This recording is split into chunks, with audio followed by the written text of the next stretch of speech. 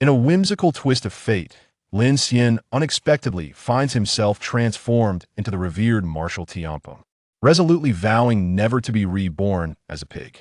Chang'e inquires, "Tianpeng, brother, do you find me beautiful?"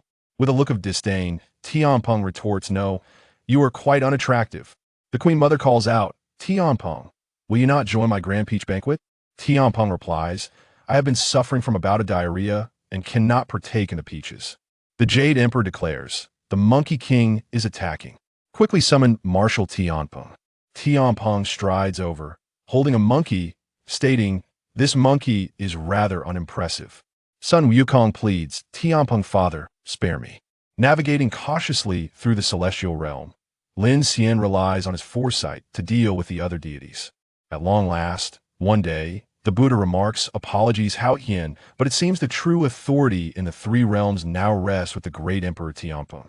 Chapter 1. The Disquiet of Lacking Original Memories. The Milky Way shimmers, vast and boundless. The northern polar Tianpeng star. The residence of Tianpeng. Before a grand hall stands a young man clad in silver armor, composed as he faces the oncoming celestial winds, his gray cloak billowing behind him. Behind him, two attendants gaze at him with admiration, whispering among themselves. This is my first close encounter with Marshal Tianpeng. Even though his face is hidden, his stature exudes an extraordinary presence. Indeed, the Marshal holds a high position, commanding an army of 100,000 celestial waters, overseeing both the heavenly river and the underworld. What a grand spectacle! Compared to Li Jing, the pagoda bearer, he surpasses him in every aspect. The two speak with an elevated tone, clearly intending for the silver-armored youth to overhear. After all, flattery must be loud and clear. Yet, unbeknownst to them, the silver-armored youth's cheek twitches involuntarily. What grandeur! What extraordinary presence! What spectacle! He feels a mix of despair and helplessness. Originally known as Lin Xian, he had scrimped and saved for half a year to purchase a basic telescope to witness the onsen 30 years cosmic marvel of the 9 stars aligning. However, at the moment of this celestial event, a beam of golden light shot from the distant cosmos, and he was thrust into another realm. Well, it seems that every year has its own crossing, and this time, it was his turn. One might expect to be given a grand identity like Yang Jian or Sun Wukong, but instead, he was made the Marshal Tianpeng. The thought of soon being demoted to the earthly realm and reborn as a pig fills Lin Xian with a sense of impending doom. Marshal, Vice Marshal Tianchao, and Generals Haisha and Jinwu have been waiting for you in the residence. One attendant respectfully informs him. "Oh, Lin Xian's expression shifts to one of surprise. Vice Marshal Tianchao? General Haisha? General Jinwu? Who are they? Why are they waiting for me? What on earth?" It dawns on Lin Xian that he has traversed into this realm without inheriting the memories of the original Marshal Tianpeng. He turns to face the two attendants. Wait a moment. The aura emanating from these two individuals is terrifying. Are they truly his attendants? Goodness, they're celestial beings. Looking at himself, he realizes he is merely an unrefined mortal. If he were to act without caution, it would surely reveal his true identity, leading to dire consequences. Feeling overwhelmed, he exclaims, "I'm so anxious." Suddenly, a mechanical voice echoes in his mind. Ding! The invincible God-chosen system is binding. Binding successful. We wish you a pleasant experience. Lin Xian is momentarily taken aback. An external aid, a standard accessory for traversers. But is it polite for this system to bind itself to me without permission? Ding! The host is detected to be in the journey to the West world. The system is now planning your future development direction. Planning successful. A calamity of the journey to the West is approaching, and as the appointed calamity bearer, you will be demoted to the earthly realm, reborn incorrectly as a pig, and become Zhu Beiji. Please make the following choices. First, refuse the demotion, proceed with utmost caution, and strive for the path of kingship. Await the day of enlightenment, when you shall reign supreme above and below, rewarded with a chaos heart. Second, agree to the calamity, be reborn incorrectly as a pig, endure bullying from Sun Wukong, nagging from Tang Sung, and schemes from Sha Monk, becoming a lackey of the Buddha, rewarded with peak cultivation of a Tai golden immortal. Choose. Lin Xian's expression becomes grave. As anticipated, the Buddhist powers are orchestrating the calamity of the journey to the west. As a Marshal Tianpeng, he is destined to be a pig, accompanying Tang Sung to the west for scriptures, ultimately becoming a minor deity responsible for gathering fortune for the Buddha. Humph, scriptures? Isn't the Marshal Tianpeng impressive? Isn't Chang'e beautiful? Why must he become a pig-faced monk, subject to ridicule? No, he will not accept this fate. Lin Xian asserts, I refuse to be reborn as a pig. Without hesitation, he declares, I choose the first option. Congratulations, host. You have obtained a chaos heart and randomly received 10,000 years of cultivation. Please check your inventory. With rewards and additional random cultivation, this means he won't need to personally engage in training in the future. Very well indeed. Lin Xian eagerly enters the system's inventory, and upon seeing the heart that embodies the essence of chaos, he cannot help but feel ecstatic. This chaos heart is far more precious than the peak cultivation of a Tai golden immortal. It is said that the great Pangu was born from the primordial chaos. Marshal, I wonder if you have heard my words. Seeing Lin Xian lost in thought, the attendant cautiously inquires again. Lin Xian hurriedly snaps back to reality. The Vice Marshal Tian Chao and the others are still waiting for him. Should he go or not? To go is to risk exposure. To stay could provoke the Jade Emperor, who might seize the opportunity to demote him. Just as Lin Xian prepares to respond, the system's voice resonates once more. Ding! A new plot has been triggered. The annual celestial wind is blowing towards the heavenly river, causing potential flooding that may jeopardize the lives and properties of those below. Your subordinates seek your counsel. Please make the following choices. First, immediately proceed to discuss measures to protect the lives and property of the common folk, ensuring no excess celestial water flows into the mortal realm, rewarded with a Hongmeng pearl. Second, refuse to attend, and let the attendants send them away. Ignore the affairs of the world, and let the river flood await the Jade Emperor's judgment, rewarded with 300,000 years of cultivation. Lin Xian's mind races. Surprisingly, the system aligns with his thoughts.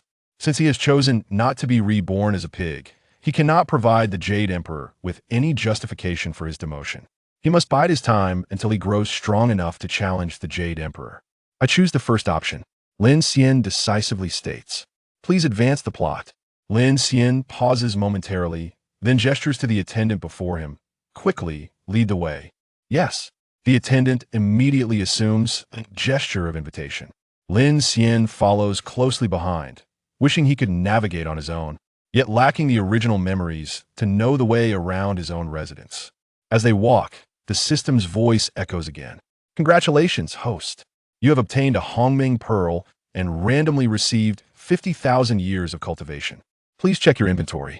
Lin Xian soon discovers a pearl radiating a purple glow within the inventory.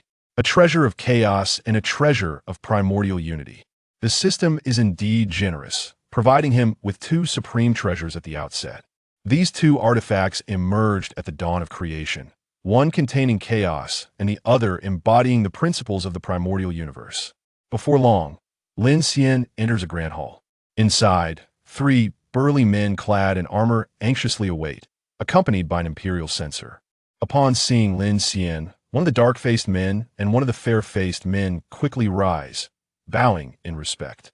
Greetings, Marshal. Lin Xian glances at the two, immediately surmising their identities. The dark-faced man is likely General Haisha, while the fair-faced man is General Jinwu. As for the middle-aged man seated at the main seat in the distance, upon seeing Lin Xian not bowing in reverence, it was likely his deputy commander, Tian Chao. Though feeling a sense of unfamiliarity, Lin Xian feigned a demeanor of familiarity, smiling and waving his hand, saying, Generals, no need for formalities. He then turned his gaze towards Tian Chao, whose face bore a distinct scar, involuntarily furrowing his brow. I am the commander, how dare you, a mere deputy, not pay your respects upon seeing me? Chapter 2. I am completely ignorant about flood control. Glancing at the censor sent by the Lord of the Purple Star, Lin Xian chose to disregard him. As for Tian Chao, this insignificant deputy commander dared not regard me. The commander, with respect, which left Lin Xian feeling quite displeased. Tian Chao, why do you not bow before me? Just by looking at that scar on his face, Lin Xian found him distasteful. You are a celestial being surely, with the advancements in cosmetic techniques since my time. It wouldn't be too difficult to make yourself more presentable? Tian Chao touched the scar at the corner of his eye and let out a sneer. Is Tianpeng on some sort of medication today? We are both marshals, what is there to bow about? Second brother, if elder brother commands you to bow, then bow, why must you complicate matters? Blackshaw cast an unhappy glance at Tian Chao. Third brother speaks, wisely though we, the four saints of the North Pole, are brothers. Rules are rules and must not be broken, General Zhenwu added, glancing at Blackshaw. Upon hearing these words, Lin Xian was momentarily taken aback. What a joke. These three rough men actually consider themselves my brothers. But no matter how one looks at it, they are at least 2 generations older than I am. Yet they wish to call me brother. Am I truly that old? Regardless, the fact that Tian Chao did not bow upon seeing me is a blatant act of disrespect. I will not bow. This deputy commander simply refuses to do so. I see Tianpeng cannot possibly do anything about it. Tian Chao glared at everyone with annoyance. Lin Xian frowned, staring at Tian Chao. Before long, I will be demoted by the Jade Emperor to the mortal realm as a pig. And then this Tian Chao will naturally ascend to the position of commander. If anyone is secretly scheming against me, it would undoubtedly be Tian Chao. He must be itching to become the commander and lead my 100,000 river army, which is why he is so impatient and disregarding me entirely. Tian Chao, do you not regard me as your commander? Lin Xian thundered. Without rules, there can be no order. Once rules are broken, over time, I will lose my vigilance, making me susceptible to hidden attacks. However, Tian Chao remained unmoved. At this moment, Lin Xian feigned dissatisfaction on the surface while feeling an overwhelming awkwardness within. What to do? If I let this slide, how can I maintain my dignity as commander? If I continue to pressure him as a mere mortal, what if he becomes desperate and extinguishes me in an instant? Wait a moment. I have system rewards. How did I forget about that? Suddenly, Lin Xian's eyes lit up. He immediately entered the system warehouse and opted to use the 15,000 years of Taoist cultivation he had just acquired. In an instant, a powerful force surged through Lin Xian's entire being, instantly elevating his cultivation level. Simultaneously, a violent wave of cultivation energy radiated outward. To ascend to the heavens, one must first become an immortal. The process involves refining qi, establishing a foundation, forming a golden core, and so forth. As his cultivation rapidly advanced, Lin Xian's aura began to rise dramatically. This scene did not escape the notice of Tian Chao, Blackshaw, and Zhenwu, who gazed at him in astonishment. Even the censor seated quietly nearby changed his expression. The censor was not one of Lin Xian's subordinates, so he did not pay him much mind. Blackshaw and General Zhenwu became flustered, hastily exclaiming, Tian Chao, what are you doing? Do you not see elder brother is about to explode? Lin Xian's rising power was misinterpreted as a fit of rage. Seeing this, Tian Chao's mouth twitched in his memory. Tianpeng was a peak celestial immortal, while he was merely at the initial stage. If Tianpeng truly lost his temper, he would undoubtedly receive a thrashing. He immediately set aside his pride and hurriedly knelt before Lin Xian, paying his respects. At that moment, Lin Xian's cultivation reached the initial stage of transformation. Surveying his body, Lin Xian was momentarily stunned, cursing under his breath. What the hell? 15,000 years of Taoist cultivation is hardly a substantial amount. I'm not even an immortal yet, and it's over? Lin Xian felt unfulfilled. At this rate, would he not be subjected to humiliation by these individuals around him? Tian Chao, I greet you, Commander Tianpeng. Upon hearing this, Lin Xian lowered his head and finally noticed Tian Chao kneeling before him. What is going on? Lin Xian felt utterly perplexed.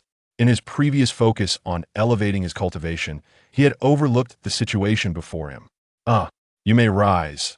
Lin Xian waved his hand and promptly sat in the spot Tian Chao had just vacated. Unexpectedly, this worked, and Lin Xian felt a surge of joy. At this moment, Tian Chao appeared considerably more respectful. Rising to his feet, he wore an expression of confusion. Strange Tianpeng, who usually disregards etiquette, is suddenly so concerned about it. Is he in a bad mood today? In truth, Blackshaw and Zhenwu shared the same sentiment. Lin Xian however, remained indifferent to the fact that he had intimidated a dignified celestial immortal with his transformation stage. Cultivation left him with only one thought. Delightful. Beside them, the censor took a sip of the tea on the table before turning to Lin Xian, saying, I trust Commander Tianpeng is aware of the reason for my visit. I shall keep it brief. Please speak, Lord Censor. Lin Xian gestured for him to continue. The annual Tianfeng is approaching, which will inevitably impact the river if not managed properly. It may lead to disastrous floods in the mortal realm. I hope the four saints of the North Pole will pay close attention.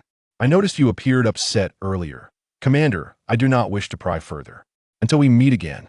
With that, the censor stood to leave. Lin Xian exclaimed, Are you leaving already, Lord Censor? I have come specifically to convey a message and cannot linger. I must return early to report to the Lord of the Purple Star. Very well, Lin Xian nodded. According to the celestial hierarchy, Commander Tianpeng does not fall under the direct jurisdiction of the Jade Emperor. His true superior is the Lord of the Purple Star. As the censor departed, General Blackshot immediately stepped forward, saying, Elder brother, in previous years, when Tianfeng arrived, we had to construct and reinforce the dams to prevent breaches. Should we do the same this year? Naturally. General Zhenwu added, Tianfeng occurs annually. This is nothing to fear. We just worry that the dams from previous years may have deteriorated and cannot withstand the immense power of the stars in the river.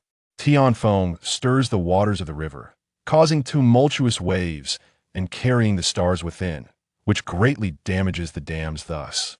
Repairs must be made each year, Tian Chao remarked while picking at the scar on his face. Lin Xian cleared his throat. For the sake of the common folk in the mortal realm, the dams must be repaired. As they discussed, Lin Xian maintained an outwardly calm demeanor, though internally he felt a surge of panic. What Tianfeng, what star power? He was utterly clueless about managing the river, to begin with. This won't do. I must find records of past river management and study them thoroughly, Lin Xian thought to himself. Tian Chao and the other two were puzzled by Lin Xian's silence. Elder brother, what is going on today? Why do you not offer any suggestions? This is peculiar. Elder brother is acting unusually in previous years. He would meticulously outline the procedures for managing the river before instructing us to carry them out. Why is he? Lin Xian felt a bit awkward under the strange gazes of these three rugged men. Tianxiu seemed to sense something amiss, raising an eyebrow as he swiftly inquired, with the arrival of the wind from the heavens, when will my elder brother procure the Jade Sound Heavenly Fire Array and the Laurel Divine Powder? Chapter 3. The Dog System Betraying Me. The Jade Sound Heavenly Fire Array? The Laurel Divine Powder? Lin Xian felt utterly bewildered. Goodness, to construct a dam? You're introducing such bizarre items. Couldn't we simply use a shovel and some concrete to make it happen? What on earth are these Jade Sound Heavenly Fire Array and Laurel Divine Powder? To whom should I turn to borrow them? Lin Xian was utterly perplexed. Curse that system. Why is it silent at such a crucial moment? At least offer some guidance. After a prolonged wait, the system remained unresponsive, creating an awkward atmosphere. Finally, unable to endure any longer, Lin Xian waved his hand and declared, Everyone, there is no need to rush. I shall return and deliberate carefully before making a decision. As he spoke, he prepared to rise, not knowing anything, and yet he was expected to say something. However, Tianxiu, alongside Haisha and Jinwu, immediately obstructed his path. Commander, do not be hasty in departing. The winds from the heavens will reach their peak in 6 days. It is best to be prepared the day prior, Tianxiu said with a mischievous grin directed at Lin Xian. Elder brother, the task of procuring the Jade Sound Heavenly Fire Array and the Laurel Divine Powder rests upon your shoulders. Beside him, Haisha, a rather brash individual, interjected, No, preparing on a day before seems rather rushed. The timeline is too tight, and our brothers will be fatigued. Indeed, the sooner we commence the dam repairs, the better, Jinwu stated calmly. Thus, the borrowing of the Jade Sound Heavenly Fire Array and the Laurel Divine Powder should also be done promptly. Lin Xian glanced at the three of them. Their extensive discussion was essentially a wait for him to convey instructions. After some contemplation, he turned to Tianxiu with an icy demeanor. This Tianxiu is quite cunning, intending to have me prepare at the last moment, waiting for me to err, is he? Therefore, this matter should proceed as Haisha suggested. All tasks must be prepared in advance to ensure absolute certainty. Everyone listened closely. Lin Xian's gaze swept over the three, and he continued. It is best to commence preparations for the dam construction at once, just in case. Haisha and General Jinwu, proceed immediately to the Tianhe Dam. Tianxiu, you shall oversee the operations, ensuring nothing goes amiss. Furthermore, we must prepare supplies and troop deployments ahead of time. Upon finishing, the three immediately stood at attention, responding in unison, understood. With that, Haisha and Jinwu promptly exited. Tianxiu then inquired, Elder brother, what about the Jade Sound Heavenly Fire Ray and the Laurel Divine Powder? Lin Xian suddenly felt dizzy. What the hell is this array and powder? Why don't he go and borrow them? Just as he was about to explode with frustration, a voice from the system suddenly echoed in his mind. Ding! A new plotline has been triggered for the host. Please decide whether to actively seek the Jade Sound Heavenly Fire Array and the Laurel Divine Powder. Make your choice from the following options. Option 1. Actively seek to befriend other deities and expand your network, rewarded with a celestial wind-determining pearl. Option 2. Command your subordinates to borrow them without considering relationships, relying solely on yourself for the future, rewarded with a primordial spiritual treasure, the dual dragon sword. Primordial spiritual treasure? Lin Xian felt a surge of excitement. However, he quickly regained his composure. With both the Hongmeng Pearl and the Heart of Chaos in his possession, did he still require a primordial spiritual treasure? Considering the first option, establishing a network of relationships was crucial for him at this juncture, especially as he was still in a relatively weak position and indeed needed assistance. After careful consideration, Lin Xian chose the first option. He then addressed Tianxiu beside him, saying, There is no need for my second brother to worry about these two items. I shall take responsibility for them. Tianxiu smiled, his scarred visage appearing rather menacing. In that case, elder brother, please expedite the matter. Off you go. Understood. As Tianxiu departed, Lin Xian finally breathed a sigh of relief. Ding! Congratulations to the host for obtaining a celestial wind-determining pearl and a random reward of 50,000 years of cultivation. Please check your inventory. The celestial wind-determining pearl possesses the ability to stabilize, halt, and control the winds, making it difficult for the heavenly winds to approach. Upon reading the item description, Lin Xian's heart soared with joy. This celestial wind-determining pearl is essential for managing the waters of the Tianhe. How fortuitous that what I desired has come to fruition. Having sent Tianxiu and the others away, the next step was to study methods for managing the Tianhe waters and to locate the whereabouts of the Jade Sound Heavenly Fire Array and the Laurel Divine Powder. Guided by one of his attendants, Lin Xian entered his study. In the heavenly court, the celestial palaces towered magnificently, bathed in auspicious light and vibrant colors, adorned with intricately carved beams and painted rafters, as countless deities came to pay their respects. Within the grand Ling Xiao Palace, the Jade Emperor and the Queen Mother sat high upon their thrones, while the multitude of deities bowed, their heads below. Suddenly, a figure appeared from the distance, riding a crane as he descended gracefully. Upon seeing the elder in his azure Taoist robe, with silver-white beard and hair, the Jade Emperor hurriedly proclaimed, "We welcome the Old Lord." "Greetings, Old Lord." The assembly of deities bowed in reverence. The Supreme Old Lord smiled faintly. "Jade Emperor, you are too courteous." He continued, "A new round of calamity is imminent. The two saints from the west have already begun their actions. The Jade Emperor must prepare early." The Jade Emperor's heart jolted. How long has it been since the Feng Shun calamity passed? And now another calamity is brewing. As saints, they were perpetually engaged in the study of heavenly principles. Yet regardless of how they deciphered, they adhered to a singular rule, the way of heaven. Regaining his composure, the Jade Emperor nodded. This time, the heavenly fortune has descended upon the Buddhist sect. It is unalterable. Let nature take its course. The two saints from the west have dispatched Su Puti. Our Taoist sect cannot help but be entangled in this matter. The Supreme Old Lord remarked with an expression devoid of emotion. "Oh, has the Old Lord already divined the identity of the first calamity victim?" The Supreme Old Lord nodded. The first calamity victim is the stone monkey born in the Flower and Fruit Mountain, personally instructed by Su Puti, who may become a significant calamity for the heavenly court in the future. What? The Jade Emperor's expression shifted dramatically. Damn that Western Spirit Mountain. They aim to suppress our heavenly court's Taoist sect. Climbing over a mountain of corpses and a sea of blood, truly merciless. Hearing this news, the assembly of deities stirred restlessly, filled with indignation. The Supreme Old Lord smiled faintly. Jade Emperor, do not worry. When the time comes, we simply need to cooperate slightly, accompanying that stone monkey through the necessary procedures. The Jade Emperor secretly sighed with relief. As a disciple of Hong Jun, he naturally aimed to preserve this vast estate. Old Lord, do you know who the other calamity victims are aside from this stone monkey? The Jade Emperor further inquired.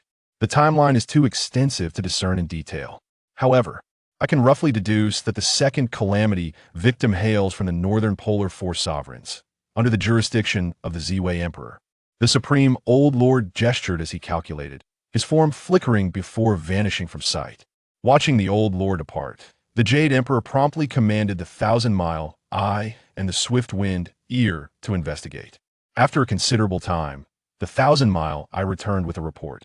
Your Majesty, the celestial stones of Flower and Fruit Mountain are still absorbing the spiritual essence of heaven and earth, drawing the essence of the sun and moon, and have yet to show any signs of the stone monkey's birth. As the heavenly court and the Buddhist sect operated covertly, Tianpeng Star, Lin Xian lay amidst a pile of books and bamboo slips, suddenly erupting into a fit of hysterical screams. "Aw damn system, you are truly betraying me." An attendant rushed in, visibly anxious. "What's wrong, Marshal? What has happened?" Lin Xian quickly composed himself. Nothing at all.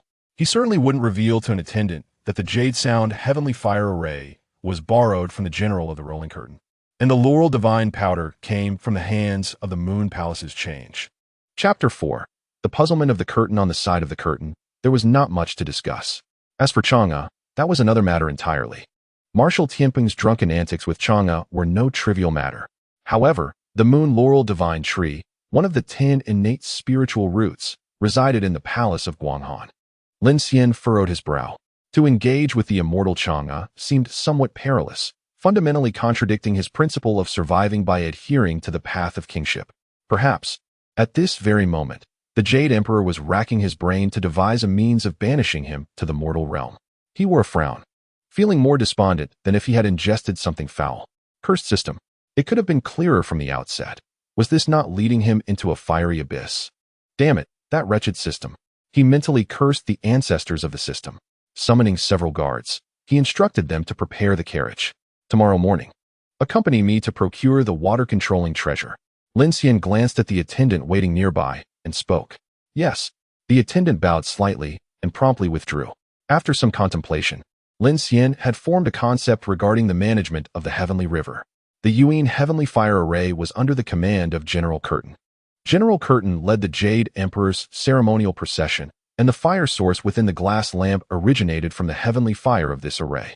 The dams constructed by Marshal Tianpeng to govern the heavenly river were as solid as treasures, forged with the scorching flames of this heavenly fire, enabling them to resist the stellar forces within the waters of the heavenly river. As for the Moon Laurel Divine Powder, the tale was quite absurd. Wukong, the guardian of Chang'e, had violated heavenly edicts and was punished by the Jade Emperor to chop down the Moon Laurel Divine Tree. Yet, the tree in the palace of Guanghan possessed extraordinary regenerative capabilities, and no matter how hard Wukong tried, he could not fell it. The splinters scattered around became the Moon Laurel Divine Powder, an essential material for constructing the dam. The next morning, Lin Xian sighed, "Alas, I have yet to become an immortal. I feel no sense of security wherever I go." The external world was fraught with uncertainties. Had it not been for the title of Marshal Tianpeng, he might have already met his demise. Utilizing his cultivation, Lin Xian, with a sense of resignation, expended the last of his 10,000 years of cultivation energy. As before, an aura circulated around him, rapidly elevating his cultivation level. From the pinnacle of the transformation spirit stage to the initial stage of the refinement void, then to the mid-stage, and finally reaching the peak of the refinement void.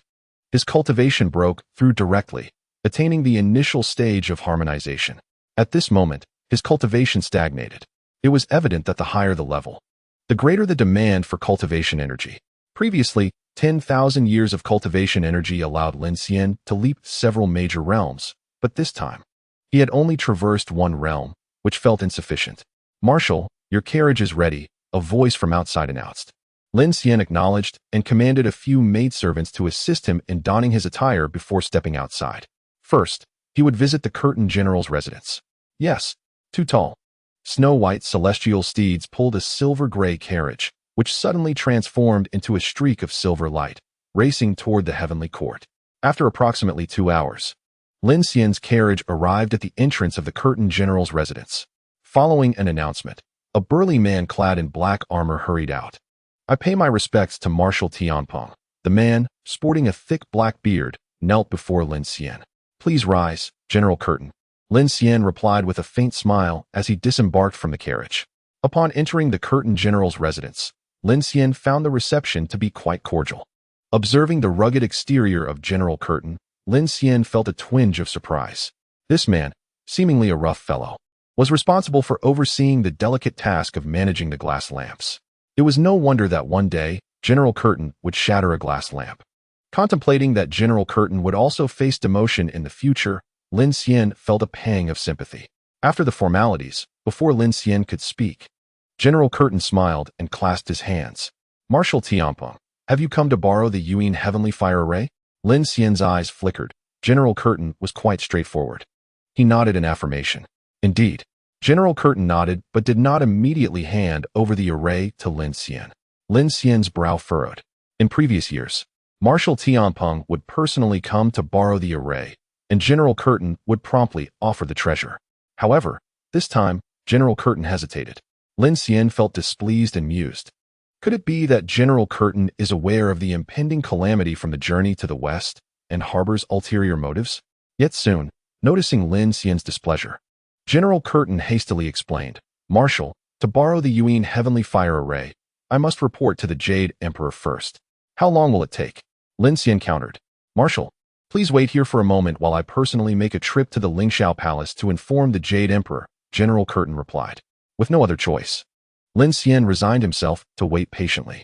Within the Lingxiao Palace, the deities were still discussing matters concerning the impending calamity. As General Curtain arrived, he overheard snippets of their conversation regarding the stone monkey from Flower Fruit Mountain and the news of a second calamity bearer under the jurisdiction of the North Pole Emperor. Is chaos about to ensue once more? General Curtain pondered, feeling a sense of vigilance. Upon seeing the Jade Emperor, General Curtain immediately knelt in reverence. "I pay my respects to your majesty." "Rise," the Jade Emperor replied indifferently. General Curtain stood and recounted the details of Marshal Tianpeng's request to borrow the Yuan Heavenly Fire Array. "Marshal Tianpeng is quite diligent. I issued the decree only yesterday, and here he is acting promptly today. Well done," the Jade Emperor remarked with evident approval. The other deities echoed their agreement. Although Taishang Laojun had mentioned the origins of the second calamity bearer, it seemed no one associated this identity with Marshal Tianpeng. Rather, they praised his conscientiousness. "General Curtain, heed the command," the Jade Emperor continued. "Grant the Yuan Heavenly Fire Array to Marshal Tianpeng. The heavenly fire within the glass lamp can burn for 7 days, and he must ensure its return before the flames are extinguished." "As you command," General Curtain replied, bowing slightly before departing. Exiting the southern heavenly gate, he made his way directly to his residence. "Marshal, please follow me to the heaven and earth altar to retrieve the array," General Curtain said upon his return. Lin Xian's heart leaped with joy, and he quickly followed him to the heaven and earth altar. In a certain part of the heavenly palace, a colossal altar floated. The area was heavily guarded, and upon seeing the altar and its surroundings, Lin Xian was utterly astounded. Melodious music drifted from a metal box at the center of the altar. Numerous celestial soldiers stood guard around it, and not far away, rows of glass lamps stretched towards the horizon, resembling a flowing dragon, radiating a kaleidoscope of colors. General Curtain approached the altar's center, gestured with his fingers, and unleashed a surge of magical power. In an instant, colorful banners soared into the air, shrinking as they flew into the metal box at the altar's center. After retrieving the array, General Curtain presented the metal box to Lin Xian. "Marshal, the heavenly fire within the glass lamp can still burn for 7 days. Please ensure that the Yuan Heavenly Fire Array is returned within that time, or the Jade Emperor will hold me accountable." Chapter 5. The first encounter with the rainbow attire with 7 days of burning time. The most intense winds would occur on the 6th day. Gazing at the metal box in his hands, the ethereal music resonated in his ears, and Lin Xian felt himself becoming slightly entranced. Yet, he was perplexed. Is this metal box truly the Yuan Heavenly Fire Array? It seems more like a music box. Due to insufficient cultivation, he couldn't probe into the box's internal structure. Storing it in his spatial pouch, Lin Xian smiled gently at General Curtain.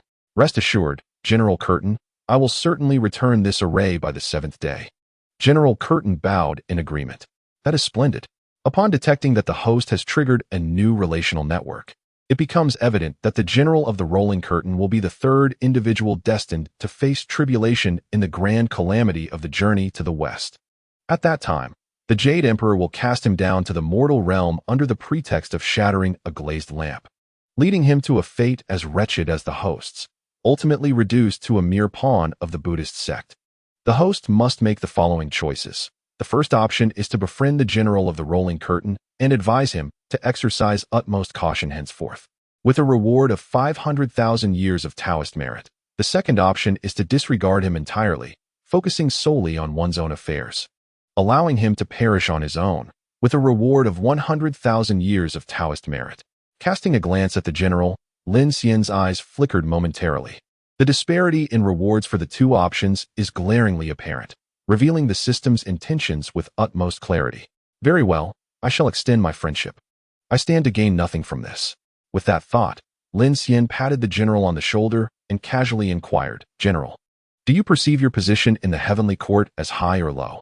The General, scratching the back of his head, was perplexed by Lin Xian's question.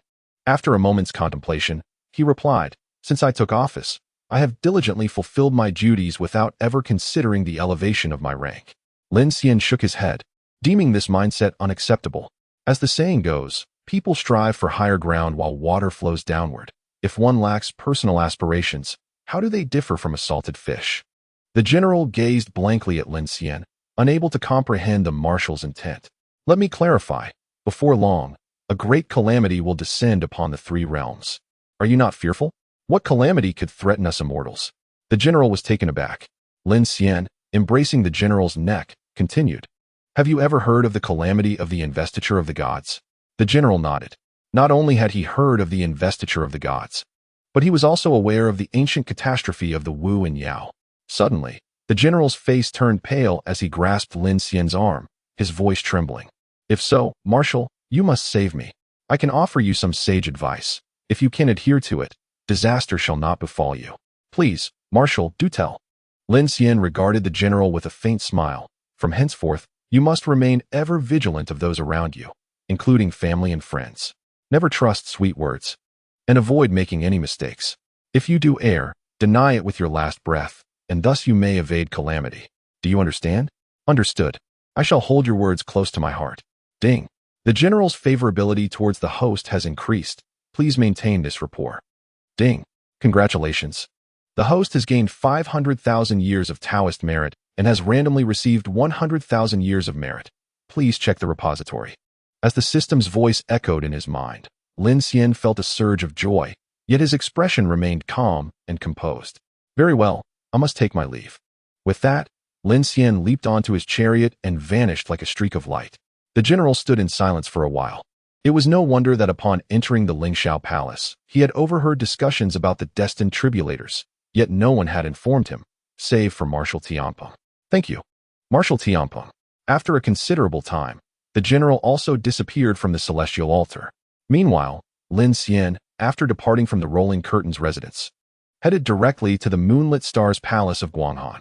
Outside the Guanghan Palace, a towering divine tree swayed in the wind, rustling softly, its branches adorned with osmanthus flowers shimmering like stars.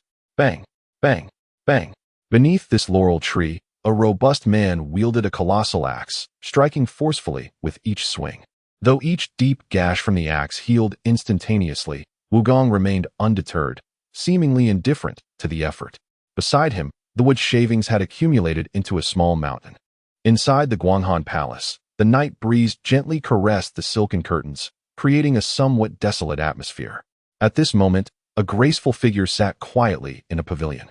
Clad in simple garments, Her delicate fingers caressed the jade rabbit resting before her, while the other hand propped up her exquisite chin, pure as snow. This person was none other than Chang'e. As she gazed dreamily at the starry sky, an inexplicable sigh escaped her lips. Alas, life is as lonely as snow.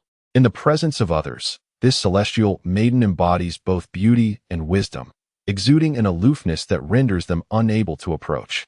Yet who could fathom the emptiness and solitude she felt within the Guanghan Palace? Just as she was lost in thought, a jade rabbit approached. With a shimmer, the rabbit transformed into a youthful maiden. Xiaoyu, how dare you disrupt my tranquility? Chang'e glared at the girl. I meant no offense. It is Marshal Tianpeng from the North Pole seeking an audience. I have come to inform you, Xiaoyu replied hastily. Upon hearing this, Chang'e's expression shifted from anger to delight. Tianpeng brother, ha ha ha ha. Seeing the starry-eyed expression on Chang'e's face, Xiaoyu was momentarily taken aback. What are you dawdling for?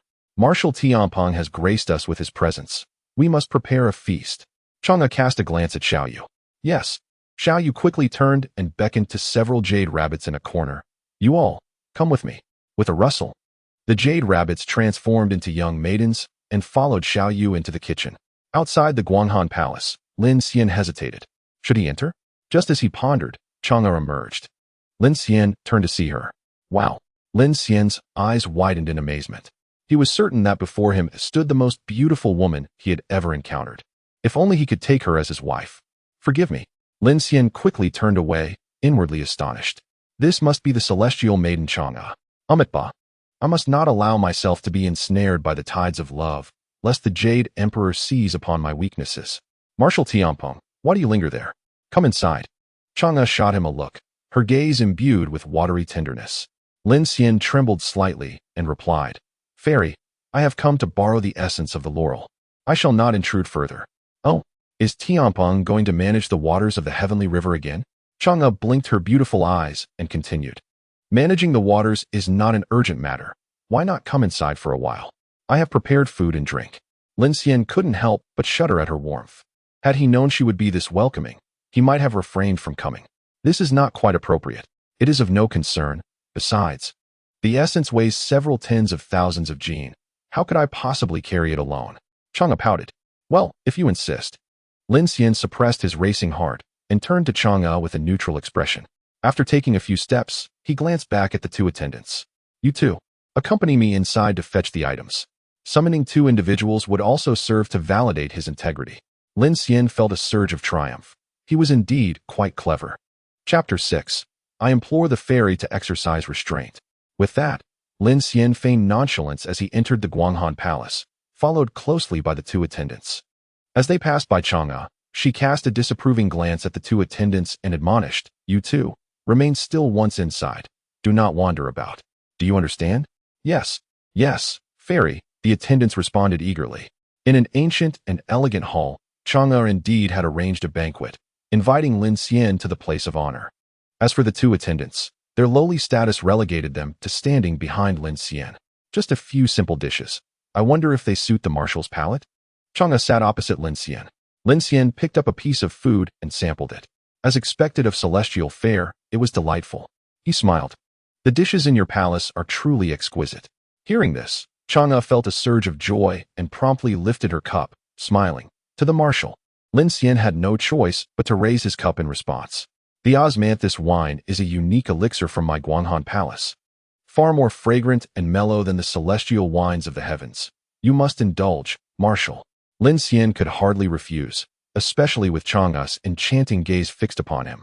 And thus he drank it all in one gulp. As soon as he finished, Chang'e hurried over to refill his cup. Lin Xian's demeanor became slightly awkward, and a sense of unease crept into his heart. Was this woman attempting to intoxicate him for some irretrievable act? The thought of the original tale where Marshal Tianpeng, inebriated, had flirted with Chang'e and was subsequently banished by the Jade Emperor sent a shiver down his spine. Yet, he couldn't help but wonder why Chang'e was so fervent towards him. It was utterly inconsistent with her aloof persona. As for drinking, Lin Xian dared not overindulge. At this moment, Chang'e secretly observed Lin Xian, pondering to herself, I never noticed before, but this Tianpeng, aside from his striking looks, possesses an endearing innocence. Now that you've come to my abode, you shall not leave easily. Lin Xian feigned composure, oblivious to Chang'e's thoughts. However, her expression was telling. It was evident that her feelings for him were anything but ordinary. Lin Xian mused, "Alas, this accursed charm of mine has even captivated Chang'e. With such allure, who would still wish to be a mere pig?" Noticing Lin Xian engrossed in his meal and neglecting her, Chang'e arose and suggested, "Marshal, having traveled such a distance, you must be weary. How about allowing Ni Chang to perform a dance to entertain you?" Lin Xian was momentarily taken aback, unable to react before Chang'e had already turned to change her attire. Moments later, she appeared before him in a flowing pink gown, dancing gracefully to enchanting music. Several jade rabbits transformed into maidens, joining her in the performance. Lin Xian watched, his heart ablaze with admiration. Truly, she was the most beautiful in the heavens. He felt his breath quicken. Behind him, a servant exclaimed, "What a stroke of luck to witness the immortal Chang'e dance. I would consider my life well spent." Indeed, it was said that she had only ever danced for the Jade Emperor and had never performed solo for any celestial official. Another attendant, overwhelmed, found himself bleeding from his nose. Upon hearing this, Lin Xian felt a wave of apprehension wash over him. No, if this continued, he would surely fall into Chang'e's clutches today. He contemplated and then stood, declaring, "Chang'e, I have pressing matters to attend to and cannot linger." "Oh, is that so?" Chang'e paused, frowning at Lin Xian. "Did my dance not please you, Tianpeng?" A sense of disappointment clouded her heart. Since Tianpeng managed the Heavenly River, he had to visit Guanghan Palace annually for the sacred osmanthus essence. Given the palace's remoteness, few visited aside from the Jade Emperor's summons. Over the years, Chang'e had developed an inexplicable attachment to Tianpeng. Lin Xian, disregarding her expression, continued, "Fairy, the winds have already reached the Heavenly River. I must expedite my return with the osmanthus essence. In that case, let your attendants fetch it. You may rest here while you wait." Chang'e's fair complexion flushed slightly as she turned to her attendant, Xiaoyu, instructing, "Take them to retrieve the osmanthus essence. Give Marshal Tianpeng everything we have accumulated this year." "Yes," Xiaoyu acknowledged, glancing at Lin Xian's attendants. Lin Xian hesitated before signaling for them to follow Xiaoyu. Soon, only he and Chang'e remained in the hall. At that moment, Chang'e, emboldened, approached Lin Xian with graceful steps, leaning down, her alabaster hand cradling her chin as she fixed her gaze upon him. Lin Xian was immediately unnerved by her actions. The look in her eyes resembled that of a siren fixated on a monk. His expression shifted. He suddenly regretted his previous decision. Was the Jade Emperor truly scheming to send Chang'e to seduce him? He pondered. Why does Tianpeng not even glance in my direction? Have I lost my allure? Chang'e's gaze remained locked on Lin Xian. Feeling bewildered, Lin Xian struggled to respond. "Tianpeng, I have feelings for you," Chang'e insisted. "What?" Lin Xian was momentarily frozen in disbelief. This seems inappropriate," he stammered, feeling a twinge of embarrassment. Ni Chang's words were nothing but the truth. The marshal had visited Guanghan Palace countless times, and each encounter stirred inexplicable feelings within her. The thought of him departing for a year made her heart restless, prompting her to reveal her true feelings. Chang'e blinked, her eyes brimming with sincerity. Lin Xian cast a glance at the beautiful maiden before him, inwardly cursing. Could she possibly be lonely and seeking solace? Ding! A new plot has been triggered. The first beauty of the heavens, Chang'e, has confessed her feelings to the host. Please make the following choices. Option 1. Accept the confession and that very night, you may win over Chang'e, liberating yourself from the five-fingered maiden, but face the wrath of the Jade Emperor, risking banishment to become a pig, with a reward of 500,000 years of cultivation. Option 2. Reject the confession and avoid even a glance at Chang'e, prioritizing the greater good. When the time comes to attain enlightenment, you may marry Chang'e openly, with a reward of a divine pearl. Lin Xian was taken aback. The system had finally spoken. 500,000 years of cultivation, combined with the previous 500,000, would elevate his prowess to the realm of human immortals. However, as the saying goes, beneath the sage, all are but ants. What is the significance of merely being a human immortal? Ultimately, he would still face banishment and become a pig. One could only imagine whether Chang'e would remain so sincere when faced with a pig. With that thought, Lin Xian unhesitatingly chose the second option. Chang'e, unaware of Lin Xian's inner turmoil, continued, Tianpeng, please accept me. I am willing to follow you to the ends of the earth, never to betray you. Enough. If I were to become a pig one day, you would likely despise me even more. Lin Xian stood abruptly, his expression icy as he declared, divine beings engaging in romantic affairs is a violation of celestial laws. I implore you to maintain your dignity, fairy. Chapter 7. I truly wish to deliver a forceful blow. Witnessing Lin Xian's resolute stance, Chang'e felt a pang of unwillingness and quickly stepped in front of him. Tianpeng, can't you reconsider? Chang'e implored, her eyes filled with hope. Lin Xian's expression remained frigid as he replied, no need for consideration. I appreciate your kindness, fairy. What nonsense. Why would I need to consider anything? If I become a pig, will you be pleased? However, Chang'e appeared undeterred, having already confessed her feelings, if he did not accept. How could she face others in the future? I will not relent. You must agree today, whether you wish to or not. With determination, Chang'e lunged into Lin Xian's embrace. Startled, he had no time to evade and found himself enveloped in her arms. Instantly, a faint fragrance enveloped him, and he felt an inexplicable intoxication. But quickly regained his senses and pushed Chang'e away. This was not Tianpeng teasing Chang'e. Rather, it was Chang'e teasing Tianpeng. Where's the Jade Emperor? He must banish Chang'e for daring to flirt with me. Lin Xian realized that if anyone were to witness this, they would not blame Chang'e, but would hold him accountable. Even if he jumped into the heavenly river, he could not cleanse himself of this predicament. Chang'e, if you truly harbor feelings for me, do not pressure me. Lin Xian stated firmly. Chang'e, pouting and appearing wronged, replied, I don't care. You must hold me. Lin Xian, now utterly exasperated, was at a loss. Unexpectedly, the once graceful and dignified goddess Chang'e now stood before him, throwing a tantrum and showing no regard for reason. It was truly a misfortune. At this moment, he genuinely wished to deliver a sharp blow to her face. Fairy, my attendant is about to arrive. Please do not act this way. Fine, if you won't embrace me, then you must kiss me. Otherwise, I shall inform the Jade Emperor that you have been teasing me. Lin Xian furrowed his brow. This Chang'e was exceedingly despicable, far beyond the bounds of decency. He must not succumb to anger. Suppressing the fire within, Lin Xian, despite his inexperience in romance, understood that when dealing with emotional beings like women, one must never confront them head-on. Such confrontation was the epitome of a rigid mindset.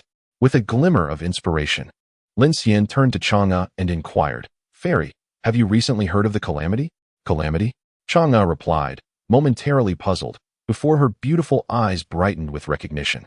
It has been circulating throughout the heavenly court. It seems my brother, the Marshal of the Canopy, is also aware. I have spent years in the Arctic and only know a few details. Could the fairy elaborate for me? Sure, but only if you kiss me first. Lin Xian chuckled. You must promise to tell me before I kiss you. Without your kiss, how would I share? Chang'e pouted. I wouldn't dare kiss you without your words. Having never encountered such a situation, Lin Xian recalled the 33rd chapter and the 101st rule of his love lessons. Under extreme duress, Chang'e finally confessed. Thus, it seems that the great Lord Lao Jun can currently only glimpse the foolish monkey of Flower Fruit Mountain. As the timeline is extensive, he is yet to perceive me. Lin Xian pondered for a moment. If that were the case, the heavenly court had not yet begun to plot against him. Since the Buddhist sect and Lao Jun had identified son Wukong as the first to undergo tribulation, they would naturally target him first. As they had yet to determine the Marshal of the Canopy's fate, they would not act against him. Realizing this, Lin Xian felt as if he had been misled by the system. Had he known, he would have readily accepted Chang'e's confession, as the heavenly court and the Buddhist sect had not yet conspired against him. Alas, I have missed my chance at love. Well, I have shared my words. Now may I receive my kiss? Chang'e blinked at Lin Xian. After a moment's thought, Lin Xian decided to take the plunge. He glanced around, ensuring no one was watching, then gently pulled Chang'e into his embrace. Gazing at her enchanting visage, he hesitated, contemplating whether to bestow upon her a French kiss or an American one. After much deliberation, he leaned in and delicately pressed his lips against her snow-white forehead. In an instant, Chang'e's face flushed crimson. After the kiss, Lin Xian released her. Chang'e, with a flick of her wrist, produced a jade hairpin.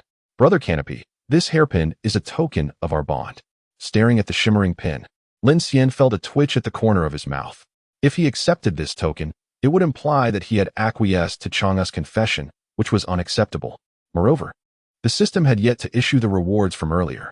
After much contemplation, Lin Xian pushed the pin back toward Chang'e, feigning the most heartfelt gaze as he said, Fairy, Your affection is deeply etched in my heart. Once I have tamed the waters of the heavenly river and plucked a star from the sky, I shall return to exchange it with you." This strategy proved effective. Chang'e gazed at Lin Xian with profound affection. "Brother Canopy, I await your return." Thus, this trial passed. Shortly thereafter, Lin Xian's 2 attendants entered the great hall. Clearing his throat, Lin Xian inquired, "Is the Laurel Divine powder ready?" One attendant promptly produced a storage ring, reporting, "Marshal, all the Laurel Divine powder accumulated in the Palace of the Moon over the past year is contained within this." "Excellent." Lin Xian donned the ring and turned to Chang'e.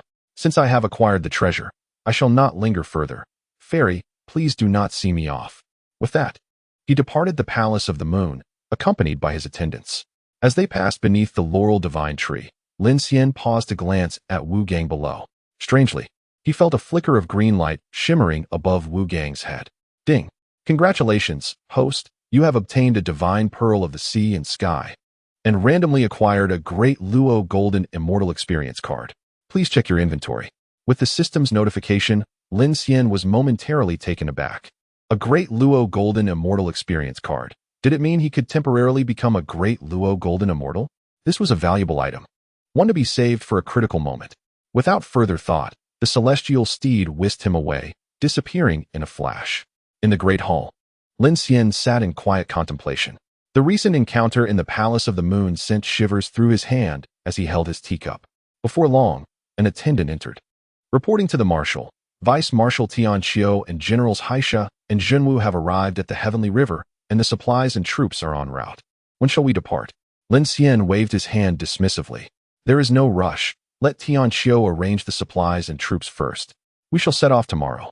That is wise, Marshal. Please remember to bring the precious golden rake for water management, the attendant reminded. The golden rake? Lin Xian exclaimed. The golden rake was a 9-toothed rake, a postnatal spiritual treasure that only immortals of the human level and above could fully utilize. Currently, Lin Xian was merely at the initial stage of the harmonization realm. He would struggle to even lift it. Understood, Lin Xian replied, gesturing for the attendant to leave. No one is to enter my study without my permission. After issuing this last command, he hurried into his study. Grateful for the reminder, he knew that failing to lift the rake would be a source of embarrassment. His sole focus now was to enhance his cultivation. The attendant complied, exiting and closing the door, standing guard quietly outside. Chapter 8. Arrival at the Heavenly River. In the study, the incense burner exuded fragrant smoke. Lin Xian sat cross-legged on a cushion, surrounded by a halo of divine light. Ethereal nodes flickered in and out of existence, caught between destruction and rebirth. Time passed, and tranquility returned. Lin Xian opened his eyes, releasing a deep breath of stale air. He had used the acquired Taoist essence, resulting in another enhancement to his cultivation. However, this time, the speed of his advancement was noticeably slower than before, barely moving from the initial stage of the harmonization realm to the pinnacle of the same realm. He had not even crossed a major boundary. A hint of frustration crossed Lin Xian's face. His cultivation speed was far below his expectations, leaving him unable to wield the golden rake. Without it, managing the waters of the Heavenly River would prove challenging. After some thought, Lin Xian began to rummage through his study, hoping to find a superior cultivation manual. What is this? In a corner, he discovered a mechanism. Upon activating it, he uncovered a hidden chamber, seemingly the personal treasure vault of the former Marshal of the Canopy. Hundreds of tomes and dozens of artifacts were displayed within. At the center stood a rake, towering at nearly 2 meters, radiating divine light, unmistakably not an ordinary item. The golden rake. Lin Xian licked his lips and stepped into the vault, channeling all his magical energy to grasp the rake. As he made contact, he immediately realized its extraordinary weight. Even with his peak harmonization realm cultivation, he could only lift it a few inches. Legends spoke of it weighing over 54,000 pounds, and it was indeed no exaggeration. Attempting to refine it further, as soon as his consciousness touched it, he was immediately repelled, unable to lift it or refine it. Lin Xian recalled the experience card of the Great Luo Golden Immortal he had acquired earlier. If he were to utilize this card, he might effortlessly refine this treasure. However, given its preciousness, he was reluctant to expend it lightly. After perusing the treasury, Lin Xian stumbled upon a few pages of yellowed parchment. Was this the 36 transformations of Tiangang? Lin Xian's eyes widened. This technique was on par with the 72 transformations of Dijao. If mastered, his combat prowess would be significantly enhanced. Exiting the treasury, Lin Xian seated himself once more to delve into the study of this technique. Yet, before long, a frown appeared on his face again. While it was indeed feasible to swiftly ascend to the Thunder Tribulation realm, or even the human immortal stage, one would inevitably face the onslaught of Thunder Tribulations upon entering the Thunder Tribulation realm. Mortals must endure these tribulations to attain immortality. Lin Xian was acutely aware that he was not fully prepared should he recklessly venture into the Thunder Tribulation realm. He would inevitably be struck down by 5 bolts of lightning, leading to his utter annihilation. Reluctantly, he decided to forego this path. Now, he could only wait until the tempest passed before contemplating a breakthrough. A day later, early in the morning, Lin Xian turned and re-entered the treasury. Receive. He performed a hand gesture, and the over 50,000 gene divine golden rake was directly stored in his spatial pouch. With all preparations in place, he finally stepped outside. I pay my respects to the marshal. Outside, a multitude awaited him, including dozens of attendants and maidservants, along with hundreds of silver-armored soldiers, all bowing in unison. Lin Xian's gaze flickered as he ascended a chariot and calmly commanded, "Let us depart." Soon, a small convoy set forth towards the Heavenly River. The Heavenly River spanned across the 9 heavens. It was said to originate from the primordial chaos beyond the 33 heavens, with its tail connecting to the Tongtian River, which then branched into numerous tributaries, forming vast rivers that flowed through the 4 continents of the lower realm, ultimately merging into the 4 seas. Within the confines of the Heavenly River, 4 formidable dams were constructed, east, south, west, and north. These dams curtailed excess tributaries, allowing only a slender stream to flow downward. It was rumored that in ancient times, when Gongong collided with Mount Buzhou, Nuwa forged the 5-colored stones to mend the heavens, yet some irreparable fissures remained. The waters of the Heavenly River seeped through these breaches.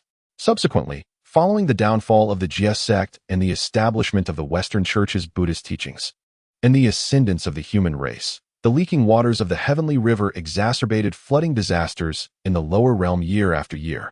It was then that the Heavenly Court established the Heavenly River Water Army, and the Supreme Lord Laozi crafted the Divine Golden Rake to construct 4 colossal dams, thus bringing the floods under control. The materials used for the dams were a blend of star sand from the Heavenly River and divine laurel powder, refined using the Jade Sound Celestial Fire Array and fortified by the boundless magical powers of the Heavenly River Water Army. Thus, the 10,000 Heavenly River Water Army under Marshal Tianpeng held significant importance within the Heavenly Court. Lin Xian, having consulted numerous texts, grasped the methods employed to manage the waters of the Heavenly River. After approximately half a day, they finally arrived at the banks of the Heavenly River. From a distance, the 4 dams loomed like formidable chasms between heaven and earth, surrounded by a dense throng of 100,000 silver-armored soldiers. Shortly after, 3 streaks of light flew toward Lin Xian. The 3 figures emanated a fearsome aura. They were the Vice Marshal Tianxiu, along with Generals Haisha and Jinwu. "We pay our respects to the commander."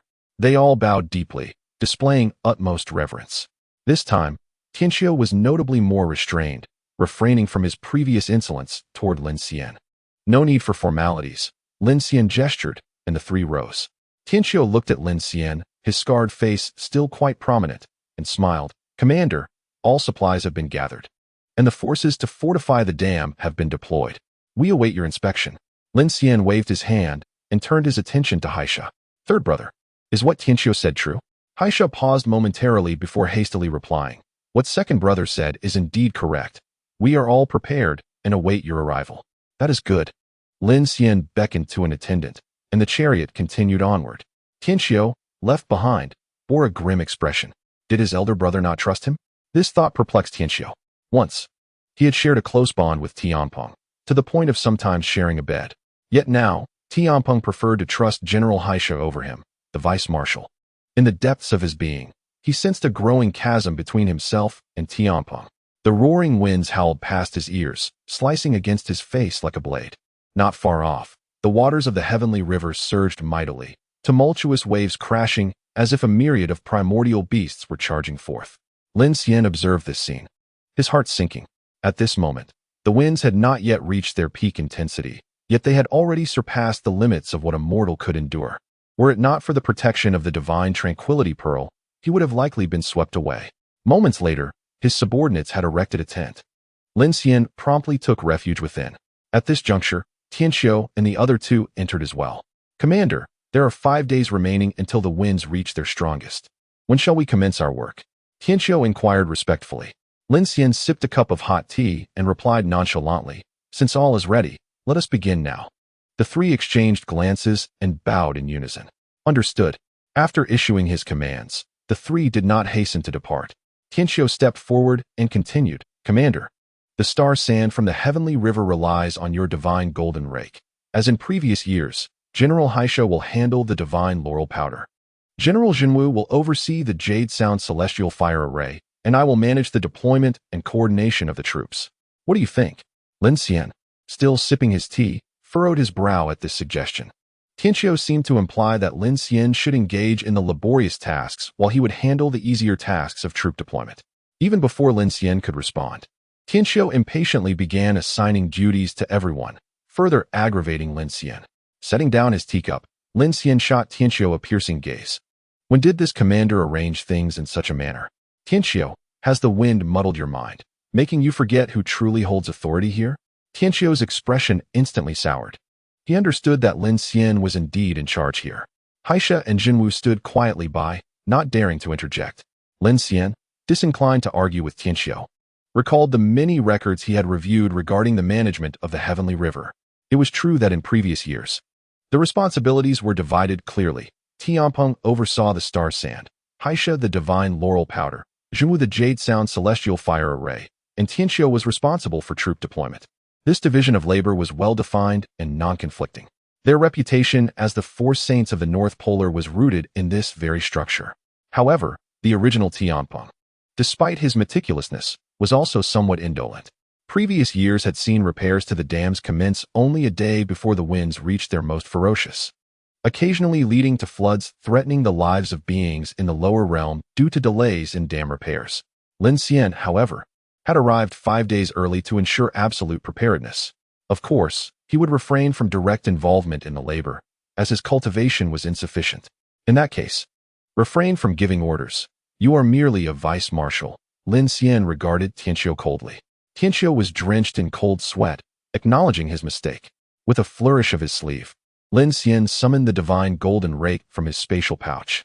The over 50,000 gene rake thundered down towards Tianxiu. Startled, Tianxiu quickly reached out to catch it. Lin Xian's gaze flickered. Indeed, as a Tai golden immortal, Tianxiu handled the hefty rake as if it were a mere toy.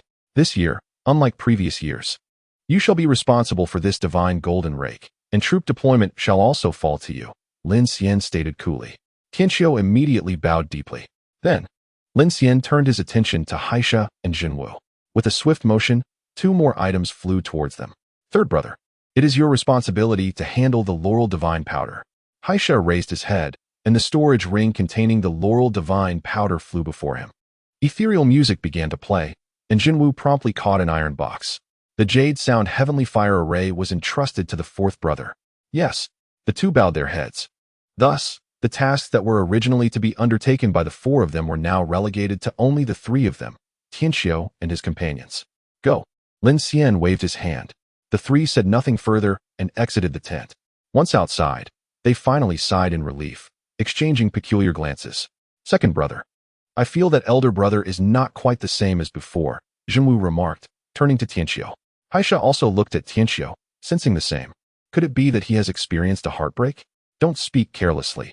Elder brother has never been in love. How could he suffer a heartbreak? Tianxiu shot a disapproving glance at the two and continued, "Indeed, elder brother has changed. He has actually entrusted the supreme treasure, Qingqing gold rake, to me. Something he has never allowed anyone else to touch before. What is even stranger is that elder brother seems exceptionally invested in managing the heavenly river this year. Yes, it seems he suddenly no longer wants to act personally." The 3 exchanged words, discussing as they departed. Meanwhile, Lin Xian sat quietly within the tent, earnestly contemplating the 36 transformations of the heavenly stars. Another day passed. Lin Xian emerged from the tent.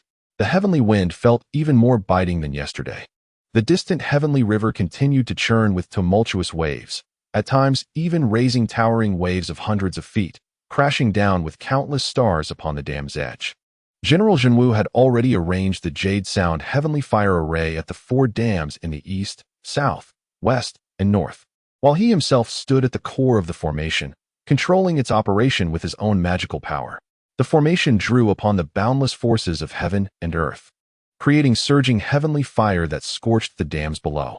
Within the heavenly river, a giant towering hundreds of feet held the supreme treasure Chang'e gold rake, extracting star sand from the river.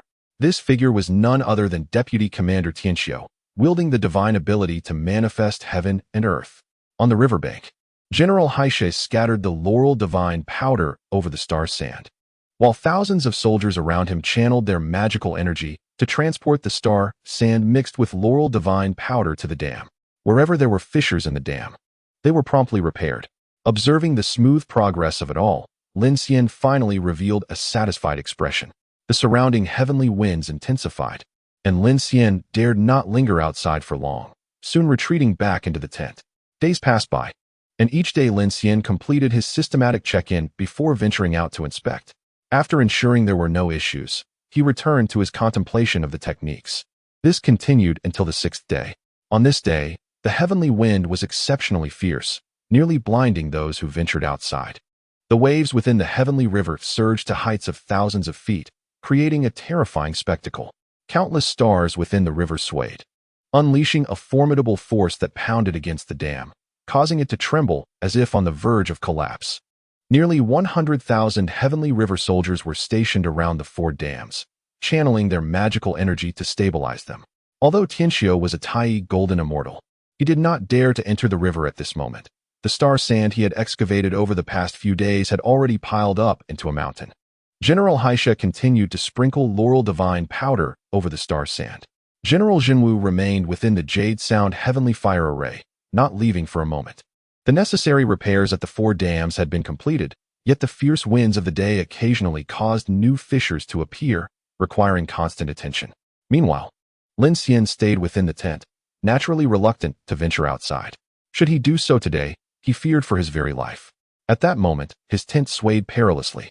But fortunately, several attendants used their magical powers to stabilize it, ensuring no issues would arise. If they could withstand today, the winds would surely lessen tomorrow, and the task would be considered accomplished. Lin Xian remained in the tent, clutching the divine wind stabilization pearl, gazing at the terrifying scene outside. At noon, sensing that the wind had reached its peak intensity, Lin Xian gradually grew concerned. Summon Deputy Commander Tianxiu, he instructed. An attendant hurriedly exited to relay the message. Soon, a drenched Tianxiu entered, bowing respectfully to Lin Xian. "I greet the commander." Lin Xian flipped his hand, revealing a deep blue pearl in his palm. "Just in case, let us also utilize this stabilization pearl." Tianxiu's eyes lit up, quickly reaching out to take it. The divine stabilization pearl. I did not expect elder brother to possess such a treasure. Tianxiu glanced at Lin Xian, feeling increasingly uncertain about the elder brother before him, and immediately clasped his hands in acknowledgement. "I shall obey your command." Chapter 10. Monkey, you've really tricked me. After Tianxiu exited the tent, he returned to his post.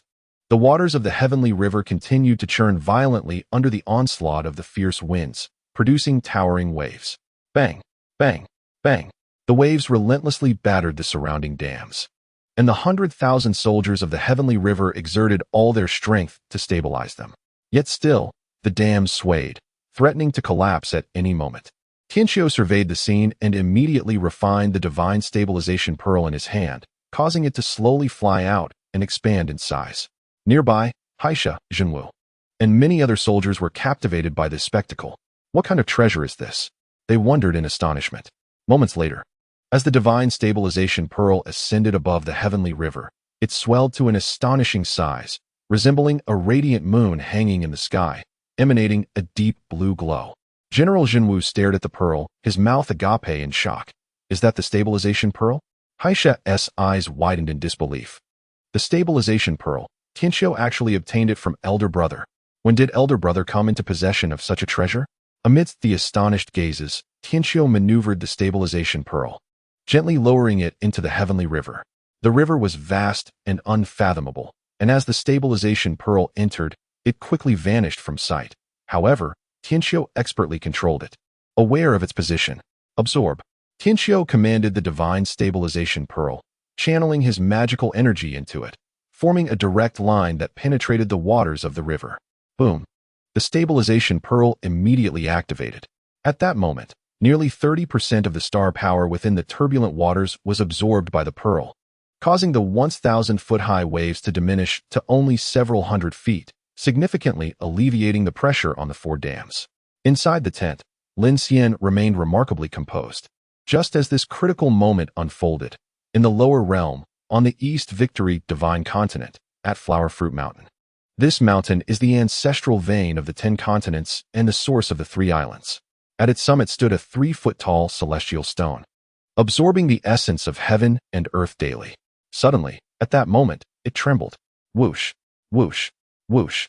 Instantly, countless gazes across the 3 realms turned towards it. They had watched this place for far too long, and now it finally stirred. Indeed, not long after, a tremendous roar echoed across the skies. The previously trembling celestial stone shattered, and a figure bathed in golden light leaped forth. Roar. Upon landing, the figure unleashed a mighty roar. As the golden light dissipated, it revealed a stone monkey, its fur bristling in the wind as it slowly opened its eyes. In an instant, 2 beams of golden light shot from its eyes, stretching toward the heavens, soaring towards the Doshu, the heavenly river. Lin Xian sat quietly within the tent when suddenly, a flash of golden light zipped past him, stirring his senses, and he opened his eyes at once. What is happening? Soon, an attendant rushed in, bowing. Commander, 2 beams of golden light just appeared, seemingly shot up from the lower realm. Golden light? Lin Xian pondered. Could it be that foolish monkey has emerged today? Since receiving news from Chang'e that day, Lin Xian has been contemplating the time of son Wukong's emergence, a matter he had anticipated. While deep in thought, a sudden loud crash was heard outside the tent. Immediately, a celestial soldier rushed in, breathless with urgency. Not good, Commander. The dam in the south has been breached by the torrents of the heavenly river. What? Lin Xian rose instantly. This was a critical moment for managing the waters of the heavenly river. He had prepared extensively for this, especially with the support of the sea-settling pearl, yet an oversight had occurred. Ding! A new plot has been triggered. The stone monkey of Flower Fruit Mountain has emerged, and the 2 beams of golden light from its eyes have disrupted the movements of countless stars within the heavenly river, causing the dam to be breached. Please make a choice regarding whether to personally repair the breach. Option 1. Take matters into your own hands, even at the cost of your own destruction, to prevent a flood from ravaging the mortal realm. Reward: the 72 transformations of the earthly fiends. Option 2. Instruct your subordinates to repair it, prioritizing your own safety over the world's, with a reward of the 3-headed and 6-armed divine powers. The system's voice echoed in Lin Xian's mind. Upon realizing the cause, his expression darkened. That foolish monkey has already caused trouble on its very first day of existence. I choose the first option. With his decision made, Lin Xian immediately accessed the system's warehouse and retrieved the Deluo Jin Xian experience card he had obtained earlier. Congratulations, host. The Deluo Jin Xian experience card has been successfully activated, valid for 1 day. A terrifying aura surged into Lin Xian's body, making him feel as though he had taken on a new physical form, with his cultivation level soaring to the pinnacle of Deluo Jin Xian, and his spiritual perception extending nearly 1,000 miles around him. Follow me, Lin Xian commanded, stepping out of the tent. As the heavenly wind brushed against his face, it felt as if it were merely teasing his skin, and in the blink of an eye, he arrived before Tianxiu. Brother, the situation is dire. Just now, 2 beams of golden light streaked from north to south, and wherever they passed, the stars in the heavenly river were affected, crashing towards the dam in the south. Breaching it, Tianxiu recounted the terrifying scene with a look of horror. Hand me the rake, Lin Xian said, taking the precious golden rake from Tianxiu's hands and instantly refining it. Most of the heavenly river's water army had rushed to stabilize the already damaged dam, while a portion was using their magic to carry vast amounts of star sand to fill the breach. Though the dam, forged by heavenly fire, was as strong as a postnatal spiritual treasure, it could not withstand the terrifying impact of the heavenly river's waves. Boom! Lin Xian's body suddenly expanded, transforming into a giant. He wielded the rake, directing the star sand mixed with laurel divine powder towards the breach. Meanwhile, General Jinwu controlled the Jade Sound Heavenly Fire Array. And as Lin Xian filled the breach with star sand, a torrent of heavenly fire descended, beginning to scorch and fuse the materials. Continue, Lin Xian shouted, while the distant General Haisha immediately poured a large quantity of Laurel Divine powder from his storage ring. Thus, 3 full hours passed, and the breach in the dam was finally sealed once more. Where's Tianxiu? Lin Xian inquired coldly, having not seen the vice commander during the hectic repairs. Haisha rushed over, anxious. Not good, brother. A star has broken free from the heavenly river and is plummeting towards the mortal realm. Second brother has gone to intercept it. What? Lin Xian was taken aback. This was no trivial matter. If a star fell to the mortal realm, it would spell disaster for its inhabitants. With that thought, he transformed into a streak of light, heading straight for the mortal world. Chapter 11. The Art of Creation and Primordial Power Truly. With the cultivation of a Deluo Jin Xian, Lin Xian felt that the vast expanse surrounding him was under his control. His speed was astonishing. In mere moments, he beheld the fallen star. Brother, quick! I can't hold it. Tianxiu shouted desperately upon sensing Lin Xian's arrival. Lin Xian focused his gaze. Seeing Tianxiu straining to hold up the massive star, surrounded by surging magical energy, struggling for 3 hours. At this moment, Tianxiu's teeth were clenched tight, clearly on the verge of collapse. Let go, Tianxiu, Lin Xian commanded. Then with a single hand, he lifted the star effortlessly. Tianxiu exhaled deeply, nearly collapsing from exhaustion. Second brother, well done, Lin Xian said, allowing a rare smile to grace his face. Thankfully, Tianxiu had managed to hold it back. Otherwise, the consequences of the star falling to the mortal realm would be unimaginable. It was evident that Lin Xian's attitude towards Tianxiu had softened slightly. That is what a subordinate should do, Tianxiu replied, grinning as he basked in the praise. However, Tianxiu's smile quickly faltered. He stared at Lin Xian, his eyes nearly popping out. Elder brother, you have attained Deluo Jin Xian? Tianxiu was astonished. Hadn't Tianpeng's cultivation always been at the pinnacle of Tai I Jin Xian? How had he suddenly reached the peak of Deluo Jin Xian? It was all too abrupt. Lin Xian remained silent, channeling his magical energy as he held the star. Almost instantaneously, the massive star began to shrink at a visible rate, finally reducing to the size of a marble, landing in Lin Xian's palm. Damn that foolish monkey. It made me waste a Deluo Jin Xian experience card. I swear, if I ever see you again, I will strike you down, Lin Xian thought, feeling quite vexed. After storing the star in his spatial ring, Lin Xian led Tianxiu back to the heavenly river. Brother, how did you return so quickly? What about the star? Haisha inquired, perplexed. I secured it, Lin Xian replied. Haisha was bewildered. Secured it? So quickly? Tianxiu's expression turned ecstatic, immediately sharing the news of Lin Xian's attainment of Deluo Jin Xian's peak cultivation with everyone. Upon hearing this, all present were astonished. After all, in everyone's memory, Lin Xian had merely been a Tai I Jin Xian. The heavenly winds showed no signs of abating, and Lin Xian had no intention of returning to the tent. Instead, he remained vigilant by the river to prevent any unforeseen occurrences. It wasn't until the following day that the winds finally subsided. Sensing that his Deluo Jin Xian experience card was about to expire, Lin Xian returned to the tent. Congratulations, host. You have acquired the Earthly Fiend's 72 transformations technique and randomly received 700,000 years of cultivation. Please check your warehouse. The previous system rewards had just been credited, and Lin Xian quickly accessed the warehouse. To his surprise, he had received a random reward of 700,000 years of cultivation, which was quite impressive. More importantly, the integration of the Tiangang 36 transformations and the Earthly Fiend's 72 transformations culminated in the supreme technique, the art of creation and primordial power, which was truly a formidable achievement. Before long, Lin Xian's aura began to wane as the Deluo Jin Xian experience card expired. Commander, Tianxiu, Haisha, and Jinwu entered the tent. Lin Xian waved them over, addressing the three. You all performed admirably in managing the heavenly river. Though there were some mishaps, we resolved them effectively. And Tianxiu, your efforts in preventing the star's fall were invaluable. Tianxiu chuckled sheepishly. That was merely part of my duties. Finally, having navigated through this year's crisis of the heavenly winds, the group exchanged smiles, all feeling a profound sense of accomplishment. In the heavenly court, within the curtain-lifting bureau, the curtain-lifting officer bore a look of anxiety. The heavenly fire within the glazed lamp was nearly extinguished. Why had Commander Tianpeng not yet arrived? Was the heavenly wind still not quelled? The curtain-lifting officer wore a troubled expression. He was regarded as the most honest among the celestial beings in the heavenly court. When the Jade Emperor mentioned a duration, he simply accepted it, lacking any personal opinion. Yet, the heavenly fire within the glazed lamp continued to blaze fiercely, showing no signs of extinguishing. As the seventh day approached, he began to feel a sense of panic. What should I do? If the heavenly fire were to go out, what would I say when the Jade Emperor holds me accountable? Just as anxiety consumed him, a heavenly soldier rushed in to report, "General, Marshal Tianpeng has arrived." Upon hearing this, his expression shifted from despair to joy, and he swiftly flew out to greet him.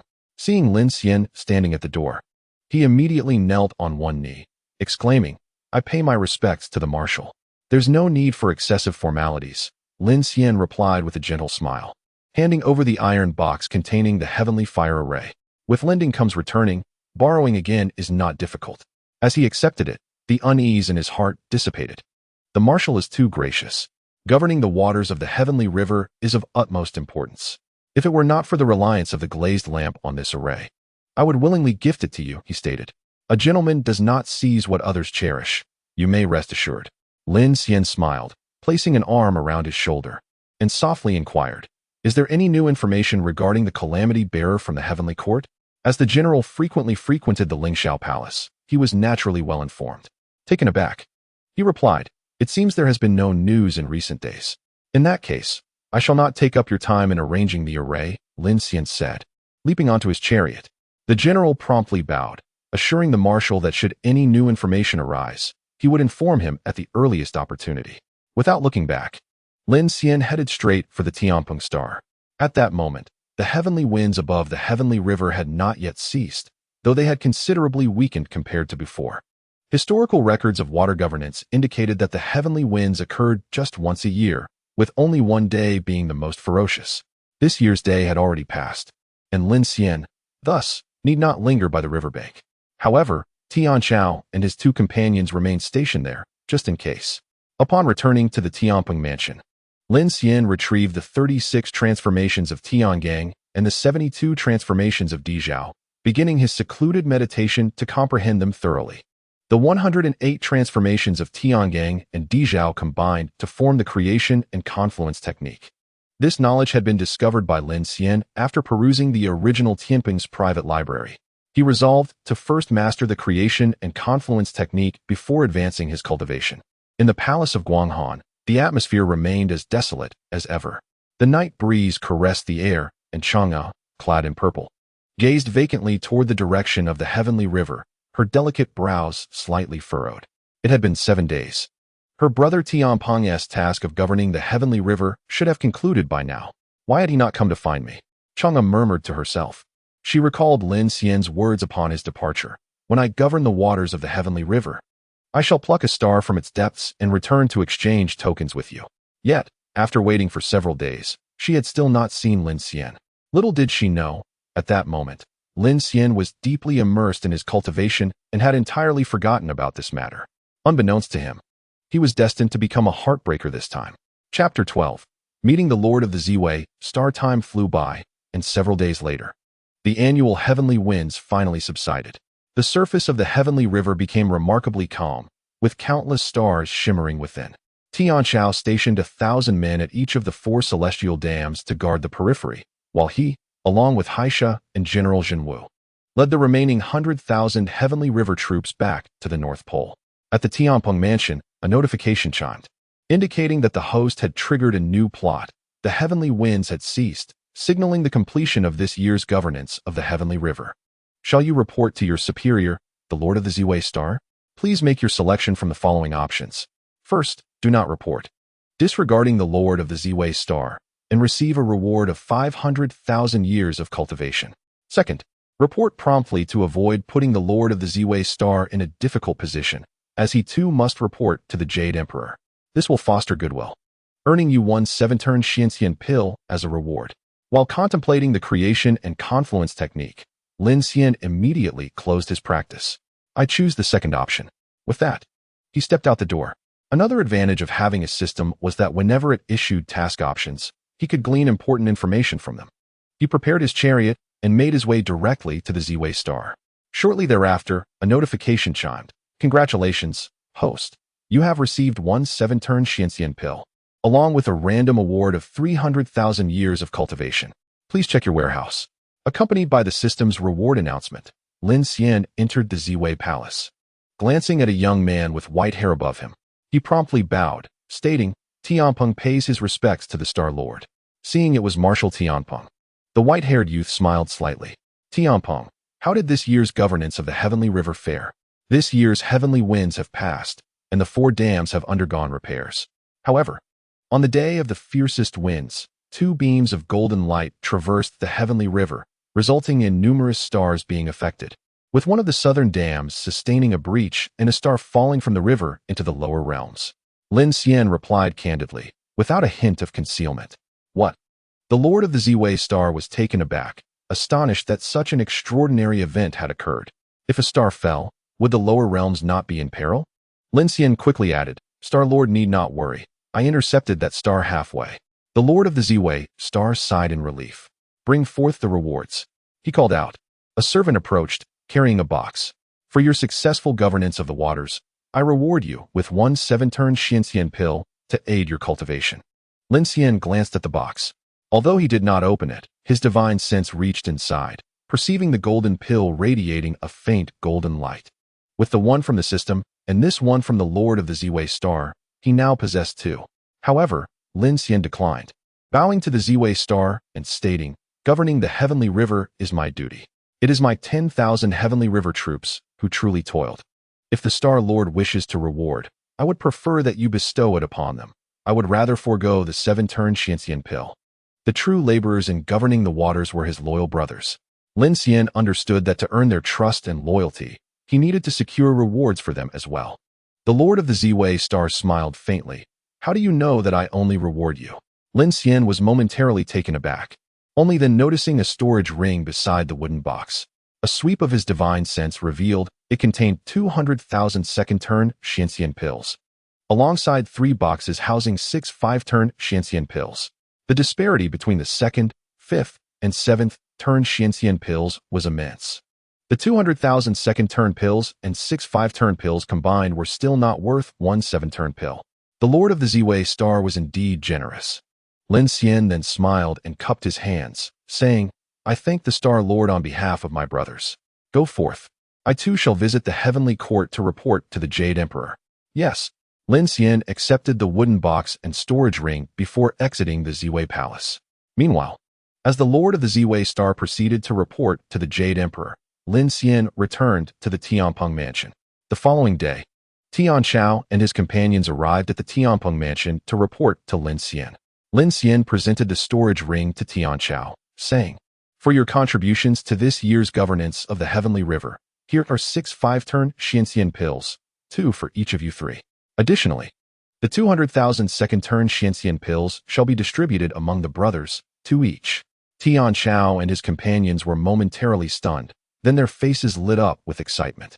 However, they were also puzzled. In previous years, Marshal Tianpeng either offered verbal commendations or no rewards at all. Yet this year, he was being so generous. These Xianxian pills were sufficient to elevate their cultivation by a small realm. We thank the Marshal, they said, departing the Tianpeng mansion. Lin Xian then turned to the original Tianpeng's secluded cultivation chamber. With the heavenly winds now past, he could finally calm his mind and devote himself to his training.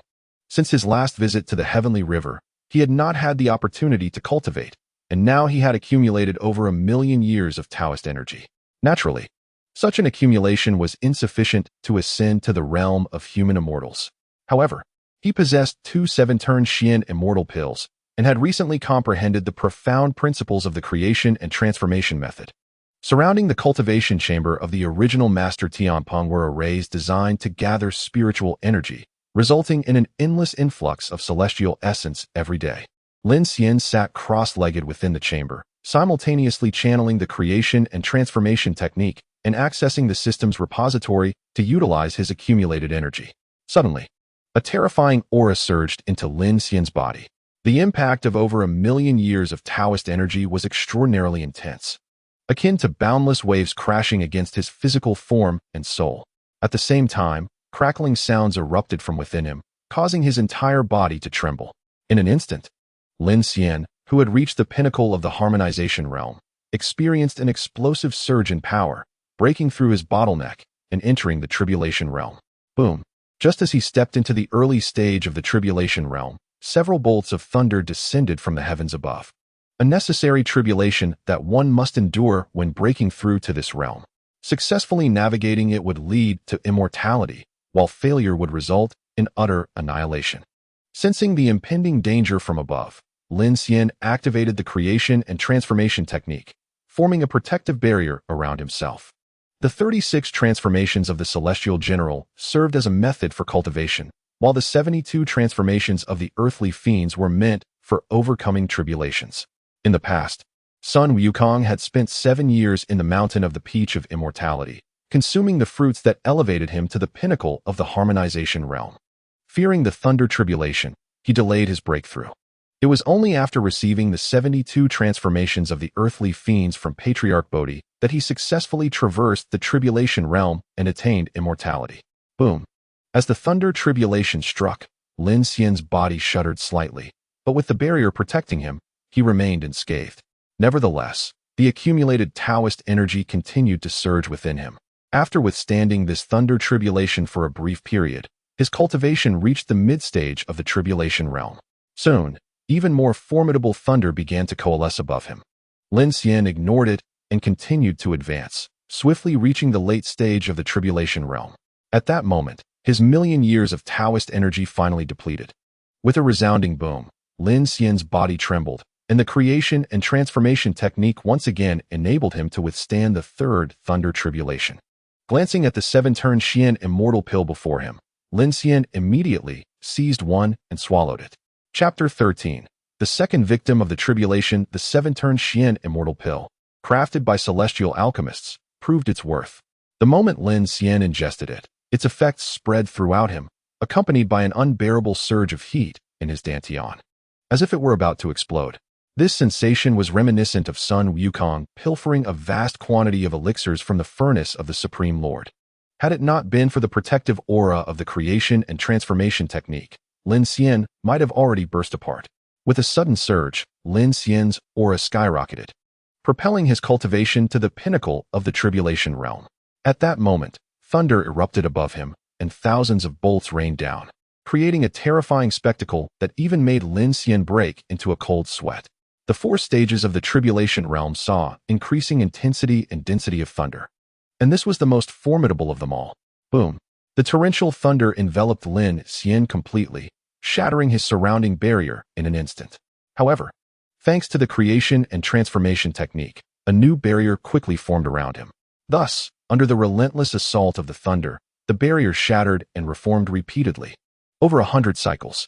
After this prolonged onslaught, the thunder gradually dissipated, and Lin Xian's body underwent a profound transformation.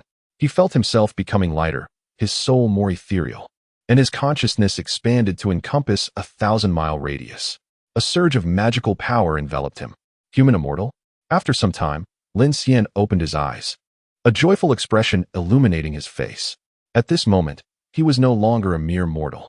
Now, he needed to consolidate his cultivation.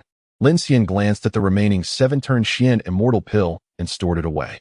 Exhaling a breath of stale air, Lin Xian exited the chamber. The Tianpeng star remained as tranquil as ever. From this day forward, he would remain in seclusion, quietly developing his strength. Lin Xian chuckled softly to himself as he mentally established a few rules. First, he would see no one unrelated to his endeavors. Second, he would not attend any inconsequential gatherings. Third, he would eliminate anyone who attempted to lead him astray. Fourth, he would never invest in a swine fetus. Never. Fifth, he would forever remember these 4 rules. In the heavens, a single day equated to a year on earth. While merely a few months had passed for Lin Xian, the world below had undergone significant changes. Since the emergence of Sun Wukong, he had lived amidst nature, consuming vegetation and drinking from springs, befriending wolves and tigers, and indulging in a carefree existence. Eventually, he joined a troop of monkeys, continuing his revelry. In this state of indulgence, He stumbled upon the water curtain cave arranged by the Buddhist sect, and subsequently became the Monkey King of Flower Fruit Mountain. Time passed, and he embarked on a quest for immortality. Yet, all of this unfolded under the watchful eye of the Buddhist sect.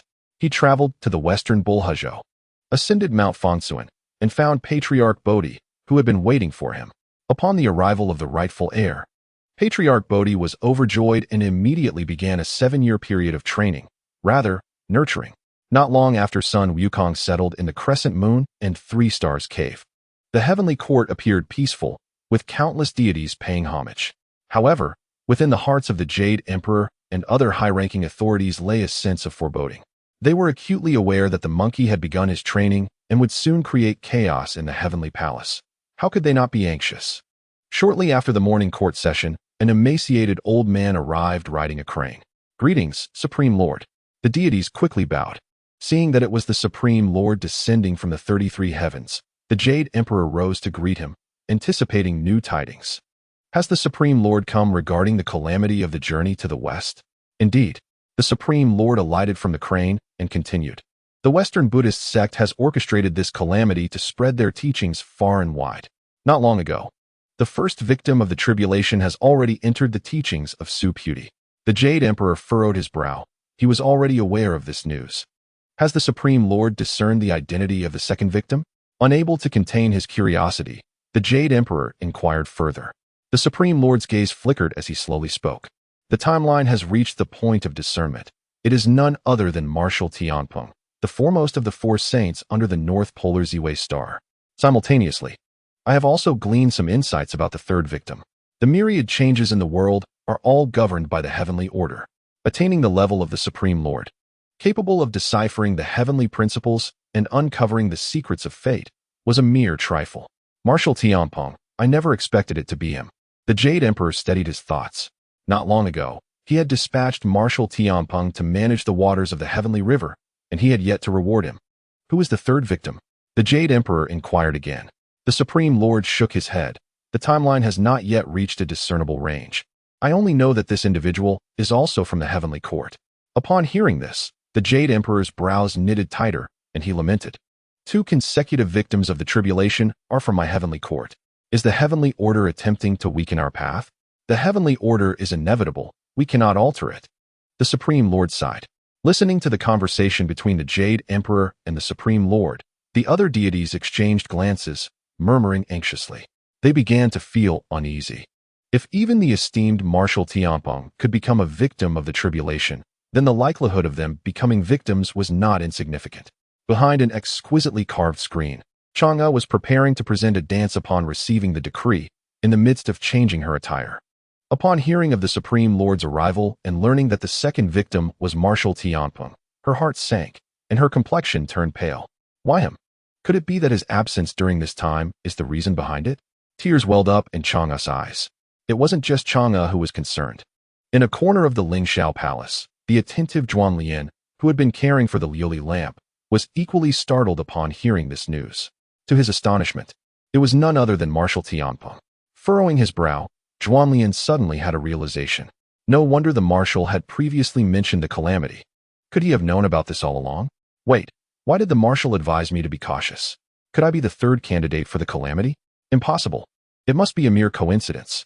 Even someone as simple-minded as Zhuan Lin understood the implications of such a calamity. At best, it meant arduous toil and numerous tribulations. At worst, it signified utter destruction of body and soul. This was no trivial matter. I must remain alert, utterly vigilant, and cannot afford any mistakes. Zhuan Lin recalled Lin Xian's previous words. Before long, Taishang Laojun departed, and the morning court session concluded prematurely. Zhuan Lin returned to his residence, quietly penned a letter, placed it in a starry Liuli bottle, recited a spell, and hurled it towards the North Star. The bottle soared into the void and soon vanished from sight. At the Tianpeng Star, within the Tianpeng residence, Lin Xian found rare moments of leisure, sipping celestial tea in the courtyard while admiring the blooming flowers and the twinkling stars of the Milky Way. Before long, a bottle shattered the void and fell from above Lin Xian's head. His consciousness spread over a 1,000-mile radius, and he immediately sensed it, reaching out to catch it in his hand. What the heck? A drifting bottle in the journey to the West world. A starry drifting bottle. How sophisticated. He opened the cap and extracted the note within. Upon seeing the words letter from Zhuan Lian, personally opened by Marshal Tianpeng, Lin Xian immediately rose from his reclining chair. Chapter 14. The delayed commendation from the Jade Emperor. It truly was Zhuan Lian's letter. It seems I did not misjudge him, Lin Xian thought as he unfolded the letter. Ever since managing the Tianhe, he had kept a low profile, avoiding unnecessary movement and inquiries into worldly affairs, striving to avoid attracting trouble and giving the Jade Emperor any reason to demote him. Yet, despite this, others still plotted against him. The content of the letter confirmed his suspicions. Taishang Laojun had deduced that he was indeed the second candidate for the calamity. Lin Xian's furrowed brow gradually relaxed, and he resumed his position as if nothing had happened. What is meant to come will inevitably arrive. For now, he could only respond as events unfolded. The next day, as Lin Xian prepared to enter his secluded training chamber, a servant rushed in to report, "Marshal, the Heavenly Court has dispatched Wenxiu Star to summon you." Lin Xian paused, his expression revealing displeasure. "Why come now, just as I am about to enter seclusion?" Even a fool would understand that Wenxiu Star was sent by the Jade Emperor. At that moment, a voice from the system echoed in Lin Xian's mind. "Ding! A new plot has been triggered. The Jade Emperor has sent Wenxiu Star to summon you to the Lingxiao Palace. Please make the following choices. Option 1. Refuse to go, dismiss Wenxiu Star, and continue to remain low profile. Reward: 1 golden cudgel. Option 2. Agree to go, meet the Emperor, and discern his views on the calamity. Reward: a complete set of the heavenly ultimate gathering spirit formation." Lin Xian lowered his head in contemplation. The Jade Emperor wishes to see me? This is significant. While I can forego meeting others, avoiding the Jade Emperor could lead him to fabricate a charge of disrespect, resulting in my demotion to the mortal realm. Moreover, the golden cudgel is merely a postnatal spiritual treasure. I already possess the superior Qingjing rake. What use have I for a golden cudgel? After much deliberation, he chose the second option. Understood. You may leave. Lin Xian gestured to the servant and proceeded to welcome Wenxiu Star. At the entrance stood an elegant elder clad in scholarly robes. "Wenxiu Star, it has been a long time," Lin Xian greeted with a smile and a respectful bow. Wenxiu Star, holding a golden scroll that clearly bore the Jade Emperor's decree, smiled back and replied, "Indeed, it has been quite a while. You still look as gallant as ever, Marshal." Lin Xian secretly rolled his eyes. "What do you mean by long time? I've never seen you before." However, knowing that Wenxiu Star was merely delivering the decree, he refrained from voicing his thoughts. "Marshal Tianpeng, I am here on behalf of the Jade Emperor to convey his decree for you to attend court tomorrow," Wenxiu Star stated. Lin Xian's gaze flickered. "Oh, what does the Jade Emperor wish to discuss with me?" "It is in recognition of your merit in managing the Tianhe waters. The Jade Emperor has specifically instructed me to summon you for commendation," Wenxiu Star replied, handing the decree to Lin Xian. Lin Xian accepted it, his expression revealing a faint smirk as he watched Wenxiu Star depart. "Commend me? It has been so long since the event, and now they come to commend me. Clearly, there are ulterior motives at play." Contemplating how to address the situation at court tomorrow, Lin Xian turned and returned to his residence. Within the expansive training chamber, Lin Xian accessed the system warehouse and glanced at the accumulated spiritual energy. During this time, several friends of the original Tianpeng had visited, all celestial beings, and the system had issued various task options. Yet, adhering to his cautious approach, Lin Xian had not entertained them. The ultimate reward from the system was an astonishing 12 million years of spiritual energy. 12 million years of spiritual energy was indeed remarkable. Lin Xian focused his thoughts and extracted 5 million years for use. Spiritual energy is not a physical object. Its extraction equates to immediate utilization. A powerful aura surged through his meridians, and the familiar sensation indicated his cultivation was steadily advancing. Mid-stage human immortal. Late-stage human immortal. Pinnacle of human immortal. Reaching the pinnacle signifies hitting a bottleneck, and this time, it took a full half-hour to break through. Lin Xian found his 5 million years of spiritual energy nearly depleted. Having experienced the rapid expenditure of resources before, he now felt the consumption of spiritual energy was similarly swift. With a flourish, he felt his cultivation rise to the initial stage of Earth Immortal. After adjusting the chaotic mana within him, Lin Xian extracted the remaining spiritual energy from the warehouse. Since spiritual energy directly enhances cultivation, It does not require the operation of transformation techniques. Previously, he had only used them to withstand the calamity. As a humming sound resonated within him, Lin Xian's cultivation swiftly ascended from the initial stage of Earth Immortal to the mid-stage. Ultimately, after using 520,000 years of spiritual energy, he barely transitioned into the late stage of Earth Immortal. Damn, it's really not durable, Lin Xian chuckled wryly. However, he had a backup plan. With a flick of his hand, the seven-turn Xianxian Dan, which remained from his previous tribulation, appeared before him. Without hesitation, he swallowed it whole. His goal was the celestial immortal realm. The higher his cultivation, the harder it would be for others to discern his true strength. Moreover, with the court assembly tomorrow, surrounded by hundreds of celestial beings and thousands of scrutinizing eyes, wouldn't it be easy for him to reveal his hand? This time, he employed the transformation technique once more. After 2 hours, as the divine light faded and his aura stabilized, Lin Xian finally concluded his practice. Slowly opening his eyes, he sensed a tremendous transformation within himself. At that moment, he had become a celestial immortal. Yet, in the 3 realms, a celestial immortal was merely an insignificant being, comparable to the 7 fairies, yet slightly stronger than ordinary celestial soldiers. Just as Lin Xian was savoring the changes in his body, a piercing voice suddenly echoed from outside the chamber. Tianpeng Marshal, come out. The harsh sound waves shattered the silence of the chamber like particles undergoing transformation, startling Lin Xian. He glanced around. What the heck? The original owner's chamber has no soundproofing. Realizing this, Lin Xian suddenly understood. It is not that the secret chamber is soundproof, but rather that the person calling out has employed a sound transmission spell. Wait, that voice, how does it sound so familiar? Lin Xian's face reflected confusion as he immediately expanded his divine consciousness. When his awareness enveloped the individual, Lin Xian was taken aback once more. Good heavens! How could it be this troublemaker? What on earth is she doing here? At that moment, above the entrance of the Tianpeng Manor, a graceful figure clad in a pristine white dress appeared, her beauty unparalleled. She stood upon a cloud, her silken garments billowing elegantly, exuding an air of celestial grace. It was none other than the moon goddess, Chang'e. Tianpeng Marshal, come out quickly, she called again upon seeing Lin Xian's reluctance to emerge. Earlier, she had knocked on the manor's door, but the attendants had refused her entry, claiming that the marshal was unavailable for visitors. Yet, she had urgent matters to discuss with Lin Xian and could not simply depart. In desperation, she resorted to the sound transmission spell, hoping to coax Lin Xian out personally. After a while, Lin Xian finally snapped out of his stupor and hurriedly exited the secret chamber. Just as he stepped out, an attendant approached with news. Reporting to the marshal, the moon goddess Chang'e is outside, insisting on seeing you.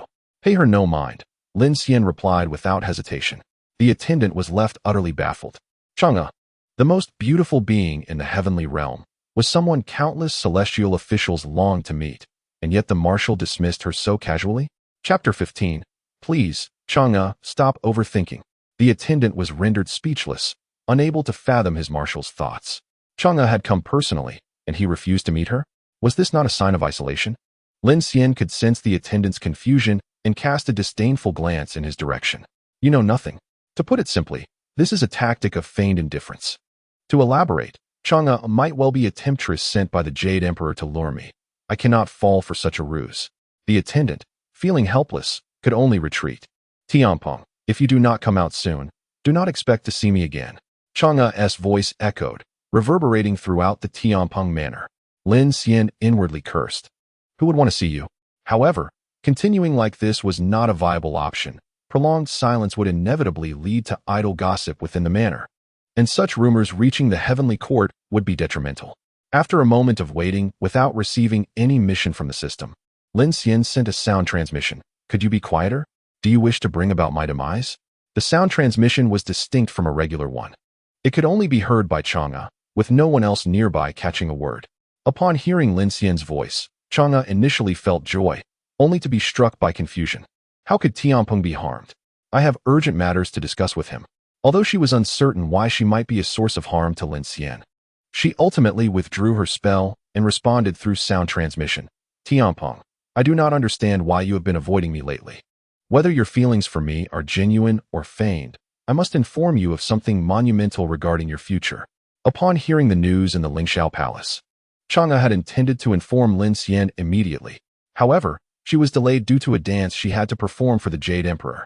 It must be about the impending tribulations, Lin Xian remarked nonchalantly. Chang'e was taken aback. How do you know? Who told you? Do not concern yourself with who informed me. From now on, do not seek me out again, and do not bring me trouble. Upon hearing this, Chang'e felt a sudden sting in her nose, and tears streamed down her cheeks. Why are you crying? Lin Xian was momentarily taken aback. He was not adept at comforting women, especially a celestial being. Chang'e, with her tear-filled eyes, wept like a delicate flower, causing Lin Xian to feel inexplicable sympathy. Dear Tianpeng, I understand your meaning. When you say you do not wish for me to be troubled, it is because you have become one destined to face tribulations. And you do not want to involve me, right? Rest assured, I will not give up on you. I, Chang'e, am not afraid of being burdened by you. Such heartfelt words nearly swayed Lin Xian. Yet, he could not be so easily moved. He was left speechless. I beg you, Chang'e, please stop overthinking. I merely wish for you to refrain from causing me trouble. It has nothing to do with fearing for your safety. Was this woman foolish? Uttering such enticing words as if she wanted the Jade Emperor to catch me in a trap? Lin Xian felt exasperated. However, seeing Chang'e in such a vulnerable state, he refrained from speaking too harshly. Enough of the tears. You are thousands of years old and still act like a young girl. Lin Xian attempted to comfort her. Return for now. When I have the opportunity, I will seek you out. Really? You will come find me? Chang'e, through her tears, suddenly smiled. Lin Xian continued with insincere reassurances. I mean every word. You must trust me. Yes, I understand, dear Tianpeng. I will wait for you. With that, Chang'e turned away reluctantly. Sighing as he watched Chang'e depart, Lin Xian felt utterly disheartened. Was this truly a celestial being who had lived for over 1,000 years? She behaved like such a naive fool. Just as he had finally persuaded Chang'e to leave, more celestial beings began to arrive, those who had previously been in the Lin Xian palace. Upon learning that the Tianpeng marshal was the second one destined for tribulations, they sought to inform Lin Xian. Once, they had been close friends of the Tianpeng marshal. However, the Lin Xian who had crossed over was a stranger to them, leading him to dismiss their presence. The following morning, clad in gleaming silver armor, Lin Xian arrived at the heavenly court. At the south heavenly gate, the king of growth, upon seeing Lin Xian, could not help but taunt. Oh, if it isn't Tianpeng. You seem to lack spirit after such a long absence. Lin Xian frowned. The king of growth's words were rather irksome. Beside him, Lin Xian's attendant conveyed through sound transmission, Marshal. The king of growth is close with Li Jing and has become increasingly disrespectful. Lin Xian merely smiled slightly, choosing not to respond. Previously, he had discussed matters of the heavenly court with his attendant and was aware of the ongoing discord between the Tianpeng marshal and the king of Li. One was of the naval forces, the other of the land. Could they truly coexist? Opting not to stoop to their level, Lin Xian raised the imperial decree before the king of growth, shaking it in front of him. I have come at the behest of the Jade Emperor to present myself. Good dogs do not obstruct the way. Step aside. With that, he strode confidently through the south heavenly gate. Behind him, the king of growth gritted his teeth in frustration. Yet he was powerless to retaliate. While he did not mind what others said about him, being called a mere gatekeeper was deeply insulting. The 4 heavenly kings guarded the 4 cardinal gates. In truth, he was indeed a gatekeeper. Ding. Congratulations, host. You have received a complete set of the infinite spirit gathering array and randomly gained 300,000 years of cultivation. Please check your inventory. As soon as Lin Xian entered the south heavenly gate, the system's voice resonated in his mind. The previous rewards had just been credited. Moments later, Lin Xian arrived at the Lin Xian palace. The heavenly drum had yet to sound, and the Jade Emperor had not yet ascended to court. Inside the Lin Xian palace, the celestial officials were still engaged in casual conversation. Upon Lin Xian's arrival, some conversations abruptly ceased. The celestial officials turned their gazes towards him, revealing an array of peculiar expressions. Previously, even when relations were merely cordial, celestial beings would exchange pleasantries with the Tianpeng marshal. However, now that he had become a destined individual, they seemed to fear contamination by fate, their gazes turning cold. Among them, only the king of the pagoda, Li Jing, approached Lin Xian, a faint cold smile gracing his lips. Long time no see, Tianpeng marshal. How is your health these days? Lin Xian raised his gaze and saw a middle-aged man with a stern countenance, holding a delicate pagoda. Recognizing him as Li Jing, he remarked, There's no need for you to worry, Lord Li. I can handle 10 of you without breaking a sweat. Are you threatening me? Li Jing's displeasure was palpable. Lin Xian waved his hand dismissively. You must be hard of hearing. I never uttered such words. It was evident that both of them were immortals. Yet the banter about physical prowess was clearly intended to provoke. Although Lin Xian's cultivation was still lacking, he knew when to feign ignorance and when to play the part. Unaware of his impending doom, he still dares to challenge me.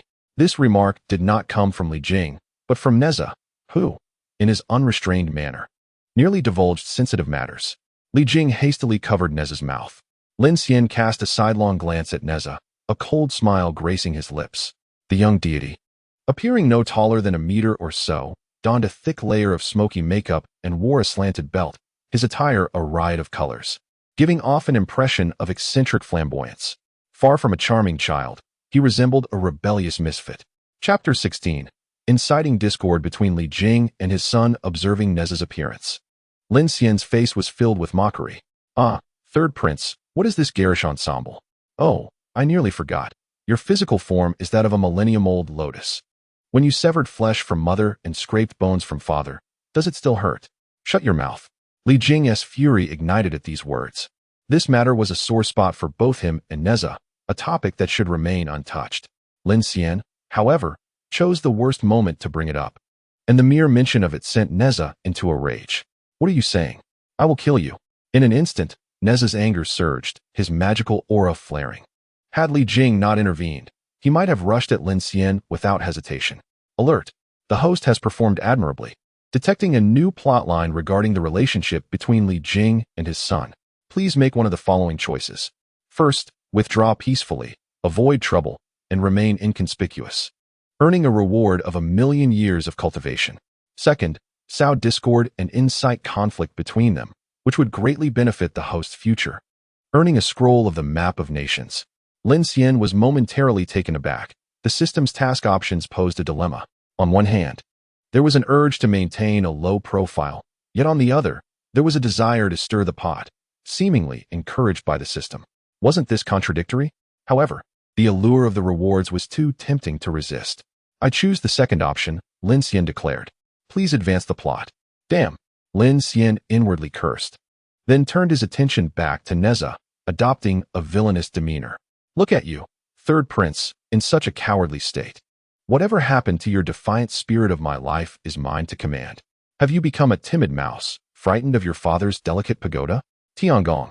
Refrain from speaking out of turn, Li Jing interjected, his tone filled with admonition.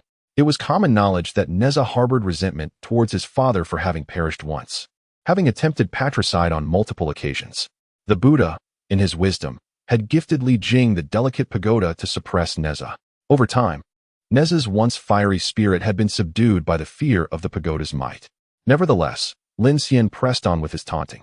Look at your father. His fear betrays a guilty conscience. Tiangong, let bygones be bygones. My son and I have reconciled, and our past grievances have long been resolved.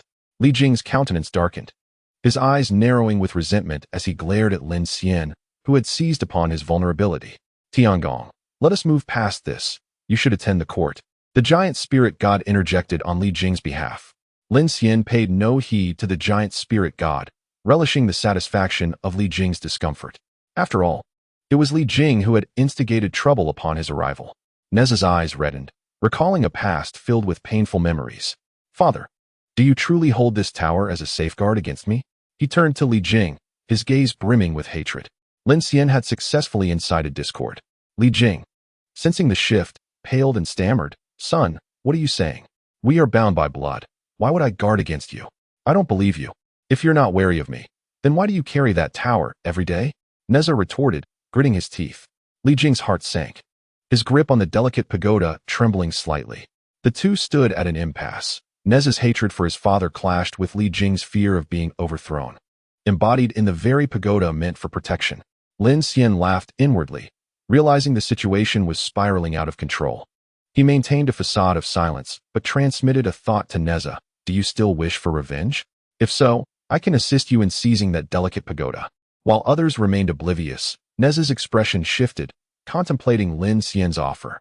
After a moment of thought, he replied, For years, I have longed for vengeance. If that is the case, I will look for an opportunity to assist you. Excellent. They forged an agreement. Alert. Congratulations, host, for obtaining a scroll of the map of nations and randomly receiving 100,000 years of cultivation. Please check your inventory. As the system rewards were dispensed, Lin Xian nonchalantly moved aside. Son, you must not overthink this. Those with ulterior motives wish to exploit this moment to incite discord between us.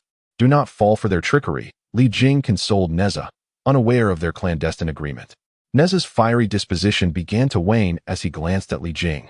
A cold smile emerging.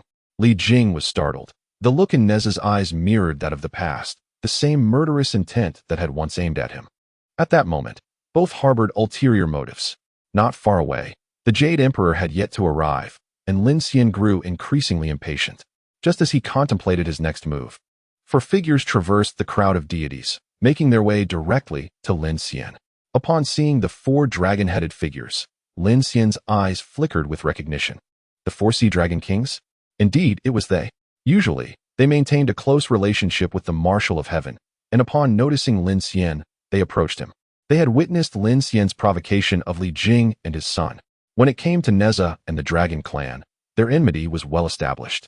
Particularly, the East Sea Dragon King Ao Guang, whose son, the 3rd Dragon Prince Ao Bing, had met his demise at Neza's hands, felt a sense of satisfaction at Li Jing and Neza's expressions. Tiangong, Ao Guang said, bowing his hands, preparing to speak. Yet Lin Xian preemptively placed a hand on his shoulder and asked, "Greetings, my brother. Do you know when the Jade Emperor will convene?" Ao Guang was momentarily taken aback by the familiarity but eventually replied with a smile, "There's no need to rush, Tiangong. The Jade Emperor will arrive shortly." Lin Xian's dissatisfaction grew. Shortly, the horses would be exhausted before he arrived. Alert. Detecting a new plotline. The Dragon Clan has a grudge against Li Jing and his son. The enemy of my enemy is my friend. Should the host seek to ally with the 4 Sea Dragon Kings? Please make one of the following choices. First, the 4 Sea Dragon Kings are unattractive. I do not wish to associate with them. Neza's feud with the Dragon Clan has nothing to do with me. Let them cause a ruckus, and it would be even more entertaining to incite further conflict. Reward: 1 drop of Pangu's essence. Second, forge an alliance with the 4 Sea Dragon Kings, as the White Dragon Ao Lai and the River Dragon King are also fated beings, which could prove beneficial in the future. Reward: 1 world egg and an additional scroll of the World Atlas. Lin Xian blinked, feeling as though the system had grown increasingly sentient. Even a casual inquiry could trigger a new plotline. Moreover, what on earth is the World Egg? And with an additional gift? Without a moment's hesitation, Lin Xian naturally chose to befriend the Dragon Kings of the 4 Seas. I choose the second option. After making his choice, Lin Xian lifted his gaze towards the 4 Sea Dragon Kings and communicated through divine thought. My 4 brothers, do not overthink this. I was summoned by the Jade Emperor in haste, and I am uncertain as to the purpose of his summons. His intention in feigning ignorance was merely to gauge the attitudes of the 4 Sea Dragon Kings, to see if they were willing to disclose the truth. If they were forthcoming, it would be well. If they harbored ulterior motives, there would be no need for camaraderie. The 4 Sea Dragon Kings exchanged glances. It was the East Sea Dragon King, Ao Guang, who responded through divine thought. To be frank, the Jade Emperor summoned you ostensibly to commend your governance of the Heavenly River, but in truth, it pertains to the matter of the calamity. Chapter 17, the infamous Tai-Bai Jinxing. The Heavenly General is now truly the harbinger of calamity. It is the will of the Heavenly Tao, immutable by any. Thus, the 4 Sea Dragon Kings dared not speak of such matters openly to Lin Xian and could only communicate in secret to avoid entanglement in karmic consequences. Seeing that they spoke candidly and with sincerity, Lin Xian felt a sense of satisfaction. Do you know, apart from myself and that monkey, who else is designated as a harbinger of calamity? Lin Xian continued to feign ignorance. The 4 Sea Dragon Kings were not surprised that he was aware of the monkey from Flower and Fruit Mountain, for after the onset of the calamity, most celestial beings had been keeping a watchful eye, and news traveled swiftly. I do not know, Ao Run, the West Sea Dragon King, interjected. According to the Supreme Lord Laozi, the timeline is extensive, and we have yet to fully glimpse it. But it has been calculated that a 3rd harbinger of calamity is still among us in the heavenly court. Lin Xian nodded. It appeared they were unaware of the curtain-lifting general. In fact, I received another piece of news from the Buddhist realm yesterday, Ao Guang stated nonchalantly. What news? The other three dragon kings looked at Ao Guang in astonishment, as did Lin Xian. With narrowed eyes, Ao Guang continued through divine thought. It is said that among the Buddhists, another harbinger of calamity has emerged, seemingly the second disciple of the Buddha, Tathagata. The second disciple of Tathagata, that must be Jinzhanzi. The three dragon kings were taken aback. The fact that even a trusted confidant of the Buddhist hierarchy had become a harbinger of calamity indicated that no one in the three realms could remain unaffected. Most were preoccupied with their own circumstances. Lin Xian remained impassive. He was already aware of this. To promote Buddhism, Tathagata had sent Jinzhanzi to gather disciples and spread the teachings eastward. Jinzhanzi was indeed a pivotal figure in this calamity. Currently, that is all the information I possess. Heavenly General, I am uncertain how the Jade Emperor will address you. You must prepare accordingly, Ao Guang advised, looking at Lin Xian. Lin Xian nodded. After a moment's contemplation, he said, in truth, I also have knowledge of other harbingers of calamity. The four sea dragon kings were momentarily taken aback. They could naturally conceive of other harbingers. They feared such calamity might strike close to home, as they too did not wish to be caught in its grasp. With a demanding expression, Ao Guang chuckled. I implore you, Heavenly General, do not withhold this from us. We, the Dragon Clan, will keep it under wraps. Indeed, Heavenly General, in the face of impending disaster, we should unite, Ao Qin added. Lin Xian surveyed the four sea dragon kings and said, in that case, I will share a brief overview.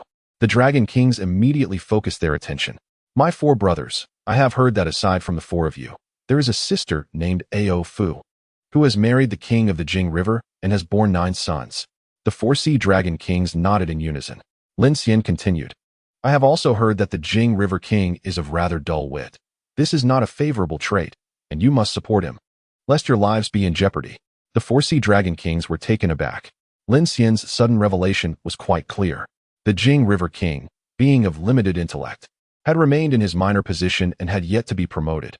His status was even lower than that of his 8 sons, signifying a rather dismal existence.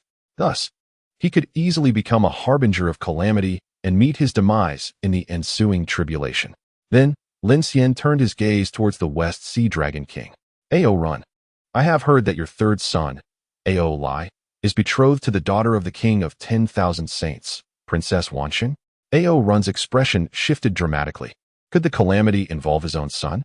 With an enigmatic smile, Lin Xian, resembling a sage from beyond the world, continued, do not fret, Ao Run. Simply remind your son to be mindful of the color of his hat. Moreover, the pearl bestowed upon you by the Jade Emperor must be well guarded. The color of the hat? The four sea dragon kings took a moment to comprehend. Ao Run stared at Lin Xian in shock, unwilling to believe his words. Yet he could not dismiss the veracity of Lin Xian's information. Thank you, Heavenly Brother, for sharing this with us. We shall certainly proceed with caution from now on. Since you have imparted this knowledge, you shall henceforth be our brother. Should any brother encounter difficulties, we will surely lend our support without hesitation.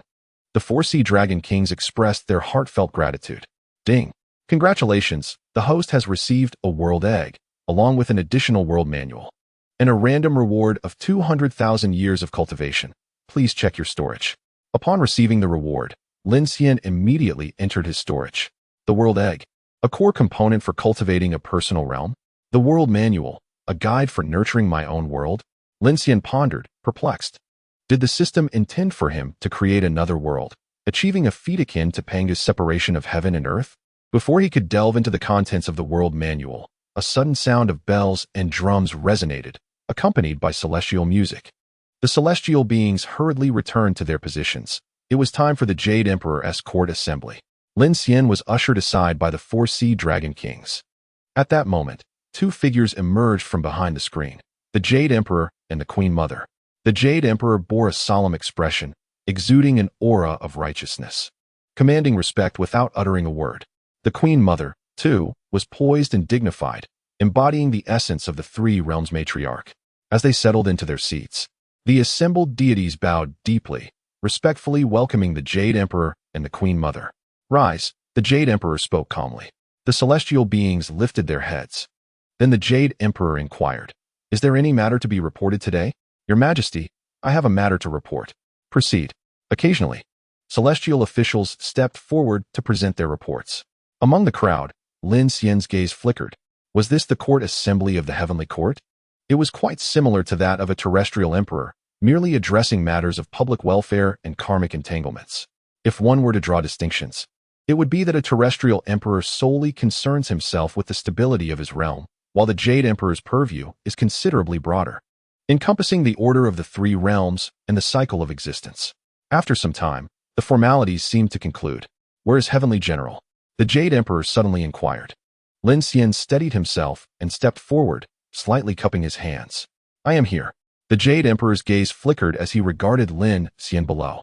Lin Xian, unwavering, met the gaze of Hao Yin. It was peculiar. Logically, news of the calamity should have reached his ears by now, yet he remained so composed. The Jade Emperor felt an inexplicable sense of curiosity. Regardless of who it was, during times of great peril, one would typically display considerable agitation. Even celestial beings would likely plead with the Jade Emperor. Yet, since ascending to the heavenly throne, the Jade Emperor and the Queen Mother had seldom directly intervened in worldly matters, fearing the repercussions of karmic entanglements. During this time, the Jade Emperor, with his quasi-saintly perception, had long been aware that many celestial beings had visited the residence of Heavenly General Lin Xian. It was inconceivable that Lin Xian was oblivious to the matters concerning the harbingers of calamity. With this in mind, the Jade Emperor decided to speak plainly and observe Lin Xian's reaction. Heavenly General, the Jade Emperor began, not long ago, you achieved notable success in governing the Heavenly River, and I have summoned you today to extend my commendation. Lin Xian remained silent. As Lin Xian remained composed, the Jade Emperor turned to the nearby Taibai Jinxing and inquired. Jinxing, how do you believe I should reward the Marshal Tianpeng? Taibai Jinxing flicked his whisk and stepped forward. Your Majesty, it is said that during the Marshal's governance of the Heavenly River, he was influenced by an unknown beam of light, resulting in a breach in the dam and nearly causing a star from the Heavenly River to fall to the mortal realm. Therefore, I believe he should not be rewarded but rather punished for his incompetence in managing the waters. After speaking, Taibai Jinxing cast a cold glance at Lin Xian. Lin Xian was taken aback by these words. This cunning Taibai Jinxing, summoned by the Jade Emperor under the pretense of a reward, had turned the situation into one of guilt and deserving punishment. Lin Xian's expression darkened. This Taibai Jinxing was indeed treacherous. With the impending calamity and himself being designated as a victim, it was astonishing that Taibai Jinxing would so blatantly distort the truth and add insult to injury. Was this not a ploy to find a reason to demote him and ensure his downfall? Your Majesty, the interference from the beam was entirely unforeseen, and the Marshal had no prior knowledge of it, so it should have nothing to do with him. I implore you to see reason, spoke the Dragon King of the East Sea as he stepped forward. Taibai Jinxing's displeasure was evident. Oh, according to Dragon King Ao Guang, if the Heavenly River flooded due to this incident, it should have nothing to do with the Marshal? He continued, displaying an unyielding demeanor. The Marshal is entrusted with the important task of governing the Heavenly River by your grace, and now you claim he bears no responsibility? I merely state the facts. Jinxing, why bring up matters that did not occur? Ao Guang, unafraid of Taibai Jinxing's pressure, replied. Moreover, the Marshal remained calm in the face of danger, sealing the breach in the dam and intercepting the falling star, thereby averting a catastrophe. This should be deemed a merit rather than a fault. Lin Xian listened quietly, feeling a sense of gratitude towards the Dragon King for his defense. Taibai Jinxing was left speechless. He had intended to use the principle of an innocent man suffers for possessing a treasure against the Marshal, but he had not anticipated the East Sea Dragon King's intervention. Even as a favored minister of the Jade Emperor, he found himself at a loss. On the other side, Li Jing and his son remained silent, as Li Jing was aware that he was in Lin Xian's debt and dared not speak out. Enough of this quarrel.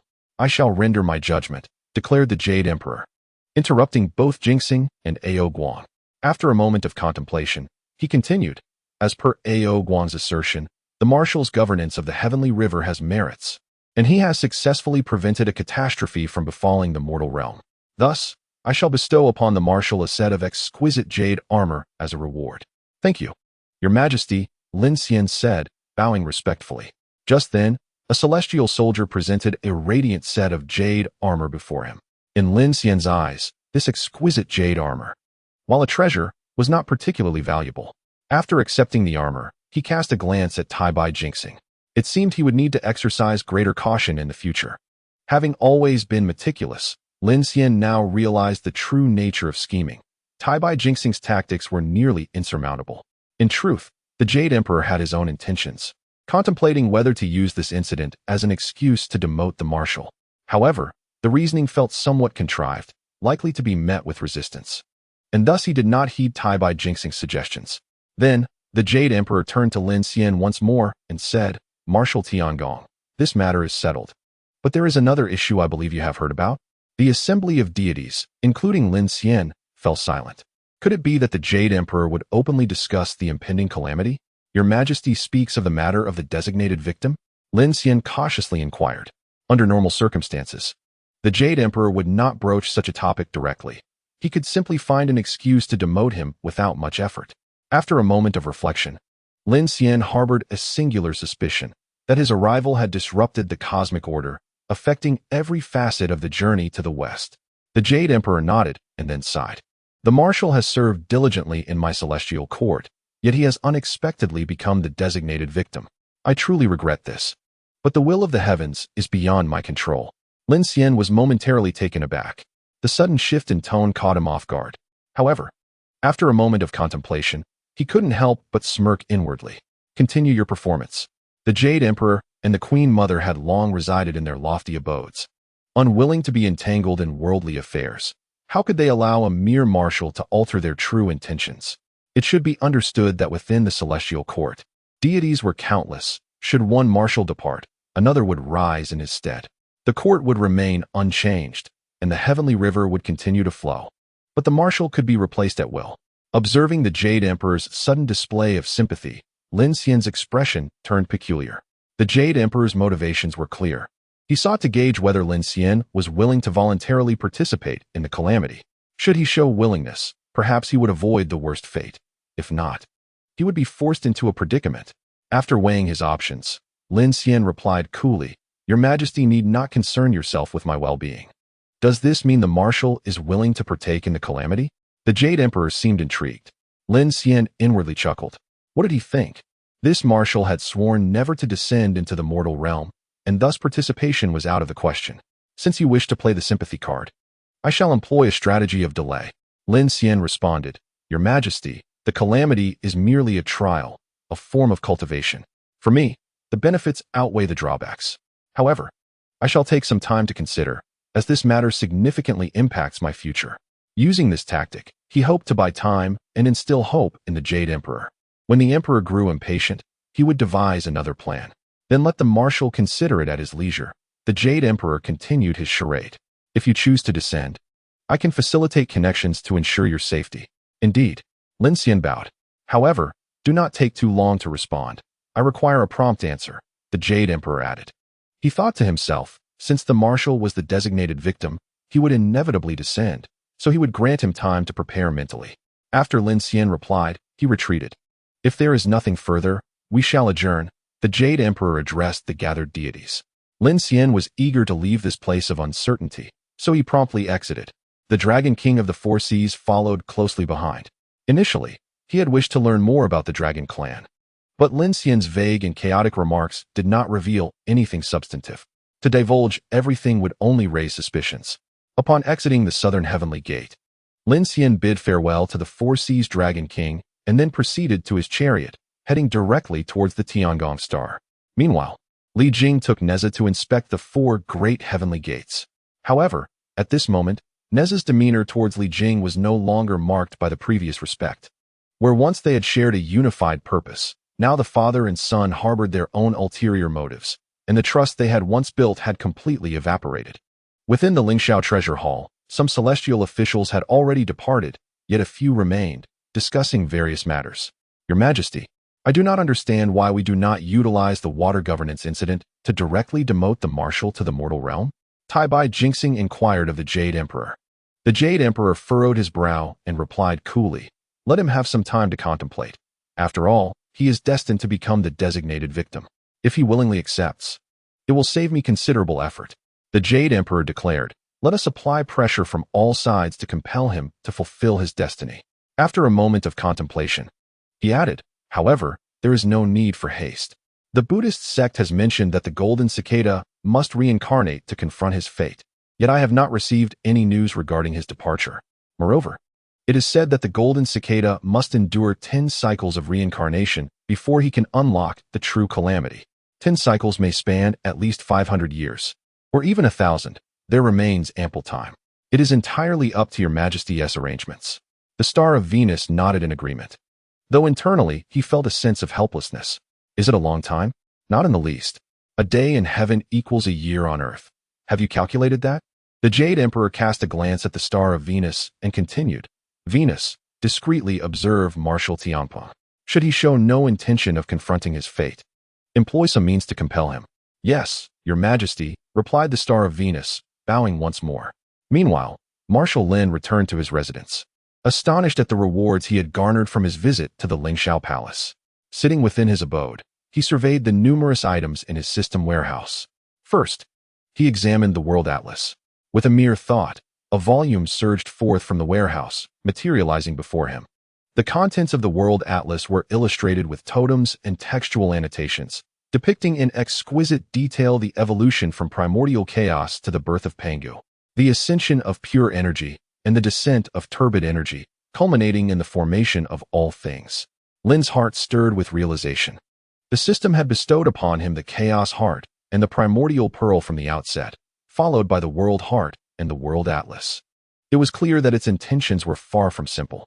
Now, having perused the World Atlas, he understood that the system aimed for him to create another world. The ambition of this system is indeed grand. Although Lin had traversed into the journey to the west, his initial desire was merely to survive.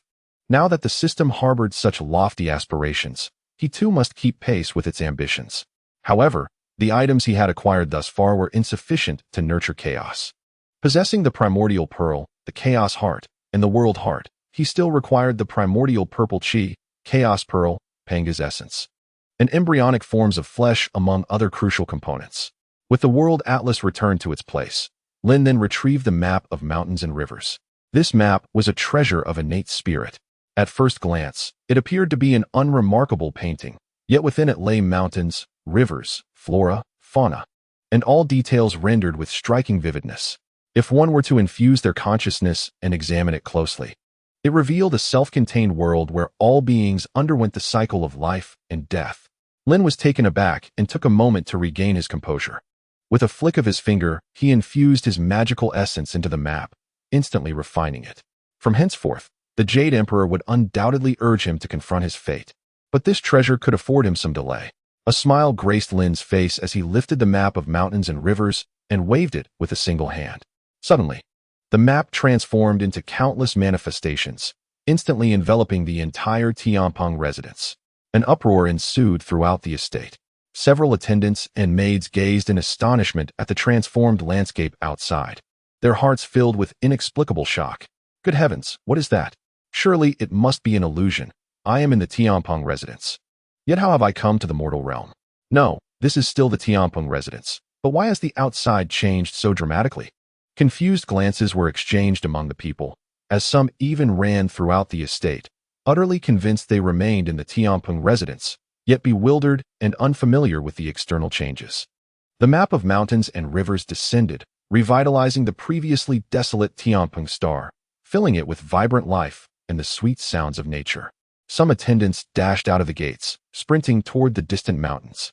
After a long while, these attendants, drenched in sweat, looked up to see the mountains, seemingly close at hand, yet they could not reach them. Upon turning back, they found the Tianpeng residence just as near, having only moved a mere step away from the gates after an entire hour of running. Issue my command. Henceforth, no one is to step out of the residence even a half step. If someone arrives for non-essential matters, refuse them entry. Suddenly, Lin's voice boomed like thunder above the entire Tianpeng residence. The crowd was startled and quickly bowed in response, saying, "Yes, Marshal." After issuing his orders from the secret chamber, Lin's consciousness returned to the system warehouse, where a reward awaited him, a formation known as the Heaven and Earth Limitless Gathering Spirit Array. What distinguishes this array from other gathering formations? Lin pondered, aware that the residence of the original Marshal Tianpeng was already shrouded in countless layers of magical formations. Within this cultivation chamber, there were also hundreds of gathering spirit formations. Layer upon layer of these formations had gathered nearly half of the spiritual energy surrounding Tianpeng's star and its vicinity, resulting in a remarkably dense spiritual atmosphere. Upon glancing at the description, he found it stated merely a 100-fold cultivation world. A 100-fold cultivation? Lin was momentarily dumbfounded. The speed of such cultivation was beyond his imagination. Only through personal experience could he grasp its magnitude. With that thought, Lin refined the array, and with a flick of his consciousness, array diagrams, flags, bases, and focal points flew forth instantaneously. The materials for the heaven and earth limitless gathering spirit array were numerous, and at this moment, it was not limited to Lin's unique cultivation chamber or the entire Tianpeng residence, but rather encompassed the entirety of Tianpeng's star. It was hard to fathom the incredible power of a formation spread across an entire star. Lin, realizing the vastness of the array, stepped outside the Tianpeng residence, isolating the map of mountains and rivers with his consciousness. He then circled the entire Tianpeng star, completing the array's setup. The moment the array was finished, a humming sound resonated as boundless powers of heaven and earth descended. Not long after, when Lin returned to the Tianpeng residence, streams of spiritual energy began to cascade down. As time passed, the influx of spiritual energy grew ever denser. Lin activated his cultivation technique, attempting to sense the amount of spiritual energy. This initial attempt left him astounded. The density of spiritual energy surrounding him exceeded all his expectations.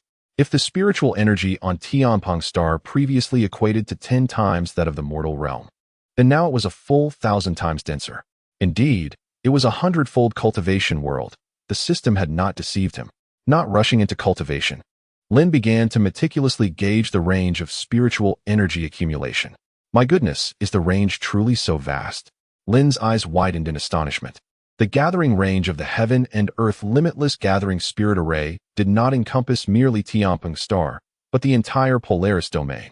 This meant that a significant portion of the spiritual energy from the entire Polaris domain had been drawn to Tianpeng's star.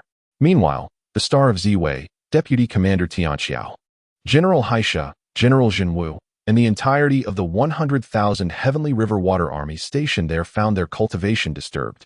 They sensed that the spiritual energy in the surrounding atmosphere was slowly dissipating, as if the end of the Dharma age had arrived. Inside the cultivation chamber, Lin erupted into joyous laughter. Such an abundance of spiritual energy is simply exhilarating. The majority of the spiritual essence from the entire Polaris domain had been amassed within his chamber, saturating the atmosphere to a terrifying degree. Almost as if it were turning into a liquid state, Lin settled cross-legged upon a cushion, retrieving the accumulated Tao essence stored in his warehouse. As a being of celestial rank with profound foundations, the Tao essence he required was far from trivial. Upon using the Tao essence, a tremendous wave surged forth, washing over his body and soul. Yet, in the blink of an eye, this essence was entirely exhausted. Lin was left utterly dumbfounded. He is currently unable to break through even a minor realm, with only a slight enhancement in his aura. Such meager progress in his cultivation merely serves to itch his ambitions. Left with no choice, he can only cultivate slowly. He immediately began to channel the chaotic origin energy, and in an instant, the spiritual energy of the surrounding world surged down like a torrential storm. After 3 hours, a loud sound erupted from Lin Xian's body, and his entire being was enveloped in radiant light. His cultivation had advanced from the early stage of the celestial immortal to the mid-stage. At this moment, outside the Tianpeng star, several streaks of light suddenly flew in from all directions. "Brother, you are here too?" General Haisha and General Jinwu rushed over from a distance. Immediately noticing that Tianxiao was also flying toward the direction of the dense spiritual energy. Seeing the two, Tianxiao laughed heartily. "Aren't you just like us?" For some unknown reason, the concentration of spiritual energy in our cultivation area has suddenly diminished. "Brother, do you know what is happening?" Jinwu turned to Tianxiao. Tianxiao scratched the scar on his face and said, "I was just about to ask you." Thus, the three of them simultaneously turned their gazes toward the direction of Tianpeng's star, exchanging peculiar looks. The spiritual energy has vanished from our side. Yet the Marshal's residence is exceptionally rich in it. "We might as well go and investigate," Tianxiao suggested. "Indeed, let's go see Big Brother," the others agreed. "From what I've heard from Second Brother and Third Brother, News about Big Brother facing tribulations has spread like wildfire. We haven't visited him yet." As they spoke, the three figures transformed into streaks of light and sped toward Tianpeng's star. Just as they were nearing their destination, a figure in gray robes suddenly appeared before them. Facing away, with flowing silver hair, this figure was not an elder, but a youth. Upon seeing this person, the three immediately flew over and bowed. "We greet you, Lord Ziwei Star." Lord Ziwei Star acknowledged with a nod, not turning around, clearly already aware of their presence. "May I ask, Star Lord, have you also sensed the anomaly in the surrounding spiritual energy?" Tianxiu inquired. Changes. Lord Ziwei Star replied cryptically, gazing down at Tianpeng Star and murmuring to himself. The three were left perplexed. Ziwei pointed downward. "Look at the current state of Tianpeng Star. What changes do you observe?" "Changes?" The three paused, then focused their gaze on Tianpeng Star. As they scrutinized the unfamiliar landscape, they were immediately taken aback. What on earth? Tianpeng Star looks different. For thousands of years, they had regarded Marshal Tianpeng as their elder brother, dedicating themselves tirelessly to him, and thus they were well acquainted with Tianpeng Star. What had it once been like? Cold, desolate, devoid of vitality. However, now the peaks stood tall, rivers flowed endlessly, flora thrived, and insects, fish, birds, and beasts flourished everywhere, resembling a paradise on earth. More importantly, the spiritual energy here was far denser than before. Now that Tianpeng was the chosen tribulation bearer of the heavenly Tao, he would never willingly accept his fate. The transformation of Tianpeng's star and the gathering of spiritual energy here could very well indicate a shift in the heavenly Tao itself. Ziwei, possessing cultivation at the level of a quasi-saint, and second only to the Jade Emperor, could naturally probe the heavenly Tao. "Let us descend and investigate," Ziwei said. The three promptly followed. Just as they entered Tianpeng's star, inside the cultivation chamber of the Tianpeng residence, Lin Xian had sensed the arrival of someone at Tianpeng's star ever since the formation of the grand gathering of spiritual energy array. Why has Ziwei come? And Tianxiu and the others? Lin Xian wondered, but as he pondered, realization dawned upon him. Ding! Detection of Lord Ziwei, star visiting Tianpeng star. Would you like to meet him? Please make the following choice. Option 1. Go to meet him. Reward of 3 8-turn Xian immortal pills. Option 2. Continue in seclusion. No visitors. Reward of 3 innate Rin water peaches. 8-turn Xian immortal pills? Lin Xian licked his lips. 107-turn Xian immortal pills could not compare to a single 8-turn Xian immortal pill. I choose the first option, Lin Xian declared. If it were only Tianxiu and the others, he might have chosen not to meet them, but with the presence of his superior, Ziwei, it seemed inappropriate to avoid him. Moreover, the rewards were essential. He urgently needed to enhance his cultivation, and the value of the 8-turn Xian immortal pills far surpassed that of the peaches. Ending his meditation, Lin Xian stepped outside. Simultaneously, he expanded his consciousness and manipulated the map of mountains and rivers, clearing a path for Ziwei and the others amidst Tianpeng Star's mountains and rivers. "Greetings, Star Lord," Lin Xian said as he emerged from the residence, bowing respectfully. "Tianpeng, have you set up a special gathering array here at Tianpeng Star?" Ziwei descended, followed by Tianxiu and the others. Lin Xian feigned shock, glancing around before shaking his head. Boasting, "I had no idea. It suddenly feels much more spiritually rich. And what has caused such a drastic change in Tianpeng Star?" He mused, knowing full well he could not speak the truth. Ziwei paused, realizing it wasn't him. Clearly, changes were indeed afoot. He refrained from probing further and walked directly into the Tianpeng residence. "Big brother, you genuinely do not know about the changes in Tianpeng Star?" Tianxiu and the others inquired curiously as they walked. "I do not know," Lin Xian replied earnestly. In the reception hall of the Tianpeng residence, Ziwei appeared to sip tea while secretly extending his consciousness to meticulously sense the changes throughout Tianpeng Star, seeking any clues. After a moment, Ziwei glanced at Lin Xian, who wore an innocent expression, and asked, "Tianpeng, with your tribulation approaching, what are your thoughts?" "I have yet to give it much thought." Lin Xian did not directly refuse. Subconsciously, he remained cautious of Ziwei and his three brothers. Noticing Lin Xian's wariness, Ziwei furrowed his brow, clearly aware of their mutual distrust. After a moment of contemplation, Ziwei bit his lip as if making a decision, and directly addressed Lin Xian. "Tianpeng, do you know who truly held power in the heavenly court at the establishment of the Dao sect after the function?" Lin Xian blinked. Is it not His Majesty the Jade Emperor? No, Ziwei shook his head with a bitter smile. At the inception of the heavenly court, the true power was held by me, the great Emperor Ziwei. Upon hearing this, Lin Xian was taken aback, while Tianqiu and the others widened their eyes in astonishment. The great Emperor Ziwei, once second only to the hegemony Fa in the West, held a high position after the Fengshen, commanding respect from many immortals. An unsettling premonition arose in Lin Xian's heart. If the Jade Emperor were to learn that Ziwei was discussing such sensitive topics in his residence, it would certainly invite accusations of rebellion. Chapter 21. The arrival of the Tai by Golden Star. If such matters were overheard, it would be a grave misstep. However, recalling that the original Tianpeng had arranged certain formations around the residence to conceal celestial secrets, Lin Xian's anxiety eased. Since Ziwei dared to speak of such matters before them, it seemed he did not fear the scrutiny of the heavenly court. Lin Xian was curious. If Ziwei had once been the true power holder of the heavenly court, how had it later fallen into the hands of the Jade Emperor? Yet, considering that Ziwei felt comfortable expressing his thoughts to him, it suggested that Ziwei did not regard him as an outsider and was perhaps even at odds with the Jade Emperor. Seeing the astonished expressions on their faces, Ziwei smiled faintly and continued, "At that time, the power was indeed in my hands, but I was not the ruler of the three realms. That title belonged to the Jade Emperor. At that time, the Jade Emperor was sidelined, lacking any real authority. Later, he established the four sovereigns to gradually siphon my powers away." After saying this, Ziwei fell silent and turned his attention to Lin Xian. Lin Xian could hardly miss Ziwei's implication. Since the other party had revealed his thoughts, it was only fitting that he share some of his own genuine reflections.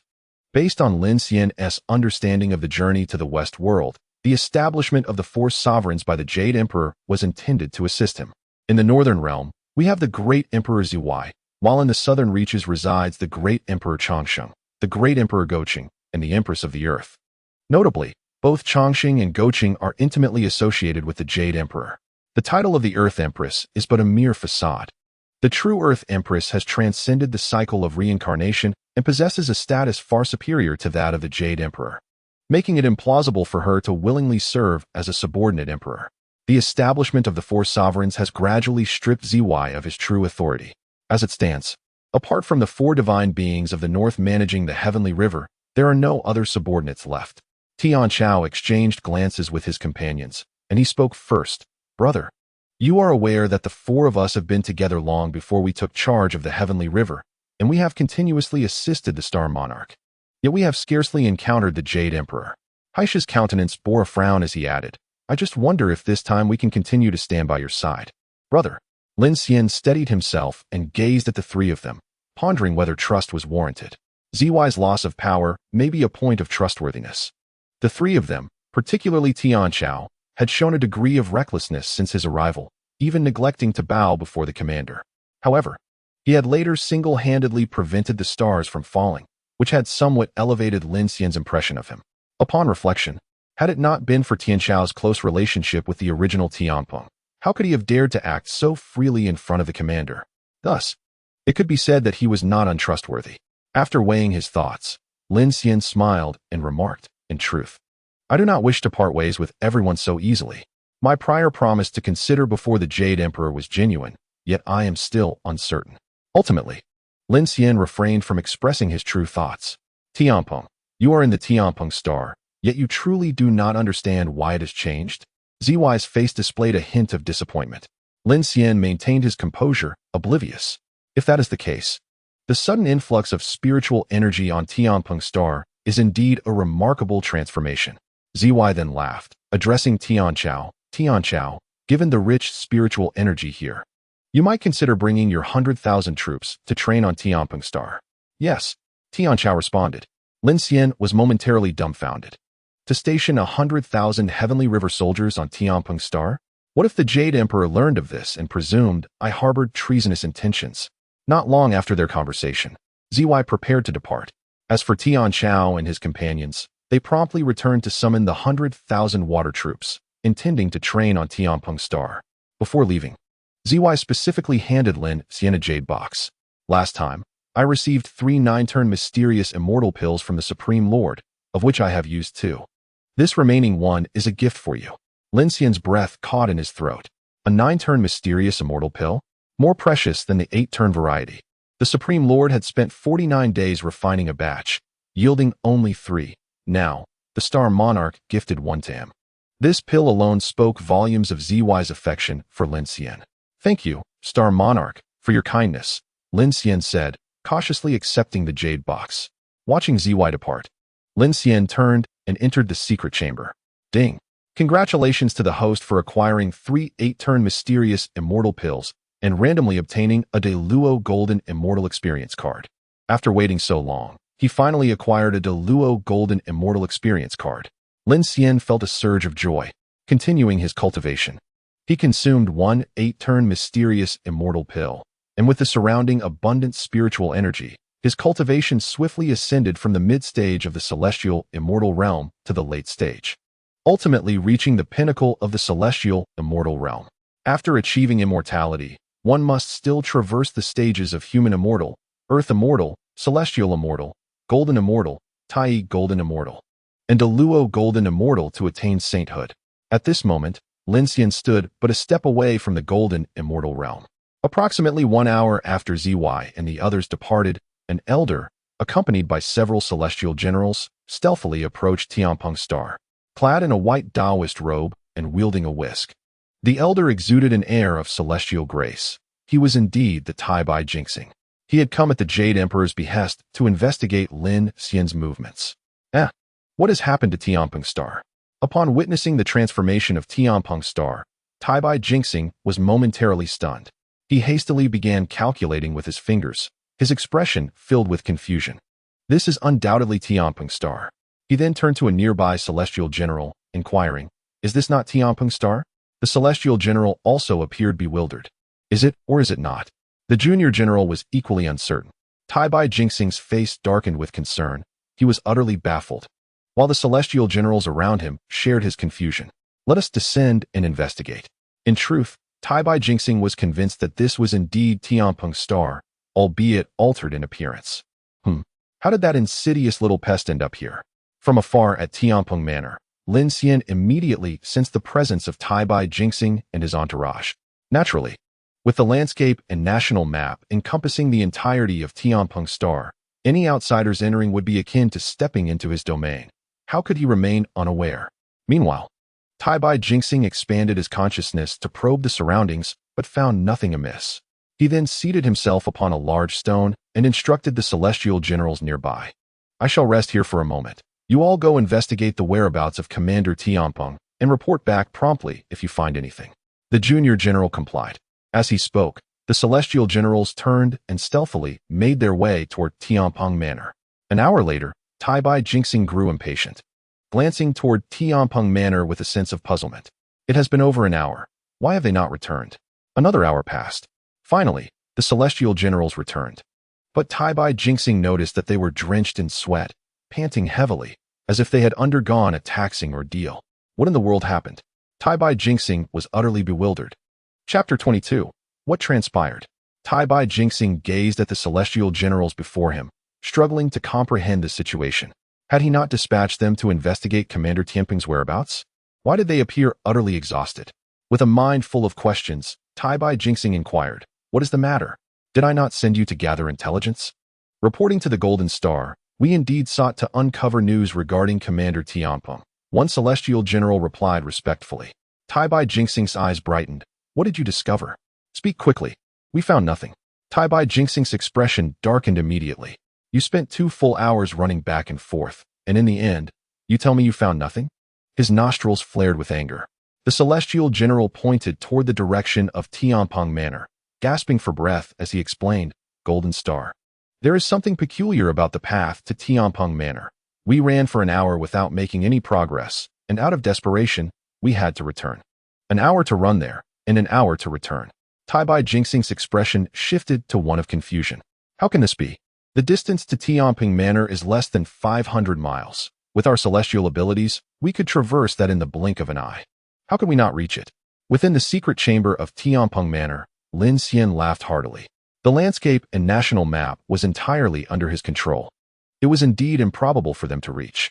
After another hour, Tai Bai Jinxing noticed that the celestial generals had rested sufficiently and declared, "Rise and follow me. I shall see what is so peculiar about this path." The celestial generals had no choice but to rise and accompany him. After some time, Tai Bai Jinxing furrowed his brow.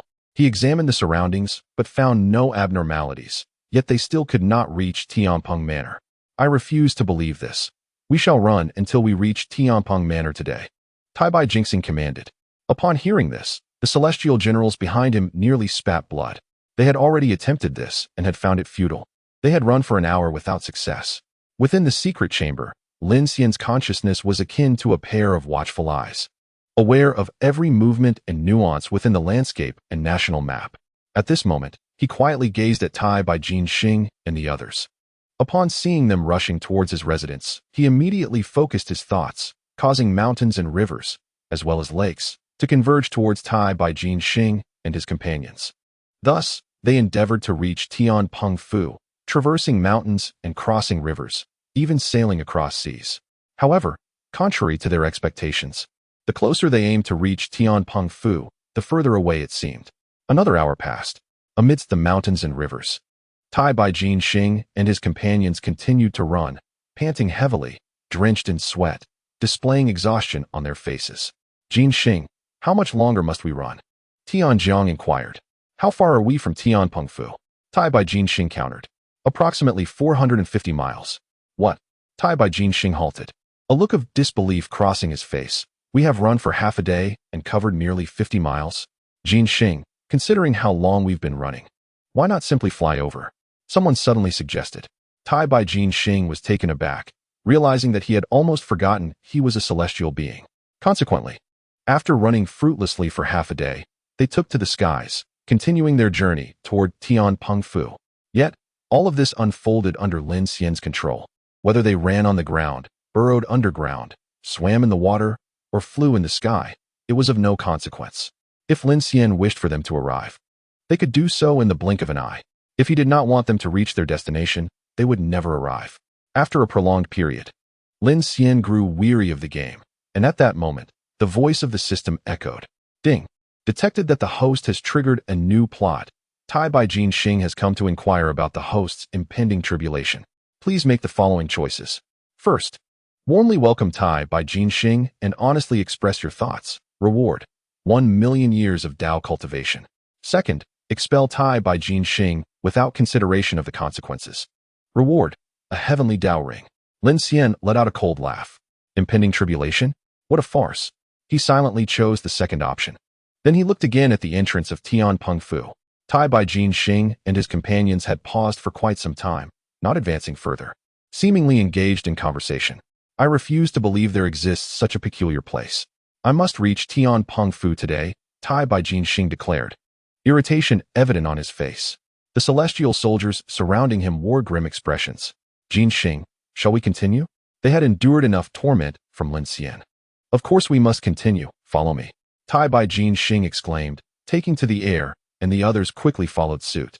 This time, they did not stubbornly head towards Tianpeng Fu, but instead ascended to the heights. In the void, Tai Bai Jinxing looked down upon Tianpeng Fu, which now appeared to be within arm's reach. "Directly to Tianpeng Fu to meet Tianpeng," Tai Bai Jinxing commanded. Subsequently, the group fixed their gaze on Tianpeng Fu and dove down. Previously hindered by mountains and lakes, they had now learned to be clever. The shortest distance between 2 points is a straight line, and Tai Bai Jinxing was determined. Whoosh, whoosh, whoosh. Several streaks of light sped downward. What is happening? Not long after their descent began, Tai Bai Jinxing sensed something amiss. As they rapidly descended, the surrounding clouds also swiftly receded behind them, and then nothing further occurred. Tianpeng Fu was close at hand, yet they could not land. "Aya, I am going mad," Tai Bai Jinxing roared inwardly. The celestial soldiers beside him were equally distressed, their hearts breaking even more than Tai Bai Jinxing's. "Why can't we reach it?" Ultimately, Lin Xian retracted his magical powers. Tai Bai Jinxing and his companions exhibited expressions of relief. Finally, they had landed. Standing at the entrance of Tianpeng Fu, Lin Xian instructed his attendants to open the door and stepped outside. "Tianpeng Marshal, you must confess, was all of this orchestrated by you?" Tai Bai Jinxing immediately questioned Lin Xian. Lin Xian feigned innocence. What happened just now? Tai Bai Jin Xing's expression darkened. Stop acting coy. If you do not clarify the situation, I will report you to the Jade Emperor, and you will be charged with treason. Lin Xian shrugged. Old Tai Bai, do not place the blame on me so readily. If you continue to act unreasonable, I may lose my temper. Am I the sort to act without reason? Tai Bai Jin Xing's eyes flickered, knowing he lacked evidence to make accusations. Thus, he chose not to pursue the matter further. Let us put this aside for now. I inquire about your thoughts on the impending tribulation. Tai Bai Jin Xing resumed his lofty demeanor. Lin Xian replied, I have yet to come to a decision. You have yet to decide? When will you be ready? To be frank, this tribulation is unavoidable. You must face it. There is no choice. Tai Bai Jin Xing boasted. Lin Xian chuckled, lifting his head with an indifferent expression, fixing his gaze on Tai Bai Jin Xing, and calmly replied, Old Tai Bai, you are infuriating. What? Tai Bai Jin Xing was momentarily taken aback. You are infuriating, Lin Xian repeated. The surrounding celestial soldiers gasped in shock. Tai Bai Jin Xing was left dumbfounded. Turning to a nearby celestial soldier, what did he just say? The soldier, awkwardly, replied softly, Jin Xing, the Tianpeng Marshal is insulting you. Tai Bai Jin Xing finally grasped the situation. Such vulgarities had not crossed his ears for millennia, and hearing them now felt somewhat foreign. In an instant, Tai Bai Jin Xing was consumed by rage. He pointed an accusing finger at Lin Xian. Tianpeng Marshal, how dare you insult me? Since achieving immortality, no one had ever spoken to him in such a manner, especially during his time beside the Jade Emperor, where everyone treated him with respect and deference. Now, to be insulted for the first time, and in such a vulgar manner, was intolerable. How dare you insult me? I, the illustrious Tai Bai Jin Xing. Tai Bai Jin Xing attempted to reason with Lin Xian. Old Tai Bai, you are the offspring of a howling dog. Lin Xian insulted him again, remaining completely unfazed and composed. How dare you? Tai Bai Jin Xing was livid, feeling his blood pressure rise. He wished to retaliate against Lin Xian, yet feared the Jade Emperor's wrath. Lin Xian shrugged. Very well, let me witness how my newly trained dog barks. At that moment, Tai Bai Jin Xing's fury reached its peak, his vision blurred, nearly causing him to faint. Fortunately, celestial soldiers beside him reacted swiftly and propped him up. You. Tai Bai Jin Xing's eyes were bloodshot, trembling in anger, his words barely coherent. He yearned to unleash his wrath upon Lin Xian. However, when I reflect inwardly, I realize that I am a celestial being, revered by countless individuals, having endured numerous tribulations and cultivated myself to this day. I possess a refined education, quality, and demeanor. Thus, uttering such base language feels inherently wrong.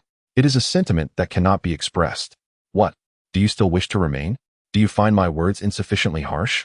Lin Xian regarded the star of Tai Bai with indifference. The star of Tai Bai, tears welling in his eyes, exclaimed, Marshal Tianpeng, I have come at the behest of the Jade Emperor to seek you, yet you treat me thus and wish to drive me away. You must be tired of living. Lin Xian coldly smiled and retorted, at the behest of the Jade Emperor? Where's the decree? The star of Tai Bai froze, realizing he had no decree. Without a decree, do not speak carelessly, or I shall accuse you of falsely relaying imperial orders. Let us see if the Jade Emperor punishes you. Lin Xian continued to sneer. What if you are a favorite of the Jade Emperor? In the presence of all the heavenly officials, would he truly distort right and wrong? You are quite bold. We shall take our leave. Knowing that remaining would yield no benefit, the star of Tai Bai rose and flew away. Lin Xian waved from a distance. Farewell, old Tai Bai. As you age, fly slowly. Be careful not to fall into my open toilet and chew on something unsavory. My toilet is quite exposed. He could not resist a parting jest. The star of Tai Bai trembled, nearly plummeting from the clouds. Ding! Congratulations to the host for successfully driving away the star of Tai Bai. You have received a heavenly Dao ring and a random reward of 800,000 years of cultivation. Please check your storage. What is the heavenly Dao ring? Lin Xian entered his residence, bewildered. Upon accessing his storage, he examined the description of the heavenly Dao ring.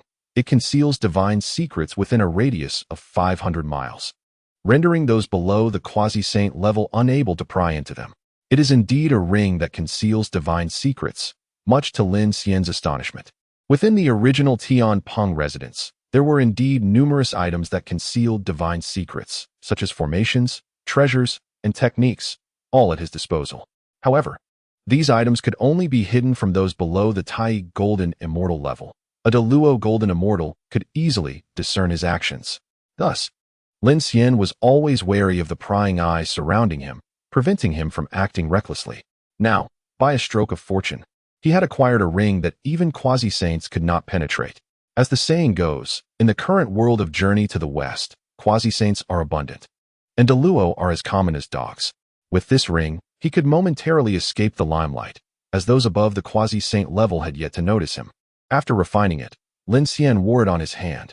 Simultaneously, from various realms, gazes that had previously sought to spy on the Tianpeng residents suddenly seemed to lose their direction, as if blinded. At that moment, Lin Xian felt a profound sense of security, akin to a child who, after wearing open-crotch pants, is now clad in proper trousers, banishing all feelings of embarrassment. Entering his secret chamber, Lin Xian resumed his cultivation. In the heavenly court, the Star of Tai Bai entered the Lingxiao Palace in a state of disarray. The other celestial beings, upon seeing his condition, expressed their astonishment. Jin Xing, what has befallen you? The Jade Emperor also turned to the Star of Tai Bai. His expression peculiar. What had this Star of Tai Bai experienced to appear so flustered? I pay my respects to the Jade Emperor. The Star of Tai Bai, with a mournful countenance, bowed deeply, then rose to speak, to report to the Jade Emperor. I recently sought out Marshal Tianpeng to inquire about the impending tribulation, only to be met with unwarranted humiliation. I beseech the Jade Emperor to intercede on my behalf. As he spoke, tears glistened in his eyes, nearly spilling over. The surrounding celestial beings, upon hearing this, suddenly realized, so, the Star of Tai Bai has encountered trouble with the Tianpeng. The Jade Emperor was taken aback, pondering, what kind of provocation could have so unsettled the usually composed Star of Tai Bai? After a moment's reflection, he asked, what sort of humiliation did he inflict upon you? The Star of Tai Bai lifted his head to describe it, but his memories of the prior encounter flooded his mind. He found it too unbearable to articulate. How could one convey such a situation? If he could articulate it, he would not have been left speechless by the insults. After much contemplation, the Star of Tai Bai realized he could not possibly explain it to the Jade Emperor. Forget it. Let it be as if nothing occurred. The other celestial beings exchanged bewildered glances, pondering what sort of experience could leave the Star of Tai Bai so tongue-tied. Some of the more lewd-minded officials even cast glances toward the Star of Tai Bai's posterior. Surely, it cannot be related to that. Chapter 24. The River of Heaven's Army stationed Jin Xing. What indeed transpired? Speak, and I shall seek justice for you, the Jade Emperor said, regarding the Star of Tai Bai with an odd expression. The Star of Tai Bai swallowed his pride and responded, it is nothing, truly nothing. On his way here, he had intended to voice his grievances to the Jade Emperor, to properly reprimand Marshal Tianpeng, yet upon meeting the Jade Emperor, he found such matters difficult to broach. The Jade Emperor sighed, very well, if you choose not to speak, I have no reason to force you. The Star of Tai Bai bore the burden alone. The Jade Emperor and the celestial beings thought, this fellow is indeed peculiar, wanting to speak, yet holding back. Could it be that something in his physical form is amiss? Unable to voice his troubles, the Star of Tai Bai could only swallow his words in silence. After a while, the Jade Emperor noticed the Star of Tai Bai's complexion had improved and gently cleared his throat, asking, Jin Xing, did you gather any insights from your visit to Tianpeng's residence? How does Marshal Tianpeng regard the impending tribulation? To report to the Jade Emperor. Marshal Tianpeng remained steadfast in his previous stance, having given it no consideration. The Star of Tai Bai's face still bore a look of grievance. Oh. The Jade Emperor stroked his drooping brows, pondering. This cannot continue. All living beings seek to cultivate and pursue longevity, desiring to live freely and happily. As for the tribulation, even a fool knows what it entails, and naturally, no one wishes to confront it. Since Tianpeng is unwilling to face it, we must compel him. The will of heaven cannot be resisted. The Jade Emperor clenched his teeth, as if making a decision. As the ruler of the three realms, he did not wish to be the villain and incur karmic retribution. Yet if someone were to act against heaven's decree, and he were to be drawn into it, he would have no choice but to take on the role of the villain. The Star of Tai Bai immediately perked up, looking at the Jade Emperor and asking, what do you intend to do? If it meant dealing with Tianpeng, he was willing to do anything. Otherwise, the humiliation would remain unavenged. The Jade Emperor replied coolly, if he contravenes the heavenly laws, I shall have just cause to demote him to the mortal realm, and he shall naturally face his tribulation. The star of Tai Bai's expression darkened. Hadn't they missed the perfect opportunity to reward Tianpeng previously? Now, trying to find a fault in Marshal Tianpeng would be much more challenging. After some thought, the star of Tai Bai suggested, as the saying goes, strike at the snake's 7 inches. If we aim to catch Tianpeng at a disadvantage, we must exploit his weaknesses. The Jade Emperor's eyes flickered slightly as he replied. In that case, having worked alongside Marshal Tianpeng for so long, what weaknesses does he possess? It was well known that Tianpeng was lustful, lazy, and somewhat greedy. The star of Tai Bai chuckled. Tianpeng's character is well understood among the heavenly officials. It has become common knowledge. Yet, they do not realize that this Tianpeng is not the same as the one they once knew. They were familiar with the previous Tianpeng, but the current Tianpeng was Lin Xian. While the heavenly court pondered how to ensnare Lin Xian, far away on Tianpeng's star, Lin Xian was immersed in his cultivation. At this moment, he radiated light as his cultivation level surged once more. Thus, Lin Xian's cultivation had ascended to the golden immortal realm, a level that most heavenly officials also occupied, with the next tiers being Tai Golden Immortal and Luo Golden Immortal. As a celestial being specializing in decisive actions, Tai Bai Jinxing naturally embodies the essence of a Tai Golden Immortal. Having just stepped into a new realm, he required time to consolidate his power, unable to break through immediately. Lin Xian operated the transformation and primordial essence technique while breathing deeply to gather his focus. Time slipped by unnoticed. Gradually, a series of presences entered Lin Xian's perception, encroaching upon the domain of Tianpeng's star. They have arrived so swiftly. I can only hope they do not bring me trouble, Lin Xian thought with a grimace. The newcomers were none other than Tianxiu and his companions.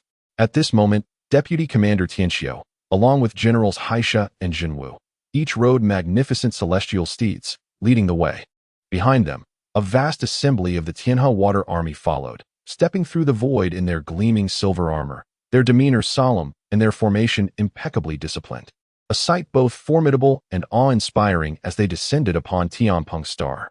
Upon witnessing the drastic changes in the environment of Tianpeng's star, the Tianhe Water Army was momentarily taken aback. However, as they detected the rich spiritual energy saturating the area, excitement began to spread among them. In contrast to their superiors, they yearned for power even more fervently.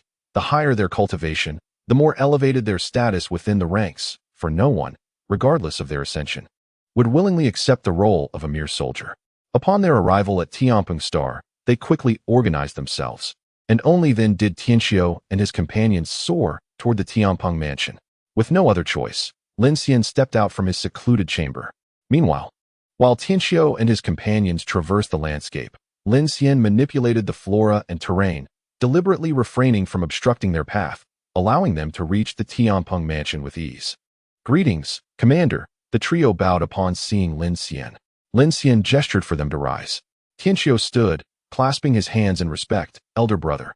As per the orders of the Ziwei Star Lord, the entire Tianhe Water Army has been stationed at Tianpeng's star. Please instruct us on how to proceed. Lin Xian was momentarily taken aback, sensing an implication of rebellion in Tianxiu's tone. Rebellion? With his current strength, such thoughts were premature. Yet, Lin Xian understood that a rift with the heavenly court was inevitable. It was merely a matter of time. Remember, you have only come here to train due to the abundant spiritual energy of Tianpeng's star, and this has nothing to do with me.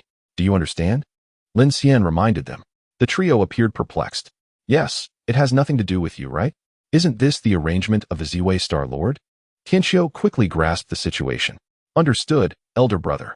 We are here solely to train due to the rich spiritual energy of Tianpeng's star, which is unrelated to the Marshal. Tianxiu articulated with a sudden clarity. Very well, Lin Xian nodded. Proceed with your training and refrain from engaging in other matters. Do not disturb me. Go. Yes, elder brother. They replied, retreating from the Tianpeng mansion. Once they returned to their makeshift camp, Tianxiu and his companions wasted no time, immediately commencing the arrangement of troops and the training of soldiers. A day passed in this manner.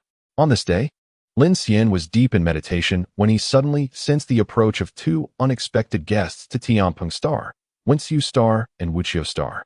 Lin Xian's lips curled into a faint smirk. Outside Tianpeng's star, Wenxiu and Wuqiu stars glided through the cosmos. As they drew near, they paused to survey the celestial body below. Is this Tianpeng star? It seems different from before. Wuqiu star, a robust figure, remarked, bewildered, directing his query to the elegant elder beside him. Wenxiu star, was it like this the last time you came to summon the Tianpeng Marshal? Wenxiu star hesitated. No, it was not like this during my last visit. How peculiar, Wuqiu star replied, his brow furrowed in confusion. Wenxiu star smiled knowingly. Let us not concern ourselves with these changes. We are here on official orders to observe the Tianpeng Marshal. Should he be remiss in training his troops, we shall document the evidence with the Haotian mirror, ensuring we can hold him accountable later. Their purpose for arriving was indeed this. Chapter 25. The deception of Wenxiu star. The original Tianpeng was notoriously known for his laziness within the heavenly court. Typically, it was Tianxiu and his companions who trained the Tianhe Water Army, while the Tianpeng Marshal idled away, either socializing or indulging in frivolities. Given the Tianhe Water Army fell under his command, the Jade Emperor had previously chosen to turn a blind eye before the impending calamity. However, according to celestial laws, both the Tianpeng Marshal's Tianhe Water Army and the troops under the command of the pagoda-bearing Li Jing were required to conduct drills and formations daily without fail. Neglecting this duty would result in consequences. Taibai Jinxing had astutely recognized this, advising the Jade Emperor to use the pretext of laziness to bring the Tianpeng Marshal to account.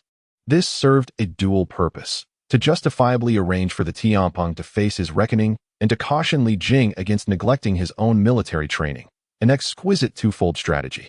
Consequently, the Jade Emperor praised Taibai Jinxing as a clever strategist and entrusted the task to Wenxiu star and Wuqiu star, also providing them with the Haotian mirror. Outside Tianpeng star, Wuqiu star laughed heartily. Did not Taibai Jinxing inform us earlier that the Tianpeng Marshal remained at Tianpeng star, neglecting his training? We shall confront him and catch him in the act.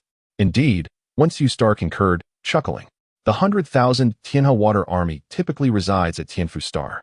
We shall catch him unawares. With that, both burst into laughter. Despicable. Within the Tianpeng mansion, Lin Xian had been monitoring their every move and soon found himself chuckling.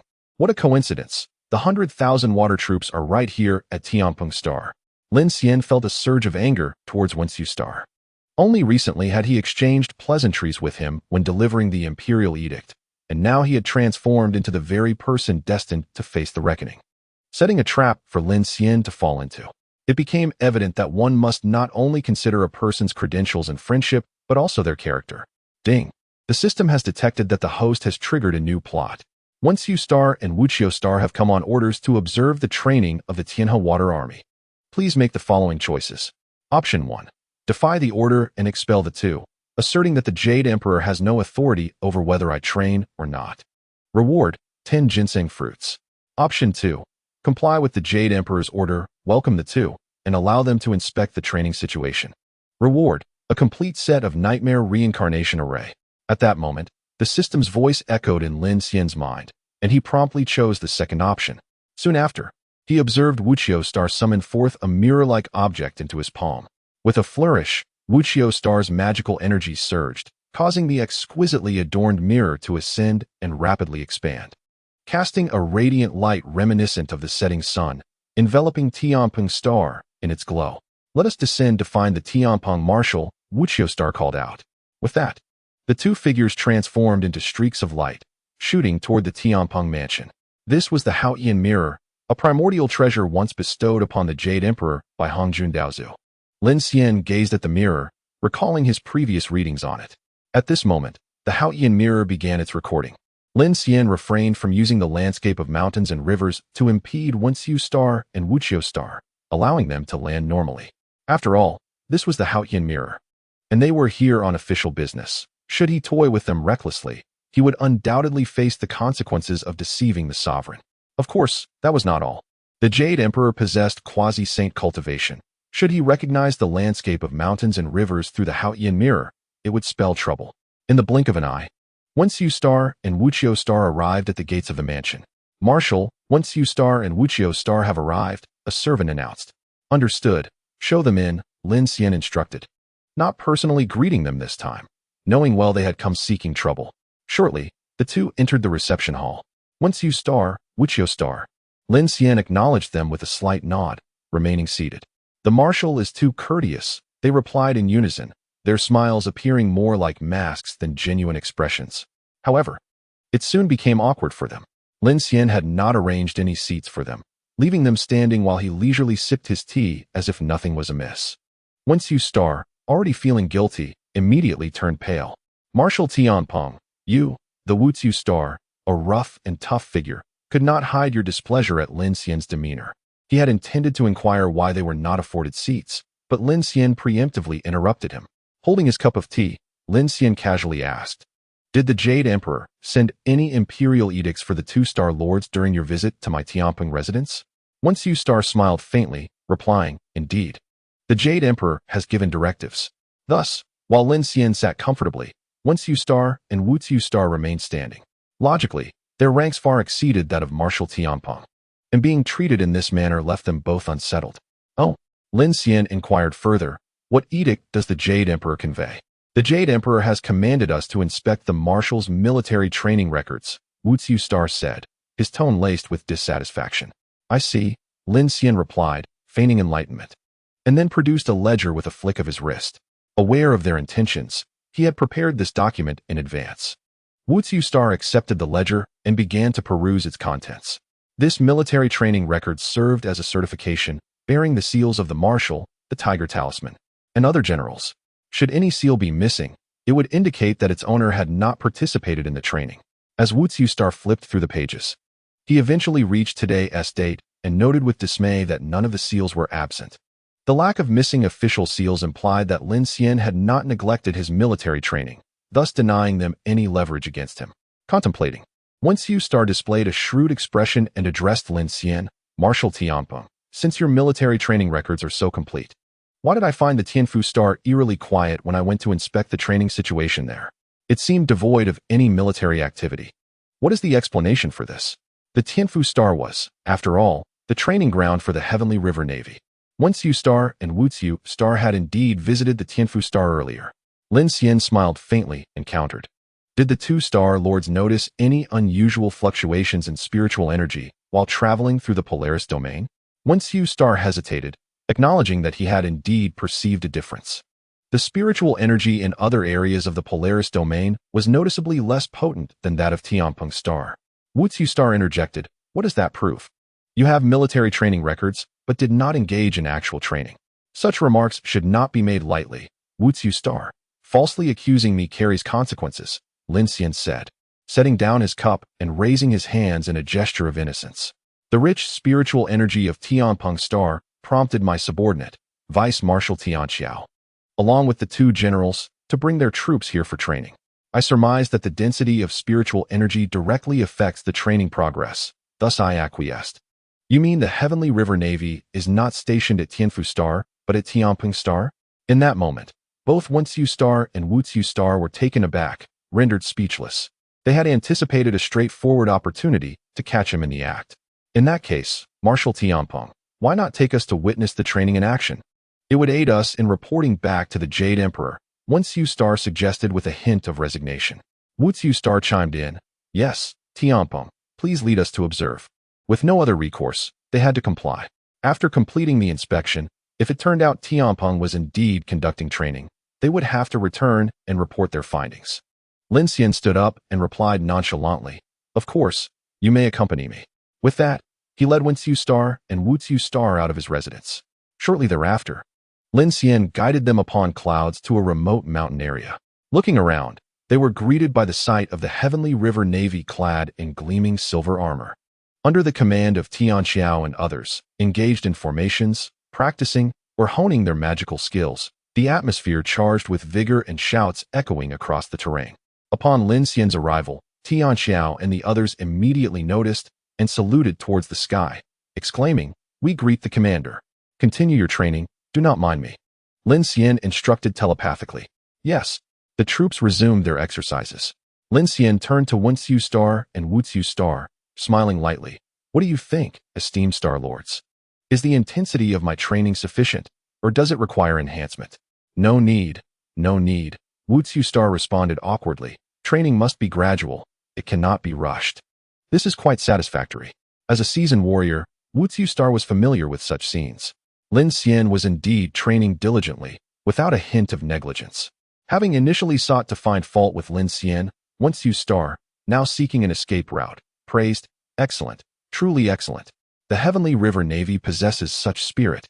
It is indeed a testament to the glory of our heavenly realm. Then, we shall not interrupt Marshal Tianpeng's training further. We will return to the heavenly court to report." Wu Star said, bowing respectfully. Lin Xian smirked inwardly. "Esteemed Star Lords, do you not wish to rest at my residence before your journey?" "Not at all. We must not delay, for we bear the sacred mandate," they hastily declined. At this juncture, they could no longer afford to linger. Observing their departure, Lin Xian returned to his residence. Ding! Congratulations to the host for acquiring the Nightmare Reincarnation Array and randomly obtaining the Heavenly Law of Divine Manifestation. Please check your inventory. Watching Wu Star take the Haoyan mirror and leave in a dejected state, Lin Xian revealed a triumphant expression. He had anticipated the Jade Emperor's maneuver, which is why he had not declined the arrangements made by the Ziwei Star Lord. Entering the system inventory, Lin Xian began to examine the newly acquired array. He was curious about this reward. The Nightmare Reincarnation Array sounded grand and sophisticated, though he was unsure of its properties. After a brief moment, Lin Xian's expression shifted to one of realization. This array was a maze. Outsiders who intruded would quickly lose their way. Over time, as they failed to find direction, their minds would gradually unravel, leading them into a half-dream, half-awake state, reliving past experiences as if caught in a cycle of reincarnation. Cruel, truly cruel, Lin Xian muttered to himself. This array was indeed far more ruthless than others, offering no swift death, but rather forcing one to repeatedly endure past sufferings, tormented without escape. Its power rivaled that of the 10 great arrays from the primordial era. Lin Xian marveled. In the past, certain arrays gained notoriety due to frequent appearances, while others, though rarely seen, were by no means weak. Why wait? Let us set it up, Lin Xian resolved, unwilling to allow disturbances in his residence. He exited and ascended into the heavens, surveying Tianpeng Star below. With a thought, vast quantities of array materials began to materialize. The Nightmare Reincarnation Array comprised 360 main array flags, 360 bases, 360 focal points, along with countless other components. Go! Under Lin Xian's mental command, all items soared into the sky. Swish, swish, swish.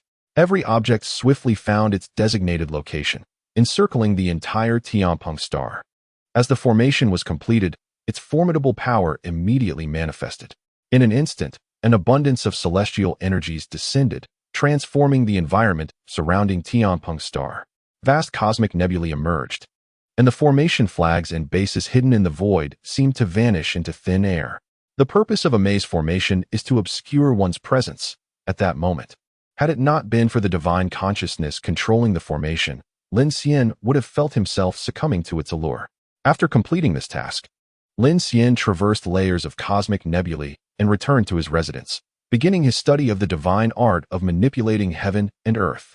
Meanwhile, within the Lingxiao Palace, the officials reported to the Jade Emperor, "Your Majesty, General Tianpeng is indeed training his troops and shows no signs of laziness. We cannot find any faults with him."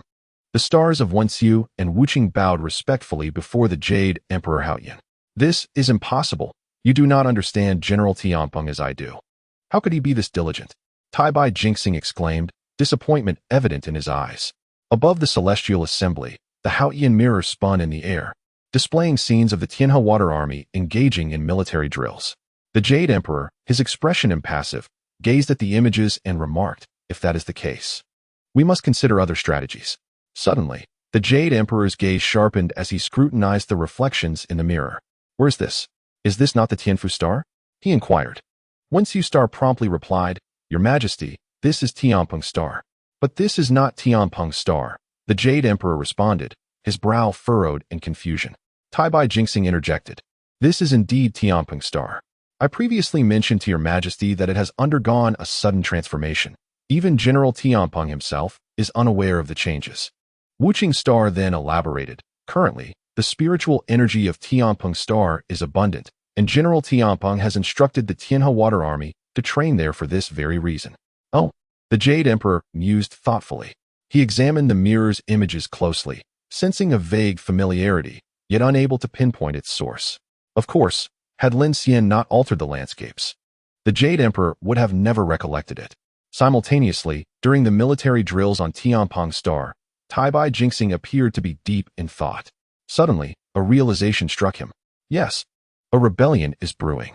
His eyes lit up with inspiration as a clever scheme formed in his mind. Chapter 27. Is Tianpeng planning a rebellion? Indeed. Taibai Jingxing was quite the clever little rascal. He immediately proposed a cunning plan to deal with Lin Xian. Bowing respectfully to the Jade Emperor, he declared, "Your Majesty, I have a brilliant strategy to hold General Tianpeng accountable." The Jade Emperor, who had been at a loss, perked up at Taibai Jingxing's words. "Speak quickly." With a mysterious smile, Taibai Jingxing continued, "Your Majesty, we could leverage the transfer of the Tianhe Water Army to Tianpeng Star as a pretext." "Elaborate," the Jade Emperor requested. Somewhat puzzled, Taibai Jingxing explained, "What could be General Tianpeng's intention in relocating 100,000 soldiers to his doorstep? Your Majesty should consider this carefully." The Jade Emperor pondered. And then a sudden realization struck him. Rebellion? Precisely, Taibai Jingxing exclaimed, slapping his thigh. "We can use this as grounds to accuse General Tianpeng of rebellion, revoke his celestial status, and banish him to the mortal realm, naturally leading him to face his fate." The Jade Emperor's eyes sparkled with intrigue. This indeed appeared to be a sound strategy. General Tianpeng, reluctant to face his fate, would be compelled to act under pressure. In that case, why not draft a decree immediately, ordering Li Jing to go forth and escort General Tianpeng to the heavens? Taibai Jingxing suggested emphatically. Meanwhile, Yu Star, contemplating Taibai Jingxing's plan, suddenly changed his demeanor and hastily interjected, "Your Majesty, rebellion is a grave matter. I urge you to reconsider, lest it leads to calamity." Taibai Jingxing grew anxious. "What is there to deliberate? We have solid evidence. If we declare General Tianpeng a rebel, he is indeed a rebel. But what if General Tianpeng truly rebels?" Yu Star countered, maintaining his composure. "Even if Li Jing arrives with a decree, General Tianpeng may defy it. Would that not lead to chaos in the heavens? Does he dare?" Taibai Jingxing retorted, his indignation palpable. Just as Yu Star and Taibai Jingxing were embroiled in their heated argument, the Jade Emperor's expression suddenly shifted as he considered Yu Star's words, a chill running down his spine. Rebellion? That could not be allowed. The Jade Emperor reflected. If General Tianpeng harbors no intent of rebellion, and I press too hard, he may act out of desperation, truly rebelling, which would be a grave mistake. The heavenly forces were divided between Li Jing and General Tianpeng. Years ago, Yin entrusted military power to Li Jing, establishing the Tianhe Water Army not only for the governance of the river, but also to counterbalance Li Jing's influence, preventing him from becoming a threat. Yin was no fool. He understood the intricate dynamics at play. Once, he was the sovereign of the three realms, yet due to the real power residing with the Emperor of the Ziwei, he found himself sidelined. After much scheming, he established the four sovereigns to reclaim much of his authority. Now, the military power of the Tianhe Water Army lay with General Tianpeng, whose immediate superior was the Emperor of the Ziwei. Reclaiming that power would not be a simple task. Should General Tianpeng indeed rebel, it would lead to significant losses for the heavens, while the Buddhist sect observed from the sidelines, ready to exploit the chaos, threatening to dominate the situation. This would spell disaster. Enough arguing. The Jade Emperor interrupted Taibai Jingxing and Yu Star. "Your Majesty has come to a conclusion?" Taibai Jingxing asked eagerly. "No, this tactic should only be employed as a last resort. Let us consider alternative strategies," the Jade Emperor replied, his brow furrowed. Taibai Jingxing felt deflated. His brilliant plan had been overlooked. Glancing at Yu Star with a resentful glare, he remained silent. The Jade Emperor, now apprehensive, turned his attention to the gathered deities and called out, "Where are the great King Toda, Prince Neza, and the giant spirit god?" Three figures stepped forward from the assembly. "At your service," Li Jing and his son, alongside the giant spirit god, bowed in unison. "You three are to gather 30,000 celestial troops and set forth immediately to the vicinity of the North Star, conducting troop exercises while keeping a close watch on General Tianpeng," the Jade Emperor commanded. "Your Majesty, why the need to observe General Tianpeng?" Li Jing inquired, puzzled. Neza and the giant spirit god shared the same confusion. In truth, all the scheming against General Tianpeng had been conducted in private by the Jade Emperor and Taibai Jingxing, unbeknownst to the other deities. Naturally, if the subordinate officials learned of the Jade Emperor's various plots against General Tianpeng. It would tarnish his reputation and ability to command respect in the future. Keep a close watch on General Tianpeng and the Tianhe Water Army. Should there be any unusual activity, report immediately. I accept the decree, Li Jing responded, grasping the underlying implications. The Jade Emperor's intention behind sending them was to counterbalance General Tianpeng and prevent any potential rebellion. Thus, Li Jing and the others exited the southern heavenly gate to assemble the celestial troops for their journey to the North Star, leaving the details of their mission unspoken. Subsequently, Tai Bai Jinxing began devising further strategies for the Jade Emperor. Your Majesty, shall we test General Tianpeng's greed next? The Jade Emperor inquired. How shall we conduct this test? Tai Bai Jinxing chuckled conspiratorially. We could request 3 9-turn return to origin pills from the old lord, suggesting that General Tianpeng bestow them upon his subordinates Tianxiu, Haisha, and Jinwu as a reward for their hard work and training. Your Majesty, consider this. We reward the subordinates of Tianpeng, yet neglect to grant anything to Tianpeng himself. This action could potentially win over Tianxiu and his associates, while also serving as a means to test Tianpeng. Should Tianpeng succumb to greed and attempt to hoard the 3 9-turn returning essence pills for himself, we would have just cause to accuse him. Upon hearing the proposal from the Star of Wealth, the Jade Emperor could not help but feel a surge of interest. To dare to monopolize the elixirs bestowed by the Emperor was indeed a crime severe enough to strip the Marshal Tianpeng of his celestial rank. This was a clever strategy. The Star of Wealth echoed in agreement.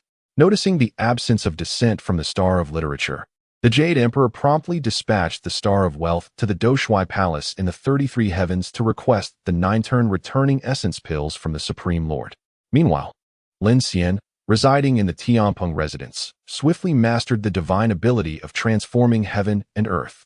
He stepped outside, utilizing his mastery over the map of mountains and rivers, and in the blink of an eye, appeared in a secluded corner of Tianpeng's star. Thereafter, he unleashed the transforming heaven and earth technique. Boom! Lin Xian's form suddenly expanded, transforming into a giant towering 100 zhang, surveying the surroundings. Previously, during his governance of the Heavenly River, he had employed a great Luo Golden Immortal Experience card, which allowed him to execute the transforming heaven and earth technique with remarkable ease. At that time, he had reached the peak of great Luo Golden Immortal Cultivation, a level capable of manifesting most divine abilities. However, after a decline in his cultivation, he was no longer able to wield those powers. After some time, Lin Xian concluded that it was time to return to cultivation. He reverted to his true form and, with another blink, found himself before the entrance of the Tianpeng residence. Entering a secret chamber, Lin Xian retrieved a mysterious stone box adorned with exquisite patterns, discovered in the private treasury of the former Tianpeng. He had been preoccupied with water management and had not opened it until now.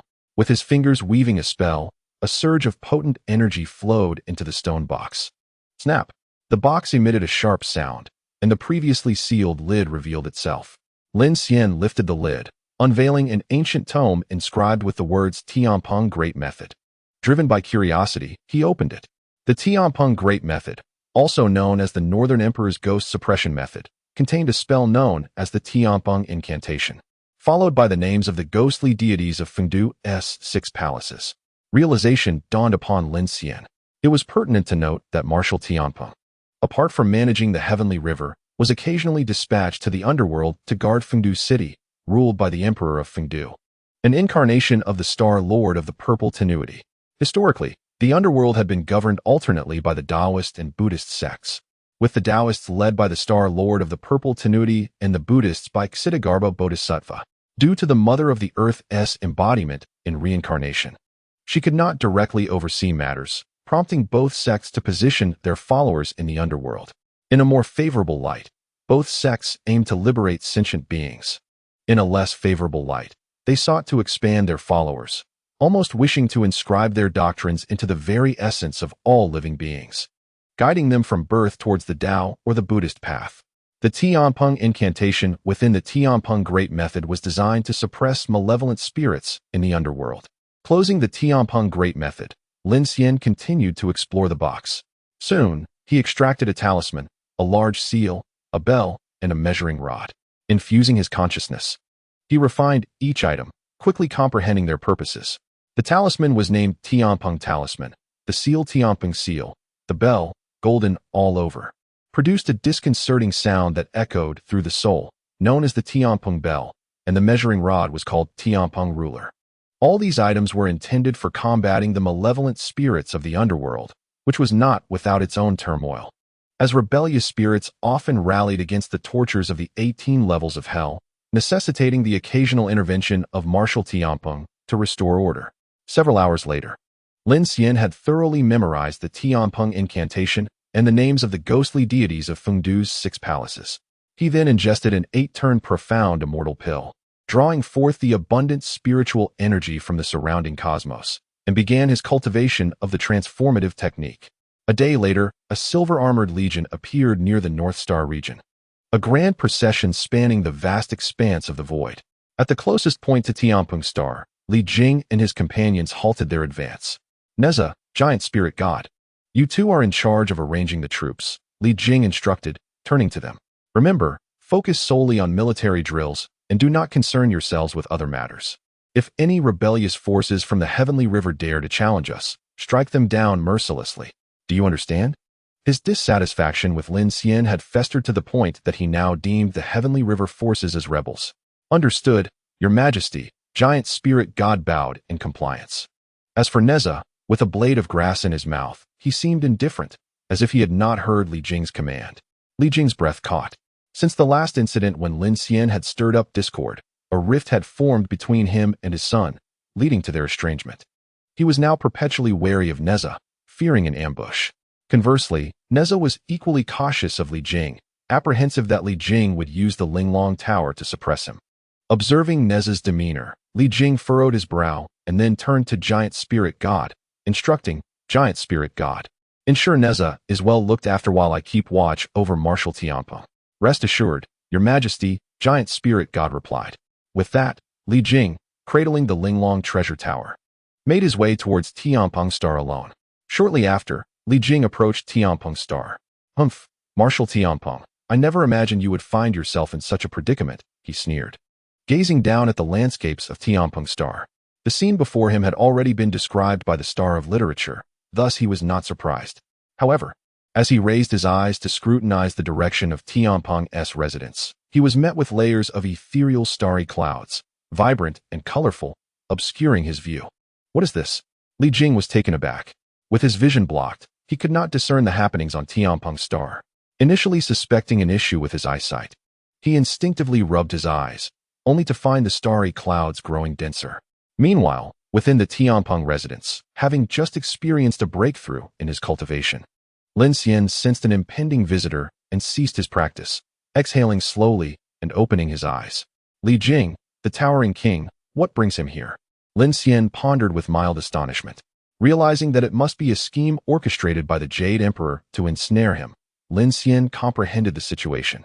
Although he remained unaware of the 30,000 heavenly soldiers lurking even further from Tianpeng Star, at that moment, the system's voice resonated in his mind. Ding!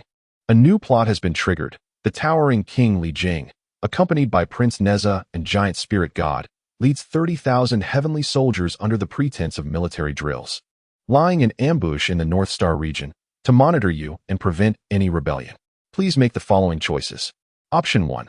Lead 100,000 Heavenly River troops to launch an assault, annihilating the 30,000 heavenly soldiers and capturing Li Jing, Neza, and Giant Spirit God. If they believe I will rebel, then I shall truly rebel, claiming my fate is in my own hands, opposing the heavenly court, and receive a 9-turn golden pill as a reward. Option 2. Ignore them, allowing the 30,000 heavenly soldiers to prance about at your doorstep, while I sit quietly in the yellow court, observing the blooming and fading of flowers, detached from worldly affairs, and receive the 3 heads and 6 arms divine ability as a reward. Lin Xian was taken aback. The Jade Emperor still suspected him of rebellion, sending Li Jing with heavenly soldiers to maintain balance. Fortunately, the system had detected this. At this juncture, he certainly could not choose the first option, as it would play directly into their hands. His current strength was insufficient for rebellion. It was still too early. Thus, he opted for the second choice. Lin Xian made his decision. Ding! Congratulations to the host for acquiring the 3 heads and 6 arms divine ability and randomly receiving 150 years of cultivation. Please check your inventory. Lin Xian was momentarily taken aback, surprised by the system's promptness in issuing rewards. Should he toy with Li Jing? Stroking his chin, a mischievous grin crept onto his face.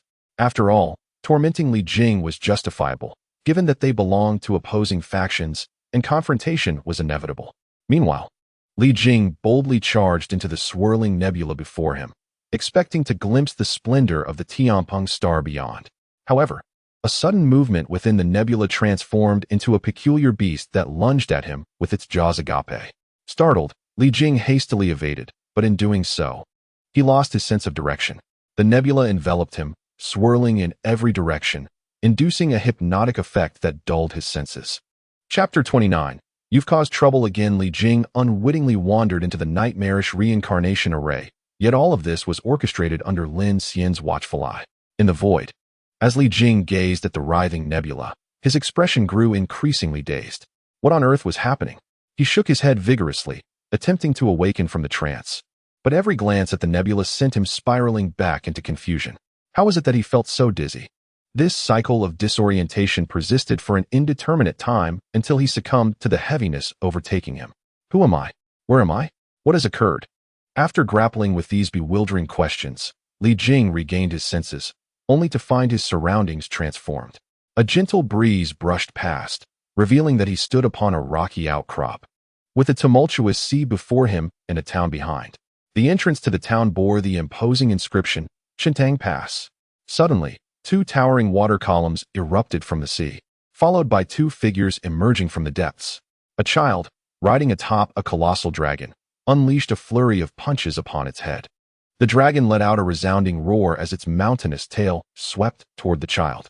With a swift motion, the child summoned a vast crimson ribbon that ensnared the dragon.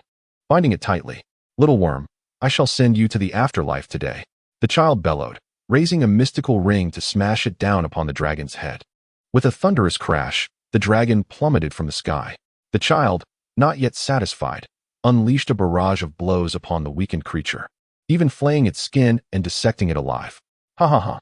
The child cackled, clutching a piece of dragon's sinew, exclaiming, "My fate is determined by me, not by heaven." Witnessing this spectacle, Li Jing's anger surged. "Neza, you've caused trouble." The child was none other than Neza, who turned to face Li Jing with a proud, defiant laugh. At that moment, four more water columns surged forth from the sea, as four elder dragons stirred the waters, creating towering waves. "Neza, return my son's life," roared Guang, the dragon king of the east. "Your child has slain my dragon prince, and you shall pay the price." With that, the colossal waves rushed toward Chang'e Pass, inundating it and bringing suffering to countless citizens. Li Jing shouted in vain, utterly powerless to intervene. The cacophony of the tsunami, the dragon's roar, and Neza's maniacal laughter abruptly faded. Li Jing snapped back to reality, only to find himself still suspended in the void, the nebula continuing to writhe around him. Again, he was bewildered. Within the nightmarish reincarnation array, no matter how strong his spirit, he could not resist the relentless cycle of hypnosis. Soon, he succumbed once more. Again, he witnessed Chang'e Pass, the sea, and Neza flaying the dragon prince Bing. Li Jing's rage boiled over as he shouted once again, "Neza, you've caused trouble again." Why did he say again? He paused, then saw the scene of the dragon kings flooding Chang'e Pass. Before long, he regained his senses, only to find himself back in the void. Yet, moments later, he was plunged into the cycle once more, witnessing Neza slaying the dragon, and he bellowed, "Neza, you've caused trouble yet again." Once more, he regained consciousness. Once more, he succumbed. Once more, he witnessed Neza's onslaught against the dragon, roaring, "Neza, you've caused trouble again and again." Thus, Li Jing spiraled through this tormenting cycle countless times, his sanity teetering on the brink as he became increasingly despondent, his eyes vacant and tormented by the relentless ordeal. Below, within the Tianpeng Palace, Lin Xian remained unfazed, continuing his cultivation. Unbeknownst to him, Li Jing had cycled through this torment thousands of times. Suddenly, a streak of light appeared in the distant void, heralding Neza's arrival, who had sneaked out while the giant spirit god was training. The moment Neza appeared, Lin Xian sensed it and raised his gaze toward the horizon. A spectacle was about to unfold, as a faint smile graced Lin Xian's lips. Upon arrival, Neza immediately spotted Li Jing nearby and soared towards him. As he drew closer, he realized Li Jing lay in the void, utterly disheveled, his eyes vacant, occasionally shouting as if he had lost his mind. Neza was taken aback. It was the first time he had seen Li Jing in such a state. Below, Lin Xian mused to himself. Should I take away Li Jing's Linglong pagoda and allow Neza to eliminate him now? However, this thought was quickly dismissed. After all, this was Tianpeng's star. Li Jing was a powerful deity of the heavenly court, wielding considerable authority. If he were to perish at his doorstep, even if the killer was not himself, the Jade Emperor would be enraged and would surely seek to blame Lin Xian. Thus, Lin Xian chose to remain a spectator, observing the unfolding drama. Meanwhile, Neza, still in shock, realized he had come seeking an opportunity to ambush Li Jing. But now, seeing Li Jing in such a dismal state, he hesitated to act. Just as he wavered, the surrounding nebula enveloped Neza, severing his escape route. As Neza regained his composure, he found himself ensnared in the hypnotic embrace of the nebula, gradually succumbing to its effects. Moments later, he too entered the cycle of illusions. In the realm of heaven and earth, fierce winds howled, with the four sea dragon kings thrashing amidst the clouds. The East Sea Dragon King shouted, "Neza, return my son's life." Behind him stood Li Jing and countless citizens of Chang'e Pass. "Dragon King, I am willing to exchange my life for his. Please spare the people of Chang'e Pass," Neza proclaimed, standing resolute. "Neza, you are nothing but a calamity, a monster. Had I known this would come to pass, I would have slain you the moment you were born." Li Jing thundered from the crowd, filled with fury. Meanwhile, the townsfolk glared at Neza, their faces void of compassion. He was a harbinger of disaster, bringing ruin not only to others but also to himself. Such an aberration should not be allowed to live. Countless cold words pierced Neza's heart like icy daggers. On the other side, the East Sea Dragon King coldly regarded him. "Neza, if you take your own life to atone, I shall no longer trouble the citizens of Chang'e Pass." Neza furrowed his brow, realizing the gravity of his misdeed in slaying Ao Bing. He turned to face the indifferent Li Jing and the townsfolk. Gritting his teeth, he declared, "I will bear the consequences of my actions. My body and flesh were given to me by my parents. Today, I shall repay them with my own flesh and blood. From this day forth, I shall have no further ties with you." With that, he raised his sword and drew it across his throat. "Am I dead?" In that moment, Neza was engulfed in profound anguish as his body crumpled into a pool of blood. In the blink of an eye, Neza found himself standing in the void, witnessing Li Jing beside him, frantically shouting as if mad. Recalling the earlier scene, an overwhelming fear gripped Neza. His face contorted in terror. Yet, before long, he was once again drawn into the depths of despair. The previous scene replayed, surrounded by cold, indifferent gazes, even his father. Li Jing watched from afar with disdain. Neza unsheathed his sword and took his own life, collapsing in a pool of blood, murmuring, "I have died once again." As his mind regained consciousness, Neza was drenched in sweat, only to find himself once more ensnared in the cycle of reincarnation.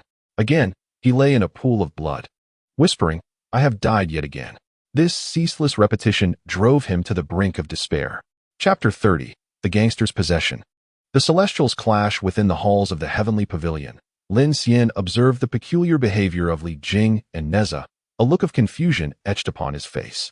What had transpired between this father and son that led to such a sudden transformation? The nightmare reincarnation array could only disorient intruders, plunging them into despair, with their experiences veiled from outsiders.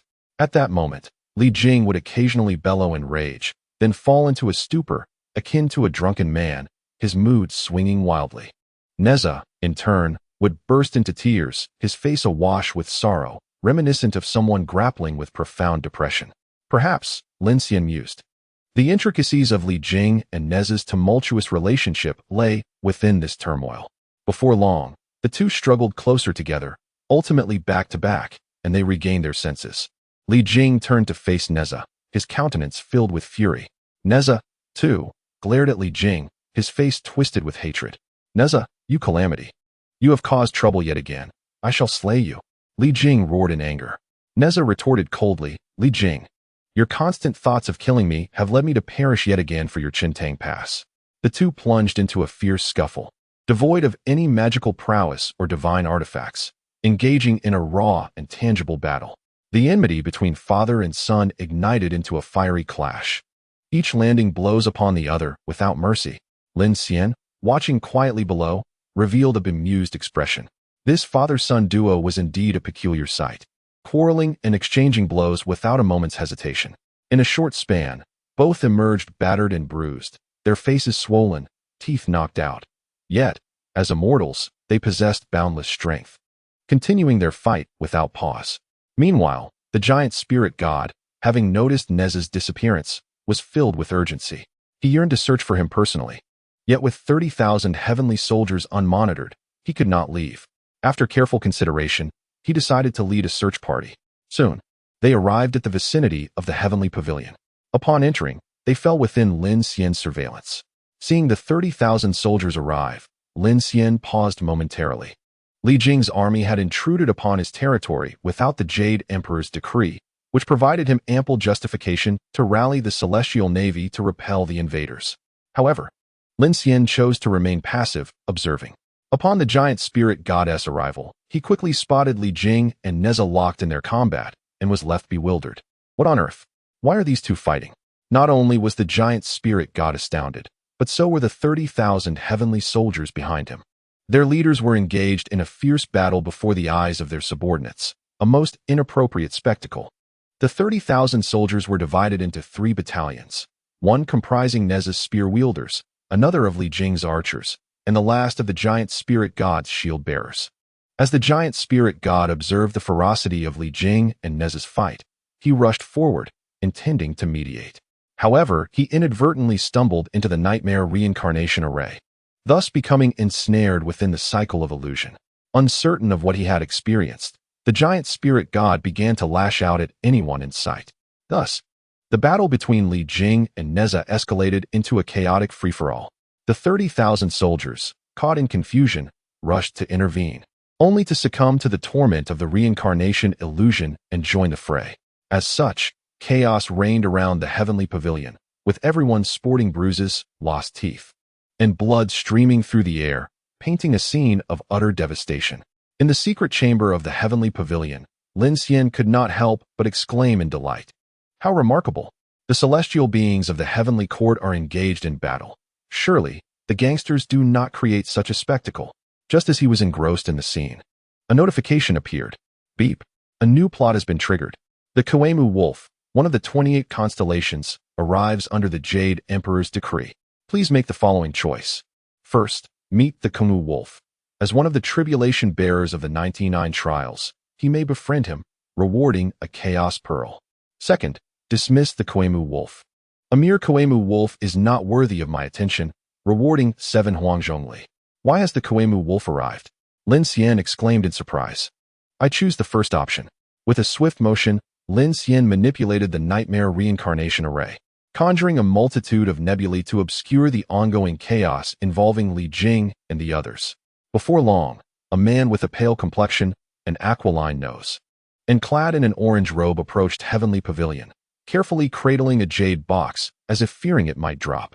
Damn that Jade Emperor, using me as a pawn. The Kuemu Wolf muttered under his breath. Upon sighting the Heavenly Pavilion below, he couldn't help but shudder. Under the Jade Emperor's orders, he was to deliver 3 9-turn return essence pills to the 3 subordinates of the Heavenly Marshal while using the Haotian mirror to record the entire process as a test of the Heavenly Marshal's greed. This matter was not originally his concern. However, as the others, Tai-Bai Jinxing and Wincuxing, refused to come, the Jade Emperor assigned him the task.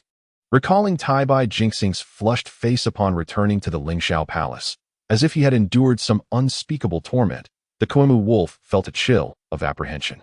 Whatever happens, happens. Gritting his teeth, he flipped his hand, sending the Haotian mirror soaring, which instantly cast its reflection upon the Heavenly Pavilion. He then descended, still holding the jade box. However, halfway down, he was startled by the cacophony of a fierce battle surrounding him. Surveying the area, he found no apparent abnormalities. The Kuemu Wolf frowned in confusion. Could it be an illusion? After pondering, he dismissed it and continued his descent toward the Heavenly Pavilion. Since the Kuemu Wolf was on a mission, Lin Xian did not impede him and allowed him to land before the gates. Lin Xian stepped forward, scrutinizing the Kuemu Wolf before greeting him with a smile. I did not expect to see you, brother Li Xian. Please, come in. The Koemu wolf was taken aback. He had a mediocre relationship with the heavenly marshal, so how could the latter know his true name? Before the deification war, he was indeed called Lin Xian. Later, during the war, he perished tragically in the formation of the myriad immortals. Fortunately, his soul returned to the underworld, and through reincarnation, he became one of the 28 constellations, the Koemu wolf. After a moment's thought, he bowed in response, saying, "Your Excellency, you flatter me. The Koemu wolf is unworthy of such honor." Lin Xian chuckled, quickly moving to support him. "In my eyes, all beings are equal, and those who come to my heavenly pavilion are esteemed guests, regardless of their status." The Koemu wolf felt a wave of surprise wash over him, and as he noticed Lin Xian's cordial demeanor, his tension began to dissipate. However, unbeknownst to him, the scene of Li Jing, Neza, the giant spirit god, and the 30,000 heavenly soldiers engaged in their chaotic brawl was being meticulously recorded by the Haotian mirror. Chapter 31. The Koemu Wolf's Dilemma. Brother Lin Xian, please take a seat. Servants, bring tea. Entering the reception hall, Lin Xian gestured for the Koemu Wolf to sit, then instructed the attendants to serve tea. The Koemu Wolf sat down somewhat awkwardly. Lin Xian waved his hand, smiling. "No need for formality, dear brother. May I inquire as to the purpose of your visit?" A hint of nervousness lingered in the Koemu Wolf's heart as he lifted the jade box slightly, saying, "I have been sent by the Jade Emperor to deliver pills." "Oh, pills for me." Koemu Wolf quickly shook his head, pleading with the marshal not to be angered. "This box contains 3 9-turn return to origin pills, but they are not for the marshal. They are intended for Deputy Marshal Tianchao and Generals Haisha and Jinwu." "What is this? Sending pills only to Tianchao and them while neglecting Tianpeng?" Koemu Wolf felt somewhat embarrassed. The reward pills did not include him, and it seemed that the Jade Emperor and the Star of Venus were behind this. Lin Xian, with a cold smile in his heart, thought, well, if they want to give it, then so be it. These 9-turn return to origin pills can only strengthen the soul and cannot enhance cultivation, so they are of no use to me. After pondering for a moment, Lin Xian smiled lightly at Koemu Wolf, saying, "Brother, do not mention it. This is the will of the Jade Emperor and has nothing to do with you. We, the subjects, do not dare to speculate on the Emperor's intentions, do we?" Koemu Wolf nodded repeatedly, agreeing with the marshal's words. In a corner of Tianpeng's star, Tianchao, Haisha, and Jinwu were observing military drills when suddenly 3 thunderous voices echoed in their ears. "Tianchao, hurry to Tianpeng Mansion. Haisha, hurry to Tianpeng Mansion. Jinwu, hurry to Tianpeng Mansion." As long as they were within the map of mountains and rivers, Lin Xian could project his voice to any corner. The 3 were initially taken aback, then recognized the call of their elder brother. "Let's go and see what the matter is," Tianchao said, and the 3 hurried toward Tianpeng Mansion. A moment later, within the mansion, the 3 glanced at Koemu Wolf, who was seated there. Tianchao clasped his hands and asked, "Elder brother, what do you need us for? You have worked hard in your drills, and the Jade Emperor has specially sent Koemu Wolf to deliver 3 9-turn return to origin pills. You should thank Koemu Wolf." Lin Xian said, 9-turn return to origin pills?" The 3 displayed expressions of astonishment. The Supreme Lord Laozi spent 49 days refining a furnace, yielding only a few, making them incredibly precious. Tianchao and the others had only received the much less valuable 5-turn return to origin pills before. "Thank you, Koemu Wolf." The 3 bowed in gratitude. "You're too polite," Koemu Wolf said cautiously. Each took a pill, and Lin Xian then allowed them to return to the temporary military camp. Koemu Wolf felt a mix of uncertainty. The Star of Venus had said that Tianpeng was greedy and would surely hoard the 3 pills for himself.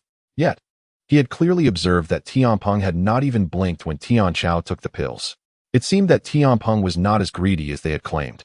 This thought added an inexplicable sense of goodwill toward Lin Xian in Koemu Wolf's heart.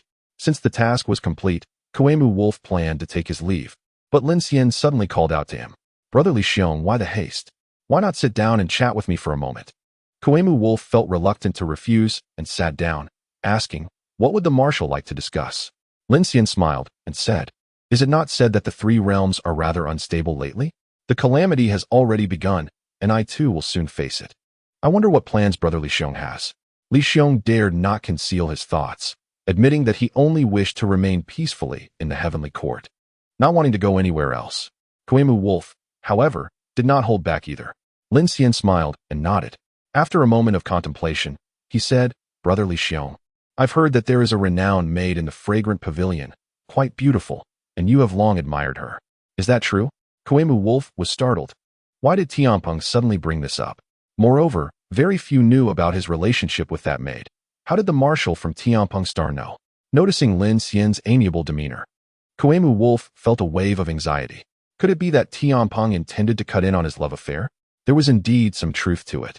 Li Xian had once visited the fragrant pavilion to oversee the preparations for the peach banquet and had inadvertently noticed that the maid had cast more than a few glances his way, which led to their subsequent interactions. Lin Xian, enlightened, remarked, "So, you fell in love simply because she looked at you a few times in the crowd?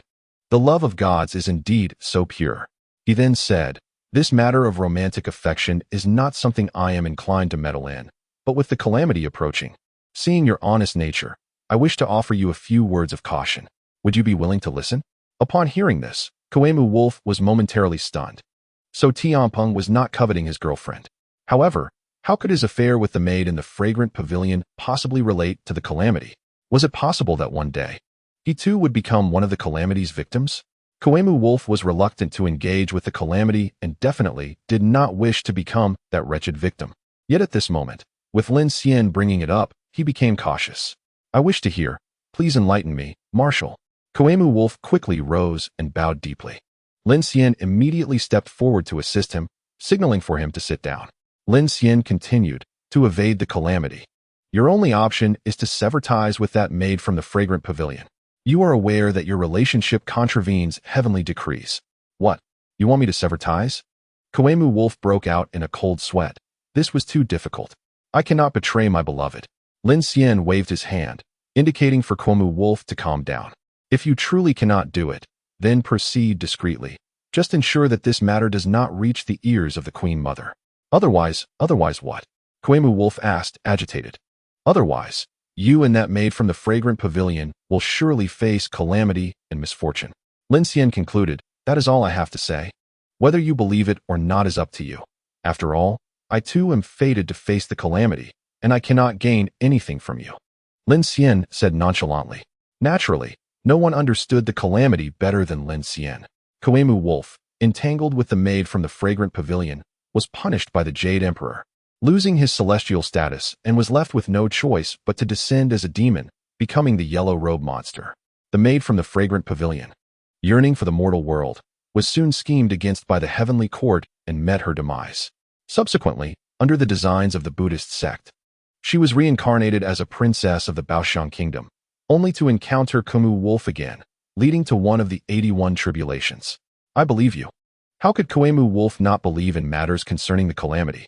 To be honest, I was sent here by the Jade Emperor to test whether the Marshal harbored any greedy intentions. I did not expect the Marshal to be unlike what they described.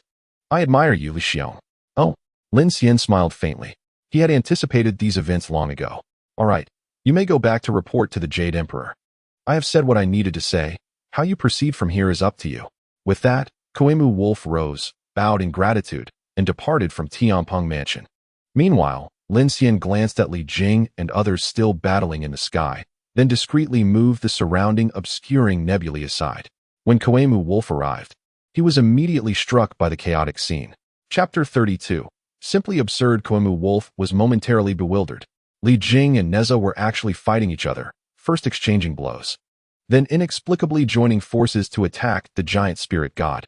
The surrounding celestial soldiers were also embroiled in a chaotic brawl. Celestials fighting? Kuemu Wolf was astounded. He had never witnessed such a scene before. You are celestial beings, not hoodlums. What is this fighting in front of someone else's door? Kuemu Wolf was at a loss for words. He knew that the Jade Emperor had sent Li Jing here to train the troops. But the Emperor did not instruct them to engage in combat. Furthermore, it was utterly absurd that Li Jing and his son were also fighting. It was simply ridiculous beyond measure. Kuemu Wolf could not remain idle. First, he took away the Haoyan mirror, then quickly plunged into the chaotic crowd, attempting to mediate. The Nightmare Rebirth Array, under Lin Xian's control, did not affect Kuemu Wolf. He rushed to Li Jing and Neza's side, unleashing a surge of magical energy to separate the two. King Li, Third Prince Neza, what are you doing? Kuemu Wolf shouted at them. The shout jolted both awake. What on earth is going on? Li Jing and Neza exchanged bewildered glances, utterly perplexed. Oh dear, perish all of you. On the other side, the mighty giant spirit god opened his mouth, lunging at Neza. What the hell, a rabid dog? Neza, momentarily stunned, swiftly executed a sweeping kick that struck the giant spirit god squarely in the face, sending him flying. Li Jing frowned slightly and immediately leaped in front of the giant spirit god, sternly demanding, "Giant spirit god, what are you doing? What on earth has happened?" The giant spirit god, coming to his senses, looked disoriented. Li Jing cast a disapproving glance at the giant spirit god, whose face was bruised and swollen, resembling a glutton. Whether it was anger or embarrassment, he pushed the giant spirit god aside and, employing his divine communication ability, bellowed to the heavens, "Cease this at once." Instantly, a tremendous wave of magical energy surged forth. Almost in an instant, the 30,000 heavenly soldiers present felt a jolt in their minds, coming to a halt. What on earth is happening? Ouch, who the hell hit me? As the heavenly soldiers regained their composure and observed their disheveled hair, battered armor, and bruised faces, they collectively fell into a state of confusion. Li Jing, observing their disarray, shouted, "What are you all doing?" Ahem, beside him. Kuei Mu Wolf coughed a couple of times, and then asked, "Lord Li, what are you all up to?" Li Jing glared at Kuei Mu Wolf, unable to deduce the situation after much contemplation. Meanwhile, the giant spirit god remarked, "Weren't we sent by the Jade Emperor to covertly keep an eye on Marshal Tianpeng? How did we end up fighting?" Li Jing and Neza finally recalled the purpose of their presence. Angrily, Li Jing turned to the giant spirit god, exclaiming, "Did I not instruct you to practice with Neza and avoid coming to Tianpeng Star?" The giant spirit god looked aggrieved, explaining, "It was Prince Neza who slipped away, and I couldn't rest easy, so I brought my men to search for him, only to forget everything afterward." Li Jing then glanced at Neza, intending to say something, but upon seeing Neza's apparent fury, he swallowed his words. This was utterly embarrassing. His subordinates had fought amongst themselves on someone else's territory. If word got out, how would he face the world? Li Jing's expression darkened as he surveyed Tianpeng Star below, knowing that with Tianpeng's cultivation level, he must already be aware of the situation. What a disgrace, a truly colossal embarrassment. Kuei Mu Wolf sighed, stating, "Lord Li, you should consider how to explain this to the Jade Emperor. The Haotian mirror seems to have recorded everything." What? Li Jing, Neza, and the giant spirit god turned pale. Reflecting on the situation, Li Jing hastily produced a piece of postnatal spiritual treasure and presented it to Kuei Mu Wolf with a smile, saying, "Brother Kuei Mu, I hope you can keep this matter to yourself."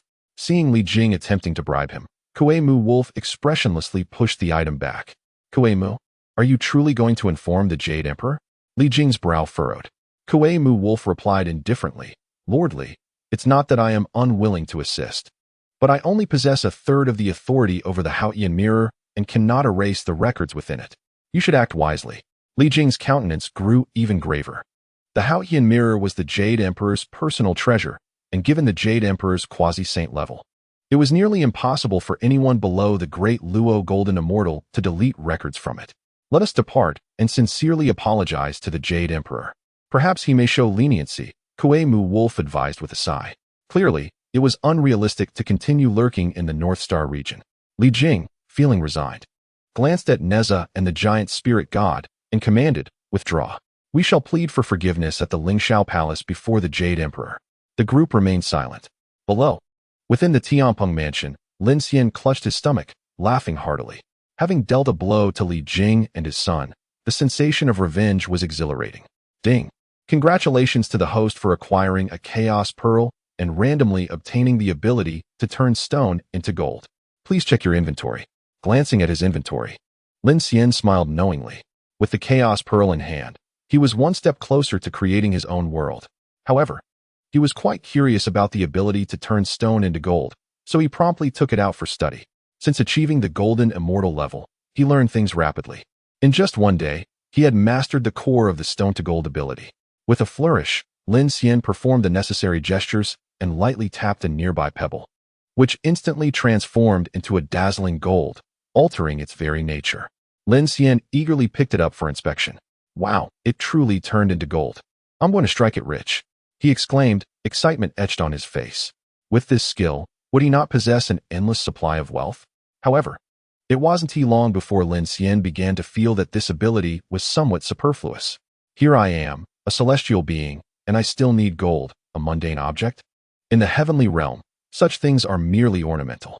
Lin Xian sighed in frustration.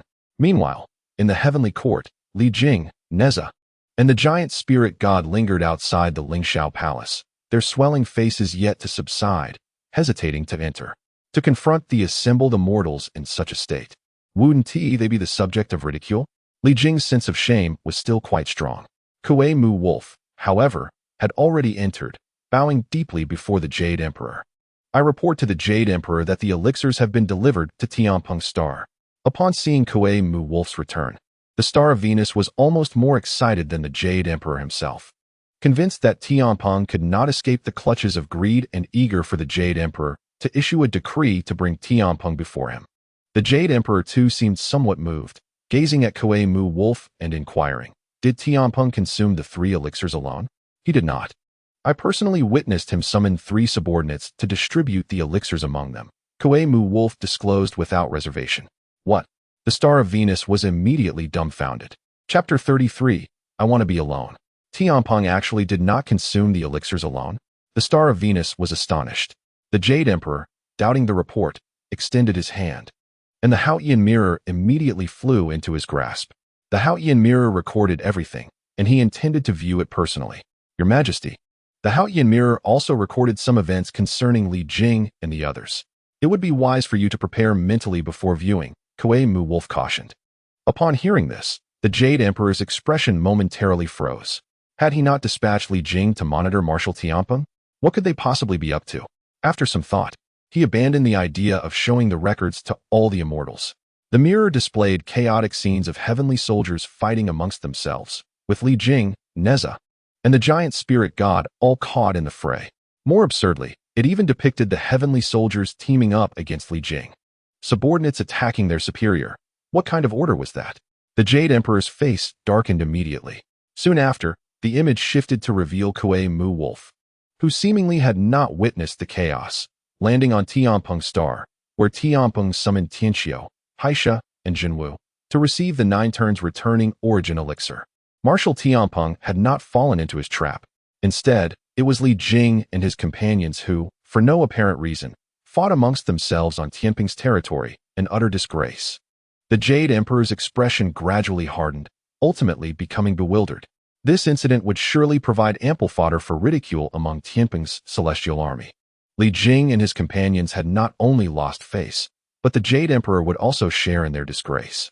Thankfully, Kuei Mu Wolf's timely warning prevented the immortals from witnessing the debacle. Otherwise, Li Jing would have had to abandon his position in the heavenly court and seek a different existence altogether. Your Majesty, what did you see? The Star of Venus inquired cautiously. Nothing of significance. The Jade Emperor forced a smile, striving to maintain an appearance of calmness, and then declared, send a decree instructing Li Jing and the others to withdraw from the North Star region and return to see me. The quick-witted Kuei Malong hastily remarked, Your Majesty. Li Jing and the others are waiting outside the hall. Aware of the gravity of the situation, I took the liberty of bringing them back. Let them in. Soon, Li Jing and his companions timidly approached the Lingxiao palace. The celestial beings were taken aback by the bruises and disfigured expressions on their faces. What could have transpired to leave Li Jing and his companions in such a state? The crowd was puzzled, and some celestial officials could not suppress their laughter. First, there was the flustered Tai Bai jinxing returning from the Tianpeng star, and now it seemed that Li Jing and his companions had fared even worse, beaten to the point where even their mothers wouldn't recognize them. By the heavens, Tai Bai jinxing exclaimed upon seeing their condition, unable to contain his expletive. The Jade Emperor widened his eyes in disbelief, rendered speechless by the sight of these mighty deities reduced to such a state. Li Jing and his companions, overwhelmed with shame, lowered their heads. Previously, they had felt a sense of pride under the gaze of the celestial beings, but now, under such scrutiny, it felt as though a multitude of venomous insects were gnawing at them, rendering them utterly uncomfortable. The humiliation was unbearable for Li Jing, who wished he could vanish into a hole. Your Majesty, Tai Bai jinxing said, gesturing toward Li Jing and the others, at a loss for words. Your Majesty, Li Jing echoed, casting a pained look toward the Jade Emperor, unable to voice his suffering. Do not disturb me. I wish to be alone, the Jade Emperor replied, turning away to retreat behind the screen for some solitude. The weight of the situation had struck him profoundly. leaving his spirit wounded. Thus, Li Jing and his companions stood like statues in the Lingxiao Palace for over 2 hours.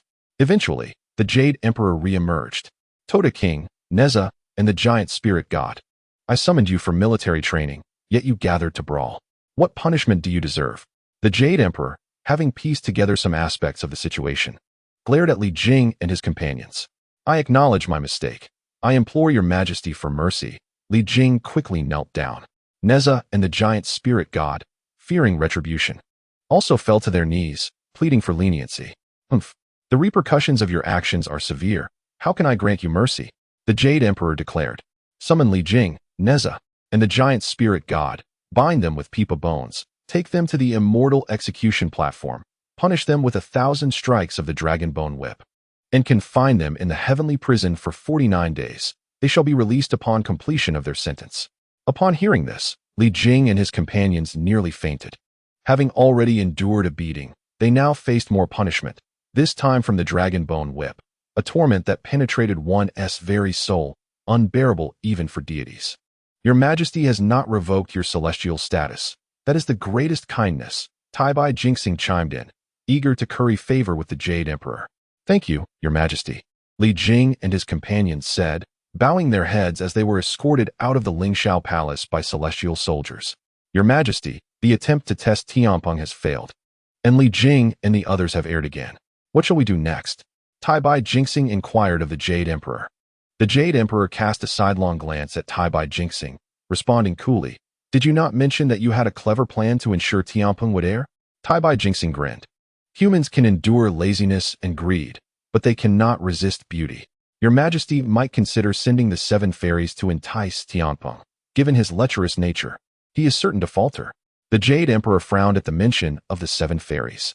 They were exquisite beauties favored by the Queen Mother, and if she were to learn that he sought them for such purposes, she would likely object. After some deliberation, the Jade Emperor decided to give it a try. As the greater good was at stake, he had no other recourse if Tianpeng did not respond to the calamity. If there is nothing else today, you may all withdraw, the Jade Emperor said, waving his hand dismissively as he turned to leave the Lingxiao Palace, heading toward the Yaoqi. In the Yaoqi realm, the Queen Mother and several maidens were gathering flowers.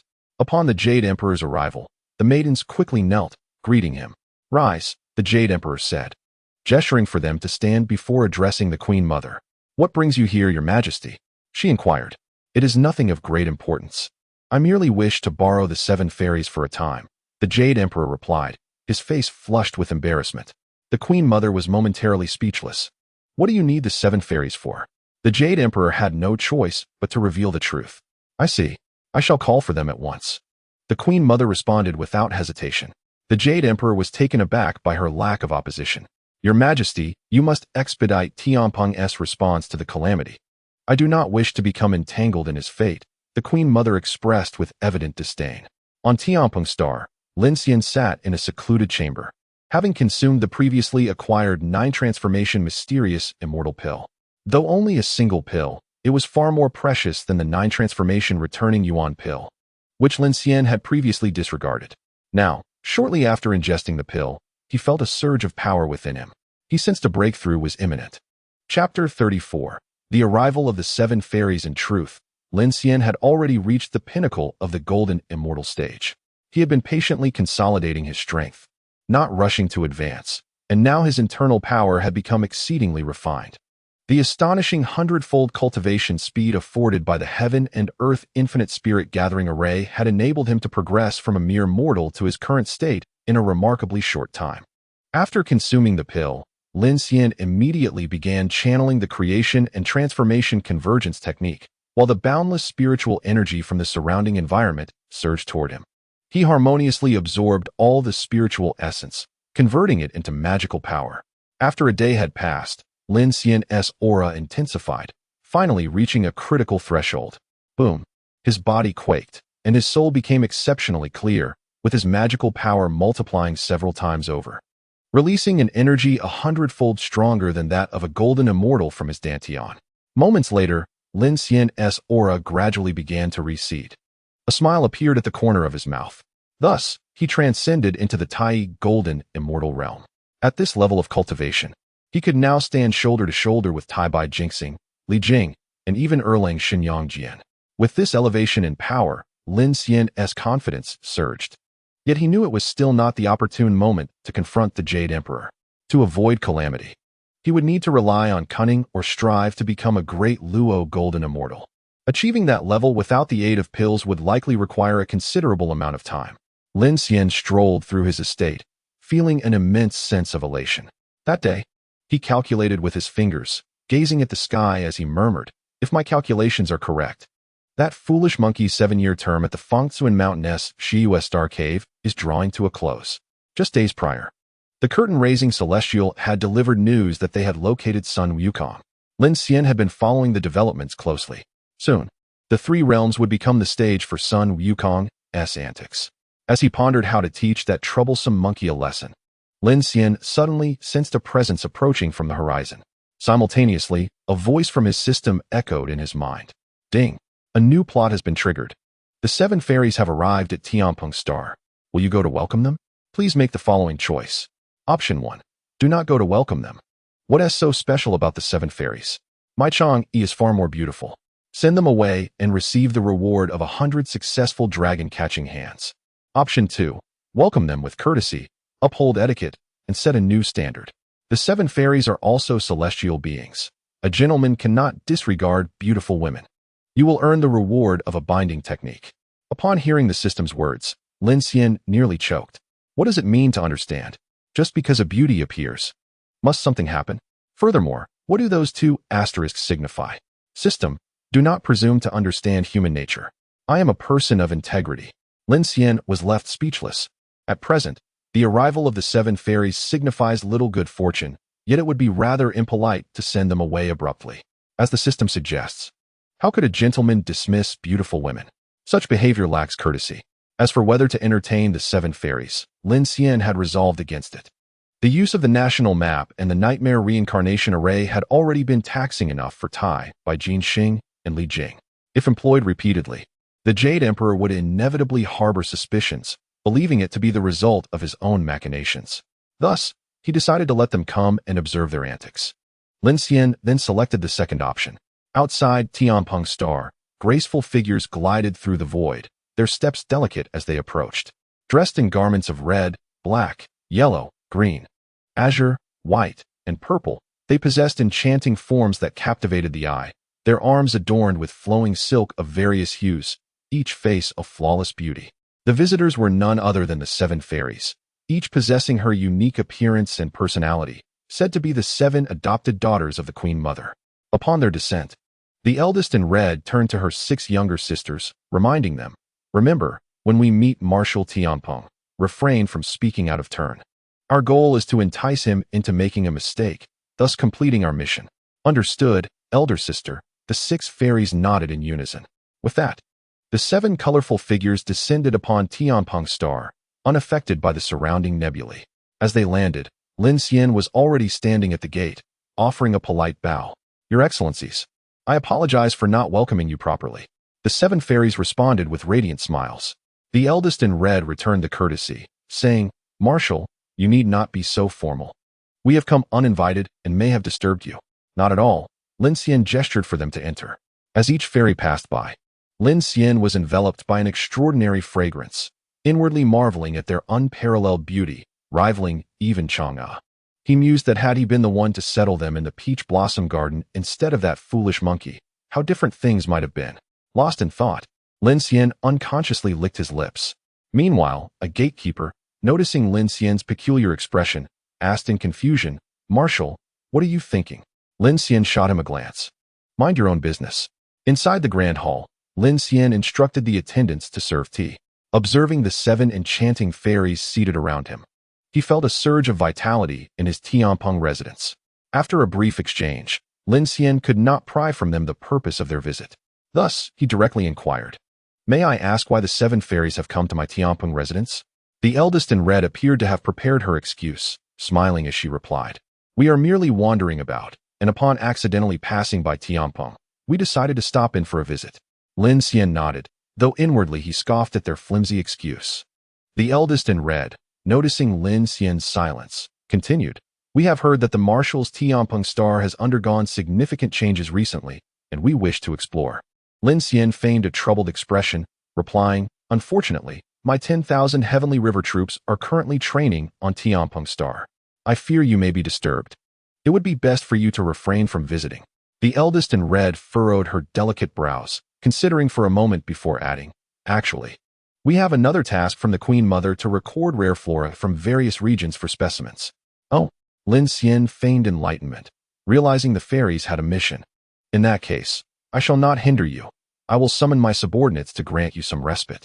"Thank you, Marshal," the eldest in red said as she rose to bow. After a brief moment, the 7 fairies, finding no direct means to entice Tianpeng, exited the residence and made their way toward the distant mountains. Meanwhile, outside Tianpeng star, Tai Bai Jinxing stealthily approached. Yet, Lin Xian sensed his presence immediately. Tai Bai Jinxing. Lin Xian's gaze flickered, a cold smile gracing his lips. He had surmised that the 7 fairies were sent by the Jade Emperor. Chapter 35. The subtle thoughts of the one in purple. The weaknesses of human nature are laziness, greed, and lust. Lin Xian had previously navigated these pitfalls with ease. Now, the Jade Emperor had dispatched the 7 fairies to test him, which amused Lin Xian greatly.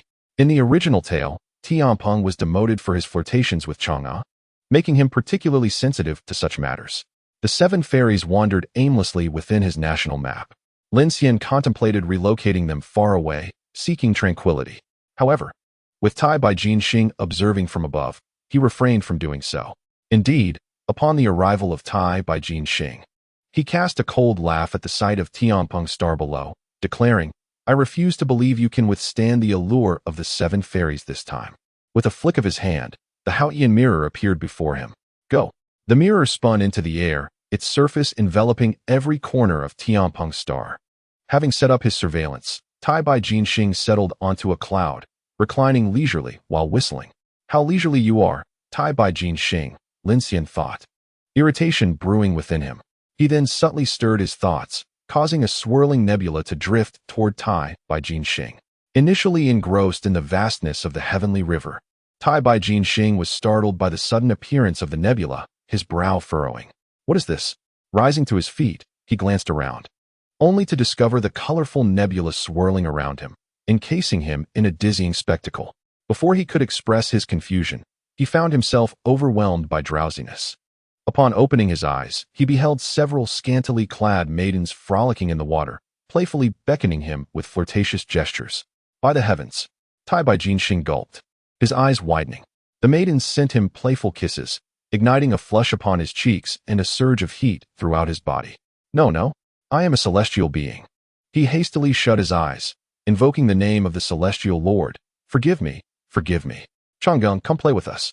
The maidens continued their playful taunts, stimulating his senses. Tai Bai Jinxing's eyes flew open in astonishment. How do they know my true name? He peered closer, recognizing the familiar faces of his past loves.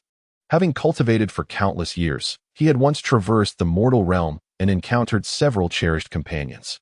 Yet, in pursuit of immortality, he had severed those ties, focusing solely on his ascetic practices and ultimately disappointing those beloved souls.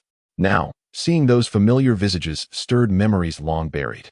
With the passage of time, the need to sever emotional bonds faded, and Tai Bai Jinxing found himself captivated, unable to look away. "Ladies, wait for me. I am coming." Under the enchantment of the nightmare reincarnation array, he lost all sense of identity and dove into the water, shedding his garments. However, upon his approach, the maidens, startled, swiftly fled into the distance. "Ladies, why are you running? Wait for me." At this moment, the celestial being Tai Bai Jinxing was oblivious to the concept of shamelessness, pursuing a young maiden with an expression of unseemly lewdness. Below, Lin Xian promptly closed his eyes, overwhelmed by the sight. It was painfully glaring, far too glaring. His mind was filled with questions about the experiences of this ancient man.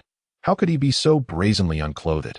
Having lived for several millennia, was he so devoid of shame that he could gallivant in the heavens? Lin Xian chose to disregard it and redirected his attention to the 7 fairies. At this moment, the 7 fairies were frolicking among the mountains and rivers, reveling in their delightful escapade. However, unbeknownst to Lin Xian, the 7 fairies were engaged in a telepathic exchange, deliberating on how to summon him. "What do we do now?" We managed to come out. Yet Marshal Tianpeng has not appeared, the eldest sister in red pouted, her face full of discontent. Just then, the seventh sister in purple suddenly had a bright idea and said, "Why don't we send someone to invite Tianpeng over? We can claim that there are many rare flowers and herbs on Tianpeng's star that we cannot identify, and ask for his assistance." This was indeed a splendid idea. The eldest sister felt a surge of joy and turned to the seventh sister. "You are the one among us with the highest return rate. Why not you go?" The seventh sister immediately covered her mouth, chuckling at the praise. Flattered, she responded, "Very well, elder sister, I shall go invite Tianpeng." With a determined gesture of her delicate fist, she turned and made her way toward the residence of Tianpeng. Within the Tianpeng residence. "Oh, why has that purple-clad fairy returned?" Lin Xian exhibited a puzzled expression. He had a vivid recollection of this purple-clad fairy. There was a tale of one of the seven fairies, who, enamored with a mortal named Dong Yong, was forcibly separated by the Queen Mother upon discovering their liaison. Eventually, countless magpies were moved to build a bridge across the Milky Way, allowing the lovers to reunite. It was uncertain whether this purple fairy recognized Dong Yong. "Why have you returned, fairy in purple?" Lin Xian inquired as he observed her entrance into the grand hall.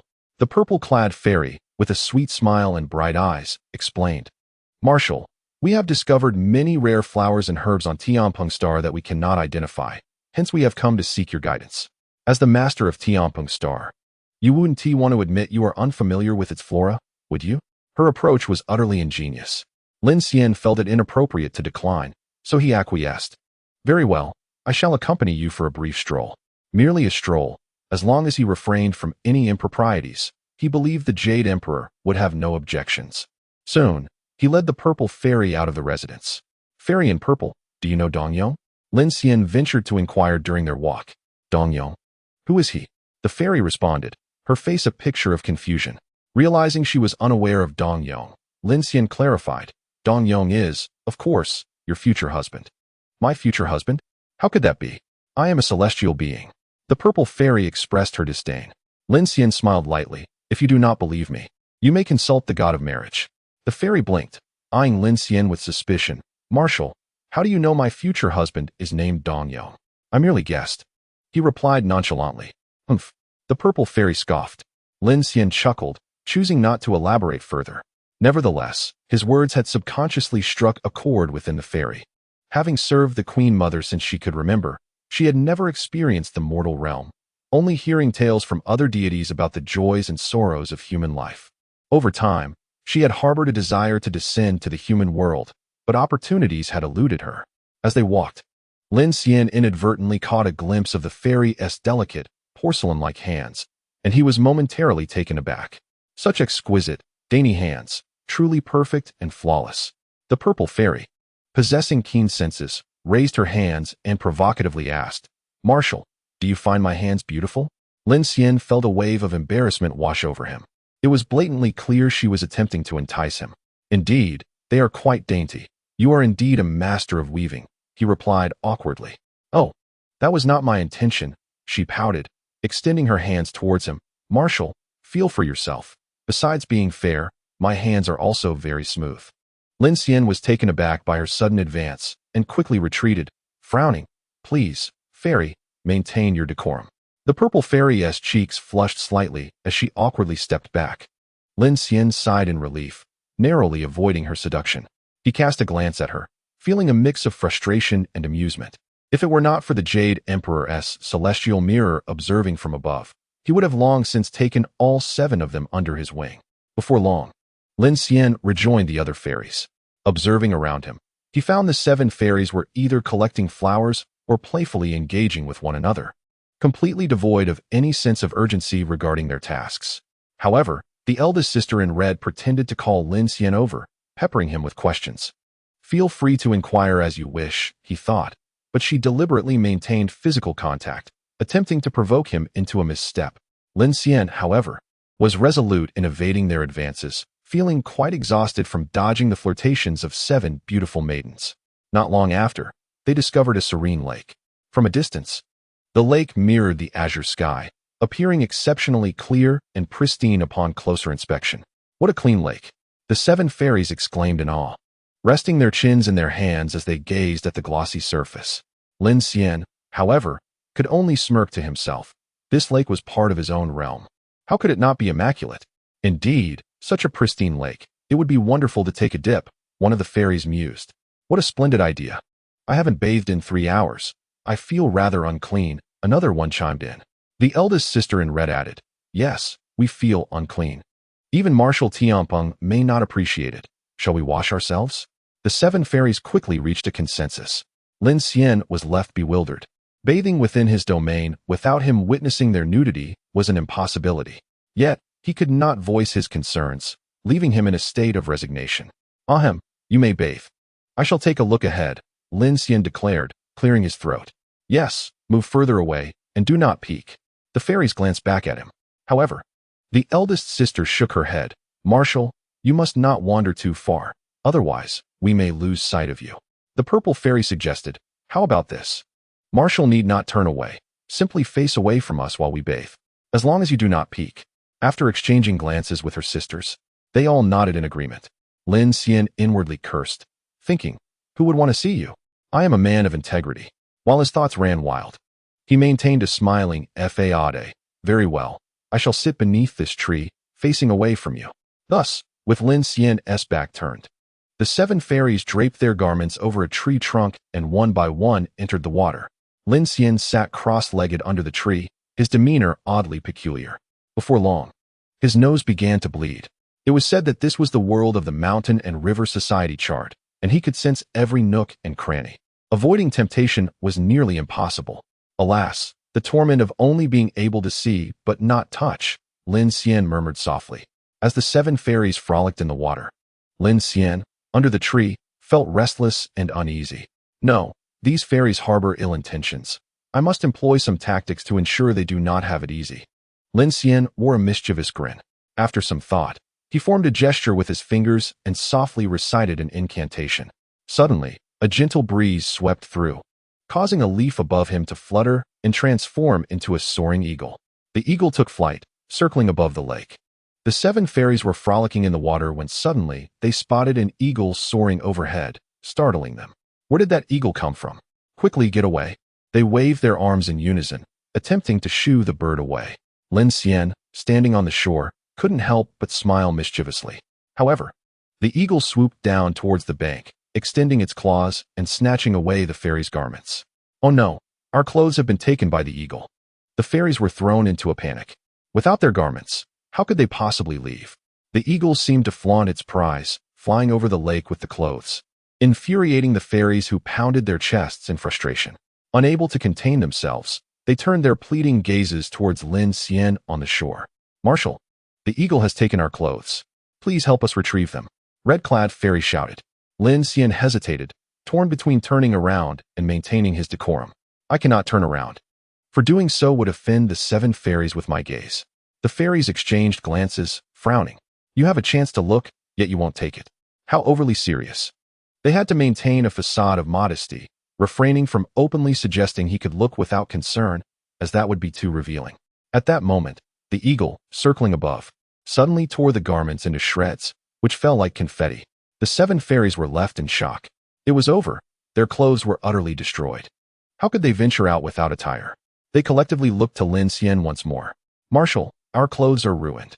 Please help us find some replacements. What? How could this happen? Just wait a moment. I shall fetch you some garments. Lin Xian said, a wicked grin spreading across his face as he flew towards the Tianpeng mansion. An eye for an eye, this is simply delightful. Inside the mansion, Lin Xian searched through a heap of garments, pondering which to select. Alas, he realized there were no suitable clothes for women in his abode. Frustrated, he glanced at a nearby maid. Marshal, what can I do? The maid felt uneasy under his gaze, her face flushing. Do not be alarmed. I merely request your garments. No? Fetch me 7 clean dresses for the fairies. Lin Xian nearly caused a misunderstanding. The maid, blushing, hurried away. Shortly thereafter, she returned, arms laden with dresses. Very well. You may leave now. Lin Xian glanced at the garments, leisurely sipping tea, showing no immediate intention of delivering them. Hey, just wait a moment. Thus, the 7 fairies were left to wait in the water. An hour passed. 2 hours passed. 3 hours passed. Lin Xian still had not arrived. And the fairies grew increasingly anxious. Sister, why hasn't Tianpeng arrived yet? My skin is nearly turning white from the water. Purple-clad fairy complained, rubbing her delicate arms. Red-clad fairy furrowed her brow. This wretched marshal. Why does it take him so long to fetch clothes? Are we to remain here indefinitely? The fairies all looked distressed. Without clothing, they could not ascend the shore. Moreover, as night fell, the water grew colder, making their prolonged immersion unbearable. Let us wait a little longer. If Tianpeng does not come soon, I will weave some garments from the leaves of the trees. Red-clad fairy sighed. Just as the fairies were on the verge of despair, Lin Xian finally appeared. My apologies, everyone. I couldn't find suitable garments, so please make do with these maids' dresses. He draped the clothes over a tree branch and turned his back, walking away. After all this time, could it be that Tianpeng is searching for the perfect attire for us? I suspect so. He is so upright that he dares not even glance our way. He must have been busy all this time. Indeed, it seems we misjudged Tianpeng. His mansion is filled with men, thus he had no women's clothing for us. Which accounts for the delay. He could have simply grabbed a few random garments. Instead, we've been left to linger in the water for so long. The fairies exchanged thoughts telepathically while gathering their clothing from the shore. Once they were dressed, Lin Xian boldly turned around. Ladies, the hour is late. Why not stay at the mansion tonight and discuss matters in the morning? The 7 fairies exchanged glances.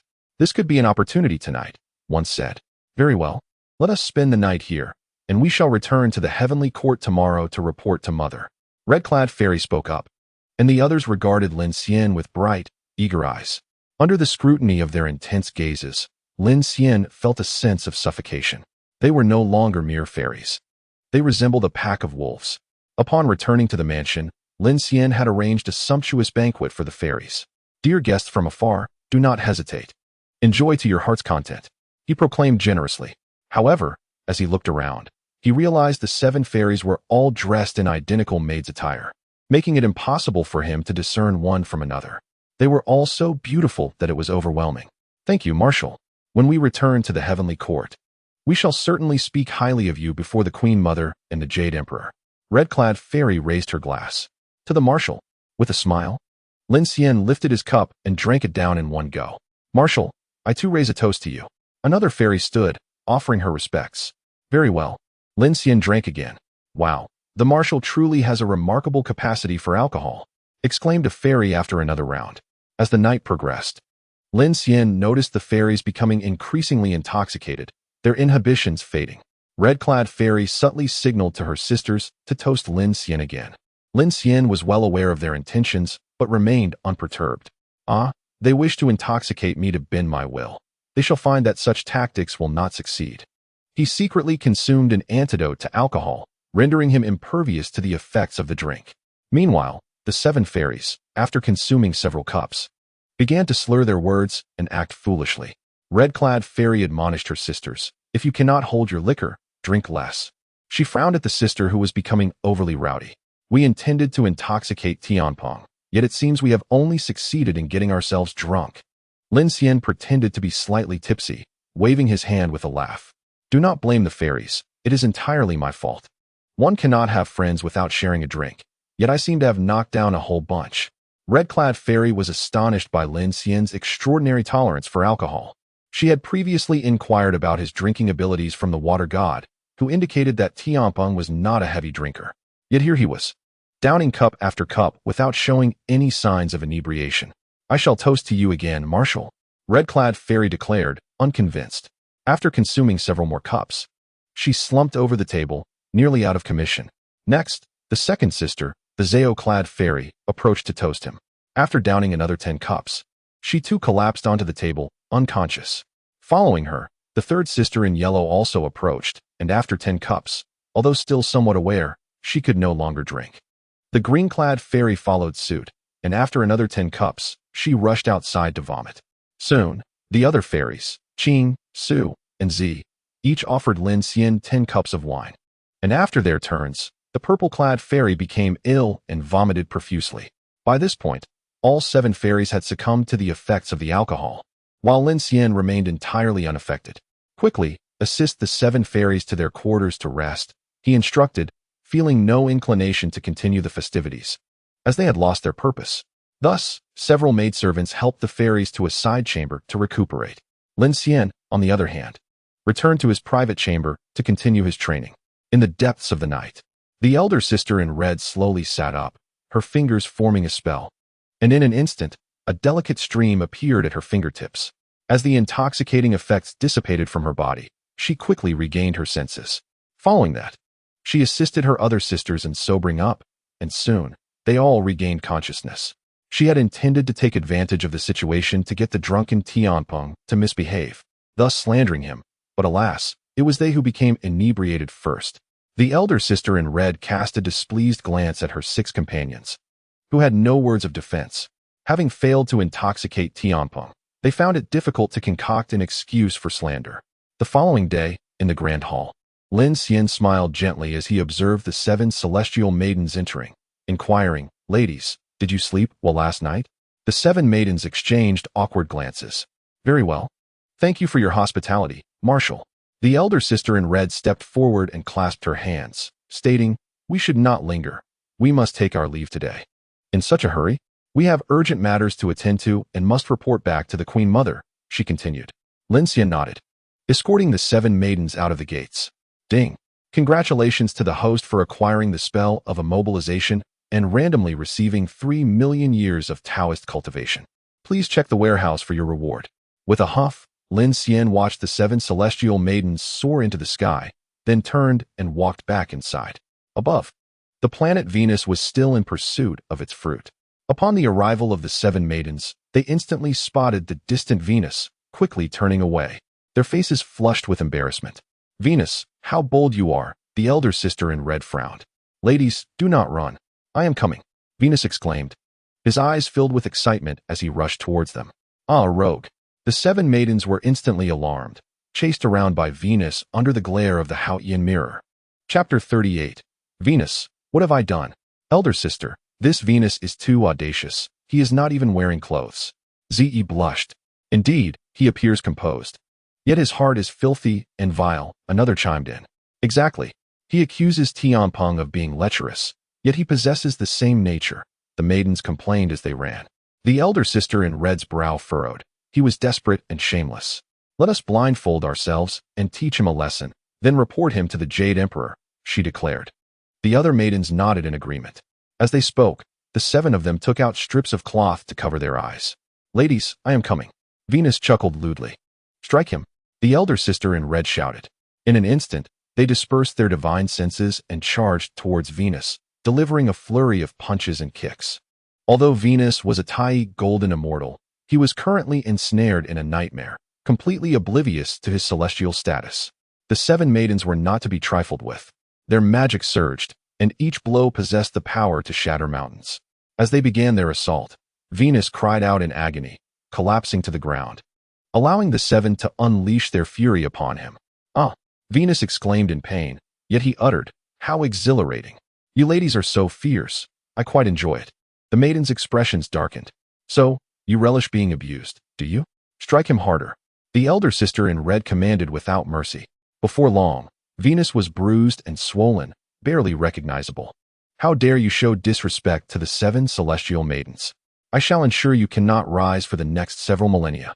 Finally, the elder sister in red sensed the opportunity and delivered a powerful kick to Venus's groin. The impact was tremendous. "Ah!" Venus let out a heart-wrenching scream, his face contorted, veins bulging, and eyes bloodshot, as if subjected to countless brutal blows. Below, Lin Xian's expression twisted in response. He could feel the heart-wrenching pain even from a distance. In truth, Venus had already regained consciousness. He just had not reacted before receiving that kick. Now, hunched over and clutching himself, his face was a mask of agony.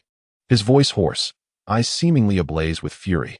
After a moment, he managed to collect himself, only to realize the 7 celestial maidens surrounding him. "Ladies, I just noticed I am completely unclothed," he stammered, hastily retrieving clothing from his storage space. "What just happened?" Venus asked, sensing the impending trouble, embarrassment flooding his expression. Slap.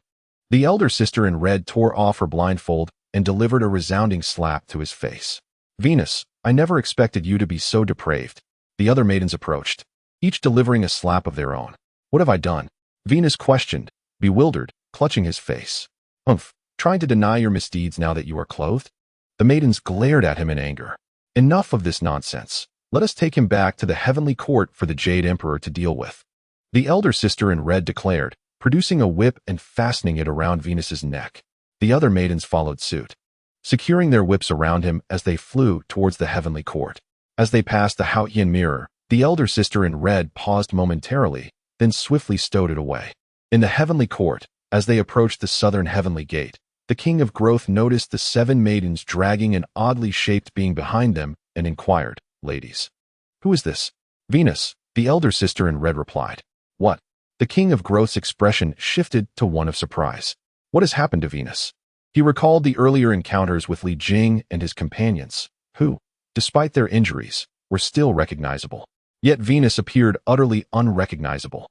Venus remained silent, overwhelmed by shame, lacking the strength to defend himself. Within the Lingxiao treasure hall, the celestial beings gazed in shock at Venus, particularly his awkward posture, which twisted their expressions in sympathy. His movements seemed to echo their own pain. What happened? The Jade Emperor inquired, frowning. The elder sister in red returned the whip and bowed before the Jade Emperor and the Queen Mother. Reporting to the Jade Emperor and the Queen Mother, "This Venus, enough." The Jade Emperor interrupted. Upon seeing Venus in such a state, he instinctively knew that another failure had occurred. "Bring me the Haotian mirror," he commanded. The elder sister in red hesitated but ultimately retrieved the mirror. The Jade Emperor took it, intending to project it into the sky but paused, deciding to inspect it himself. The mirror would undoubtedly reveal images of the 7 celestial maidens enticing the Marshal Tianpeng, and if the other celestial beings witnessed it, both he and the Queen Mother would lose face. The mirror displayed scenes of the 7 celestial maidens conversing with the Marshal in his abode, juxtaposed with Venus lying on a cloud. It was a peculiar sight. Venus, while lying there, suddenly stood up, lewdly discarding his clothing and running naked through the void. Upon witnessing this, the Jade Emperor was left speechless. The Queen Mother noticed the Jade Emperor's strange expression and leaned over to take a look. Upon doing so, her face flushed crimson. "Disgraceful. Ugh." She quickly turned away. The Jade Emperor's expression darkened. Previously, Li Jing and his companions had inexplicably gone mad and fought, and now Venus was doing the same. This indicated that there was likely something amiss in the starry realm surrounding Tianpeng. The Jade Emperor soon pinpointed the source of the problem. Then, the mirror revealed a scene of the 7 celestial maidens bathing. Although Marshal Tianpeng was nearby, he did not glance their way, maintaining an air of utmost propriety. Upon witnessing this scene, the Jade Emperor could not restrain his thoughts and discreetly magnified the image within the mirror several-fold. Clarity ensued, and a fervent glow ignited in his eyes. The spectacle was exceedingly alluring, sending a warm rush through him, causing a trickle of blood to escape from his nostrils. "Your Majesty, why are you bleeding?" the Queen Mother inquired, her expression one of surprise. The celestial beings below regarded the Jade Emperor with astonishment. What could he have seen that rendered him unable to contain himself, his expression seemingly one of bliss? "Ahem, it's nothing." The Jade Emperor coughed lightly, wiping away the blood. This segment was too tantalizing to discard. It must be preserved, he contemplated. He then beheld the 7 fairies intoxicated within the pavilion of heaven. Is there potential here? The Jade Emperor's spirits lifted. With the 7 fairies inebriated, surely the Marshal of Heavenly Garrison ought to take some action, otherwise it would be utterly unacceptable. However, the scene revealed no indication of the Marshal's interference with the 7 fairies. Chapter 39. The Return of the Monkey. How could the 7 fairies be so inebriated while he remains indifferent? Is he lacking in intelligence? The Jade Emperor silently cursed. Such a splendid opportunity had been squandered. After deliberation, he arrived at a conclusion. The Marshal of Heavenly Garrison was likely impotent.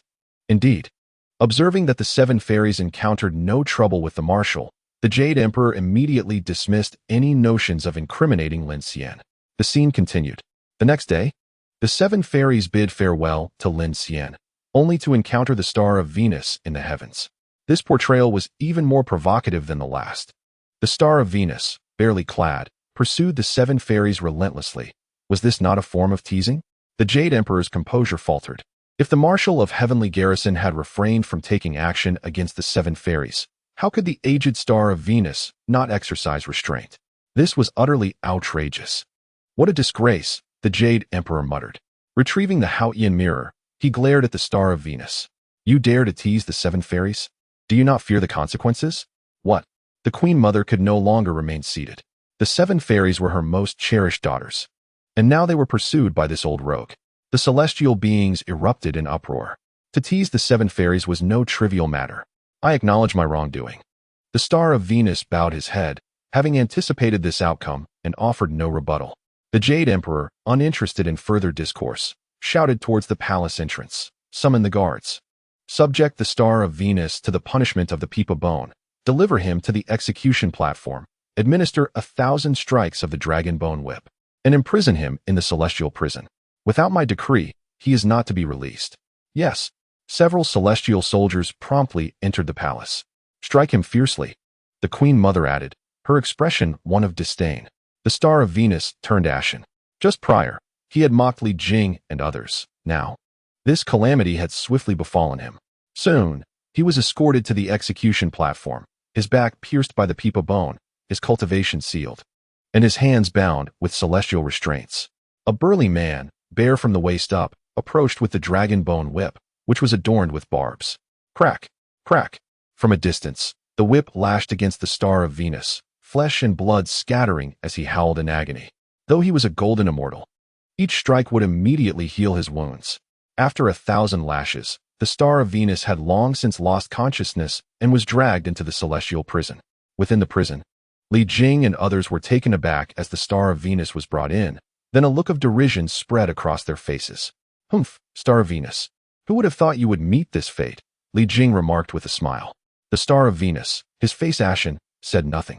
Time passed gradually. The Jade Emperor temporarily set aside his punitive measures against Lin Xian. Meanwhile, in the mortal realm, in the western Bulnyo-Huzhou, within the Fangsuan Mountain and the Shiyue 3 Stars Cave, an elder of ethereal demeanor turned his back to a monkey with a bristling face and thunderous mouth. Go forth, master, where shall I go? Sun Wukong gazed at Su Puti's back, bewildered. Su Puti replied, from whence you came, to where you shall go. Sun Wukong was momentarily stunned. Your journey will undoubtedly incite trouble. Do not disclose your identity as my disciple. Should you utter even a single word, I shall reduce you to ashes, ensuring your eternal damnation, the master said coldly. Fear filled Sun Wukong's face. I would never dare to mention my master's name. With no other option, he bowed in reverence, bidding farewell to Su Puti, and with a leap, he soared towards the eastern victory divine continent. Upon returning to Flower Fruit Mountain, Sun Wukong discovered that monsters were oppressing his monkey kin. Inquiring further, he learned that the perpetrator was called the Chaos Demon King. Enraged, Sun Wukong soared upon his clouds towards the lair of the Chaos Demon King. In the heavenly court, within the Lingxiao Treasure Hall, the Jade Emperor gazed at Flower Fruit Mountain through the Haotian mirror, beads of perspiration forming on his forehead. The so-called Chaos Demon King was, in fact, a creature unleashed by the Jade Emperor to test Sun Wukong's strength. Witnessing Sun Wukong quickly defeat the Chaos Demon King, the Jade Emperor's expression froze. By heaven, this monkey is formidable. If, according to Lao Juan's plan, he acquires the Rui Jingu Bang, what chaos could ensue? The Jade Emperor inwardly gasped. Although Sun Wukong's cultivation was currently that of a golden immortal, his mastery of the 8-9 profound arts, combined with his ability to traverse the wind with the cloud somersault and the enhancement of the Rui Jingu Bang, likely placed his true power at the level of a Tai golden immortal. The Jade Emperor contemplated carefully. This cannot stand, while the heavenly court harbors many strong beings. Should Sun Wukong be provoked, even if we were to vanquish him, the heavenly court would inevitably suffer losses. Moreover, Lao Jun has warned that Sun Wukong is a destined challenger arranged by the heavenly Tao, and he must not perish. At present, the only course was to feign Sun Wukong's strength, ensuring his safe passage into Lao Juan's 8 trigrams furnace, ultimately allowing the Buddha to arrive and subdue him. The Jade Emperor meticulously plotted, for Lao Jun had previously informed him that Sun Wukong must undergo refinement in the 8 trigrams furnace to purge the demonic essence within him. As Sun Wukong bore the bloodline of the former ruler of the demon realm, Dong Huang Tai Yi, a lineage of authentic demon heritage. Once the demonic essence was thoroughly refined, he could be entrusted to Buddha's care. Afterward, the heavenly court would have no further concerns. These plans had long been discussed by Lao Jun with the 2 saints of the West. The Jade Emperor took a deep breath. Then turn to the four seas dragon kings and King Yama below. Let matters proceed as I decree. Should any discrepancies arise, report immediately to the heavens. We accept the decree, the four seas dragon kings and King Yama replied, bowing, before departing to the mortal realm. Before long, a lotus platform radiating infinite brilliance gently descended from the heavens. The Jade Emperor's gaze flickered towards it. Upon the lotus platform stood a solemn woman clad in simple garments. Her forehead was broad, exuding kindness, with a halo of golden light revolving behind her. One hand cradled a jade purity vase, while the other formed a gesture of respect.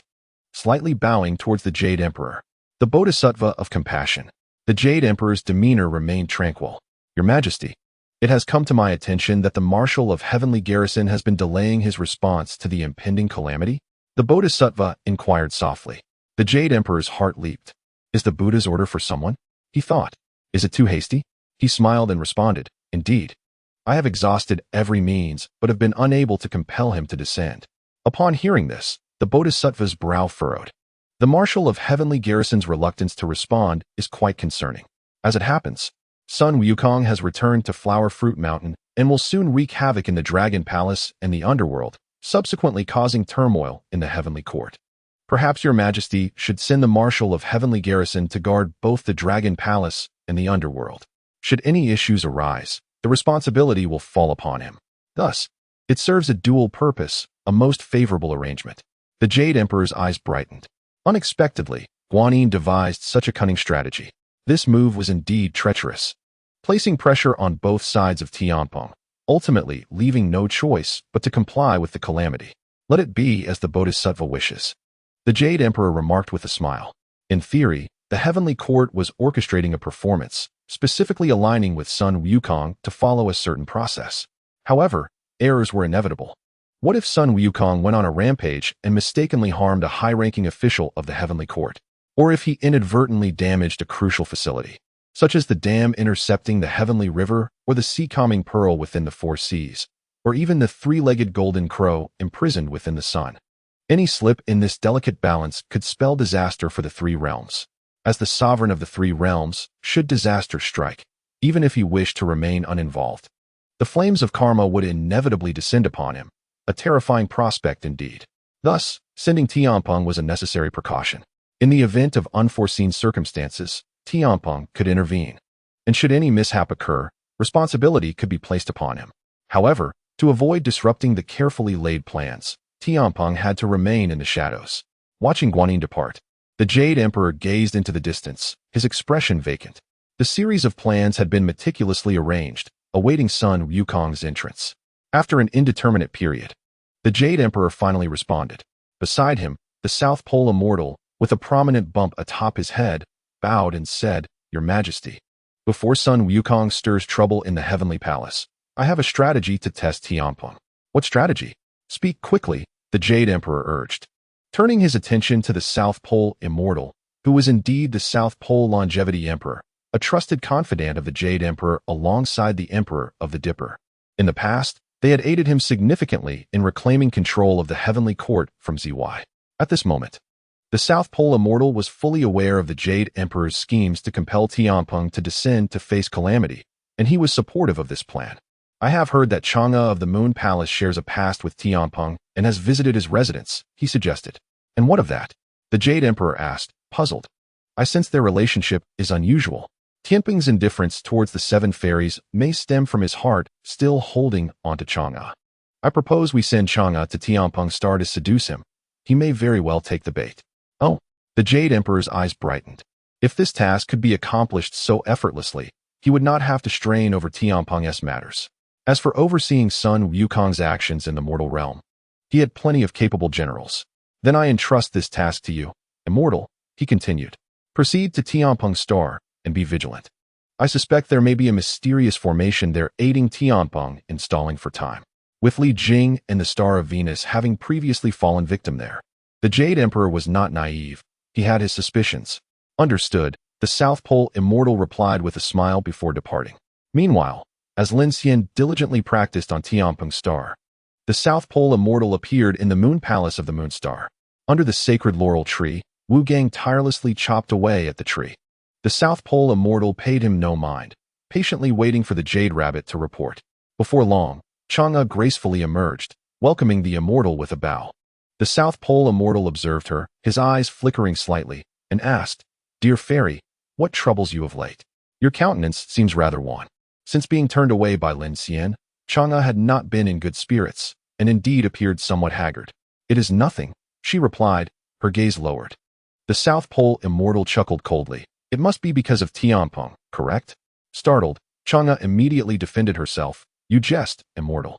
Ni Chang and Tianpeng are unrelated. How could I be drained because of him?" Chang'e was no fool. Such matters were against celestial laws. She could not easily admit to them. Moreover, the South Pole immortal was a trusted aide of the Jade Emperor. With a slight smile, the South Pole immortal did not press further. Entering the Moon Palace, they exchanged pleasantries before he finally stated, "Since you have no ties with Tianpeng, it only indicates that he harbors feelings for you. Why not take advantage of this and assist me in tempting Tianpeng? If he violates heavenly regulations, my task will be accomplished." "Absolutely not." Chang'e stood abruptly. She understood the true purpose of the South Pole immortal's visit all too well. There was no way she would conspire against Tianpeng.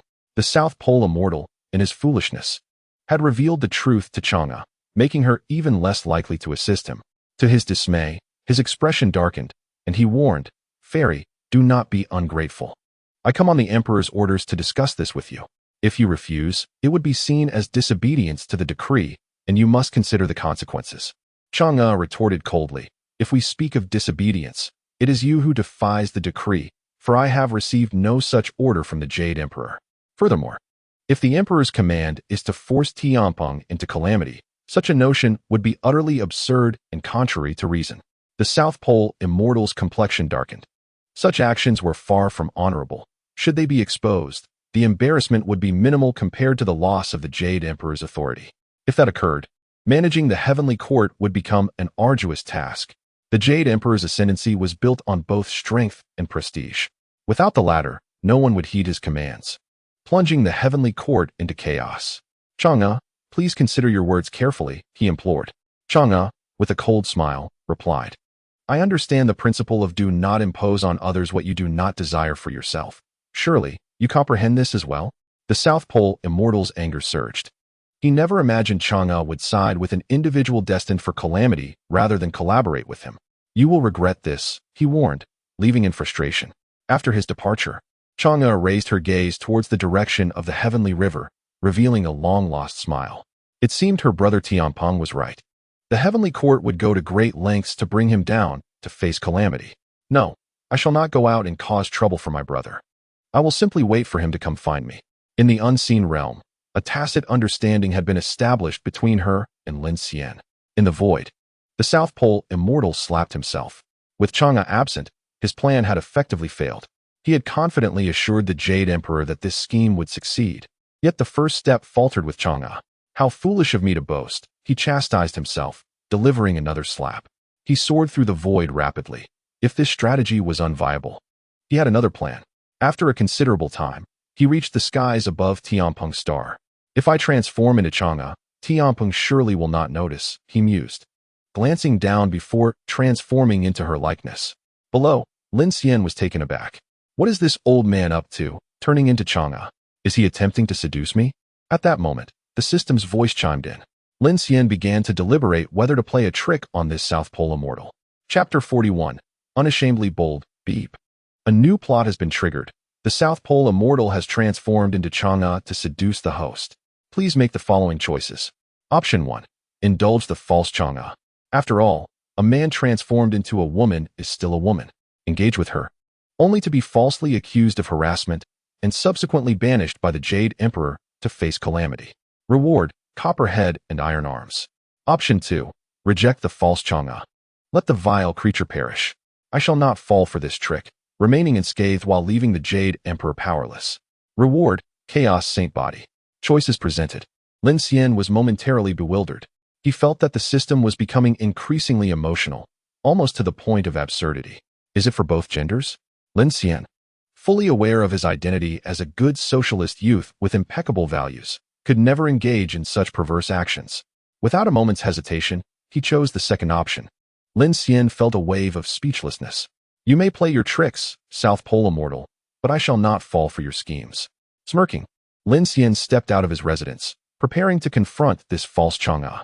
Simultaneously, he employed a telepathic communication technique to inform the three warriors training in the deep mountains. This time, the South Pole Immortal had not brought the Haotian mirror of the Jade Emperor, leaving Lin Xian uncertain of his motives. Thus, he summoned witnesses, just in case the counterfeit Chang'e resorted to false accusations against him. It was crucial to note that the South Pole Immortal had reached a quasi-saint level of cultivation, and Lin Xian dared not confront him head-on. The three warriors, Tian Xiao and his companions, arrived at the heavenly pavilion in an instant, summoned by Lin Xian's thoughts. "Brother, what do you need us for?" They greeted Lin Xian with respect. Lin Xian's expression shifted. "In a moment, Chang'e will arrive. You three shall remain by my side, ready to testify should she attempt to harm my reputation." The three exchanged confused glances, unaware of the relationship between Tianpeng and Chang'e. Nor did they know that a false Chang'e was approaching. However, feeling it inappropriate to inquire further, they all respectfully replied, "We will follow your arrangements, brother." Before long, under Lin Xian's guidance, the false Chang'e, transformed by the South Pole Immortal, gracefully alighted at the gates of the heavenly pavilion. "Greetings, fairy," Lin Xian offered a courteous bow. The false Chang'e's eyes gleamed. Did the marshal already know I would come? Lin Xian was taken aback. The South Pole Immortal's observations were quite astute. He certainly could not admit that he had sensed her arrival through the nightmarish reincarnation array and the River and Mountains national chart. After a moment's contemplation, Lin Xian smiled and replied, "I had just returned from military training and saw the ferry descending, hence I awaited your arrival." "Is that so?" The false Chang'e feigned realization. Immediately, Lin Xian politely welcomed her into the residence. Inside the grand hall, attendants served tea. The false Chang'e frowned as she waved her sleeve, spilling the tea everywhere. Lin Xian, feigning shock, asked, "What is the meaning of this, fairy?" The false Chang'e gazed at Lin Xian with a furrowed brow, her beautiful eyes shimmering with tears. "Brother Tianpeng, has our relationship grown distant?" Lin Xian pretended to be bewildered. "What do you mean by that, fairy?" The false Chang'e, wiping her tears, said in a delicate voice, "You treat me with such formality. Are you intentionally distancing yourself from me? I have been deeply devoted to you. Is this how you repay me?" The three companions of Tian Xiao listened in confusion, realizing that Chang'e harbored feelings for their marshal. To receive the affection of the Chang'e fairy was a fortune of several lifetimes. Yet, Lin Xian was utterly perplexed. The performance of this false Chang'e was commendable, nearly rivaling an Oscar-winning actor. "Fine, since you are such a skilled performer, I shall indulge your theatrics and see what tricks you can conjure." With a pained expression, Lin Xian replied, "Fairy, we meet only once a year, and once I borrow the Laurel Divine Powder, I leave. How could I know you have feelings for me? I beg your forgiveness." "You do not know?" The false Chang'e looked at Lin Xian suspiciously. She had intended to deceive him, but did not anticipate that he would not fall for her ruse. Lin Xian shook his head in response. The false Chang'e's expression changed. "Very well, listen closely. I have admired you for a long time. Tianpeng, you wouldn't look down on me, would you?" Lin Xian felt a chill run down his spine. "You false Chang'e, who do you think you are? Why should I be interested in you?" "I hold only respect for the fairy, with no improper thoughts," he retorted. The false Chang'e grew anxious, forcing herself to remain calm before asking, "Tianpeng, am I beautiful?" Lin Xian replied flatly, "No, you are quite ugly. But my beauty ranks among the finest in the heavenly court. Many celestial officials have pursued me, but I have turned them all down. Do you truly not consider me?" Lin Xian replied firmly, "I do not consider you." "Tianpeng, how can you feel nothing for me? You must have some issue," she pressed. "What issue?" Lin Xian inquired. The false Chang'e stamped her foot. "You know, in the male sense." "What aspect of being a man?" Lin Xian asked, feigning ignorance. The false Chang'e cursed inwardly. "You Tianpeng, what are you pretending for? No one can act as skillfully as you." Lin Xian replied, "I am indeed pretending, but not in a showy manner." "Thank you." In a verbal spar, Lin Xian recognized that none could outmatch him. Ultimately, the false Chang'e, feeling cornered, gracefully approached Lin Xian and suddenly grasped his arm. "What is the fairy doing? Release me at once. This is inappropriate." With her embrace, Lin Xian felt a wave of nausea. "Fairy, I have treated you well. Yet you choose to betray me. If you continue like this, I shall inform the Jade Emperor that you are harassing me," Lin Xian warned. "Then go ahead. Dare to report me." The false Chang'e began to throw a tantrum, discarding all reason. Lin Xian placed his hand in front of her, but before he could apply force, she dramatically exclaimed as she stumbled backward. "Ow, that hurts."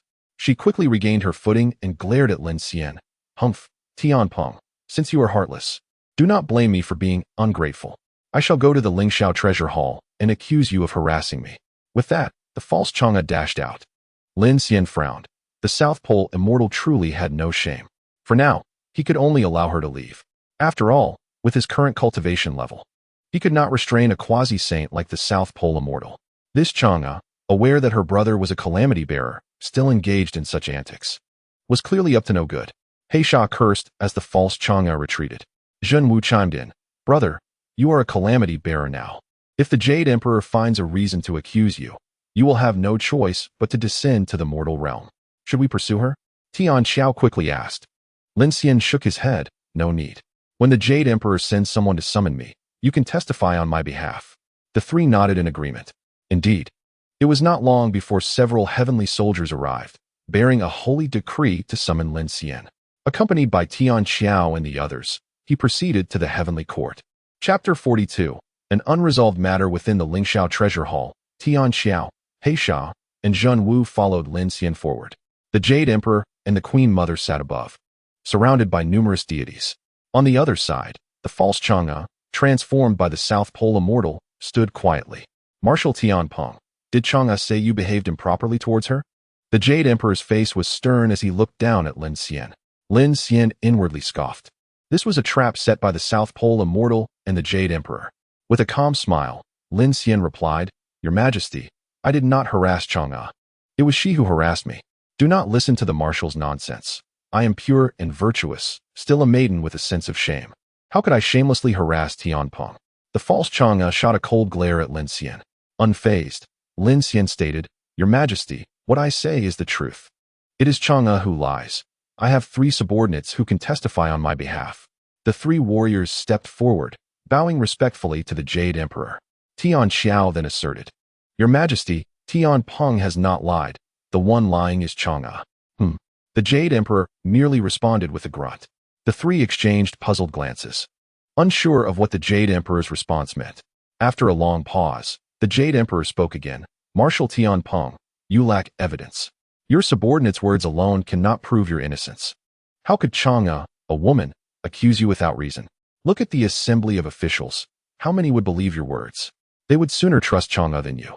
Lin Xian remarked, furrowing his brows. It was evident that the Jade Emperor intended to lay blame upon him. Indeed, he possessed no concrete evidence, and if Chang'e sought to frame him, he found himself powerless.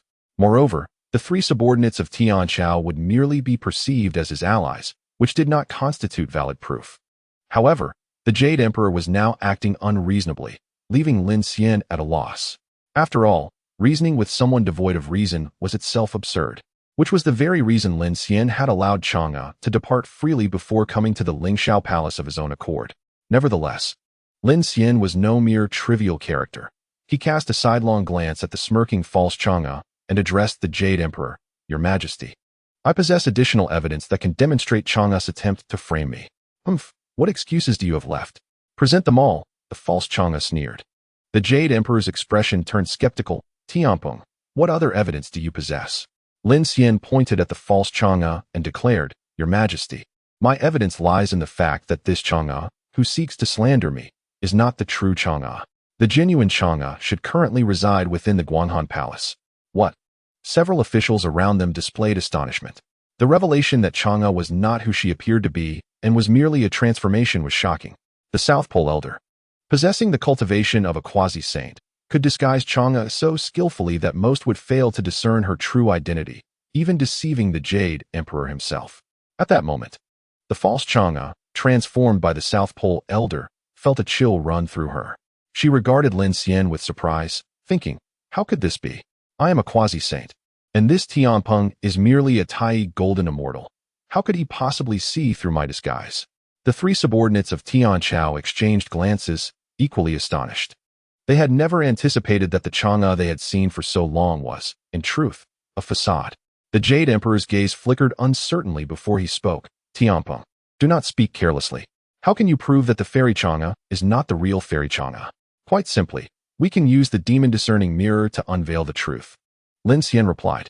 Do not trust Tianpeng. He is merely stalling for time. The false Chang'e exclaimed anxiously. Lin Xian turned away, sneering. Fairy Chang'e, are you afraid? The Jade Emperor's expression shifted slightly as he replied. That demon-discerning mirror is a treasured item of the heavenly king Li Jing, who is currently imprisoned in the heavenly prison and thus cannot be retrieved. Since we are temporarily unable to ascertain Chang'e's true identity, I propose another method. We shall go to the Guanghan Palace and summon the real Chang'e for a confrontation, Lin Xian persisted. The Jade Emperor scrutinized the false Chang'e closely, and doubts began to surface in his mind, especially since he had yet to encounter the South Pole Elder. Lin Xian continued. If neither method can confirm that this Chang'e is indeed the true Chang'e, then her accusations against me regarding the harassment of Chang'e cannot hold water either. Meanwhile, the false Chang'e's expression grew increasingly grim. Her meticulously crafted plan had faltered at this juncture. Should Lin Xian successfully prove that she was not the true Chang'e, she would be utterly humiliated. After a moment's thought, the false Chang'e hastily communicated with the Jade Emperor. Your Majesty, perhaps we should just let this matter go. The Jade Emperor stared blankly at the false Chang'e before replying through thought. So, you are not the true Chang'e, but rather the elder? The false Chang'e's expression darkened. She refrained from responding, feeling it was too humiliating. Since this matter cannot be proven, let us dismiss it. The Jade Emperor, after all, sought to protect the South Pole Elder, who was his confidant. Lin Xian's previous words had, in a way, provided him an escape. With both parties at an impasse, Lin Xian smirked inwardly, reflecting that had he not been limited in strength, he would have long since exposed the sham of these deities. As the false Chang'e bowed to the Jade Emperor, she declared, Your Majesty, since we cannot ascertain the truth, I shall concede. I take my leave.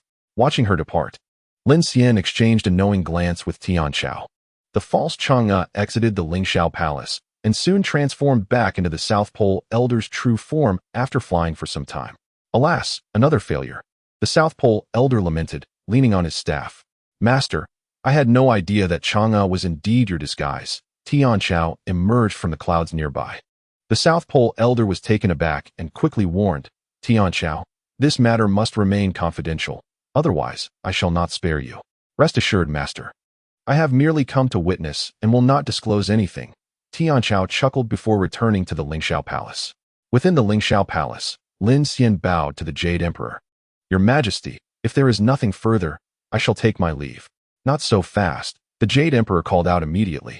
Lin Xian turned back, surprised by the Emperor's request. Tianpeng, the first to face tribulation from the Buddhist realm, son Wukong, has returned from his training yesterday. I have conferred with the Buddhist realm regarding his impending chaos in the Heavenly Palace. The Jade Emperor explained the details of his collaboration with Buddhism to accompany son Wukong through the process. Tianpeng, I now assign you a task. Lin Xian clasped his hands. Please, Your Majesty, enlighten me. The Jade Emperor continued. You are to go to the East Sea Dragon Palace and the underworld to keep watch, secretly monitoring son Wukong. If he follows our planned route, all is well. However, should he deviate from the path, apprehend him at once. Do you understand? I understand. Lin Xian replied with a bow. He was acutely aware of the implications. After all, son Wukong's plundering of the Dragon Palace, his dealings in the underworld, and the subsequent chaos in the Heavenly Palace were all orchestrated by the Heavenly Court. It could be said that from the moment of his birth, son Wukong had been ensnared in the machinations of the Heavenly Court and Buddhism. The Jade Emperor's intention was clear. If son Wukong deviated from the plan, Lin Xian was to suppress him to prevent further complications. Yet, Lin Xian remained cautious, wondering if the Jade Emperor might also be plotting against him. Chapter 43. Infiltrating the Dragon Palace. Congratulations, host. You have acquired the chaotic sacred body and randomly received 10 million years of cultivation. After accepting the imperial edict, Lin Xian exited the Ling Xiao Palace and headed directly towards the Polaris domain with Tian Xiao and the other two. According to the Jade Emperor's instructions, he aimed to make arrangements for the Tianhe Water Army before descending to the mortal realm. Following his departure, control over the Tianhe Water Army would fall to the Purple Tenuity Star Lord. Within the Tianpeng residence, Tian Xiao, Haisha, and Jinwu regarded Lin Xian with concern. Brother, if you leave just like this, what if you cannot return in the future? Tian Xiao inquired. Indeed, brother, the Jade Emperor seeks to force your tribulation. If you are absent during this time, what if the Jade Emperor takes the opportunity to co-opt us? Haisha, though brash, was quite astute. Jinwu added gravely, brother, exercise caution once you descend to the mortal realm. Do not fall into the Jade Emperor's trap. Lin Xian observed the three, his expression equally serious. After spending time together, he was convinced that they were trustworthy subordinates. Yet, he had to leave them behind, unable to take them along. As long as the Jade Emperor cannot find any incriminating evidence against me, he has no authority to prevent my return, Lin Xian said with a faint smile. As for the command of the Tianhe Water Army, whether it will be mine in the future is of little consequence. What matters is whether you will remain loyal to me. Though Lin Xian trusted the three, he did not intend to reveal all his secrets. No matter where our elder brother may be, we three pledge to follow him unto death, Tianchao swore earnestly, with Haisha and Jinwu echoing his sentiments. Indeed, Lin Xian nodded, appreciating their camaraderie. Reflecting on the original Tianpeng, he realized he had underestimated the former Tianpeng marshal. The former Tianpeng had indeed been lecherous, lazy, and insatiably greedy. However, he had taken good care of his three brothers, who, in turn, held unwavering loyalty towards him. Within the heavenly abode of Tianpeng, aside from the precious Qingqing golden rake and other necessities for cultivation, Lin Xian had no further items to carry. The boundless formation of the gathering spirit and the map of the mountains and rivers must remain, lest it arouse the suspicion of the Jade Emperor. Just as Lin Xian was tidying up and preparing to depart, the Star Lord Ziwei arrived. I pay my respects to the Star Lord. Lin Xian offered a slight bow to his superior. With silver hair dancing in the wind, Ziwei smiled and said, Tianpeng, be cautious upon your departure. And remember to keep in touch. Lin Xian then presented a carved tiger talisman to Ziwei. By entrusting this talisman to Ziwei, it signified that the vast army of the Heavenly River would henceforth heed Ziwei's direct commands. With matters arranged, Lin Xian soared from Tianpeng Star.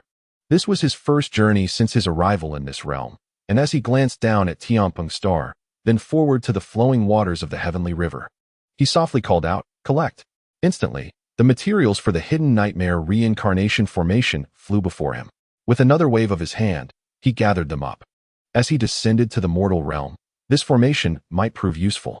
Passing through the 9 heavens, he entered the 4 great continents of the mortal realm. Lin Xian recalled the 3 realms map he had studied and transformed into a streak of light, heading straight for the eastern sea. The sea wind howled and the waves surged. After several hours, as Lin Xian stood above the eastern sea, a thunderous roar of a dragon echoed across the skies. Following that, a colossal dragon surged from the ocean's surface.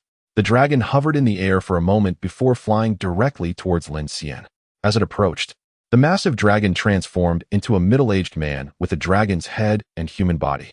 Accompanying him were numerous dragon offspring and other sea creatures.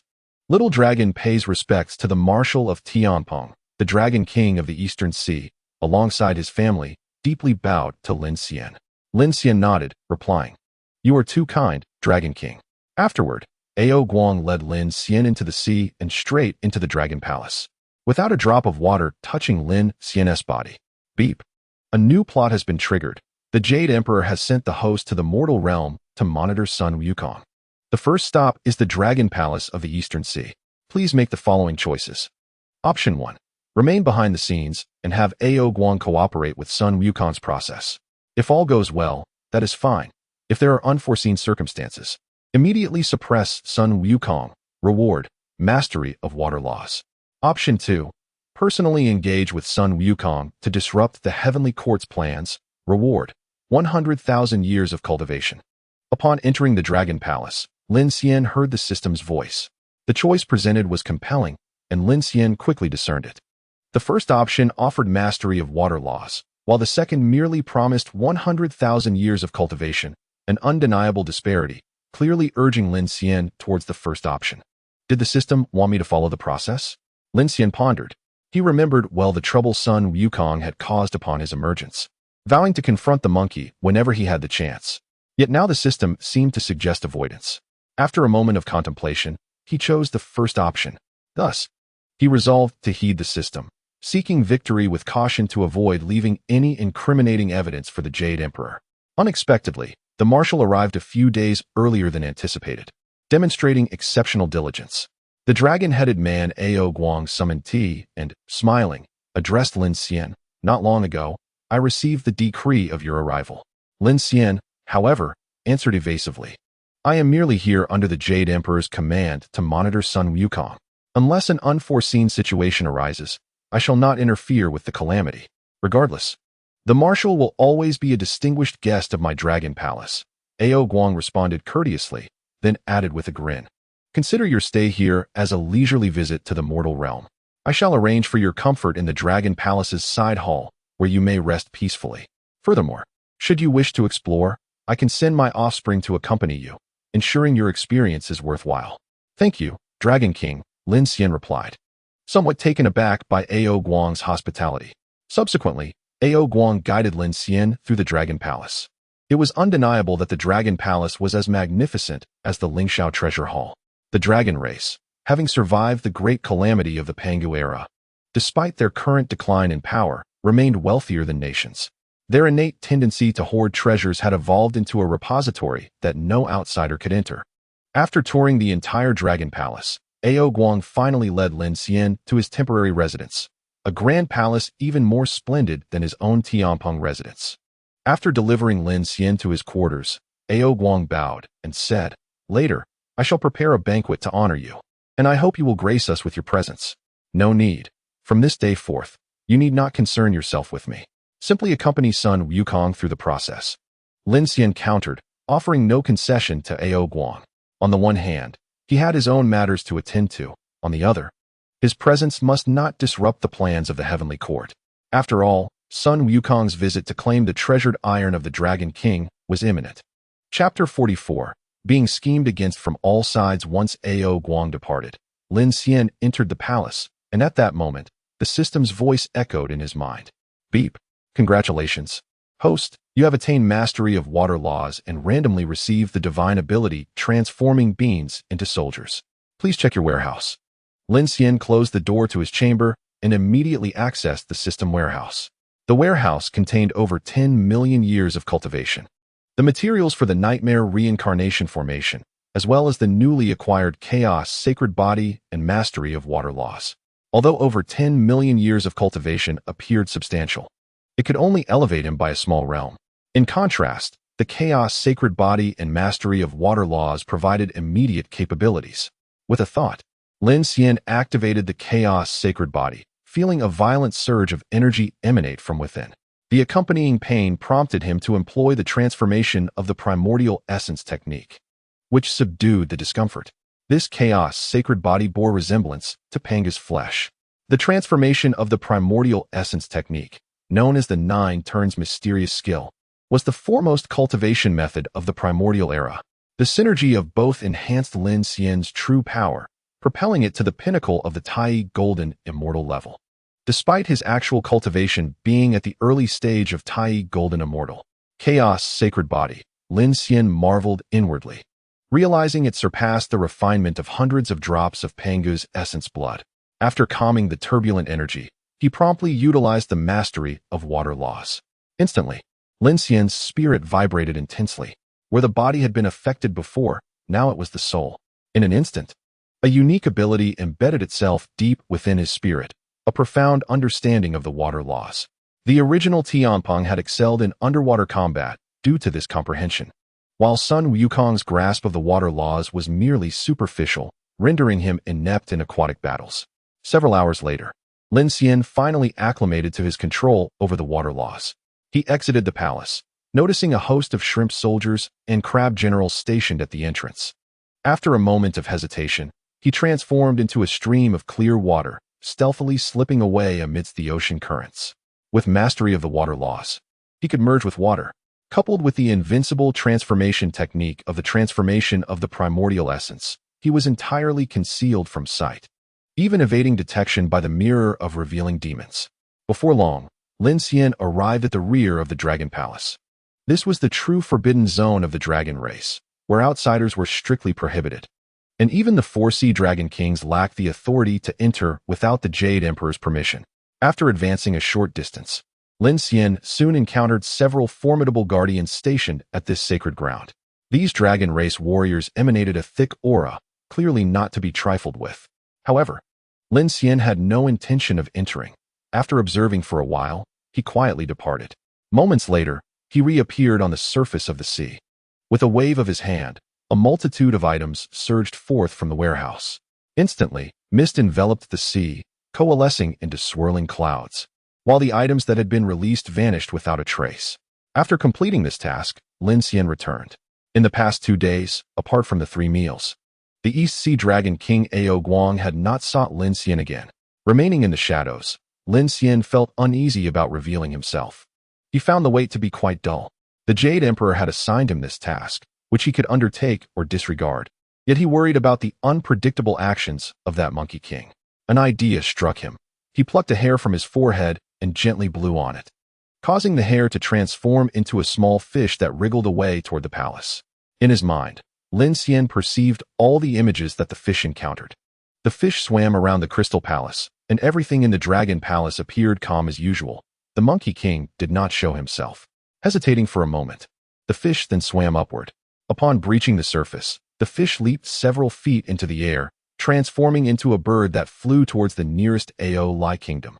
In the Ao Lai Kingdom, the citizens revered heaven and earth, living harmoniously. The kingdom thrived under the careful governance of its king. The bird landed on a rooftop, observing the bustling military base below.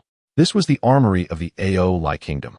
At that moment, a young man was commanding a group of soldiers to transport a continuous stream of weapons. The bird's eyes glimmered with an almost human expression as it recognized that this man was no ordinary being, possessing at least the cultivation of an earth immortal. In the Dragon Palace, Lin Xian's gaze flickered in sync with that of the bird. Surely, this was someone sent by the Buddhist sect. He never expected that they would account for such a minor detail. Lin Xian maintained a calm demeanor. As night deepened, the young man dismissed all the soldiers guarding the armory and departed himself. The bird remained perched quietly on the roof. Time passed, and suddenly, a monkey with a scruffy face descended upon a cloud, scratching its head and looking around furtively. After ensuring no one was watching, he opened the armory's grand door and entered. Upon seeing the multitude of weapons inside, Sun Wukong was filled with excitement. He immediately plucked a handful of his own fur, chewed it, and, while reciting a spell, transformed the fur into a swarm of small monkeys that tumbled to the ground. "Children, let's move, let's move." A multitude of monkeys scrambled to seize the weapons, emptying the armory entirely. Sun Wukong then recited another spell, leading the monkeys straight back to Flower Fruit Mountain, with the bird following closely behind. At Flower Fruit Mountain, dawn broke, and Sun Wukong tossed the weapons onto the ground. Instantly, the monkeys bounced over, eagerly examining the scattered arms. "Children, are these weapons sufficient? If not, I shall retrieve more." "Hee," Sun Wukong laughed. "They are enough, they are enough," the monkeys shouted, clamoring for the weapons and beginning to practice joyfully. The next day, while Sun Wukong was training the monkeys, he immediately sensed the arrival of outsiders. Soon, a horde of monsters surged forth, comprised of wolves, tigers, and leopards. These creatures hailed not only from the vicinity of Flower Fruit Mountain, but also from distant regions. A full 72 demon kings, all dispatched by the Buddhist sect to unite with Sun Wukong. In the Dragon Palace, Lin Xian chuckled derisively. The Buddhist sect was indeed meticulous, having summoned the 72 demon kings. The influence of Flower Fruit Mountain was but a drop in the ocean compared to the vast expanse of demonkind. Each of those 72 demon kings commanded significant power. Yet, they all regarded Sun Wukong with reverence, misleading the monkey into believing he was invincible. This arrogance would stir ambition within him, prompting him to wreak havoc in the heavenly palace and accrue immense merit for the celestial beings. Truly, the plan was intricately devised and thoroughly executed. Days passed, and Sun Wukong, wielding a heavy sword, wore a distressed expression. Observing his discontent, 4 elder monkeys approached him. It turned out that Sun Wukong was dissatisfied with the weapon in his hand. The 4 elder monkeys exchanged glances, seemingly having conspired beforehand, and began discussing the treasures of the East Sea Dragon Palace, trying to entice Sun Wukong to venture there. Lin Xian could not help but laugh heartily. The acting of these 4 elder monkeys was spectacular, though slightly exaggerated. This monkey was indeed easily swayed. After the 4 elder monkeys' persuasion, combined with the flattery from other demon kings, Sun Wukong could hardly contain his excitement. The allure of the Dragon Palace was irresistible, he truly wished to see it. Perched on a nearby treetop, the transformed bird chirped incessantly, amused by the foolishness of the monkey, who could not discern the truth and believed whatever he was told. Moreover, given that he had attained the golden immortal level, how could he possibly wield a weapon meant for mortals? And with such a multitude of monsters and the overwhelming presence of the 72 demon kings, did he genuinely believe they would willingly acknowledge Flower Fruit Mountain as their superior? Lin Xian had serious doubts about the monkey's perception. This foolish monkey was utterly oblivious, with the entire world performing for him, and he remained unaware. He dared to cause a ruckus in the heavenly palace, likely without a shred of understanding regarding his cultivation level. In the initial 6 years at the Crescent Moonstar Cave, Jade may not have taught him any cultivation techniques, but merely set him to chop wood in the back mountains. In Lin Xian's memory, that mountain was named Rotten Peach Mountain. The peaches within were certainly not ordinary, though they could not compare to the Queen Mother's peaches of immortality. They were imbued with rich spiritual energy. Unbeknownst to him, son Wukong consumed these peaches for 6 consecutive years, his cultivation being forcibly elevated to the level of tribulation.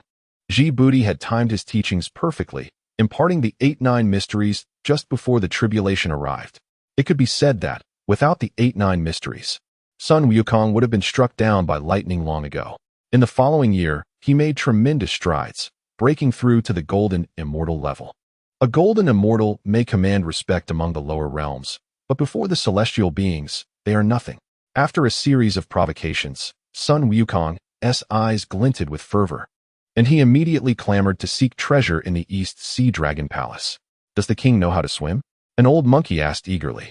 Son Wukong chuckled proudly, declaring, I, son Wukong, can transform 72 ways. With a single somersault, I can traverse 100,000 miles. What is a mere East Sea to me? Excellent. This hidden river leads directly to the East Sea Dragon Palace. The king can go and return swiftly. As the old monkey spoke, he pointed toward the hidden river beneath the waterfall of Water Curtain Cave. Goodness, they even indicated the route. Son Wukong blinked in surprise at the hidden river, then addressed the monkey troops, saying, Children, guard the home well. I shall return shortly. With that, he leaped and plunged into the water. The bird atop the treetops blinked and dove in after him. Did everyone see that? A bird just jumped into the water. Several monkeys were left bewildered. It must be a female bird, captivated by our great king's charm, and followed him. As the bird plunged into the water, it transformed back into a fish, trailing behind son Wukong. Before long, son Wukong followed the hidden river to the Dragon Palace. Lin Xian was astonished. Why did the path lead precisely to the Dragon Palace? Had it not been for this hidden river, son Wukong would have likely lost his way had he recklessly entered the sea. At the entrance of the Dragon Palace, 2 shrimp soldiers observed closely. Is that the monkey from Flower Fruit Mountain? Indeed, it is he. He has arrived. Hurry and report to the king. With that, one shrimp soldier promptly dashed inside to inform. Upon his arrival, son Wukong sought to enter without hesitation, but was quickly obstructed by the remaining shrimp soldier. Halt! Who brought the water here? Son Wukong scratched his arm and declared, I am son Wukong, the monkey king of Flower Fruit Mountain, a neighbor of your esteemed dragon king. Step aside. He tried to proceed, but was met with a stern retort. Stop. Regardless of your identity, you shall not enter without permission after a report. Wait here for now. The shrimp soldier scolded him. Infuriated, son Wukong exclaimed, Dare you impede me, old monkey? You seek death. With that, he kicked the shrimp soldier away. After dusting off his hands, son Wukong scoffed and swaggered into the Dragon Palace. Lin Xian frowned slightly. This monkey is truly arrogant and unreasonable. Halfway through, he encountered Ao Guang accompanied by numerous dragon sons and grandsons, along with shrimp soldiers and crab generals, coming to greet him. I did not know the celestial being had come. The young dragon regrets the lack of a proper welcome. Please forgive me. Ao Guang, seasoned and astute, though of higher cultivation than the monkey, still bowed lowly to son Wukong as per their plan. Son Wukong stood tall, his demeanor increasingly haughty, and waved dismissively. A trivial matter, trivial matter. With that, Ao Guang led son Wukong inside, and the fish controlled by Lin Xian hastily followed. Through this repeated misdirection, son Wukong grew ever more arrogant. Even Ao Guang bowed, so who could he fear? Inside the Dragon Palace, the Dragon King ordered a variety of delectable dishes to be served. Son Wukong, showing no restraint, indulged himself, disregarding the gazes of the other aquatic beings. After dining, Sun Wukong directly stated, "Old dragon, I have recently instructed my descendants to guard the mountain gate, yet I lack a suitable weapon. I have long heard that the Dragon Palace possesses many treasures, and I have come to request a weapon." Ao Guang feigned hesitation before conceding, "Very well. Considering the celestial being is my neighbor, I shall present you with one." With that, a catfish demon brought forth a saber. Sun Wukong merely glanced at it, and shook his head repeatedly. No, I do not know the art of the saber. I previously discarded one." Ao Guang, at a loss, ordered his subordinates to fetch another. Moments later, several fish demons brought forth a steel fork. Sun Wukong's eyes lit up, and he leaped forward to catch it, playing with it for a moment before snapping it in two. "Alas, too light, he declared, discarding the broken fork in exasperation. In a distant corner, Lin Xian observed quietly through the little fish. The unfolding scene was nothing short of a farce. The previous saber was merely an ordinary blade, and this steel fork was just a low-tier magic weapon, hardly worthy of mention. To enhance the act's authenticity, Ao Guang feigned distress. "O celestial being, this steel fork weighs 3,600 pounds. How could you break it so easily?" Sun Wukong interrupted coldly. "Could it be that the old Dragon King is reluctant to part with his treasure?" "Not at all." Ao Guang acted submissively, promptly instructing his subordinates to fetch another. After a brief moment, a group of fish demons carried forth a halberd. Ao Guang, with a smile, presented it. "Celestial being, please look. This halberd weighs 7,200 pounds, the heaviest weapon in my dragon palace. Would you care to try it?" Sun Wukong was taken aback and immediately jumped to grasp it. Weighing it in his hands, he began to twirl it. Although merely a low-tier treasure, it still weighed 7,200 pounds. As he played with it, the waters of the dragon palace surged, causing some aquatic beings to feel dizzy. After a while, Sun Wukong cast the halberd to the ground, claiming, "Still too light, not suitable." Ao Guang hastily lamented, "Celestial being, this is indeed the heaviest weapon we possess. There are no others." "Huh, old fool, do you think I am a mere child of 3? Sun Wukong sneered, "If you do not present a fitting weapon today, I shall overturn your dragon palace." Chapter 46. Why is the monkey so arrogant? Witnessing this scene, even Lin Xian, who was watching from the sidelines, could not help but frown. Sun Wukong was excessively overbearing. The gifts of treasures were a gesture of goodwill, and withholding them was his right. Yet, he audaciously threatened to topple the dragon palace. However, the heavenly court's plan was to render Sun Wukong arrogant and ignorant. After all, the higher one is lifted, the harder one falls. Initially, Lin Xian had felt some sympathy for Sun Wukong, considering he had been schemed against by the celestial beings and remained oblivious. Yet, upon witnessing this spectacle, he lost any desire to assist him. This monkey was far too arrogant, utterly infuriating. Without experiencing the harshness of society, one cannot comprehend the malice of human hearts. Thus, Lin Xian continued to observe from the shadows. "Celestial being, there truly are no other weapons here. Perhaps you could seek elsewhere?" Ao Guang continued his act of victimhood. "No, I am determined to find a weapon in your dragon palace. Hurry and fetch one," Sun Wukong declared, reclining on the dragon throne while peeling a banana. Seeing that his performance was convincing, Ao Guang signaled to the dragon mother and dragon daughter nearby. They quickly approached and suggested, "Great king, why not let the celestial being try the sea-calming divine iron?" Ao Guang immediately shook his head. No, that is a pillar left by Diyu during his water control. It serves no purpose. Regardless of its utility, if the celestial being can lift it, let him take it. If he cannot, we are powerless." With that, Ao Guang nodded and approached Sun Wukong with a smile. "There is a sea-calming pillar, celestial being. You may wish to take a look." Sun Wukong had overheard their conversation. "That pillar weighs 13,500 pounds, impossible to lift." "Is that so? Take me to see it," he exclaimed, instantly intrigued. Ao Guang promptly led Sun Wukong to a deep part of the sea. Indeed, there stood a tall pillar rising from the ocean. Upon seeing it, Sun Wukong's spirit surged. What a treasure! What a treasure! If only it were a bit smaller. His eyes sparkled with excitement. As soon as he finished speaking, the pillar shrank slightly. Witnessing this, Sun Wukong eagerly urged, "Smaller, smaller." The pillar diminished considerably. Lin Xian watched quietly from the shadows, a cold smile creeping onto his lips. He had long been aware that this golden cudgel had been sent in advance by the Buddhist sect, purportedly belonging to Patriarch Bodhi.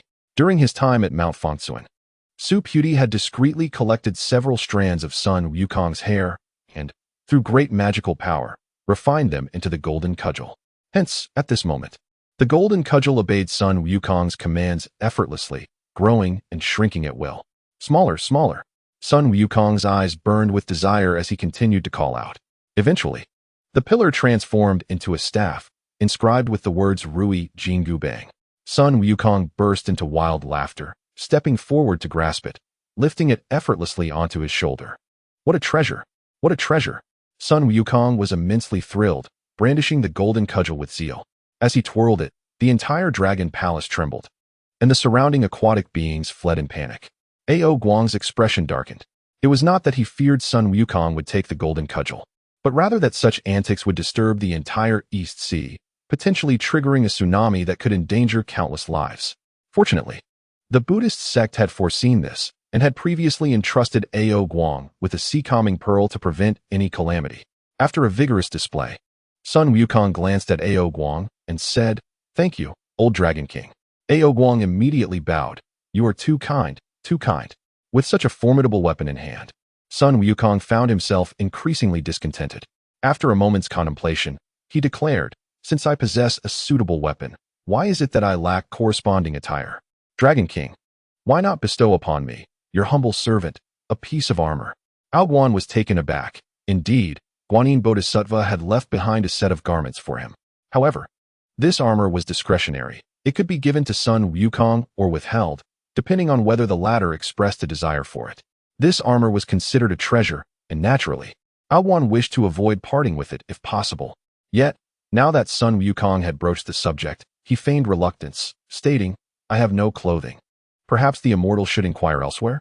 Sun Wukong scoffed, asserting that it was far better to sit in one place than to wander between houses. The clothing was a necessity. Ao Guang shook his head once more. In that moment, Sun Wukong, brimming with arrogance, approached Ao Guang, poking him twice on the head with his staff. "Listen here, old dragon. Do not refuse a toast only to drink a penalty. It is no small feat for me to visit, so do not create unnecessary trouble for yourself." His tone was undeniably domineering. Upon hearing this, Ao Guang's anger surged, nearly boiling over. The surrounding dragon offspring could scarcely contain themselves, restless with anticipation. Sun Wukong's audacity had reached new heights. Ao Guang, seething with rage, struggled to suppress his fury. For thousands of years, despite the dragon clan's waning power, he, as the leader of the Four Seas, had never endured such humiliation. To be threatened by a mere golden immortal was indeed a profound disgrace. Had it not been for the celestial plan, he would have erupted in fury long ago, for he was indeed a Tai golden immortal. "Very well. My three brothers happen to have a set available." Ao Guang finally gritted through clenched teeth.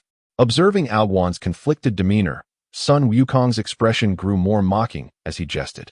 "I shan't journey to the West Sea or the North Sea. If you wish to go, you may carry me along." Ao Guang's frustration flared anew. "There is no need for the immortal to travel. My little dragon possesses a divine drum and a celestial bell. If there is a pressing matter, a gentle strike will summon my three brothers in an instant." Sun Wukong's eyes brightened. "If that is the case, why not ring the bell at once?" Soon, the bell echoed, and the drum was struck. Before long, Arwen, Aoshuan, and Aoqin arrived, drawn by the sound. "What is it, elder brother?" The three dragons, upon seeing Sun Wukong, understood the situation but continued to humor Ao Guang's performance. Ao Guang recounted the events that had transpired. "Now it makes sense," they responded, as if prepared. Stepping before Sun Wukong, and each revealing an item in hand, "I present to you a pair of cloud-walking shoes made of lotus silk. I offer a suit of golden chainmail. What a coincidence! I also have a crown of phoenix wings and purple gold, which I shall present to you as well." These three items were indeed treasures left by Guanyin Bodhisattva. Sun Wukong gazed at the exquisite armor, his pride swelling. "Quickly, help me don these." The expressions of the three dragons shifted. Sun Wukong was treating them as mere servants. Nevertheless, they assisted in adorning him with the armor. Once completed, Ao Guang let out a silent sigh of relief. With both weapon and armor acquired, he could finally send the Monkey King on his way. He approached Sun Wukong and inquired, "Immortal, are you now satisfied?" "Quite satisfactory," Sun Wukong replied, yet he once again seated himself upon the dragon throne. Ao Guang's face paled. Why was this monkey still lingering? At that moment, Sun Wukong spoke casually. Old Dragon King, I have heard whispers of a forbidden area deep within your dragon palace. Upon hearing this, not only did the Four Seas Dragon King's faces change, but even Lin Xian, hidden in the shadows, wore an expression of shock. According to the plan, Sun Wukong was supposed to leave upon acquiring the golden staff and armor, but how did he come to know of the forbidden area within the palace? What could he be plotting? The Four Seas Dragon Kings were taken aback. This element was not part of their original plan. What now? The calamity had unexpectedly shifted. The forbidden area was not the Dragon Clan's treasury, but a place deep within the palace, a domain even Outwan was forbidden from entering. It was, in fact, the Dragon Prison, where all malevolent dragons had been imprisoned since the Dragon Han Calamity. During the Dragon Han Calamity, the three clans competed fiercely, leading to the extinction of the Qilin and Feng lineages, leaving the Dragon Clan in a weakened state. Consequently, they retreated to the Four Seas, no longer vying for supremacy in the world. However, this was merely a fade. The true reason was to guard the dragon prison and prevent the malevolent dragons from breaking free of their seals. In later generations, no one comprehended that the dragon prison had been established by the Dragon Clan itself. Throughout the ages, from the witch and demon calamity to the deification calamity, despite the shifts in dynasties and changes in rulers, it persisted. Why? Because those malevolent dragons had their minds tainted by the primordial demon gods. They could not be slain by deities, and sages were reluctant to intervene, even to this day. Now, Sun Wukong's inquiry regarding the dragon prison could not help but stir their hearts. Even Lin Xian, lurking in the shadows, began to feel restless. He had studied the chronicles of the primordial era and was aware of these matters. Was my presence causing the variables in the journey to the west to escalate? Lin Xian pondered silently. At last, he comprehended why the system had intentionally guided him to follow the plan. According to the choices presented by the system, should I not directly intervene now to suppress that foolish monkey? Yet, it was not the right time. Sun Wukong was merely inquiring and had not yet acted outside the plan. If I were to intervene now, the Jade Emperor would certainly hold me accountable for disrupting the plan. After much deliberation, Lin Xian decided to wait and observe. Inside the Dragon Palace Hall, Sun Wukong appeared transformed, his demeanor teasing as he fixed his gaze upon the Four Seas Dragon Kings. This monkey seemed entirely different, as if privy to numerous secrets. Outwan steadied himself and forced a smile. Immortal, you jest. There are no forbidden areas within the Dragon Palace. Sun Wukong replied with a cold smile, but chose not to pursue the topic further. Rising from his seat, he hoisted the golden staff and headed toward the palace exit. The Four Seas Dragon Kings were left speechless. It seemed the plan had returned to its course. Sun Wukong was departing without further complication. Just as they began to relax, Sun Wukong, who had initially ventured out to sea, stealthily returned. That old man spoke of a forbidden area in the Dragon Palace. It must be over here. He mentioned treasures of greater power. I wonder if it is true.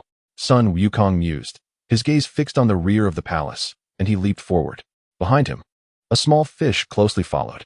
As he approached, the guardian stationed in that region immediately sensed Sun Wukong's presence, disregarding the calamity. Upon seeing him, they swiftly employed a communication spell. Leave at once. This is the forbidden area of the Dragon Palace. No idle folk are permitted to trespass. The voice reverberated like thunder. Upon hearing this, Sun Wukong was initially startled, then let out a derisive chuckle. The audacious Four Seas Dragon Kings dare to deceive me. Once I unveil the treasures within this forbidden area, I will settle the score with them. With that, he hurled his golden staff. In an instant, the staff grew to an enormous size, plummeting toward the designated area. To infringe upon the Dragon Clan's forbidden ground is a grave offense. Seeking death. The dragon guardians below snorted in unison, chanting incantations and unleashing their combined might upon the descending staff. Boom, boom, boom. The powerful energies struck the base of the golden staff, causing it to soar back into the air. Dare to obstruct me? You are the ones courting death. Sun Wukong was evidently unwilling to concede. He considered himself invincible. Even in the face of the terrifying fluctuations below, he charged forth with youthful audacity. Speaking thus, he recited a mantra, transforming into an ancient giant ape. The colossal beast swiftly darted forward, striking down at the ascending golden rod with a mighty palm. Bang! The golden rod plummeted once more, this time with a force exceeding 100 times that of before. the gathering dragon warriors hastily summoned their powers to resist. Yet this time, they could not withstand the onslaught. Their energies shattered instantly, and the golden rod continued its rapid descent, prompting the dragon warriors to scatter like pillars of water in retreat. With another resounding bang, the golden rod plunged deep into the earth. This was dire. Quick! Alert the 4 Seas Dragon Kings. The dragon warriors, witnessing this scene, turned ashen. They had guarded this forbidden ground for millennia, only to be breached by an intruder. This was a grave matter. Among them, one indeed possessed the strength of a Tai golden immortal, yet he was powerless to resist. Though Sun Wukong was merely a golden immortal, with the golden rod in hand, and having mastered the 72 transformations, his true power had far surpassed that of an ordinary Tai golden immortal. On the surface of the sea, towering waves surged hundreds of feet high. Below, whirlpools erupted, their might astonishing, as they pulverized the aquatic creatures unable to escape, blood quickly spreading in all directions. The giant ape, transformed from Sun Wukong, showed no signs of relent. Gripping one end of the golden rod, he began prying it downward, intending to unearth the massive stone slab sealing the forbidden ground beneath. Bang! Bang! Bang! In an instant, countless chains hidden within the earth were shattered, revealing a glimpse of the true nature below. Within lay a torrent of magma, pulsating ominously with terrifying energy. Within the Dragon Palace, the 4 Seas Dragon Kings were alarmed. The thunderous sound of the golden rod piercing the ground had already roused them. What is happening? Ao Guang furrowed his brow. No sooner had he spoken than several dragon warriors rushed in. Bad news, Dragon King. A monkey with a hairy face and thunderous voice has breached the forbidden ground, and we are no match for him. What? Sun Wukong has not left? He has dared to intrude upon the dragon abyss forbidden ground. The 4 Seas Dragon Kings widened their eyes in shock. Had they known, they would have personally seen that calamity star off. They had been negligent. Hurry, we must stop him. If those malevolent dragons are unleashed, the consequences will be unimaginable. With that, the dragon warriors hastened toward the forbidden ground. Inside the forbidden realm, the giant ape chanted incantations once more, and in an instant, his power surged exponentially. Treasure! Come forth to this old sun. Sun Wukong thought of the rumored treasure, baring his teeth and straining against the golden rod, prying it downward. Finally, one of the chains sealing this place snapped. A massive stone was shifted aside by Sun Wukong. With a whoosh, the giant ape reverted to Sun Wukong's true form. And with a thought, the golden rod shrank rapidly as he soared toward the enormous opening. Stop! Not far away, the 4 Seas Dragon Kings, accompanied by countless dragon warriors, rushed over. Sun Wukong turned with a disdainful smile and swiftly dove inside. Chapter 48. The demon race does not deceive their own kind. Where is the treasure? Where is it? Sun Wukong ventured deeper into the dragon abyss, scanning his surroundings. Lava flowed tumultuously around him, and the scorching air assaulted his face. After only a few steps, he sensed several gazes fixated upon him. These eyes exuded an ominous aura, causing even the fearless Sun Wukong's heart to shudder. Humph! Who dares to posture before this old sun? Come forth and meet your doom. He peered around, but found nothing amiss. Suddenly, the flowing lava parted, revealing 3 enormous dragon heads emerging from the molten depths, 2 male dragons and 1 female. Startled, Sun Wukong quickly cast his golden rod before him and bellowed. What are you 3 doing hiding here? Come out and fight. Humph! Truly a fearless one, the female dragon scoffed. The other 2 dragons joined in with mocking laughter. It has been ages since we sensed the presence of a living being. It feels rather delightful. What species are you? You look quite grotesque. The 3 dragons scrutinized Sun Wukong from head to toe. Upon hearing this, Sun Wukong bristled, retorting, take a good look. Your grandfather's son is the beautiful monkey king of the Water Curtain Cave in Flower Fruit Mountain. Where is the ugliness? This was the first time he had been called ugly. What kind of aesthetic was this? Did they have a problem with their vision? Yet the 3 dragons did not engage in a dispute with him. A monkey from Flower Fruit Mountain, is it? What brings you to the Dragon Abyss? One male dragon inquired. Dragon Abyss? Is this not your Dragon Palace's forbidden ground? Sun Wukong expressed his confusion. The forbidden ground is indeed the Dragon Abyss, and the Dragon Abyss is the forbidden ground. Sun Wukong frowned, implying that there were no treasures to be found. Treasures? The 3 dragons exchanged glances. The female dragon then smiled, saying, we can offer you treasures, but you must first break the chains binding us and release us. and we shall grant you your wish. Is this for real? Sun Wukong's eyes brightened. Indeed, indeed. The demon race does not deceive their own kind. The dragon race originally separated from the demon race. Very well. Upon hearing of treasures, Sun Wukong's intellect momentarily waned, and he coldly retorted to the three dragons, "If you deceive me, I shall ensure your brains splatter." He raised the goldenrod. "Where are the chains?" The three dragons exchanged glances filled with mockery, then trembled their bodies. Instantly, the surrounding lava parted, revealing their immense forms. They were entwined with several black iron chains, each inscribed with glowing runes that firmly restrained them. At their heads, bodies, and tails, 3 locks were present. They had experimented numerous times, discovering that if one of the locks was attacked, it would immediately shift positions. Only one lock could break the seal. Therefore, the assault had to be precise, or none of them would escape. Our chains are sealed by magical words. If we act recklessly, we will be unable to break free. However, through our persistent efforts over the years, we have comprehended the magical words to some extent. The weakness of the mechanism may lie in that third lock. "You should try it first," said the female dragon. Sun Wukong's eyes flickered thoughtfully before he swung his rod down upon the third lock. Bang! Sparks flew, and the third lock shattered instantly. This side. Seeing that their elder brother's chain was broken, the second dragon grew excited. Sun Wukong immediately rushed over and struck again, breaking the second lock as well. "Me too." The female dragon's expression grew even more animated. Sun Wukong swung his rod down once more. Crack! The final chain shattered. "Haha, we're free. We're free." The 3 dragons roared with laughter, their bodies shaking as the chains binding them snapped away and their confinement vanished. The feeling of freedom was exhilarating. "I never want to be chained here again. I want to go out." The 3 dragons writhed with excitement. "Hey, what about the treasures you promised me?" Sun Wukong felt forgotten and grew irate, shouting. The 3 dragons, upon hearing this, finally turned to look at Sun Wukong. "What treasure? We don't even have any." The female dragon snorted disdainfully. Upon hearing this, Sun Wukong's fury ignited. "You dare to go back on your word? Prepare to meet your end." With that, he charged forward, brandishing the goldenrod. Bang!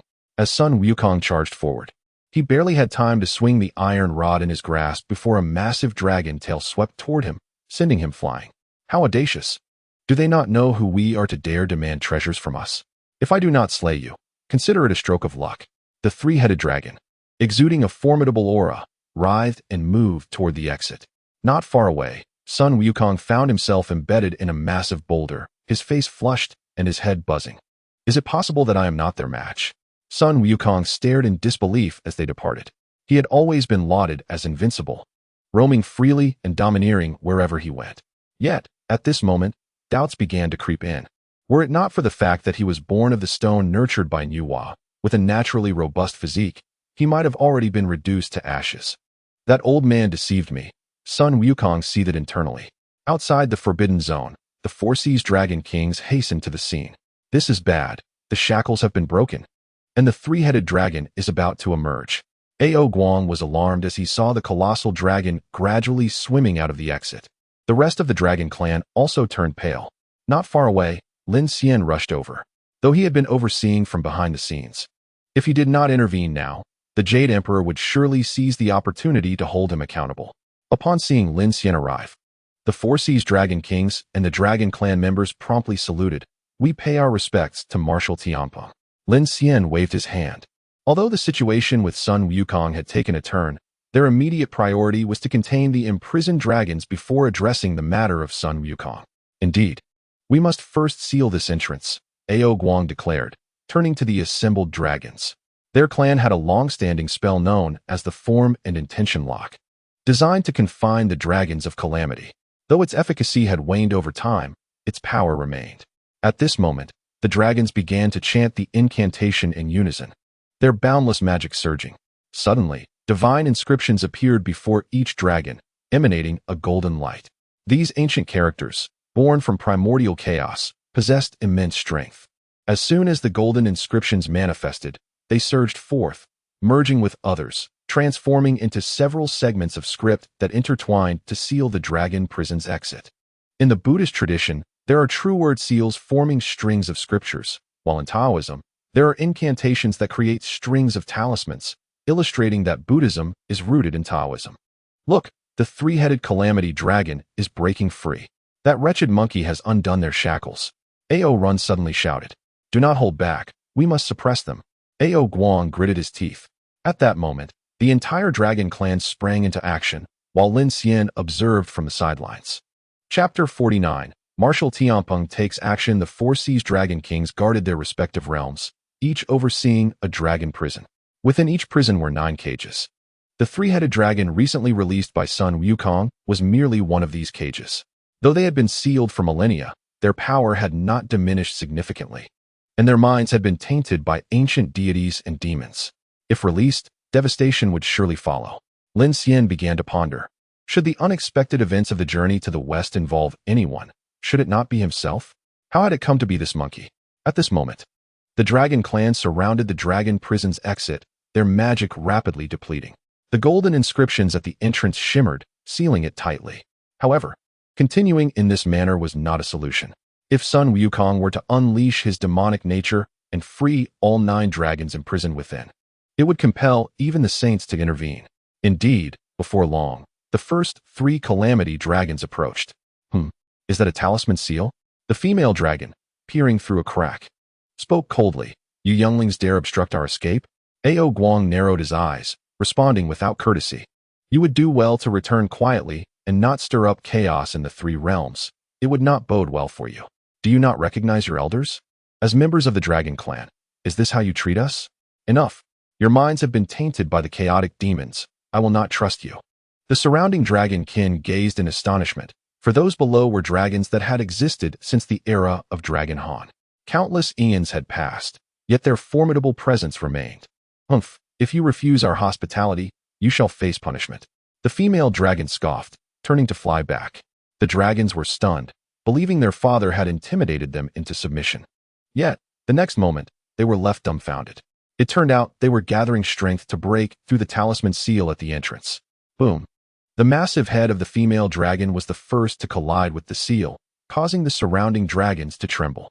Then, with 2 cracking sounds, Lin Xian swiftly turned to see that 2 segments of the sealing inscriptions had developed cracks. The 4 seas dragon king's expressions shifted dramatically. This is dire. Our form and intention lock spell is significantly weaker than it was over 100,000 years ago. Weakness or not, we must cast it, otherwise. How will we suppress them? All 4 of them were of the Tai golden immortal level. Yet at this moment, even with all their might, they could not alter the course of events. Boom. Another violent collision occurred. This time, it was the male dragon, striking with even greater force, causing 3 segments of the talisman seal to shatter. Soon after, another collision ensued, and almost instantaneously, the entire talisman seal crumbled to dust. This is not good. The surrounding dragons instinctively recoiled. With the seal breached, the 3 calamity dragons soared forth from the entrance one by one. The 4 seas dragon kings retreated in fear. The 3 calamity dragons coiled above, exhilarated, for they were finally free. They then approached with cold gazes directed at the 4 seas dragon kings. I warned you that obstructing our path would lead only to death. You shall all perish. The female dragon declared, her expression twisted with malice. Brother, second brother. Sister is displeased. Let us slaughter these short-sighted fools. These foolish younglings shall meet their end. With that, their magic surged forth, and as fellow dragons, they hesitated not to strike down their kin. However, just as they prepared to make their move, 3 columns of water suddenly spiraled in from all directions, ensnaring their massive dragon bodies. The 3 calamity dragons turned to see a seemingly unremarkable human youth. The human was Lin Xian, who was currently manipulating the water columns. You seek death. The female dragon shot a glance at Lin Xian. Yet Lin Xian paid her no heed, with a flick of his other hand.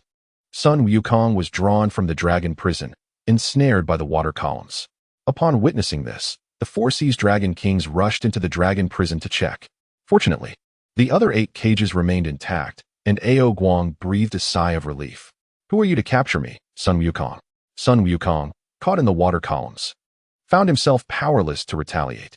Nevertheless, his arrogance remained, oblivious to the grievous error he had committed. Lin Xian, disinterested in engaging in further dialogue with Sun Wukong, subtly gestured, sealing his mouth with a stream of water. Now was not the time for lessons. The 3 calamity dragons, robust and powerful, showed clear signs of breaking free from the water columns. The surrounding dragon clan members gazed in astonishment at this scene, clearly recognizing that Lin Xian's ability to wield such power indicated his profound mastery over the water element. After all, Marshal Tianpeng had long governed the Heavenly River, making it unsurprising that he had achieved such depth in understanding the water element. However, upon observing their own circumstances, even the strongest of the Four Seas Dragon Kings, who had resided in the Four Seas for ages, had not reached such a level of mastery. Boom, boom, boom. Just then, the three Calamity Dragons broke free from their restraints and turned to launch themselves at Lin Xian. Then, Lin Xian remained unfazed as he raised both hands. With a resounding splash, numerous water columns emerged, directly entwining around the colossal bodies of the three-headed dragon, pulling them back. The three-headed dragon immediately frowned. The mother dragon narrowed her eyes, her long eyelashes shimmering with a kaleidoscope of colors, as she coldly regarded Lin Xian, inquiring, "Who are you?" Beside her, Ao Guang exclaimed with excitement, "He is the current marshal of the Heavenly River." Heavenly River? The three dragons were taken aback. They evidently misunderstood the situation. This Heavenly River was not the same as the one in the primordial era, as the current Heavenly River in the Three Realms was but a mere drop in the ocean compared to its ancient counterpart. Humph. Your cultivation is merely at the initial stage of the Tai Golden Immortal. If it weren't for your mastery of water laws, how could you possibly contend with us? Indeed, if you are capable, come out to sea and fight. Do you dare? Lin Xian smiled slightly. Very well. The three dragons were momentarily stunned. Was it truly that simple to deceive this so-called Marshal of the Heavenly River? The Dragon Kings of the Four Seas quickly approached to dissuade him. "Marshal, no. If you venture out to sea, they will undoubtedly escape. Fear not. I have my own plans," Lin Xian replied with a smile, and with that, he leapt into the air, soaring towards the ocean's surface. Simultaneously, the three-headed dragon was also dragged upwards by the water columns. Splash, splash, splash. In the blink of an eye, Lin Xian and the three dragons appeared at the ocean's surface. Following closely, the Dragon Kings of the Four Seas and other dragon clans also soared forth. Lin Xian gazed at the three-headed dragon, calmly stating, "How shall we play this? I shall accompany you to the end." At this moment, the three-headed dragon broke free from the water column's constraints and coldly laughed at Lin Xian, with the mother dragon mocking. "Next, let us see how you play. We three shall accompany you." Her tone was sharp, exuding an air of dominance, for the situation was now in their favor outside the sea. "Oh, is that so?"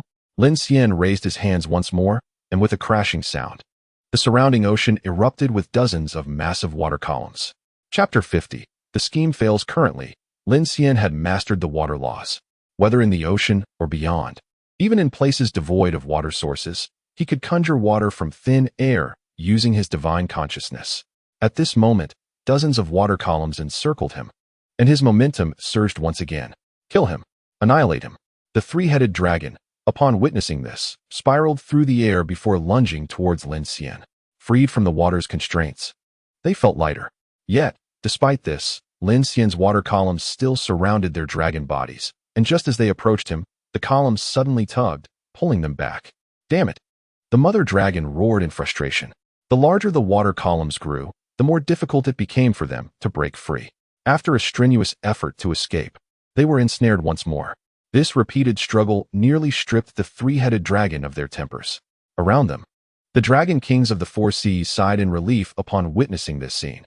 As long as the three-headed dragon remained under Lin Xian's control, they could report to the Heavenly Court and capture them all at once, thus securing a significant merit. However, Lin Xian did not share this sentiment. At this moment, the Jade Emperor was likely watching from above, eagerly waiting for the three-headed dragon to escape from his grasp, so he could punish Lin Xian and demote him to the mortal realm. "Humph, you think yourself remarkable? Just because the old dragon is not showing his might. Do you take me for a mere insect?" The mother dragon continued, "Brothers, stop playing with him and directly strike down this so-called Marshal of the Heavenly River. We shall ascend to the upper realms and seize control of the three realms." As she spoke, the three-headed dragon seemed ready to get serious. Immense magical energy overflowing from their bodies, their aura rising several levels, and a terrifying pressure radiating outwards for thousands of miles. Boom, boom, boom. The towering water columns were instantly shattered. "What?" Ao Guang and the other dragons were stunned. "Quick, form a formation. Find a way to restrain the three of them. Ao Guang shouted urgently, as Ao Run, Ao Shun, and Ao Qin immediately took to the skies. It's pointless. Forming a formation is no longer useful, Lin Xian remarked, glancing at the Dragon Kings of the Four Seas. They froze midair. How arrogant. Let us show you the true prowess of our trio. The three-headed dragon sneered from a distance. Lin Xian's gaze shifted from the shocked face of the Dragon King to the three-headed dragon, coldly stating, "They have unleashed the divine demonic power within them. Their true strength has likely reached the level of the great Luo Golden Immortal. The Marshal speaks the truth. They are called the Dragon of Karma not merely for their malevolent thoughts, but also due to the dormant divine demonic power within them. Once this power is unleashed, their strength will surge." Ao Guang was aware of this aspect as well. "You all step back. Allow me to handle this," Lin Xian declared, spreading his arms wide, causing the surrounding ocean for hundreds of miles to churn violently. Charge! Charge! Charge! The three-headed dragon immediately twisted their massive bodies, charging towards him. The Dragon King of the Four Seas commanded the sea tribes to retreat, clearing the battlefield for Lin Xian. Lin Xian focused his mind. Splash! Splash! Splash! Dozens of enormous water columns surged forth from the ocean's surface, attacking the three-headed dragon while simultaneously slowing their advance. Aware that the water columns could no longer pose a significant threat to the three-headed dragon, Lin Xian manipulated the columns to delay them, retreating in tandem. A fine mist gradually enveloped the area. "Ha ha ha, you are no match for us three. Surrender now." The mother dragon cackled coldly as she saw Lin Xian fleeing. Without hesitation, the three of them charged towards him. In an instant, the mist formed a cloud that engulfed the retreating Lin Xian. Soon, the clouds multiplied and expanded, rapidly spreading over 100 miles of ocean. When the three-headed dragon beheld this scene, they were momentarily bewildered. They too were swallowed by the clouds. And as they sought to release their divine consciousness to discern their surroundings, they discovered that their divine sense had completely failed at that moment. Below, the Dragon Kings of the Four Seas and numerous sea tribes were also left dumbfounded. This sudden appearance of clouds rendered them unable to perceive the situation within. This is likely a technique employed by the three-headed dragon. The Marshal is probably in grave danger inside, Ao Qin expressed, filled with concern. Ao Guang appeared flustered as well. "You all stay here. I will report this matter to the Jade Emperor immediately." The sea tribes nodded in agreement. As Ao Guang executed a cloud summoning spell, he soared towards the heavenly court. Before long, he spotted a group of heavenly soldiers in the distance among the clouds. Upon nearing, he realized that besides the heavenly soldiers, there were also the Southern Pole Immortal, the 4 heavenly kings, the 9 luminary star lords, and the 28 constellations. This entourage was clearly led by the Southern Pole Immortal. "Greetings, Immortal," Ao Guang began, but the Southern Pole Immortal interrupted him. "Indeed, the Jade Emperor is already aware of this matter and has dispatched us to quell the disturbance." "That is splendid news," Ao Guang exclaimed with joy.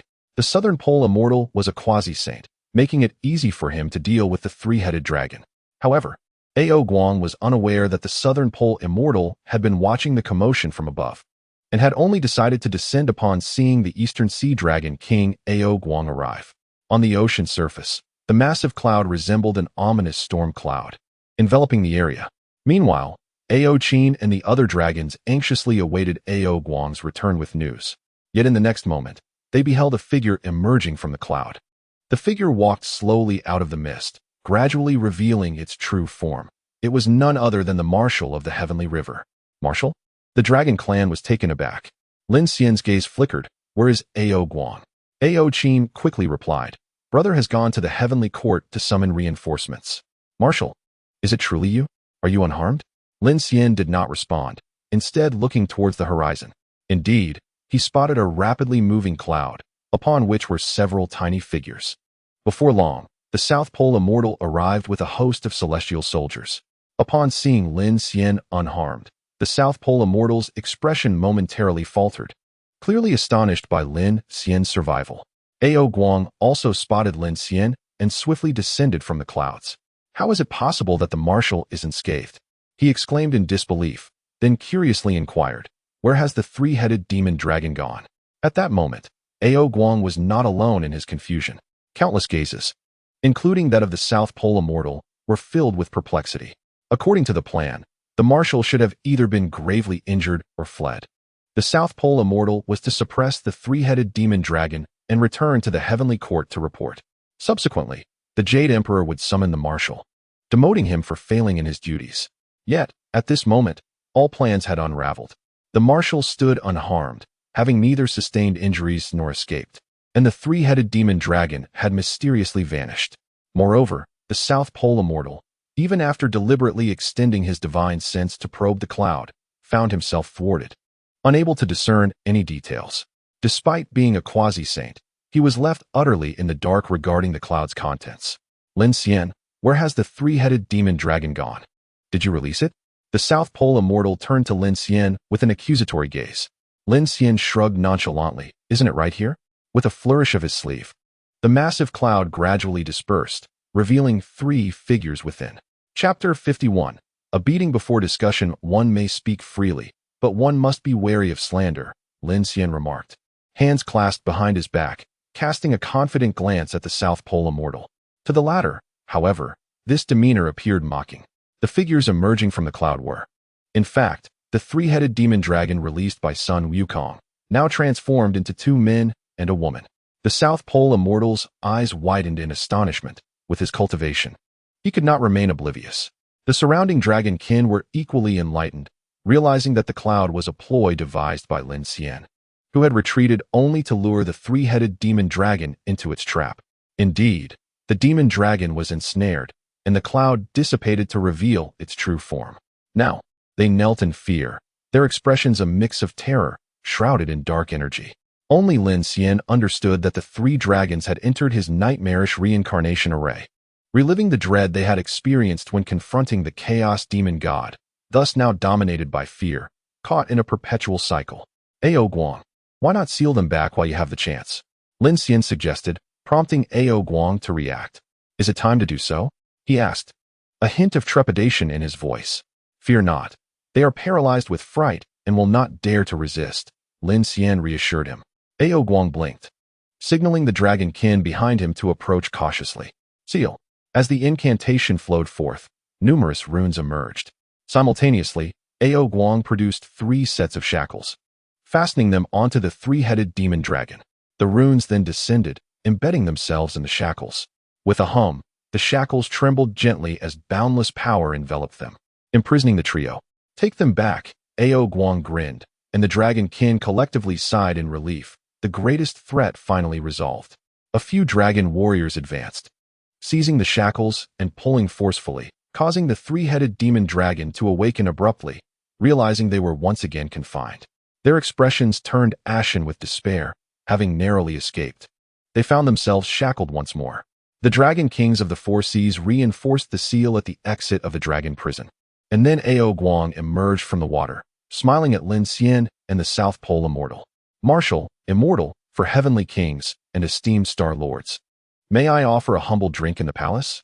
The South Pole Immortal, still in a daze, was roused by Ao Guang's words. He glanced at Lin Xian, feeling an indescribable discomfort. The release of the demon dragon and the framing of the Marshal were integral to his plan, yet it had been effortlessly thwarted by the Marshal, leaving him feeling humiliated. Moreover, how could a mere Tai golden immortal intimidate the 3-headed demon dragon? Immortal? Lin Xian smiled at the South Pole Immortal. His face darkened. Now that the turmoil has subsided, I shall take my leave to report back to the heavenly court. As for that Sun Wukong, it will be up to you, Marshal, to handle him. Should any further mishaps occur, the Jade Emperor will surely punish you. With a wave of his hand, the South Pole Immortal departed, followed by the celestial beings soaring towards the 9th heaven. Lin Xian's gaze flickered. He sensed that the South Pole Immortal harbored secrets, as if something was being concealed from him. Could it be another scheme set by the Jade Emperor? With such doubts lingering in his mind, he plunged into the sea. Not far away, Sun Wukong struggled in the water, bound by its currents. Marshal, what shall we do about Sun Wukong? Ao Guang inquired. Ignore him. Let us drink. Lin Xian replied. Within the Dragon Palace, the Dragon Kings of the 4 seas respectfully toasted to Lin Xian, their demeanor filled with reverence.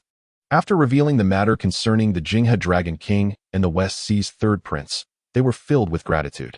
However, this time, Lin Xian had single-handedly controlled the demon dragons within the dragon prison, a feat they could not achieve, leaving them in awe. As they drank merrily, Ao Guang leaned closer to Lin Xian. Marshal, as you advised, I have reminded the Jinghe Dragon King. He is now quite obedient. But I am uncertain of the next steps. Lin Xian waved his hand dismissively. No rush. Let him remain stable for a few centuries. Ao Guang nodded in agreement. Moments later, the West Sea Dragon King approached. Marshal, my third son, Ao Lai, is unruly and disobedient. What shall I do? Lin Xian paused. He does not wish to part from Princess Wanxing. Indeed, the Wanxing Dragon King is of our kin, and I cannot force him. It is quite a predicament. Sighed the West Sea Dragon King, Ao Run. Lin Xian waved his hand again. Do not worry about Ao Lai. Even if he faces tribulations, there will be room for maneuver, unlike the Jinghe Dragon King, whose mistakes could jeopardize his life. Be patient. I will find a way to save your son. After a round of hospitality, Lin Xian departed from the Dragon Palace with son Wukong in tow. His clandestine mission at the Dragon Palace had concluded, and it was time to return to the task at hand, given the unforeseen developments surrounding son Wukong. On the shores of the East Sea, Lin Xian cast son Wukong onto the ground. The latter remained ensnared in the water's grip, thrashing about, clearly still defiant. Lin Xian paid him no mind. For at that moment, the system's voice resonated in his mind. Ding! New plot triggered. Son Wukong remains ensnared in the machinations of the celestial beings. Please make the following choice. First, reveal the truth to son Wukong, allowing him to decide his future path, with a reward of 3 drops of Panga's essence. Second, conceal the truth from son Wukong, proceeding with the plan, allowing him to continue facing tribulations, with a reward of the star-collecting technique. Lin Xian narrowed his eyes. Concealing the truth from son Wukong would merely aid the Buddhist sect in advancing the journey to the West's calamity. Once son Wukong entered into tribulations, he would not be far behind. Deceiving others was tantamount to harming oneself. Such tactics were inadvisable. Now, it all rested on son Wukong. Whether he accepted the tribulations or not would depend on his own decision. I choose the first option, Lin Xian declared. Then, he cast a glance at the writhing son Wukong. This monkey is far too arrogant. A beating is in order. With a subtle mental command, the water-binding son Wukong dissipated. Finally standing, son Wukong glared furiously at Lin Xian. You little rascal, how dare you bind me? Today, I shall make you taste the wrath of my staff. With that, he retrieved his golden rod from his ear, brandishing it, and swung it toward Lin Xian. Lin Xian stood quietly, and as the golden staff drew near, he effortlessly grasped it with a single hand, holding it firmly. Seeing that he could not budge the golden staff, son Wukong was filled with astonishment. How could this be? I am the unparalleled Monkey King. No one is my match. How have you accomplished this? Son Wukong glared at Lin Xian with a grim expression. Lin Xian snorted coldly, but offered no reply. In a flash, he appeared before son Wukong and delivered a punch to his face. How dare you strike me? I will make you pay, son Wukong shouted, rushing at Lin Xian with the golden staff. However, Lin Xian merely shifted slightly, seized son Wukong by the neck, and snatched the golden staff from him, tossing it aside. With a resounding thud, he landed another punch, sending son Wukong crashing to the ground. Unrelenting, Lin Xian mounted son Wukong and unleashed a flurry of punches upon his face. Son Wukong cried out in despair. You interfered with my affairs when I governed the heavenly river. Consider this a recompense for your transgressions. On the day son Wukong was born, golden light streamed into the court of the Dippers, nearly causing the waters of the heavenly river to overflow. Lin Xian vowed to deal with the monkey sooner or later. Yet, to be fair, this monkey proved remarkably resilient. Despite the beating he received, he suffered no visible injuries, merely feeling pain and crying out. Lin Xian was taken aback. Truly worthy of the stone gifted by Nuwa. His flesh was as strong as an ordinary great Luo golden immortal. Nevertheless, Lin Xian had no intention of sparing him. Your arrogance and disregard for others necessitate this lesson in humility. There are always greater powers beyond your own. Just because I choose to be courteous does not imply weakness. It is merely a sign of my discretion. Should you climb higher while disregarding my kindness, that is your folly. With that, Lin Xian summoned his power again, striking the monkey's face without an ounce of pity. For him, son Wukong's youthful bravado warranted a taste of the harsh realities of the world. Ah, it hurts. Please, no more. Son Wukong wailed, having never encountered such humiliation before, being struck while powerless to retaliate. Have you erred? Lin Xian paused to ask. I was wrong. I shall never dare again. Old son, how old are you? Lin Xian's brow furrowed, and his fists fell once more. Thud, thud, thud. Each blow landed like a heavy hammer, and Sun Wukong cried out for mercy. Stop. I am little son. I was wrong. I shall never dare again. Only then did Lin Xian relent. After a moment's thought, he tightened his fists again and unleashed another barrage. Please, no more. I understand my mistake. Each pounding left Sun Wukong in tears, overwhelmed by a sense of powerlessness that nearly drove him to despair. You know nothing. You breached the Dragon Clan's sacred ground and released the 3 Calamity Dragons. Were it not for me, would you still be alive? Lin Xian exclaimed. I did not intend to. I was deceived into releasing them. Have you erred? Lin Xian continued his assault, knowing full well he could not kill him. I was wrong. I should not have blindly trusted others. It nearly caused a catastrophe. Little son knows his fault. Sun Wukong clutched his head, sobbing uncontrollably. Good, now call me father. Sun Wukong was momentarily stunned. Lin Xian raised his fist again. Did you not hear me? Father, please don't hit me. Lin Xian finally withdrew his fist and stood up, his satisfaction evident as he gazed at Sun Wukong. The monkey was simply too mischievous. A good thrashing had evidently resolved all issues. Sun Wukong shakily rose to his feet, only to find Lin Xian's eyes fixed upon him, sending a wave of terror through him. Go pick up your staff, Lin Xian commanded. With a grimace, Sun Wukong hurried to retrieve the golden staff. Stand straight, shoulders back, chin up. Thus, the monkey held the staff, standing rigidly before Lin Xian like a pillar. After a lengthy pause, Lin Xian finally inquired, You mentioned being deceived. Who was it? Sun Wukong, with a serious expression, replied, An old man with a large head. He said his surname was Liu and claimed there was a treasure in the Dragon Palace's forbidden area, even drawing me a map. Could it be the Southern Polar Immortal? Lin Xian's eyes flickered. Who else but the Southern Polar Immortal would fit that description? At that moment, he realized that Sun Wukong's release of the Calamity Dragons was not a mere accident, but rather a deliberate act orchestrated by someone, namely, the Southern Polar Immortal, who sought to sow chaos and cause Lin Xian trouble. Lin Xian furrowed his brow. The Jade Emperor truly went to great lengths. He then glanced at Sun Wukong and handed him a notebook. Sun Wukong accepted it, noticing the crooked characters spelling out Journey to the West. A look of confusion crossed his face. Some matters are lengthy to explain, so I documented them for you. It would be best for you to read it yourself. Journey to the West? Sun Wukong opened the book and began to read. This notebook had been prepared by Lin Xian, recounting the story of Journey to the West based on his memories, albeit with slight modifications, particularly emphasizing the schemes against Sun Wukong by the Heavenly Court and the Buddhist sect.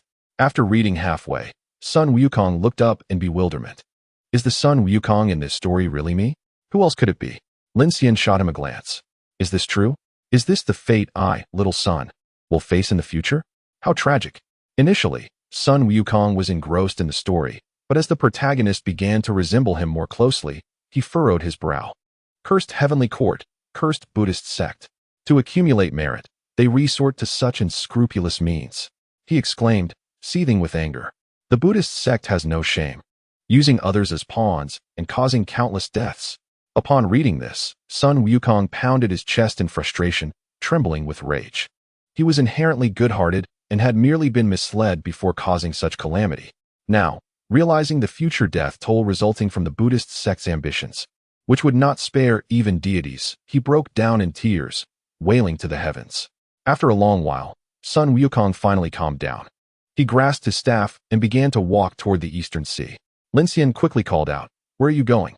Sun Wukong turned his head and said, I have decided to return the golden staff and my armor to the eastern sea, then retreat to my flower fruit mountain and never emerge again. You are merely evading. Do you think the Buddhist sect will leave you alone? Sun Wukong turned back, despair etched on his face. Then what should I do? Lin Xian chuckled coldly. Of course. You must give them a taste of their own medicine and make their lives difficult. But my strength is lacking. I am merely a golden immortal, unable to contend with those deities and Buddhas. After reading Journey to the West, Sun Wukong gained a rudimentary understanding of the cultivation system and felt panic at the thought of having previously pretended to be strong before many powerful beings. Lin Xian's expression darkened as he approached and gave Sun Wukong a light smack on the back of his head. Confucius said, Do not panic. You now know the future. Are you afraid you cannot change your fate? Sun Wukong blinked, What should my next step be? Lin Xian smiled knowingly and flipped his hand, revealing two palm-sized rectangular mirrors. These are mobile phones I invented. They contain formations. When you need to contact me, you can send messages or call me directly. The signal will harness the power of heaven and earth to reach my phone.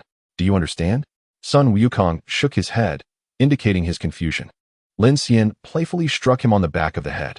Your mind is filled with nonsense. Watch my demonstration. With that, Lin Xian opened two mobile phones and began to teach the monkey step by step how to use them. Chapter 53. The Jade Emperor fails again. This so-called mobile phone was, in essence, an ordinary magical mirror. A while ago, Lin Xian, feeling idle, had a sudden inspiration upon seeing the mirror. In a world devoid of mobile phones, he found it rather dull and pondered whether he should create one. Initially, it was merely a whimsical thought, but upon further investigation, he indeed found a way. This world was imbued with magical arrays, which released various extraordinary powers through the energy of heaven and earth. As a Tai golden immortal, learning those runes and spells was as effortless for him as eating. Subsequently, he inscribed the runes for signal transmission into the mirror. Once the array was activated, it immediately connected to the energies of the universe. Thus, the mobile phone was born. Lin Xian was elated at the prospect. If mobile phones could proliferate in the journey to the West universe, he would undoubtedly reap immense rewards. Before long, Sun Wukong had grasped the fundamental operations of the phone. Remember, my number is 888888, and yours is 222222. To reach me, simply dial my number. After imparting this knowledge, Lin Xian handed one of the phones to Sun Wukong. The monkey, filled with curiosity, regarded Lin Xian with profound admiration. Indeed, there are always greater beings beyond oneself. Sun Wukong mused. Lin Xian waved him off, saying, Go on, wait for the underworld to come for your soul. I shall await you there. Sun Wukong was taken aback. You want me to go to the underworld? Lin Xian promptly gave him another playful slap on the back of the head, instructing, Do as I say without question. With that, Sun Wukong left, staff in hand, sulking away. Watching Sun Wukong's retreating figure, Lin Xian stepped forward and vanished into the horizon. Ding! Congratulations, host. You have obtained 3 drops of Panga's essence blood and randomly gained 100,000 years of cultivation. Please check your inventory. The reward was issued. At that moment, Lin Xian also arrived in the underworld. Fengdu City, majestic and imposing, exuded a grand aura. Compared to the cities of the mortal realm, it appeared desolate yet imbued with an eerie darkness. Marshal Tianpeng had once been a general guarding Fengdu City. Upon his first arrival, Lin Xian felt a sense of strangeness. This place was too chilling, with the intermittent sounds of ghostly wails that sent shivers down one's spine. Suddenly, the ghostly gate swung open, and a troop of spectral soldiers knelt before Lin Xian. We pay our respects to the Marshal. Lin Xian felt a jolt. These spectral soldiers indeed had a fearsome appearance. Rise, he commanded, gesturing for them to stand. Take me to see the city lord. Right this way, Marshal, they replied, leading him through the ghostly gates into a grand hall. In the hall sat a white-haired youth, poised and dignified. Lin Xian approached, bowing deeply. Tianpeng pays respects to the Star Lord. The figure seated above was none other than the Ziwei Star Lord, but this was merely a projection. His true identity in the underworld was the Emperor of Fengdu, the ruler of Fengdu City. The two of us are old friends, no need for excessive formality, Ziwei said with a smile, gesturing for Lin Xian to take a seat. Was your journey to the East Sea smooth? Indeed, Star Lord, the trip was relatively uneventful, though there were a few setbacks along the way. What happened? Ziwei's gaze sharpened. Lin Xian hesitated briefly, then recounted the details of the South Pole Immortal's covert instructions to Sun Wukong to unleash the karmic dragon. Bang! Upon hearing Lin Xian's account, Ziwei slammed his palm on the table before him. This is utterly outrageous. They dare to resort to such insidious means to coerce you. Lin Xian felt a warmth in his heart. Ziwei had always stood by him. In the heavenly court, within the Lingxiao Palace, the South Pole Immortal bowed before the Jade Emperor. Your Majesty, Sun Wukong has already departed from the East Sea. It seems everything is proceeding according to plan. Now we await his arrival in the underworld. The Jade Emperor nodded, continuing, I wonder what the Buddhist sect is scheming. Insisting on having Sun Wukong draft some false ledger of life and death. Why not just let him ascend to the heavenly court? Perhaps they wish to eliminate all his defenses, allowing him to wreak havoc in the heavenly palace without a care, the South Pole Immortal suggested. Once he drafts the ledger of life and death, Sun Wukong will believe he has transcended the cycle of reincarnation, free from all constraints, and at that point, he will become ever more reckless. The surrounding deities began to murmur among themselves. Soon after, when Sun Wukong wreaks havoc in the heavenly palace, they too would be implicated.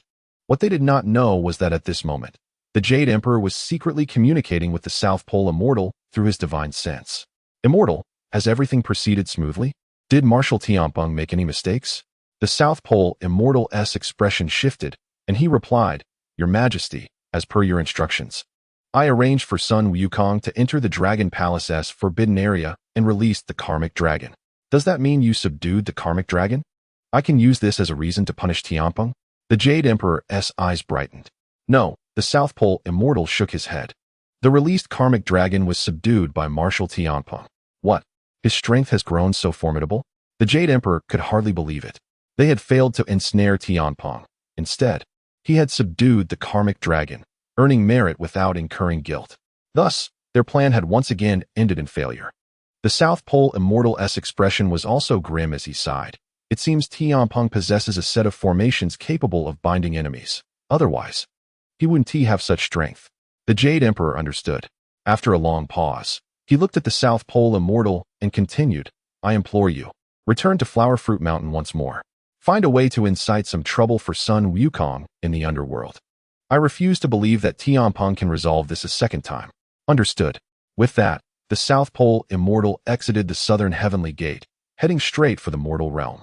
Flower Fruit Mountain, with its picturesque scenery and thunderous calls, was now teeming with monsters practicing military formations, the scale overwhelming. At the summit, Sun Wukong sat on his throne, drinking in solitude. Having experienced numerous events recently, his mood was quite dismal. Especially as he contemplated Lin Xian's predictions of his future, a bleak path ahead, he felt a profound sense of loss. In a secluded hollow, the South Pole Immortal appeared out of thin air. With a wave of his hand, a red-bottomed horse monkey, guarding Sun Wukong, sensed something and stealthily approached the South Pole Immortal. The South Pole Immortal smiled at the red-bottomed horse monkey. Suddenly, the red-bottomed horse monkey transformed back into a leaf and fluttered away with the wind. Following this, the South Pole Immortal himself transformed into the original red-bottomed horse monkey, sneaking up beside Sun Wukong. This red-bottomed horse monkey was one of Sun Wukong's mounts, possessing a rank of great authority among the monkey tribe, making it an ideal guise for the South Pole Immortal to approach Sun Wukong unnoticed. Sun Wukong remained completely oblivious. At that moment, a monster hurriedly reported, Great King. Good news. 6 more great demons have arrived outside Flower Fruit Mountain, seemingly seeking an alliance. Sun Wukong's spirit jolted. The 6 demon kings have truly come? Chapter 54, Sun Wukong. I will be the eldest brother. Marshal Tianpeng mentioned that I would form a brotherhood with the 6 demon kings. Is it true? Sun Wukong's eyes widened in disbelief. Great King, we have now gathered 72 demon kings at Flower Fruit Mountain, and our influence in the demon realm is ever growing. The South Pole Immortal, in the guise of the red-bottomed horse monkey, flattered him in a whisper. Sun Wukong turned to glance at him. Suddenly, without warning, he slapped the South Pole Immortal's face. You didn't need to tell me. I already knew. Sun Wukong cast a cold glance at him, a mocking smile creeping into his heart. Although he was unaware that the red-bottomed monkey before him was a transformation of the Antarctic Immortal, he knew that many of his recent troubles had been instigated by this very creature. Thus, he began to suspect that this red-bottomed monkey was an undercover agent planted by the Celestial Court and the Buddhist sect. In light of this, he decided to turn the tables and deal with this spy accordingly. Meanwhile, the Antarctic Immortal found himself momentarily bewildered. What on earth? Why was the monkey attacking himself? Sun Wukong had inexplicably slapped him, a profound humiliation for the Immortal. Yet, for the sake of the Celestial Court's plans, he suppressed his anger. Let us go and meet the 6 demon kings, he muttered. Oblivious to the unfolding drama, Sun Wukong led a throng of monkeys out of the mountains. Indeed, at the foot of the mountain, a formidable assembly of 6 demons approached from all directions. As they drew near, Sun Wukong's face filled with astonishment. Among the 6, he recognized the infamous Bull Demon King, the Flood Dragon King, the Rock Demon King, the Lion Trojan King, the Monkey King, and the Huron King. All is described in the classic Journey to the West. Greetings, great Monkey King. The 6 demon kings bowed in unison. Sun Wukong thought to himself. Since Marshal Tianpeng had not replied to him, he might as well proceed according to their plan. He smiled and returned the greeting.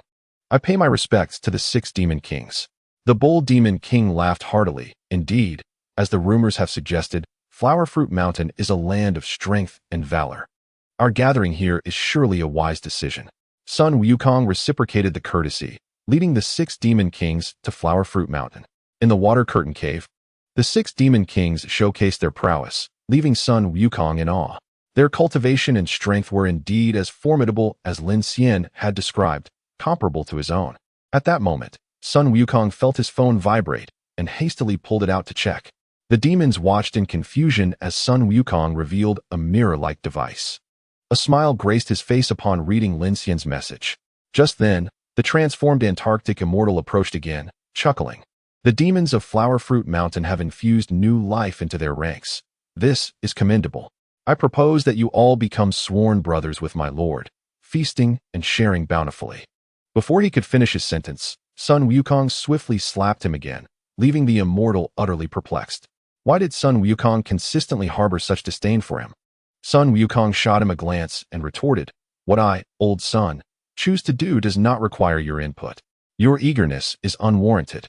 Does the great Monkey King need to cede his position to you?" The Antarctic immortal, suppressing his fury, quickly knelt, pleading, "Forgive me, great king, forgive me." He felt utterly despondent. Had he known this would happen, he would not have come personally. The bull demon king stepped forward. "Great Monkey King, do not be angry. I believe we should heed his suggestion. Let us 7 demon kings become sworn brothers, ensuring mutual support." "Indeed, great Monkey King, let us swear brotherhood," echoed the others. "Yes, let us unite as one, and fear no foe." The Rock Demon King and the Lion Trojan King chimed in. Sun Wukong steadied himself, smiling. "Since we are all in agreement, let us proceed with the oath."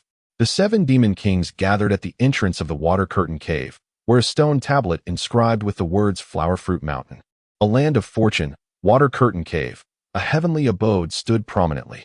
"Brothers, let this stone tablet witness our oath as we become sworn brothers," Sun Wukong proposed.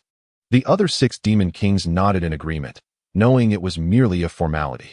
As a small demon presented wine to the 7 demon kings, they stood shoulder to shoulder.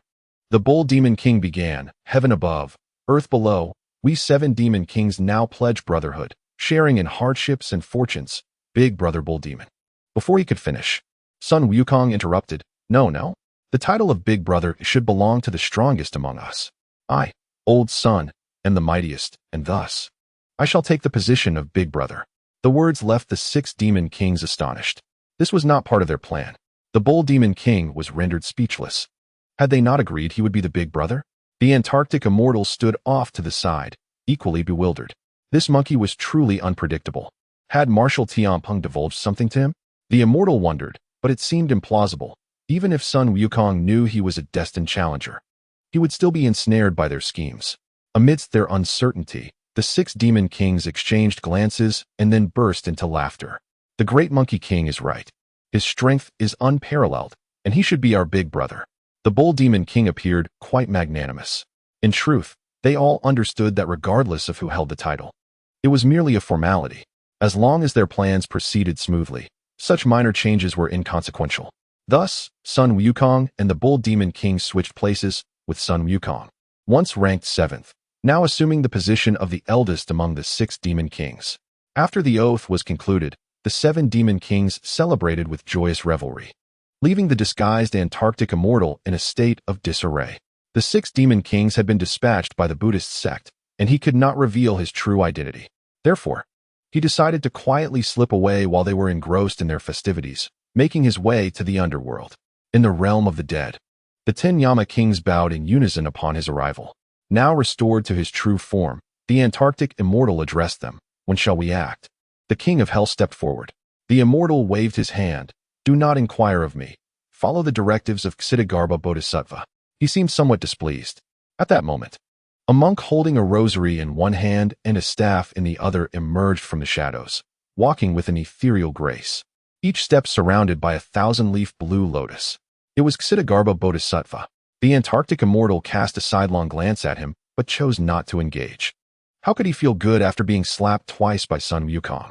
Xidagarba, feeling snubbed, coldly declared, Yama King, immediately dispatched the Oxhead and Horseface, along with the Black and White Impermanence, to Flowerfruit Mountain to retrieve Sun Wukong, in accordance with the plan.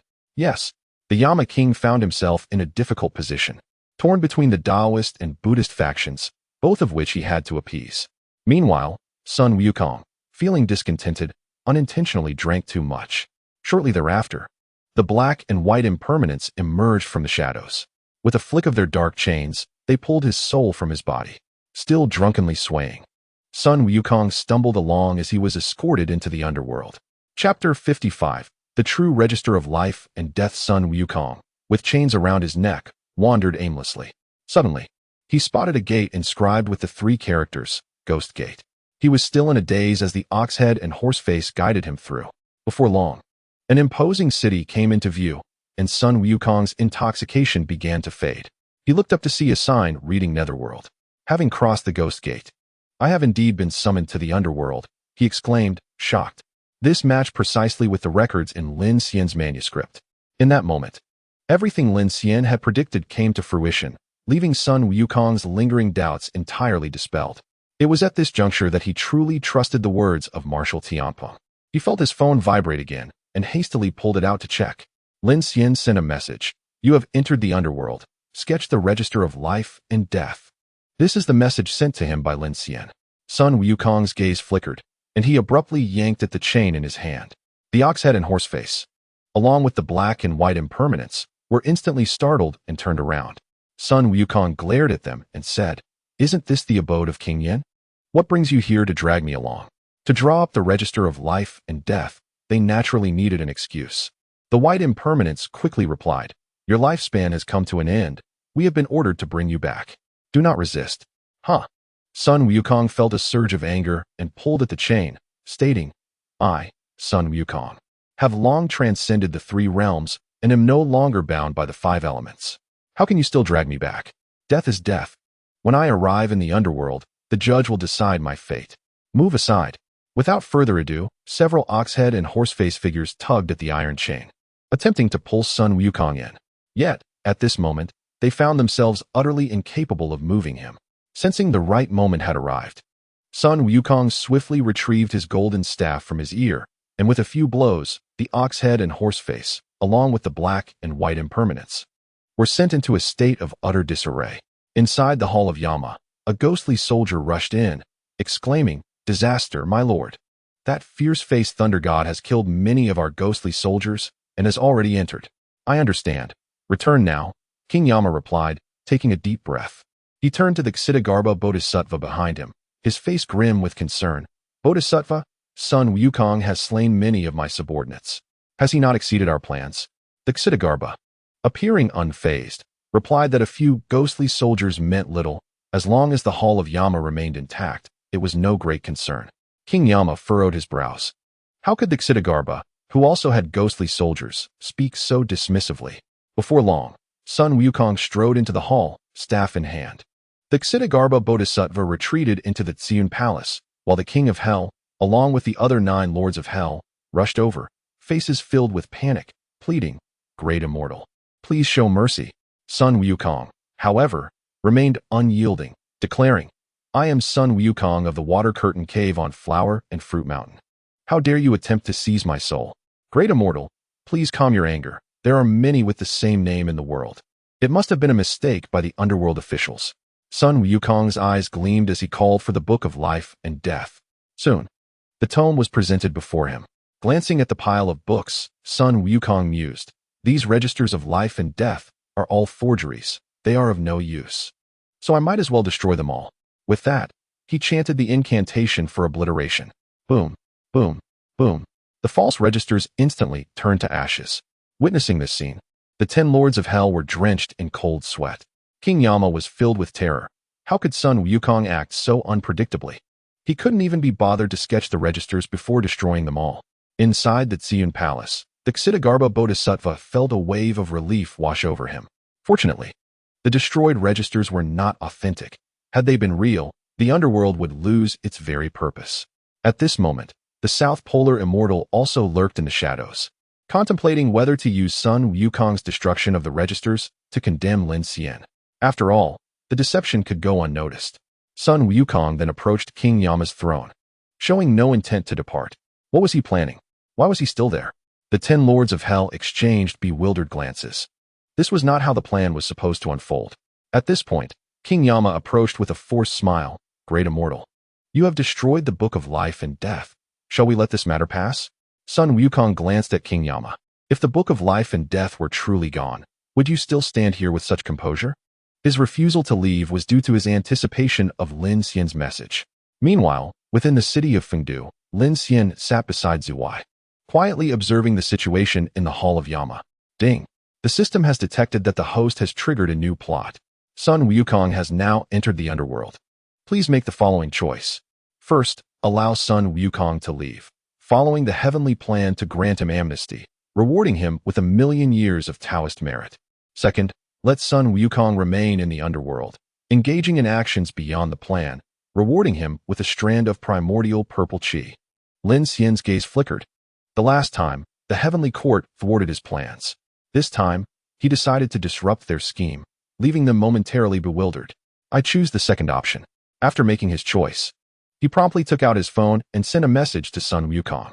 Inside the Hall of Yama, Sun Wukong lounged with his legs crossed, appearing utterly relaxed. Ding! His phone rang, and he hastily checked it.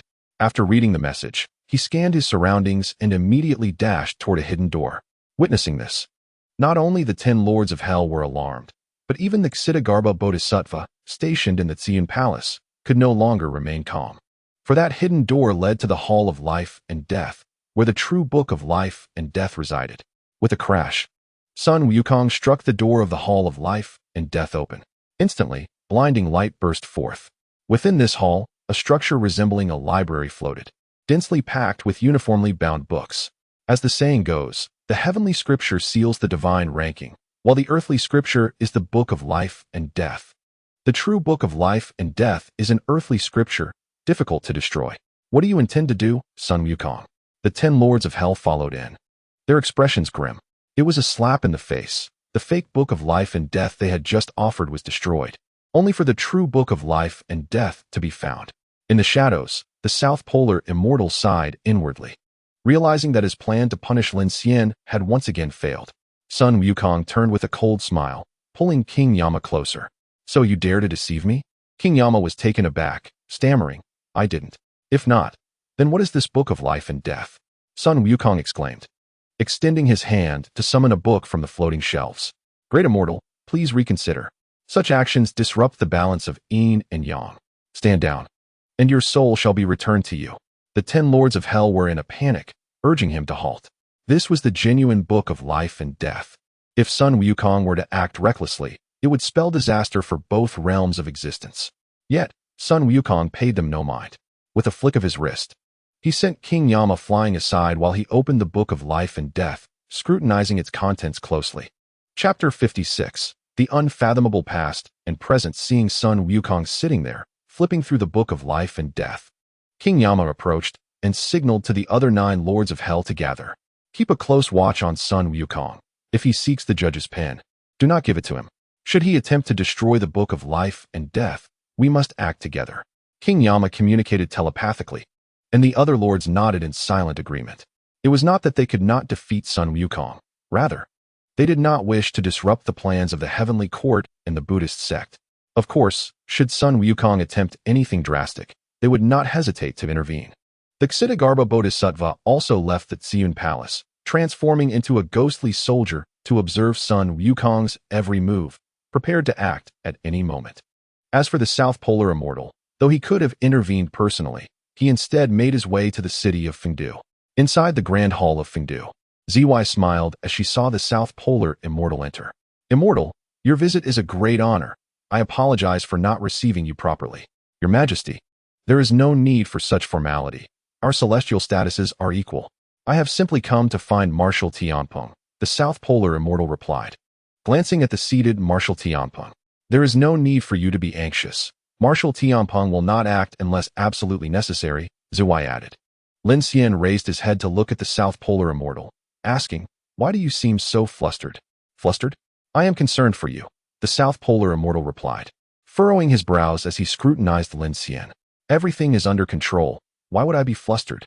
Lin Xian shrugged. The South Pole Immortal was anything but courteous. With a furrowed brow, he pointed at Lin Xian and warned, "If any trouble arises with Sun Wukong, be wary of the Jade Emperor's wrath." Lin Xian merely cast a sidelong glance at him. Ziwei observed the contrasting states of Lin Xian's calm demeanor and the South Pole Immortal's anxiousness, and promptly communicated telepathically. "Tianpeng, do you truly have confidence that Sun Wukong won't cause any major disturbances?" "There is no need for concern, Star-Lord," Lin Xian replied, raising his gaze toward Ziwei. At that moment, his phone buzzed. He quickly took it out to check. "Sun Wukong, Marshal. Your name is not listed in the Book of Life and Death. What should we do next?" Lin Xian's eyes glimmered. Sun Wukong had no intention of destroying the book. He was merely assisting in verifying whether Lin Xian's name was present. Now he was aware that indeed, the book contained the information of Tianpeng, but that name belonged to Bian Zhuang, while he himself was Lin Xian. This indicated that his soul was not confined within the realms of the 3 realms and 5 elements. A wave of joy surged within him. As long as he did not expose himself, even the saints beyond the primordial chaos could not touch him. After contemplating, Lin Xian sent a message back to Sun Wukong. In the Hall of Life and Death, Sun Wukong closed the book, and upon reading Lin Xian's response, tossed it to King Yama before striding out with his staff. The 10 kings of hell took the book, and a sigh of relief escaped their lips. Surely, he would leave now. It is indeed easier to invite a deity than to send one away, and sweat dripped from the brows of the 10 kings of hell. However, their relief was short-lived, as a ghost soldier rushed over, exclaiming, "My lord, trouble has arisen. Sun Wukong has stepped onto the bridge of forgetfulness." "What?" The 10 kings of hell were taken aback and hurriedly made their way to the bridge. At that moment, Sun Wukong had unknowingly arrived at the bridge of forgetfulness. From a distance, he beheld an endless river of blood, where countless malevolent spirits floundered amidst their anguished cries. At the bridge stood a stone of reincarnation. Sun Wukong paused momentarily before placing his palm upon it. Suddenly, he felt a wave of dizziness wash over him, and after a long while, it subsided. "Strange. I can see my past, present, and future, yet why can't I discern anything clearly?" Sun Wukong pondered, then took out his phone to relay his discovery to Lin Xian. On the other side, Lin Xian, upon reading the message, found himself equally perplexed. Logically, souls should be able to see their past lives on the stone, yet Sun Wukong could perceive nothing. After a moment's thought, he sent another message back to Sun Wukong. At the bridge of forgetfulness, Sun Wukong gazed across to the other end, where a graceful maiden sat, presumably Meng Pe. To pass through her realm was to enter the cycle of reincarnation. "Whoever you are, leave quickly. This place is not for you." Meng Pe seemingly noticed Sun Wukong and called out. Ignoring her, Sun Wukong did not approach the bridge, but made his way directly towards the city of unjust death. Shortly thereafter, the 10 kings of hell and Judge Chui arrived at the bridge. "Meng Pe, where has Sun Wukong gone?"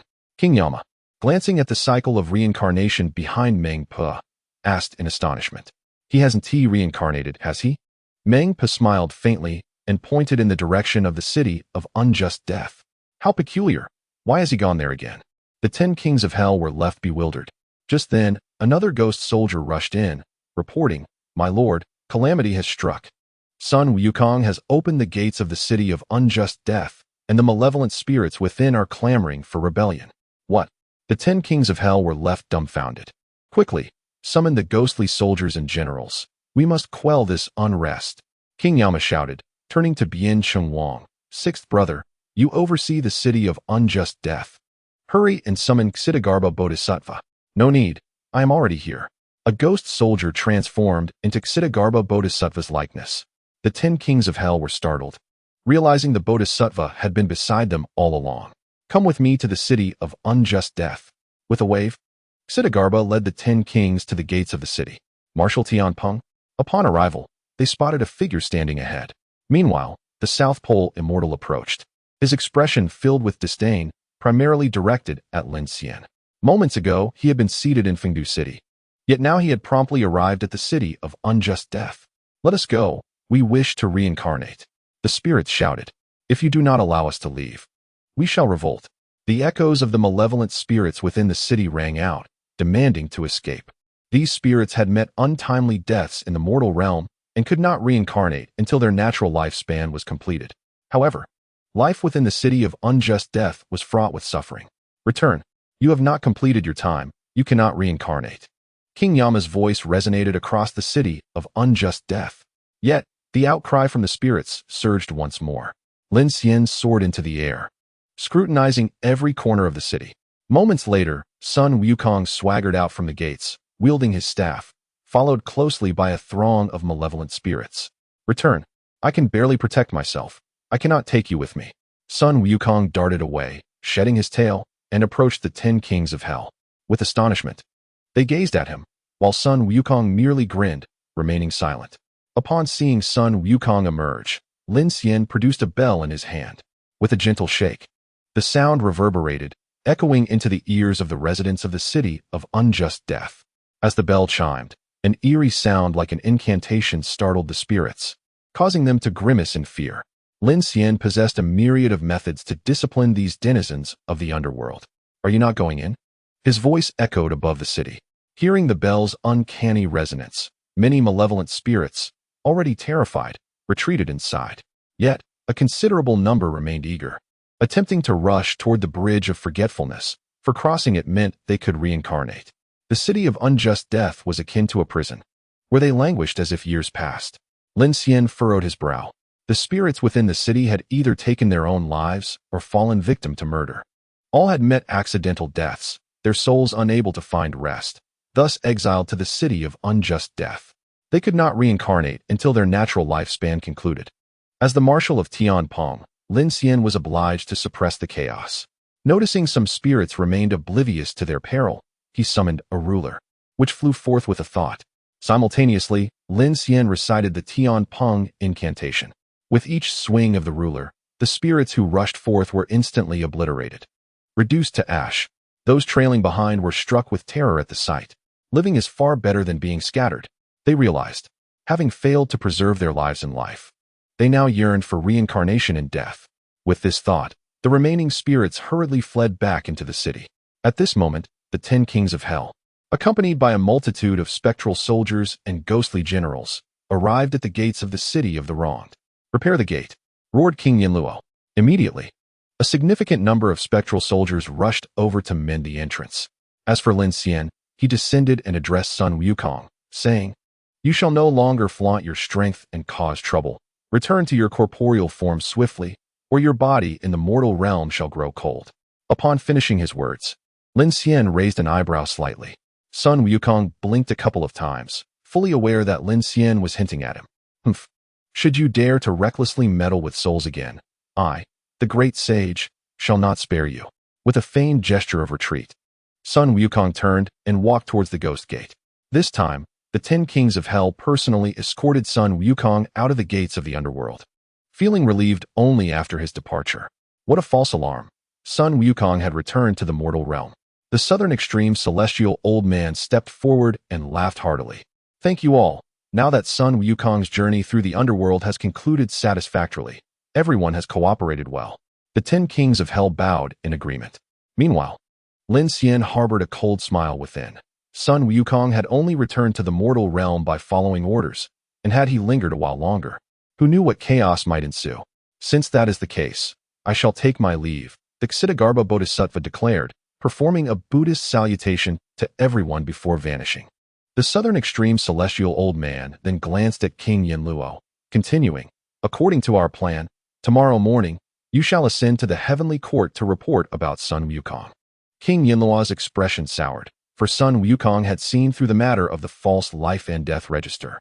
"Can't you find another excuse? After all, that monkey has caused quite a stir in the underworld." Indeed, the 10 kings of hell replied in unison as they withdrew. Subsequently, the southern extreme celestial old man turned to Lin Xian, congratulating him. "The task assigned to you by the Jade Emperor has finally been accomplished."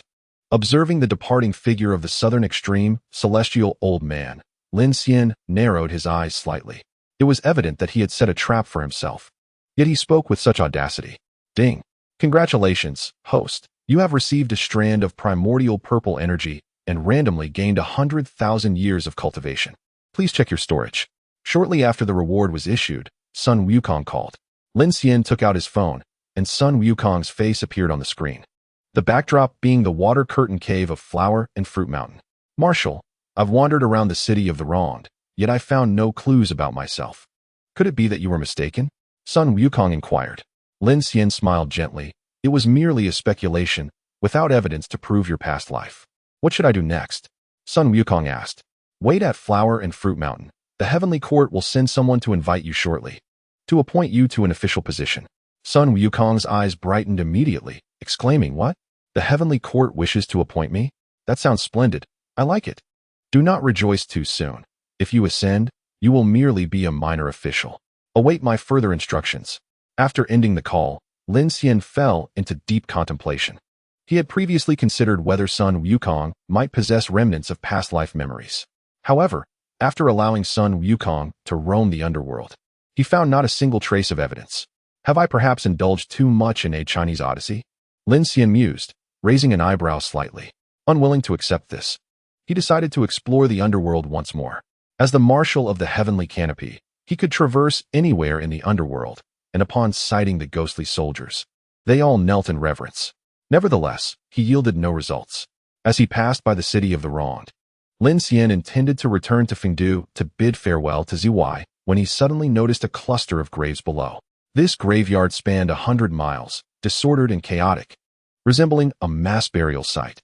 Shadows flitted about as the scarlet-haired Demon King patrolled the area. Lacking the original owner's memories, Lin Xian was unaware of this place. So he descended and seized the Demon King, inquiring, Where is this? Marshal, have you forgotten? This is the blood basin of suffering, the scarlet-haired Demon King replied. Lin Xian suddenly realized. He then patted the scarlet-haired Demon King, signaling him to leave. Subsequently, he stealthily slipped into the blood basin of suffering, commencing his search for clues. Before long, he spotted an inscription on a gravestone. Grave of the Demon King's son Wukong. Lin Xian's eyes widened in astonishment. This was an astonishing discovery. It should be noted that Sun Wukong had just returned from his studies with the Bodhimaster. So who was this deceased Sun Wukong? With questions swirling in his mind, he extended his spiritual awareness, infiltrating the grave. Inside, there was no coffin, but rather a cramped chamber, within which a phantasmal figure was locked away. The figure swayed unsteadily, as if a gentle breeze could disperse it. At Lin Xian's level of cultivation, he could discern immediately that this phantasm was a remnant soul. This remnant soul could not reincarnate, possessing only the memories of a past life that still lingered within. Through the memories contained in that remnant soul, Lin Xian's eyes widened in shock. This remnant harbored an earth-shattering secret, and remarkably, it was connected to Sun Wukong. My suspicions were indeed correct. Sun Wukong possesses not only this life, but also memories of a past life, Lin Xian mused internally. Chapter 58. The Remnant Soul. All living beings possess 3 souls and 7 spirits. To have the 3 souls without the 7 spirits is to be a fool.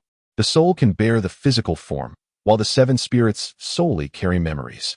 In this moment, Lin Xian discovered that this remnant soul was merely one of Sun Wukong's 7 spirits. Were it not for the shackles binding it, it would likely have dissipated by now. The memories carried by this remnant soul seemed to date back hundreds of years, recounting the tale of a stone monkey born from heaven, who sought immortality overseas and later returned to Flower and Fruit Mountain. Yet this monkey refused to be constrained, gathering lower realm demons to assault the heavenly court, aiming to seize the Jade Emperor's throne, even besting the Buddha, Tathagata. However, later, due to his deep affection for the fairy Zixia, he fell into the Buddha's trap and ultimately met his demise. The fairy Zixia was then taken by the Buddha, transformed into a wick and enduring the torment of flames for eternity. Was this a past affair between Sun Wukong and fairy Zixia? Lin Xian was astonished. He had not expected that the Buddha's scheme for the journey to the west had begun hundreds of years prior. Sun Wukong's defiance disrupted their plans, leading to everything falling apart. Consequently, the journey to the west calamity had to be restructured. Thus, Sun Wukong was reincarnated, reborn as the stone monkey. However, the Sun Wukong of his previous life was birthed from a genuine celestial stone, a stone that had existed since the dawn of chaos, far more potent than any remnants left by Nuwa. After all, Flower and Fruit Mountain itself is the ancestral vein of the 10 continents, the source of the 3 islands.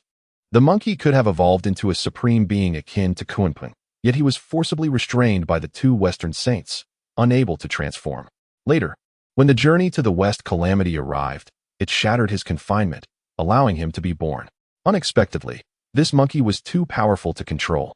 Thus, the scheming led to his demise, reincarnating into the remnants of Nua's stone.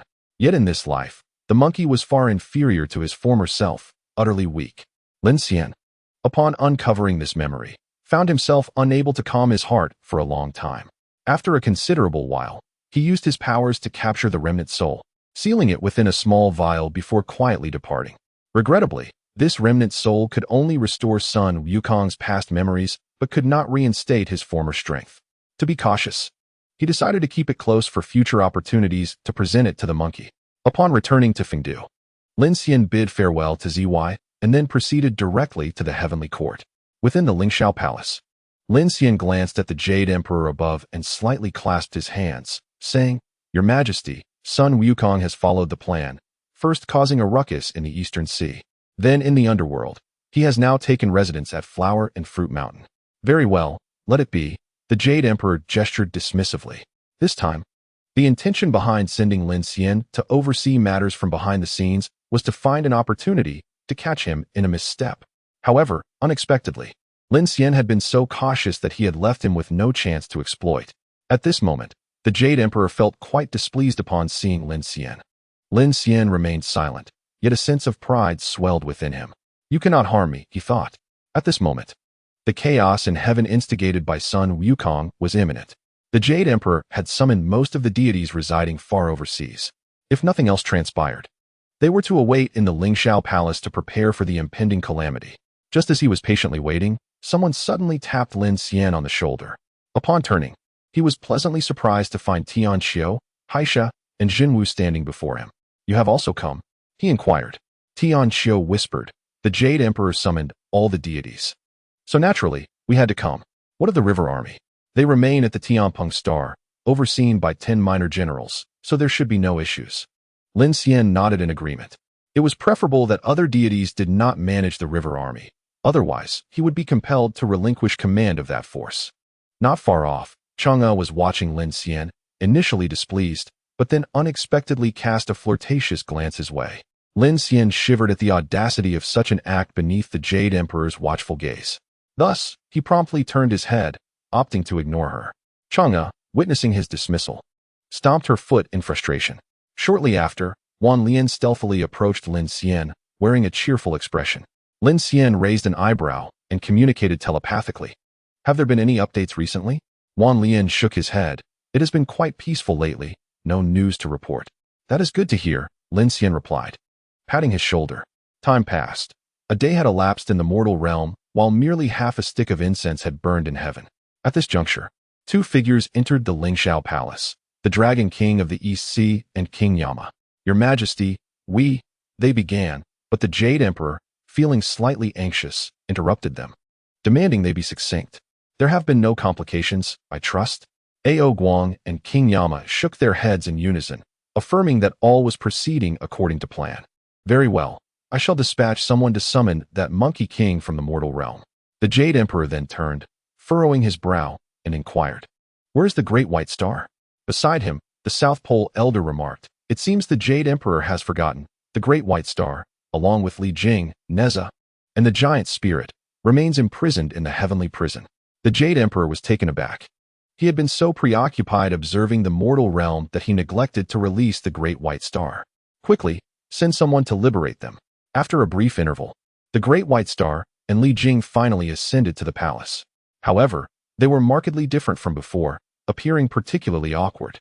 The previous events at Tianpeng Star had caused them to lose face in the heavenly court, and they now felt the scrutinizing gazes of every deity upon them. The Jade Emperor's irritation flared as he beheld them. "Great White Star, heed my command," he barked. The Great White Star promptly bowed. "I am here. You are to descend to the mortal realm and summon that monkey from the Water Curtain Cave in Flower Fruit Mountain. Ensure there are no mistakes." "I shall obey," he replied, bowing once more before swiftly exiting the Lingxiao Palace. No longer favored by the Jade Emperor, The great white star felt an overwhelming sense of dread at the memory of his past indiscretions with the seven fairies. Knowing that if the Queen Mother were to discover his past, she would surely wish him dead. The Jade Emperor, maintaining a stern countenance, conjured the Haotian mirror with a flick of his wrist. The mirror shimmered, projecting a beam of light into the sky. Simultaneously, the scene of the great white star arriving at Flower Fruit Mountain materialized. The Haotian mirror had its limitations. It could only provide real-time views of the mortal realm, rendering it impossible to observe the surrounding celestial realm directly. This was why Lin Xian had previously needed to accompany the great white star to Tianpeng Star with the mirror to record events. As the real-time imagery manifested, the assembled deities gazed upward. At that moment, the great white star was surrounded by a throng of monkeys, being pulled and pushed until he was brought before Sun Wukong. "Who are you, and what business do you have at my Flower Fruit Mountain?" Sun Wukong inquired, his gaze fixed intently on the great white star. The great white star, donning a smile, approached Sun Wukong. Just as he was about to speak, slap, Sun Wukong delivered a resounding slap across the great white star's face. The great white star was momentarily stunned. "Who permitted you to act so frivolously before me?" Sun Wukong's piercing gaze challenged him. Meanwhile, the celestial beings watching this unfold were equally bewildered. Why had Sun Wukong resorted to slapping someone without provocation? The Jade Emperor shared their confusion. What was happening? Why had Sun Wukong struck the great white star? This was utterly unexpected. Among the deities, the South Pole Elder's expression darkened, as he recalled the stinging humiliation he had endured at the hands of Sun Wukong on Flower Fruit Mountain. At this moment, only Lin Xian reveled in the spectacle, amused by Sun Wukong's antics. It took the great white star a while to recover from the shock of the slap. "My king, one should not strike those who greet you with a smile," he said, gazing at Lin Xian with a dazed expression. Sun Wukong rubbed his palms together and replied nonchalantly, "Apologies, but I dislike those who behave mockingly before me." The celestial beings were rendered speechless. Sun Wukong's arrogance was overwhelming. The great white star, undeterred, bent his body to explain his purpose. Slap. Yet another slap echoed through the air. Covering his face, the great white star exclaimed, "My king, what was that for?" "Keep your distance. Your presence repulses me," Sun Wukong stated bluntly. At this, the great white star's face flushed crimson with indignation. This was a blatant insult. A mere beast had the audacity to despise his appearance. It seemed that the disdain was mutual. The great white star suppressed his desire to retaliate, stepping back. "My king, perhaps this could," but before he could finish, a banana peel flew through the air, landing squarely on his face. Blinking in surprise, he removed the peel, his teeth gritting in frustration. How infuriating! How dare he endure such humiliation? Sun Wukong remained unfazed. "I do not appreciate sycophants. I preferred you when you first descended from the clouds, exuding an air of celestial grace. Please return to that form." Above, the assembled deities were rendered speechless. This was simply a monkey. Who did he think he was? The great white star, wearing a forced smile, felt his dignity slipping away. He straightened, attempting to assert an imposing presence. "Great Monkey King, I am the great white star of the West, here on the Jade Emperor's decree to summon you to heaven and register you as an official." "Oh, you wish to appoint me?" Sun Wukong's interest piqued. "Indeed." The great white star responded with a slight smile. Sun Wukong's mind raced, recalling the Marshal of the Heavenly Canopy's prior suggestion that he ascend to heaven. Thus, he readily accepted, leaping into the air. "This is splendid. I am indeed inclined to this." He then turned to the other monkeys, continuing, "Children, continue your practice. Once I settle in heaven, I shall bring you along." The monkeys erupted in cheers, eagerly complying. Seeing the matter resolved, the great white star recited an incantation, and a cloud materialized beneath him. Sun Wukong leaped up beside him, and together they ascended to heaven. After a brief moment, Sun Wukong scratched his ears and anxiously exclaimed, "Too slow, too slow. At this rate, when shall we reach the heavenly court?" With that, he leapt into the air, riding his cloud and hastily making his way to the heavenly court. "Wait for me, great sage," called Tai-Bai jinxing from behind, but Sun Wukong paid him no heed. Before long, he arrived at the southern heavenly gate, only to be confronted by the likes of the King of Growth and a host of heavenly soldiers blocking his path. "Who dares to trespass in the sacred realm of the heavenly court? Depart at once," bellowed the King of Growth. Sun Wukong furrowed his brow, retorting, "Tai-Bai jinxing summoned me to the heavens, claiming I was to be granted a celestial title. Why do you obstruct me?" He scoffed. Without a decree from the Heavenly Emperor, no outsider may step foot into the Heavenly Court. Infuriated by this hindrance, Sun Wukong unleashed a swift slap, leaving a crimson mark on the King of Growth's face. The king had intended to merely delay him until Tai Bai Jinxing arrived, but he never anticipated the monkey's explosive temper. How dare a mere wild demon strike me? The King of Growth seethed with indignation. As one of the 4 heavenly kings, he could hardly bear such humiliation. Just as he was about to retaliate, Sun Wukong struck again, declaring, "I am soon to receive my celestial title. Do you dare challenge me?" The King of Growth stood frozen. For if it were not for the edict of the Jade Emperor, he would never allow such an affront to his dignity. "Oh, I see that look in your eyes. You truly are defiant. Would you like to test your strength?" Sun Wukong sneered, pulling out his golden staff, brandishing it menacingly. "Do not resort to violence, my lord. Please, do not," came Tai Bai Jinxing's voice from a distance, as he finally arrived at the southern heavenly gate. "You have come at the right time. I am to be granted a celestial title, yet this fellow dares to bar my entry. Please, set things right," Sun Wukong implored. The King of Growth's expression darkened. It was he who had been wronged, yet now he was being blamed for the altercation. With no choice but to swallow his grievances, he remained silent. Tai Bai Jinxing, understanding the situation, subtly signaled the king not to become enraged. He then turned to Sun Wukong with a gentle demeanor, saying, "My lord, do not be hasty. You are new here, and the heavenly attendants do not recognize you. Once the Jade Emperor bestows upon you your title, you will be free to enter and exit at will. No one will dare obstruct you." Sun Wukong nodded in agreement, although his gaze towards the King of Growth still held a hint of defiance. Tai Bai Jinxing then addressed the king, "Please allow me to escort him within." Acknowledging the Jade Emperor's will, the King of Growth reluctantly stepped aside. Yet, seeing Sun Wukong's smug expression, he felt a simmering resentment that he could not suppress. The heavenly court consisted of 33 layers of celestial palaces and 72 treasure halls, with the Lin Xian Palace situated in the 9th heaven. Soon, they arrived at the court. Sun Wukong scanned the assembly of deities, smirking, but upon noticing Lin Xian, a flicker of apprehension crossed his face. "Your Majesty, the demon immortal has arrived." Tai Bai Jinxing bowed deeply before the Jade Emperor. The Jade Emperor then inquired, "Which one is the demon immortal?" From a distance, Sun Wukong waved and called out, "I am he. Are you the old Jade Emperor?" Instantly, gasps of disbelief filled the court, for none had dared to address the Jade Emperor in such a manner before. Beside him, Li Jing frowned and shouted, "You wild demon, why do you not bow before the Jade Emperor?" "Humph." Sun Wukong dismissed him with a wave of his hand, exuding arrogance. The assembled deities regarded Sun Wukong as a true aberration. The Jade Emperor, a figure of immense authority who had endured countless tribulations, was not to be disrespected. Tai Bai Jinxing's expression darkened. He had brought this monkey here, and if the Jade Emperor were angered, he would inevitably face repercussions as well. The Jade Emperor, bewildered, thought, "Not only does he refuse to bow, but he also dares to insult me. How am I to maintain my dignity?" Li Jing stepped forward, frowning, and suggested, "Your Majesty, this creature is unruly and disrespectful.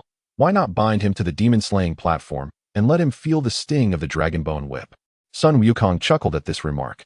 Among the deities, Lin Xian stifled a laugh as well, for while Sun Wukong was indeed tough, Li Jing was the one who had truly experienced the whip's bite. "Your Majesty, exercise patience. This monkey is destined to encounter trials. It would be wise to dismiss him swiftly," the Queen Mother advised softly, regaining his composure. The Jade Emperor blinked a few times, adopting a calm demeanor. This Sun Wukong is a demon immortal from the mortal realm, newly endowed with a physical form and unaware of proper etiquette. It is of no consequence. Do you not yet wish to express your gratitude?" Li Jing shot a disdainful glance at Sun Wukong, who merely shook his head dismissively. The other deities felt the tension rise, while the Jade Emperor feigned indifference as he turned to Wenxiu and Wuqing, asking, "Gentlemen, can you identify any vacant positions that Sun Wukong may fill?" Wenxiu stepped forward, clasping his hands. "Your Majesty, all positions are currently filled, but the stable steward is in need of a manager." "Very well, let Sun Wukong serve as the stable steward," the Jade Emperor decreed, then turned to Sun Wukong. "Do you have any objections?" Fuming, Sun Wukong clenched his fists. "Just as I suspected. They want me to tend to horses." Stealing a glance at Lin Xian, who remained unmoved, he sensed that Lin had other plans. Therefore, he refrained from protest. bowing and saying, "Thank you, thank you. Where is the god of wood and virtue?" The Jade Emperor inquired. A celestial official emerged from the crowd, bowing respectfully. "I am here. Please escort Sun Wukong to the stable steward position." "Yes." The god of wood and virtue cast a wary glance at Sun Wukong, but gestured for him to proceed. "Lord Stable Steward, please." As Sun Wukong departed, the Jade Emperor nodded silently, feeling that the plan was progressing smoothly. The other deities, too, sighed in relief, though they remained cautious, for the show had only just begun. At that moment, Tai-Bai Jinxing inquired, "Your Majesty, now that Sun Wukong has taken his position, what shall we do next?" While they were aware of the plan, the unexpected could always arise. The Jade Emperor stroked his brow pensively and replied, "It is not enough to allow the monkey to believe he is invincible. We must orchestrate a grand battle." "But Sun Wukong has already been granted a celestial title, does he not?" Tai-Bai Jinxing questioned, perplexed. The other deities, save for Lin Xian, were equally bewildered. The Jade Emperor smiled faintly. "This Sun Wukong is prideful. He will not settle for merely being a stable steward. He will inevitably rebel against the heavenly court, and when that time comes, we shall confront him." Instantly, the deities grasped the implications. To subdue Sun Wukong, any celestial being within the court could easily do so, yet the matter intertwined with the celestial order and fate, complicating the approach. While Sun Wukong could act without restraint, the deities had to tread carefully. Among the crowd, Lin Xian listened intently to the discussions, a smirk forming on his lips. Summoning deities was easy, but sending them away was not. He resolved to stir the pot and disrupt the Jade Emperor's plans. Only by disrupting the plans of the calamity could he hope to buy himself a little more time. The longer he had, the greater his opportunities would become. It seemed as though the system had detected Lin Xian's thoughts at that moment. In the next instant, an announcement chimed. Ding! A new plot has been triggered by the host. Sun Wukong has now become the stable master. Please make the following choices. First, create some trouble to buy yourself time for further growth. Reward: 2 million years of cultivation. Second, adhere to the status quo.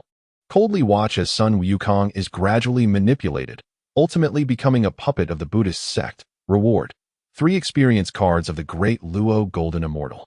Before the sound faded, Lin Xian's brows furrowed. Surely, the system was not mocking him. Could the cultivation years be more enticing than the experience cards? And 3 cards at that. With those 3 cards, he could accomplish 3 earth-shattering feats. However, choosing the second option would be in direct opposition to his desires. No one wishes to adhere to the established order. One must embrace madness to truly live. After a moment's hesitation, Lin Xian chose the first option. 2 million years of cultivation was no small matter. Meanwhile, after arriving at the stable master's office, Sun Wukong realized it was indeed a place for raising horses. As he gazed around, he beheld an endless expanse of grasslands above a sea of clouds, the dark green grass exuding a fragrant aroma that invigorated the spirit. Streams flowed down from the gaps in the heavenly river, weaving through 33 layers of heaven, crisscrossing amidst the lush greenery. It was a place abundant with water and grass, imbued with celestial energy. Within the stables, there were over 10,000 heavenly steeds, all tall and majestic, their coats gleaming. Observing this scene ignited a strong impulse within Sun Wukong to release the heavenly steeds. After all, he had been schemed against. If he was to be wronged, he might as well let the heavenly court experience a taste of loss as well. Nevertheless, after some contemplation, Sun Wukong decided to pull out his phone and seek Lin Xian's opinion. Knowing that Marshal Tianpeng was in the Lingxiao Hall, he dared not call, but sent a long string of messages instead.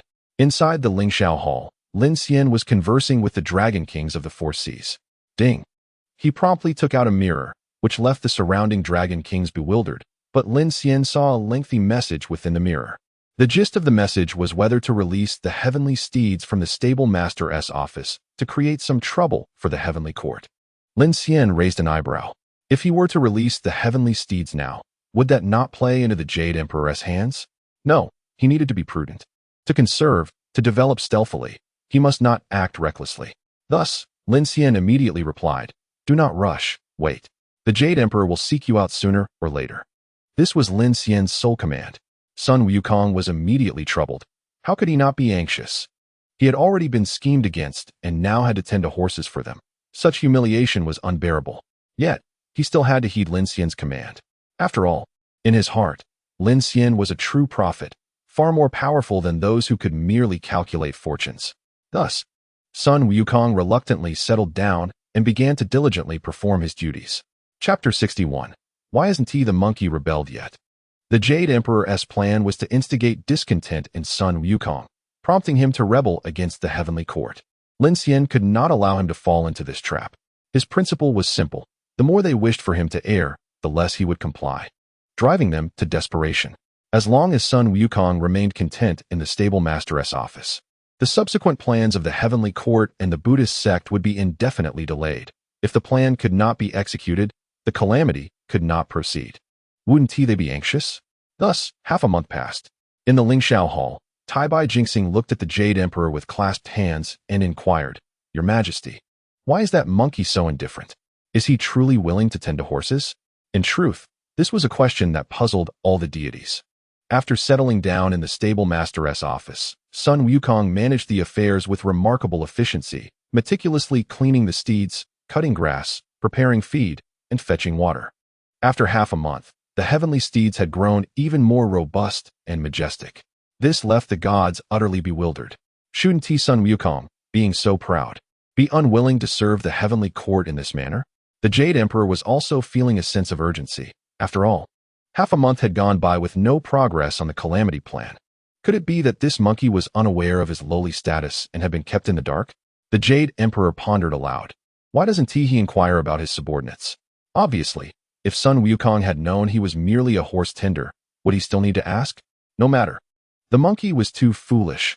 Waiting a few more days would be fine, the Jade Emperor concluded. And so, 16 days passed, 17 days, 30 days. A full month went by without any activity from the stable master's office. At this moment, in the Lingxiao Hall, the deities were growing impatient, appearing listless. Some sat on the ground, some gazed blankly at the sky, while others lay sprawled out, snoring loudly. The Queen Mother had long returned to the Yao pool. The Jade Emperor rested his chin on one hand, his expression dull and weary. "Your Majesty, it seems Sun Wukong is not likely to rebel anytime soon. I have decided to inspect the 4 great heavenly gates." Neza stepped forward and bowed. The Jade Emperor quickly came to his senses. Since Sun Wukong ascended, all the deities had remained in the Lingxiao Hall for a month without attending to their duties. He had to admit, he had been overly cautious regarding this calamity. "Go on, it is indeed time for an inspection."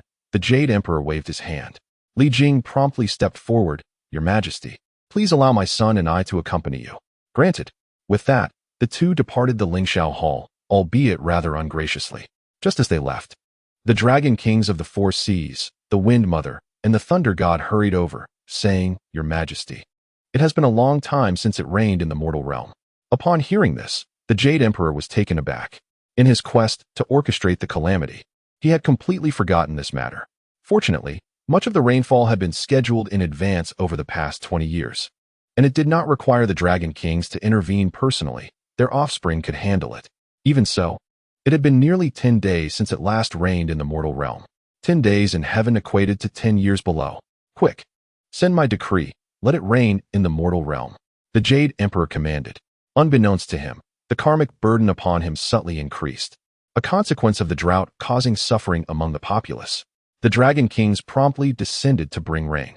At that moment, the God of Love also approached, saying, "Your Majesty, I have not tied the red threads for the mortals in a long time, leading to an increase in the number of single souls in the realm. Please allow me to leave for a while." The Jade Emperor was moved. Without romantic bonds, the mortal realm would see no new life. Without life, there could be no evolution, and ultimately, the world would face extinction. This was truly terrifying. "Quick, go and tie your red threads." The God of Love promptly departed. Before long, the deities, unable to endure the situation any longer, one by one sought permission to leave, and the Jade Emperor granted them all. With Sun Wukong not rebelling, they could not continue to waste time. In an instant, the once crowded Lingxiao Hall was left with only a few scattered deities. Lin Xian stood quietly.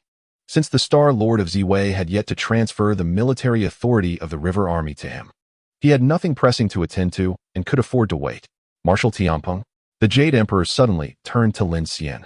Lin Xian raised his head and slightly cupped his hands, saying, "I am here. It is time for you to inspect the river." "As you command." Lin Xian then bowed and took his leave. Since the Jade Emperor had permitted his departure, he would go. Even if something occurred later, it would not concern him. With that, Lin Xian stepped outside. Just as he exited the southern heavenly gate, he encountered Zhuanglian. Marshal. Zhuanglian bowed to Lin Xian. Lin Xian nodded, then took out a mirror. Zhuanglian, take this. What is this? This is called a phone. From now on, use it to contact me directly, Lin Xian explained, step by step teaching him how to use it. So it was, the young general encountered such a treasure for the first time. With a joyful expression, Zhuanglian carefully stowed away his phone. Subsequently, Lin Xian set his course towards the North Pole. After conducting a solitary patrol around the Heavenly River and finding no issues, he returned to the Heavenly Pavilion Star. The Heavenly River's naval forces were still engaged in military exercises, and Lin Xian did not make his presence known. He merely waved his hand lightly, and the map of mountains and rivers returned to his grasp. Suddenly, the entire Heavenly Pavilion Star became desolate. The 100,000 naval soldiers of the Heavenly River were taken aback as their surroundings transformed instantaneously. However, the rich spiritual energy remained, so they paid it little heed. Upon returning to the Heavenly Court, 6 days had elapsed. Lin Xian did not rush to ascend the Lingxiao Palace, but instead went to a secluded spot, where he sent a location to Sun Wukong via his phone. Shortly after, Sun Wukong arrived stealthily. Marshal, what do you require of me? Sun Wukong inquired. His face filled with astonishment as he looked at Lin Xian. Lin Xian flipped his hand, presenting the map of mountains and rivers to Sun Wukong. Hold on to this treasure and heed my command when the time comes. Sun Wukong, who was quite enthusiastic about collecting treasures, examined the map with delight, exclaiming, "The map of mountains and rivers, what a splendid treasure! Go now," Lin Xian instructed as Sun Wukong departed, while he returned to the Lingxiao Palace. Inside the Lingxiao Palace, the Jade Emperor and other deities remained in a state of bewilderment. Some deities entered and exited, seemingly having abandoned their vigilance, each preoccupied with their own affairs. The Jade Emperor occasionally issued decrees, commanding certain deities to act, gradually diminishing his attention towards Sun Wukong. Why hasn't that monkey rebelled yet? The Jade Emperor mused, resting his chin on his hand, chewing on a fruit pit, displaying evident boredom. Observing the Jade Emperor's demeanor, the Star of Venus stepped forward, saying, "Your Majesty, perhaps I could visit the Horse Monitoring Bureau and disguise myself as a minor official," discreetly providing Sun Wukong with some hints. The Jade Emperor, intrigued, immediately inquired, "What would you say?" The Star of Venus chuckled. "I would inform him that his official rank is lowly and that the other deities treat him poorly. Let's see how he reacts. Surely, this monkey is unaware. Once I speak to him, he will not be able to contain his anger." That sounds splendid. The Jade Emperor quickly gestured for the Star of Venus to proceed with the plan. Chapter 62. Stability at work and reluctance to depart for over a month. Sun Wukong had not rebelled against the heavens, leaving the Jade Emperor utterly frustrated. Indeed, summoning a deity was far easier than dismissing one. The current situation necessitated a proactive approach to incite the monkey's rebellion. Otherwise, the calamity could not proceed. After the Star of Venus departed, few deities remained in the Lingxiao Palace. The Jade Emperor, feeling weary, scanned the area below, and upon fixing his gaze upon Lin Xian, he could not suppress a frown. The monkey's refusal to rebel and the Heavenly Marshal's delay in responding to the calamity filled him with inexplicable annoyance. "Heavenly Marshal, are there any abnormalities in the Heavenly River?" the Jade Emperor asked with evident irritation. Lin Xian responded calmly, "Your Majesty, the Heavenly River is peaceful, and moreover, the Lord of the Ziwei Star oversees 100,000 naval soldiers, who are constantly vigilant. Please rest assured, Your Majesty." The Jade Emperor's expression shifted in surprise. He almost forgot that the Heavenly River's forces were under the command of Ziwei, leaving the Heavenly Marshal as merely a figurehead. Nonetheless, the Jade Emperor continued to feel vexed by Lin Xian's presence. "The Heavenly River's forces are under your jurisdiction, yet you are not in office. How can I be at ease with you conducting inspections?" Lin Xian's eyes flickered. The Jade Emperor was clearly expressing his displeasure, wishing to rid himself of Lin Xian. Lin Xian, bowing respectfully, replied, "I obey your command. You find me displeasing, but do you think I find you agreeable?" Exiting through the southern heavenly gate, Lin Xian sent a message to Sun Wukong before flying to another location in the celestial realm. Inspections? What a farce," Lin Xian muttered, waving his hand to set up the nightmare reincarnation array around him. before settling into a meditative posture. With no pressing matters at hand, he decided to cultivate. In recent days, he had accumulated quite a bit of cultivation experience and had some celestial materials and treasures on hand that would serve him well. At the Horse Monitoring Bureau, the Star of Venus transformed into a servant and entered the premises. As Sun Wukong had yet to rebel against the heavens, all the deities had become utterly relaxed. Due to the prolonged expenditure of magical energy, the Jade Emperor had also put away the Haotian mirror, leading to a lack of attention towards the affairs of the Horse Monitoring Bureau.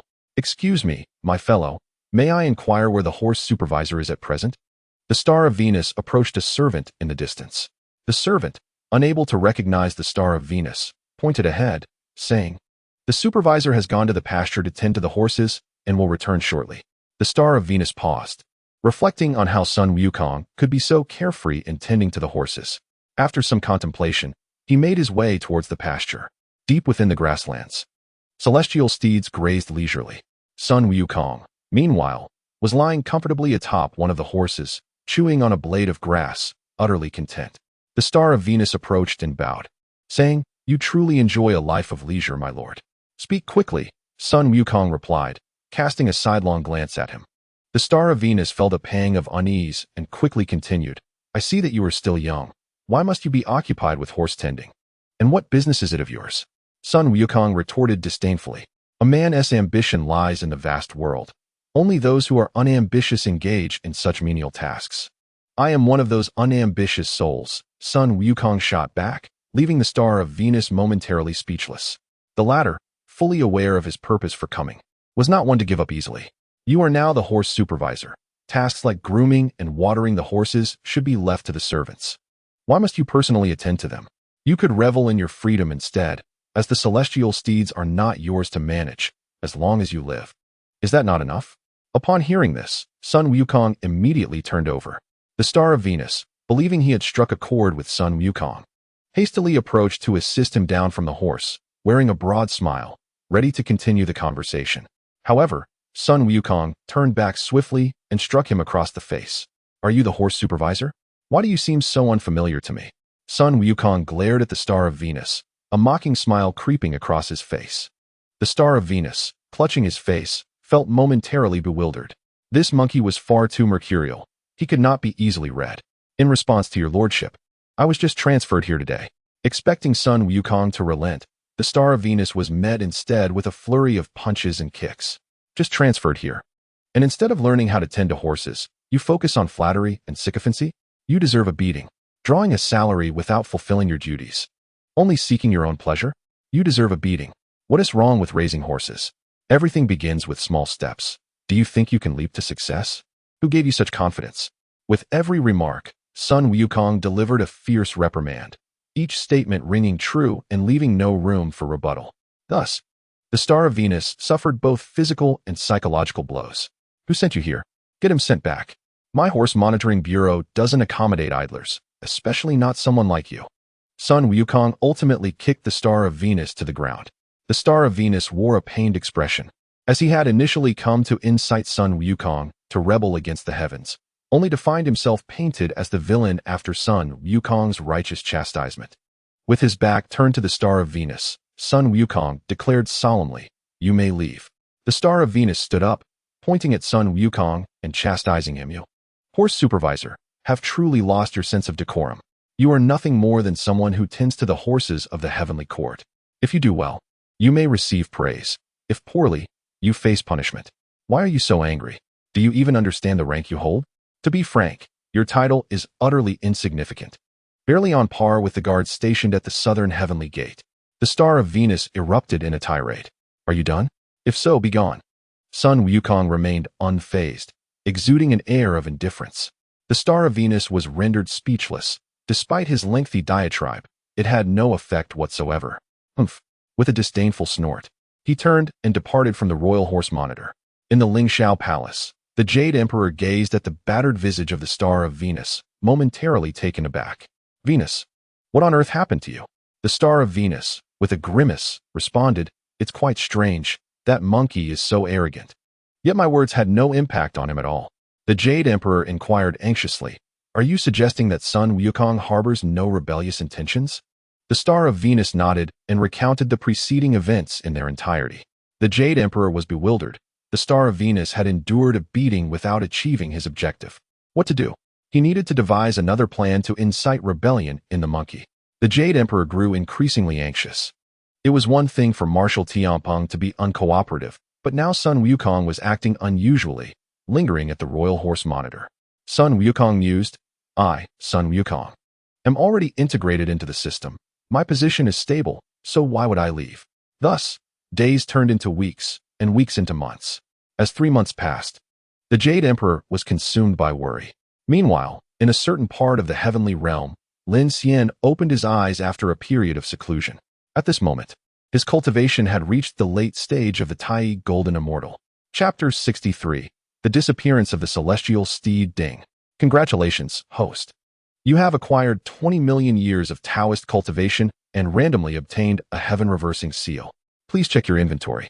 The moment his seclusion concluded, he heard the system's voice in his mind. The system's rewards indicated that Sun Wukong's unwillingness to depart from the Royal Horse Monitor had indeed caused a significant disturbance in the heavenly court. His cultivation had also increased considerably, and it was time to plan the next steps. Lin Xian retrieved his phone and sent Sun Wukong a message. Incorporate the celestial steeds into the map of mountains and rivers, then descend to the mortal realm. Awaiting further instructions. After sending the message, Lin Xian did not rush back to the Lingxiao Palace, but instead accessed the system's inventory to review the items he had acquired during his seclusion.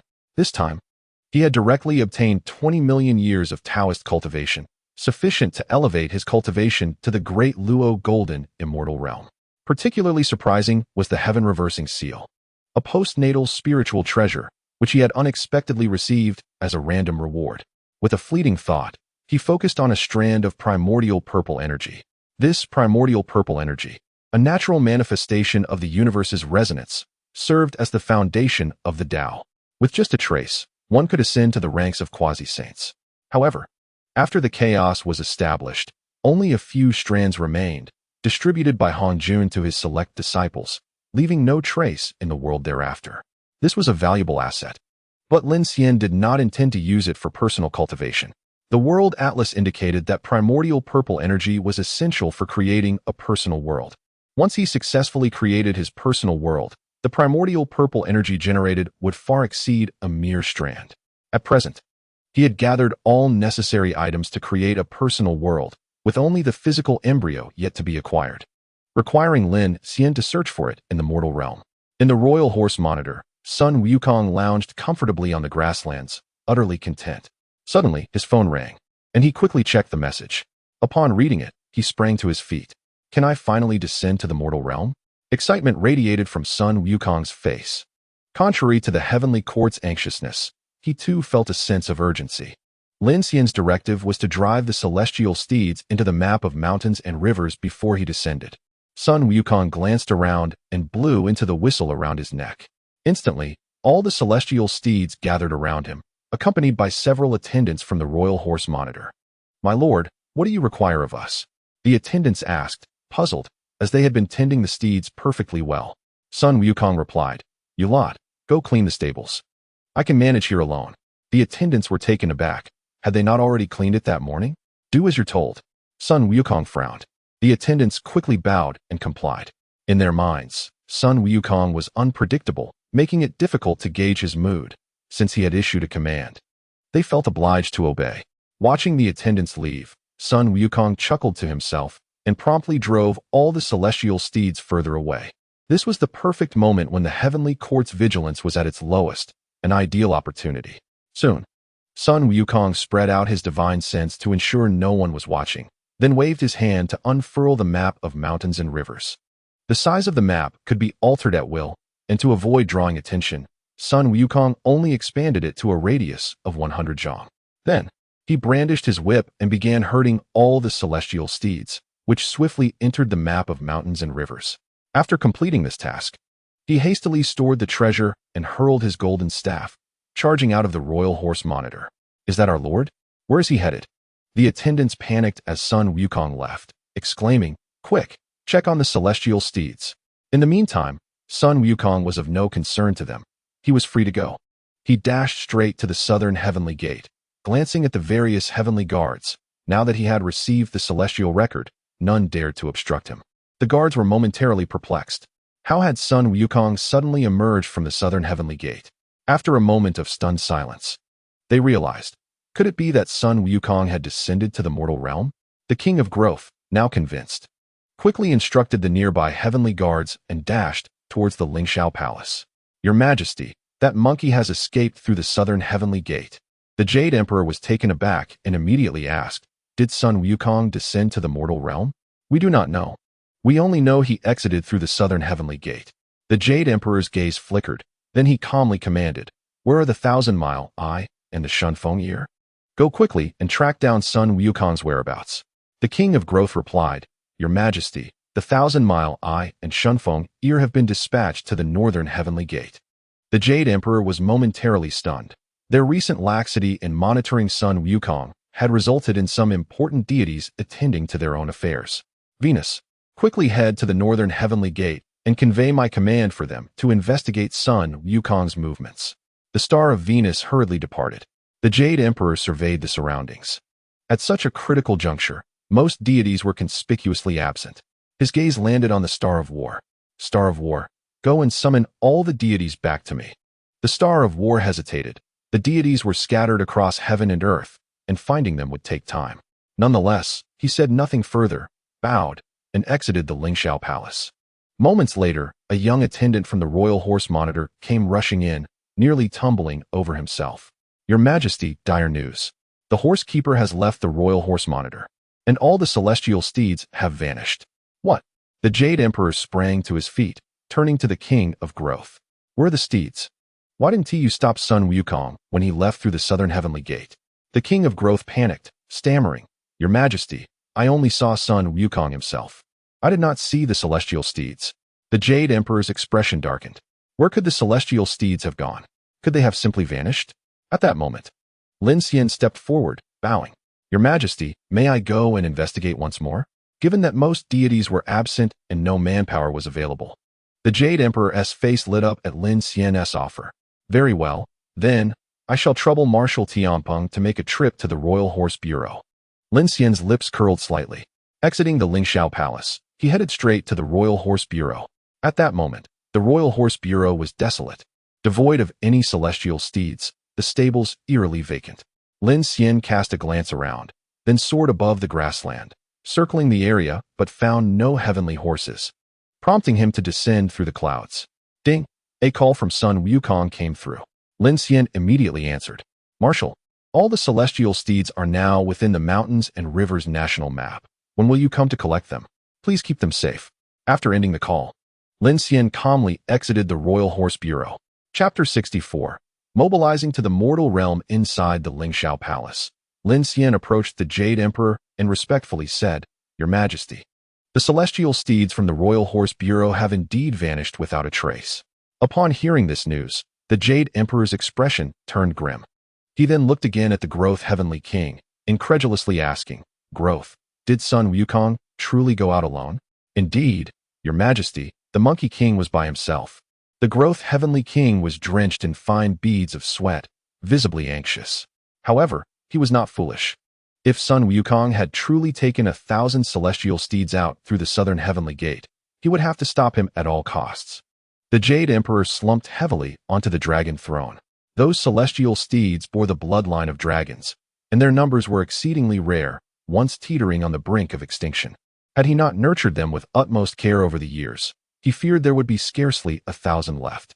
That damn monkey, how dare he? The Jade Emperor fumed, his anger palpable. Meanwhile, Lin Xian stood quietly to the side, his demeanor calm, as though the unfolding events bore no relation to him. After a while, the star of white Jupiter, along with the heavenly eyes and the heavenly ears, hurried back to the Lin Xian Palace. We pay our respects to Your Majesty. The three bowed in unison.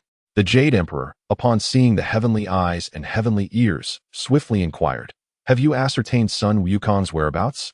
The heavenly eyes promptly replied, Your Majesty, Sun Wukong is currently at Huahua Mountain. The Jade Emperor was enlightened. Since Sun Wukong had returned to Huahua Mountain, it confirmed his descent to the mortal realm. With Sun Wukong in the mortal realm, the the calamity plan could resume. This was indeed good news. However, the Jade Emperor's concern for his celestial steeds persisted, and he quickly asked, "Have you discovered the whereabouts of the celestial steeds? Your Majesty, the celestial steeds should have vanished from the Royal Horse Bureau's grassland. We observed clearly that son Wukong went down alone, and there is no sign of the steeds in the entire mortal realm." This was perplexing. The absence of the steeds from the mortal realm suggested they remained in the heavenly realm. The Jade Emperor fell into deep contemplation. Lin Xian could not help but chuckle.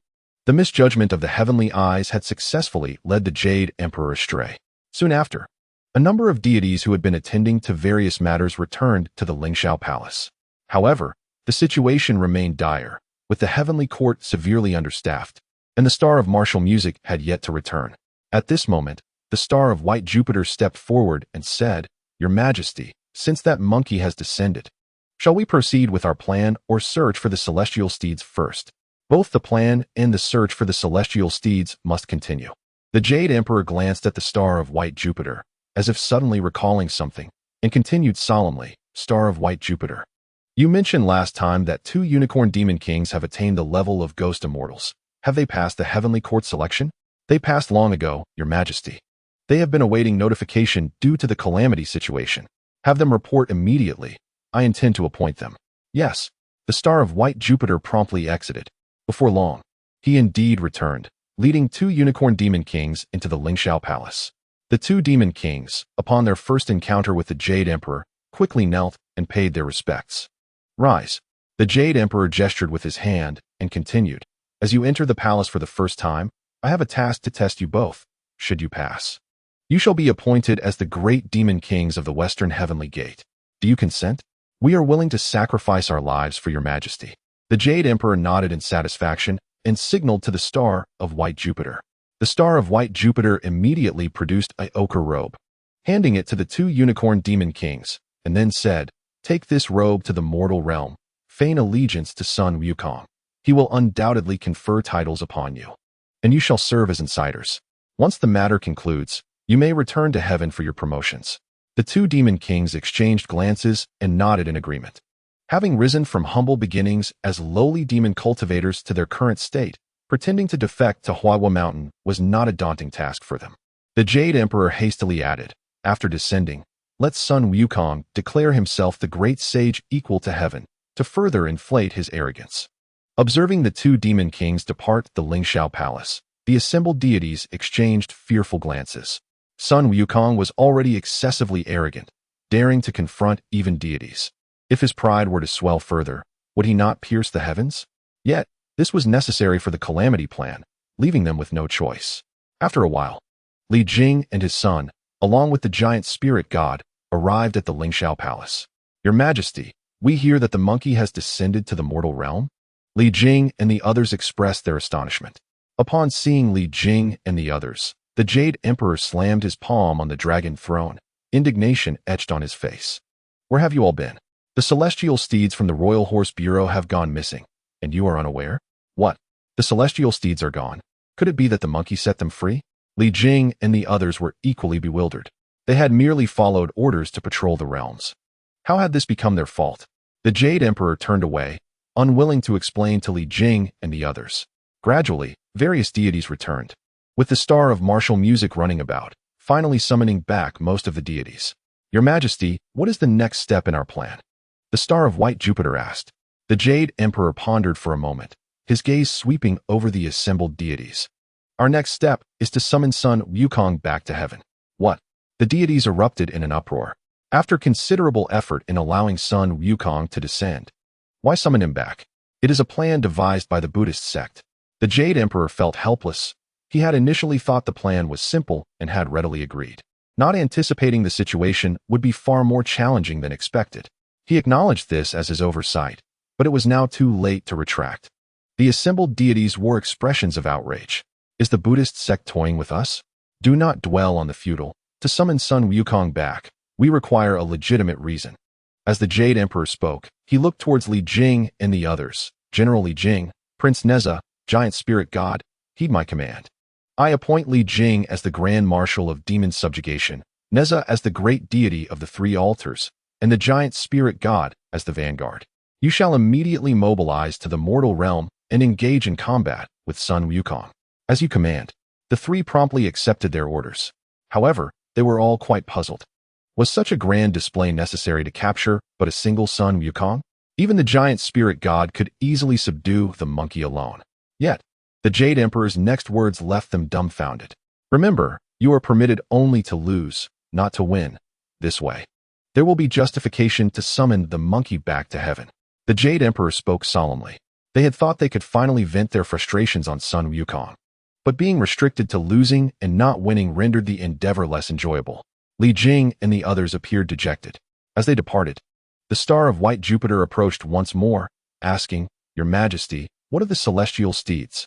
The Jade Emperor furrowed his brow. "All remaining deities. Go search for the whereabouts of the celestial steeds. Those who find them shall receive a substantial reward." The deities respectfully accepted their orders and exited one by one.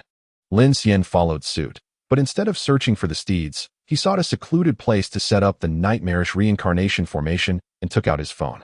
Chapter 65. Declaring himself the great sage. Not yet ascending to heaven the moment Lin Xian took out his phone. The system seemed to detect his intent and promptly issued new options. Lin Xian's expression shifted slightly. At long last, the system has issued new directives. Otherwise, it might as well have sent Sun Wukong to ascend to the heavens. Ding. A new plot has been triggered by the host. As the heavenly court sends troops to the mortal realm, and the Monkey King declares himself the equal of heaven. Given that the monkey is a fervent admirer of the host, please make the following choice. First, comply with the heavenly court's plan and allow Sun Wukong to continue his ascent, rewarding 30 million years of cultivation. Second, let Sun Wukong revel in the mortal realm for a while longer, delaying his ascension to buy himself some time, also rewarding 30 million years of cultivation. Lin Xian was momentarily taken aback. The rewards for both options were identical, and the recent increase in cultivation rewards was evident, suggesting an intention for him to rapidly enhance his abilities. The system appeared eager for him to grow stronger, likely anticipating significant events on the horizon. After pondering for a moment, Lin Xian refocused on the options before him. The equivalence of the rewards indicated that Sun Wukong could either ascend or remain in the mortal realm, leaving the decision in his hands. Lin Xian's brows arched. Naturally, it was better to remain hidden. Why should he add trouble for the heavenly court when it would not reflect well on his recent efforts? Thus, he chose the second option. As soon as he made his selection, a message arrived on his phone. It was from Sun Wukong. Sun Wukong 222222, Commander. 2 demon kings have arrived with gifts. Should I employ them? Lin Xian smiled slightly and compiled all subsequent instructions into a message to send back. After dispatching the message, he settled into a meditative position, directing his focus toward the system repository, where those formidable 30 million years of cultivation awaited him. This was the reward from the previous encounter, and he resolved to utilize it entirely. In the mortal realm, at Flower Fruit Mountain, Sun Wukong withdrew his phone and then turned to the 2 kneeling demon kings before him. "You just said you wished to see me. What is it that you desire?" One demon king raised his head, smiling as he held up an ochre robe, repeating, "We have long heard of the great king's call for talented individuals, yet have struggled to find an opportune moment. Now, having obtained this ochre robe, we wish to present it to the great king. If you do not mind, we ask that you accept us as your humble servants." "Oh," Sun Wukong exclaimed, suddenly enlightened. He took the ochre robe and gestured for the surrounding monkeys to assist him in donning it. It truly matched him well. Sun Wukong was overjoyed. After reveling in his happiness for a moment, he turned to the 2 demon kings and said, "From now on, you shall remain at Flower Fruit Mountain." "Thank you, great king." The 2 bowed once again, and one of them stepped forward, saying, "Your greatness is unparalleled. Why should you serve the Jade Emperor as a mere horsekeeper? That is a great humiliation." "Indeed," Sun Wukong chuckled. The other demon king stepped forward, asserting, "With your capabilities, it would not be an exaggeration to consider you the equal of heaven." "Equal of heaven?" Sun Wukong's eyes glimmered. The unfolding events mirrored precisely the contents of the message he had just received. The commander truly possessed foresight, he thought in awe. Before turning to the 2 demon kings with a grin, "Very well, let me be the equal of heaven." "Equal of heaven, equal of heaven," the surrounding demons echoed, creating a raucous cheer. Soon, the title of the equal of heaven, Sun Wukong, spread throughout all of Flower Fruit Mountain. Meanwhile, Several subordinates crafted a banner bearing the 4 grand characters of Equal of Heaven and hoisted it high above the water curtain cave, creating quite the spectacle. As the demons celebrated Sun Wukong, the 2 demon kings approached again, smiling. "Great sage, your grandeur is remarkable. Have you forgotten to bestow us a reward?" Sun Wukong's expression darkened at once. He was already aware that these 2 were sent from the heavenly court, so he had only allowed them to remain but had no intention of employing them further. To his surprise, they had the audacity to seek a reward. Sun Wukong sighed and inquired, "What level of cultivation do you possess?" "Demon immortal." They spoke truthfully. A demon immortal was akin to a human immortal. Though this level paled in comparison to Sun Wukong, it still placed them above the majority of the demons in Flower Fruit Mountain. "Very well. I shall appoint you as guardian demon kings, tasked with guarding the water curtain cave. Without my permission, no one is allowed to enter," Sun Wukong declared, waving his hand. The 2 demon kings initially rejoiced, but soon their expressions fell. The title of guardian demon king sounded impressive, yet it was merely a position to watch over the cave, ranking even lower than a small monkey demon. Their faces darkened. They had anticipated receiving positions as generals or commanders, only to find themselves relegated to gatekeepers. Sun Wukong clearly lacked the ability to utilize talent effectively, they thought bitterly. However, having already received their titles, they had no recourse but to accept. In truth, Sun Wukong had intended it this way.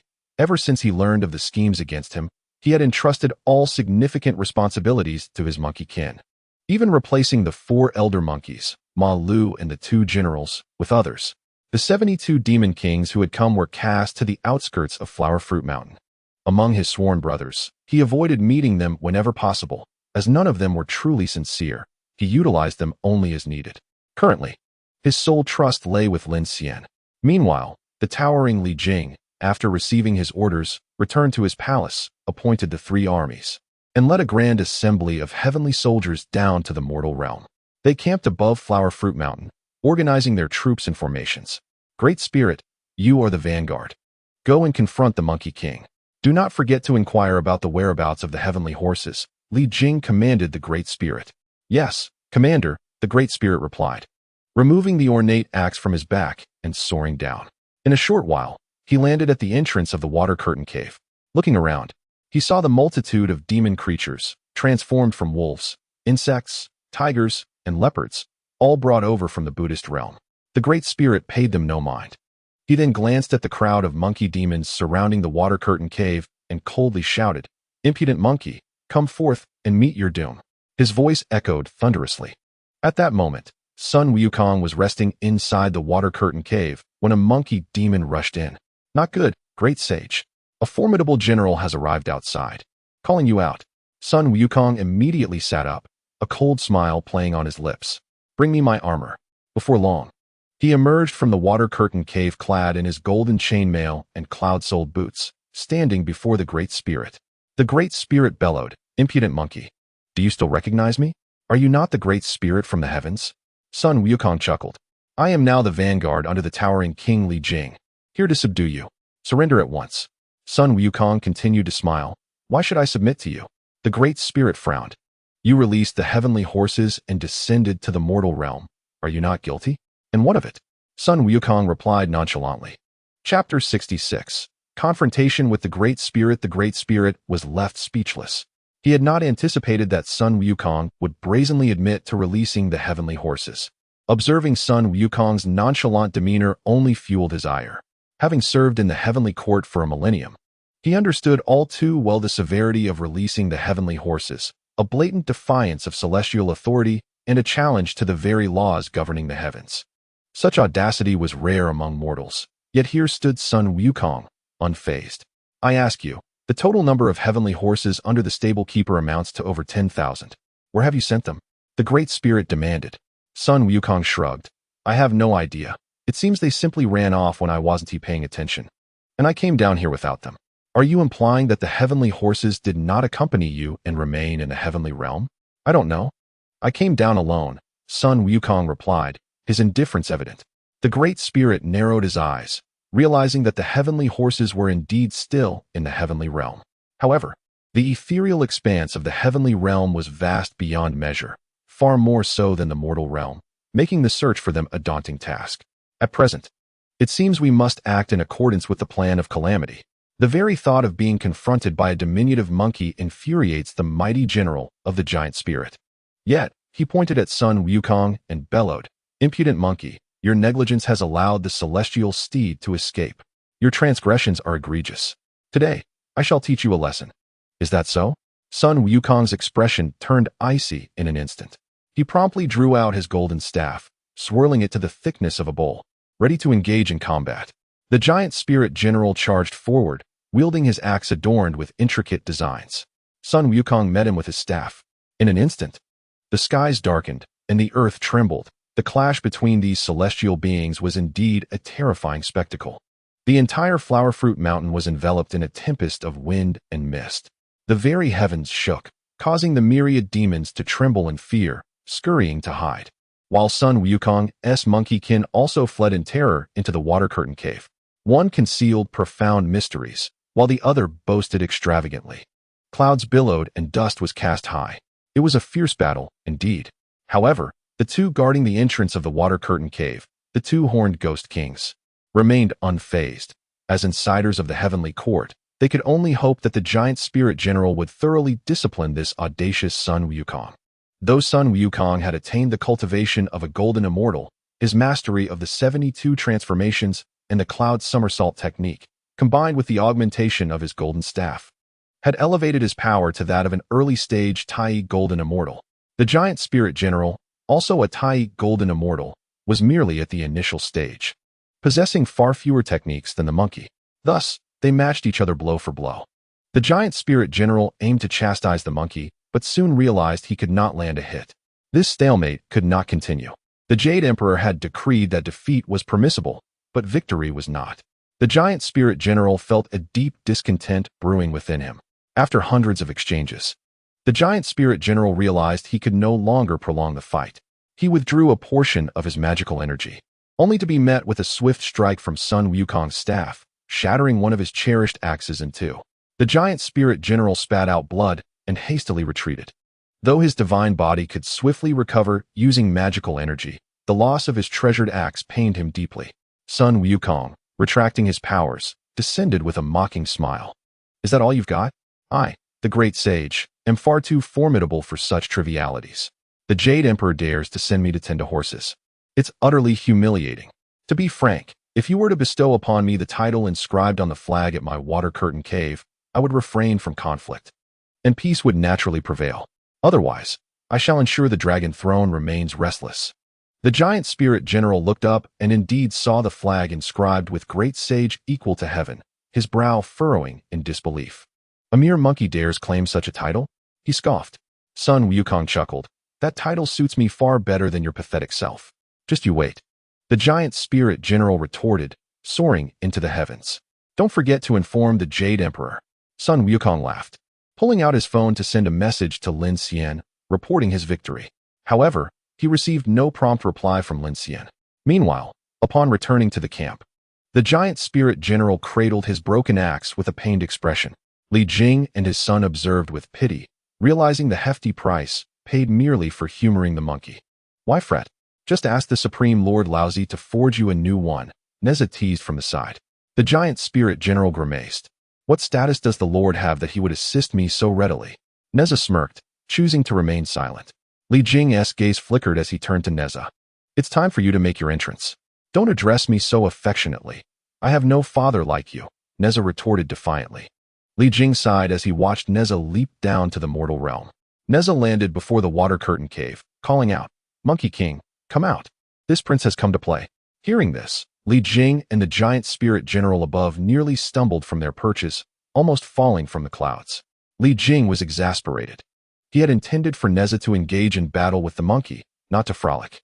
Inside the water curtain cave, more monkey demons arrived to report, and son Wukong assumed another celestial warrior was coming to challenge him. He flew out eagerly, only to find it was Neza. "Well, what wind has brought the third prince here?" Son Wukong inquired with a grin. During their time in the heavenly stables, Neza often sought him out, and over time, they had formed a bond, albeit a simple and superficial one. If it came to trusting Neza with his secrets, that would be out of the question. Neza, grinning, replied, "Monkey King, This prince has come to play with you. You wouldn't send me away, would you? Of course not. As long as you're not here to challenge me, I'll welcome you warmly.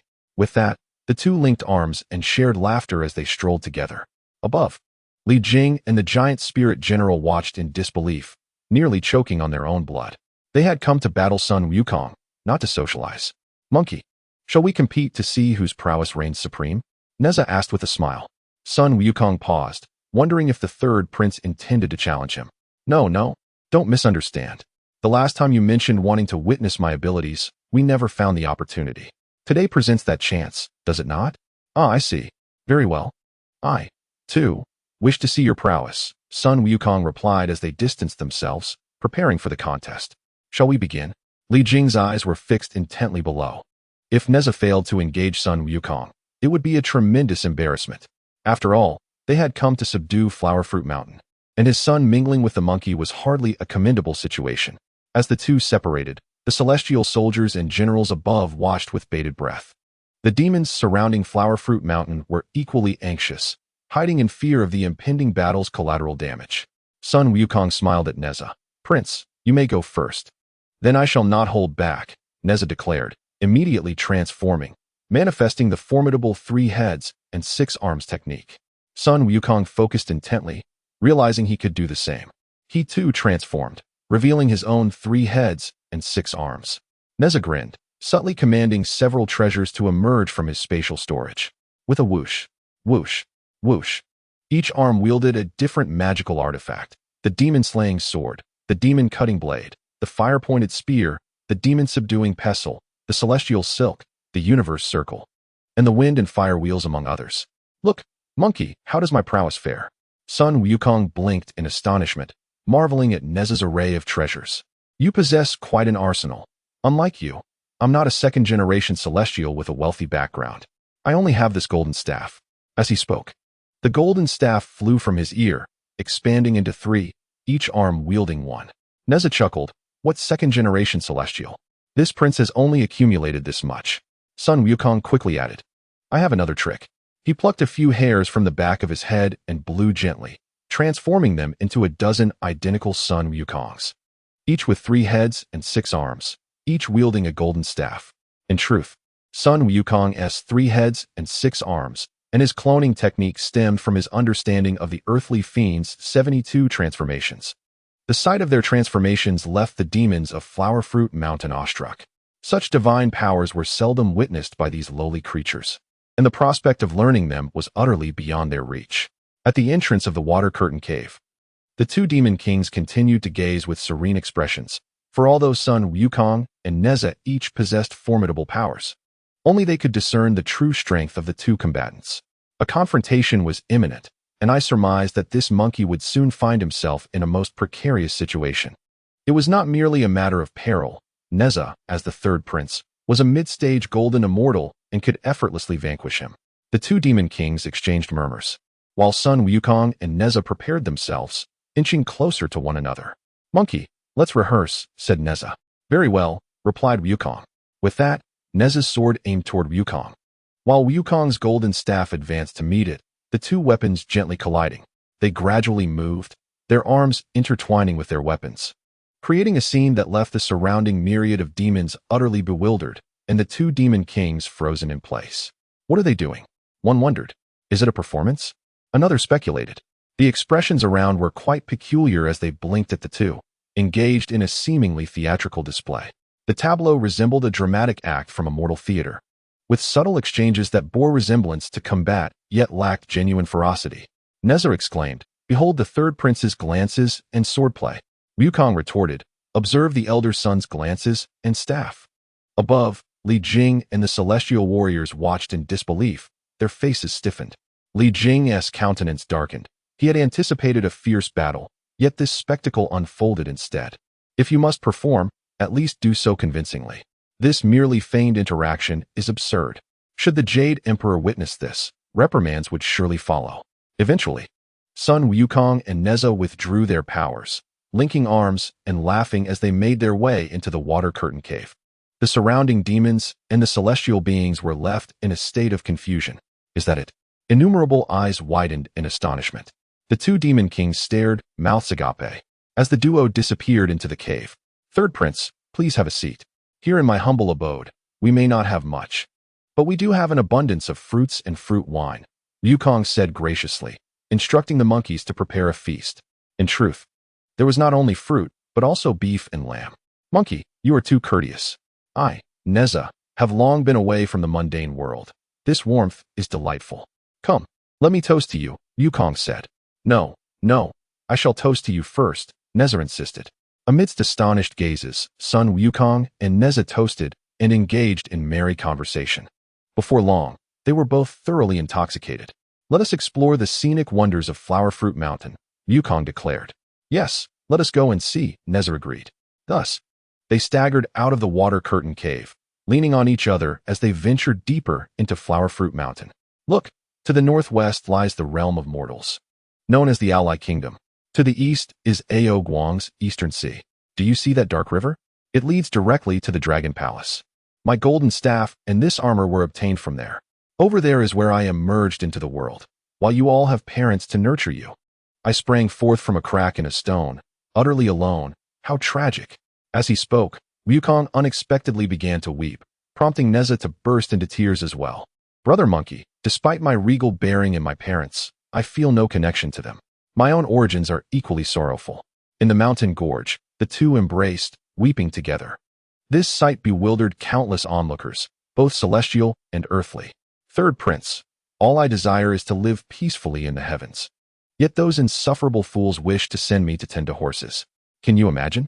They are utterly inhuman." "Indeed, they are far from human," Neza concurred. Wukong continued. "I strive to become the great sage equal to heaven. If the Jade Emperor does not acquiesce, I shall ensure his dragon throne remains unsettled. When I return to the celestial court, I shall advocate for you." "Thank you. Think nothing of it. We are brothers." The two ambled along, unwittingly circling Flower Fruit Mountain. Upon returning to the entrance of the water curtain cave, their intoxication had faded considerably. "Brother Monkey, I have pressing matters to attend to and cannot remain longer," Neza said. "Good brother, there will be ample time for future gatherings," Wukong replied. With a wave, Neza stumbled onto the clouds, soaring back to his camp. Wukong belched and turned back into the cave. Inside, he retrieved his phone and sent a message to Lin Xian, feeling the need to report every action he took, fearful of missteps. However, Lin Xian had yet to respond. With a sigh, Wukong put his phone away. Although Lin Xian had not replied, he understood what needed to be done next. Moreover, during his time drinking with Neza, he had not disclosed his connection to Lin Xian. Clearly, the monkey had become wiser. Meanwhile, Lin Xian was somewhere in the heavenly realm, diligently refining his cultivation. Chapter 68. The sole name of the great sage Neza, with his large head swaying. Returned to the camp. The giant spirit god stared at him blankly, rendered speechless. Li Jing had commanded him to engage in combat with the monkey, yet he had chosen instead to frolic with him. "How absurd. You return in such a disheveled state." Li Jing lamented, his brow furrowing deeply. The failure of a child is the fault of the parent, he chastised himself inwardly. Neza, belching, noticed Li Jing's frown and felt a surge of courage. "I am the master of my fate. Whether demon or celestial, it is I who shall decide." Before he could finish, Li Jing's hand struck the back of his head. "Have you lost your senses? Is this your domain?" Another slap followed, and Neza's newfound courage dissipated entirely. "Come, we shall ascend to the heavenly court and see how the Jade Emperor will punish you." Li Jing commanded the troops to break camp and return to the celestial realm. Neza, still inebriated, protested, "You are my father. I do not believe you will report me to the Jade Emperor. Now you acknowledge me as your father? What was your attitude toward me before?" The two exchanged barbs and soon ascended to the heavenly realm.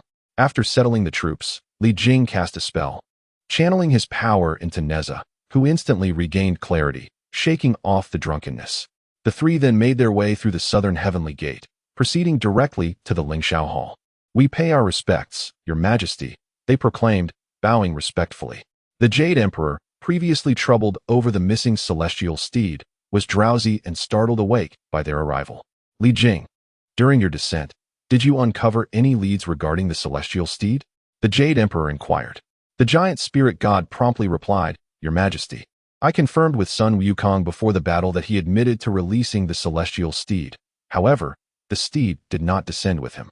Thus, I believe it remains somewhere in the heavenly realm." "Oh, Is that so? The Jade Emperor surveyed the other celestial beings and continued, Yet, my fellow immortals have searched various locations without success in locating the missing steed.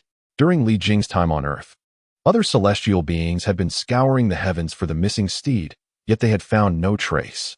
The Jade Emperor had even summoned the inspecting spirit officer, who discovered that the steed's disappearance was linked to Sun Wukong, yet the whereabouts remained elusive. This situation had become perplexing.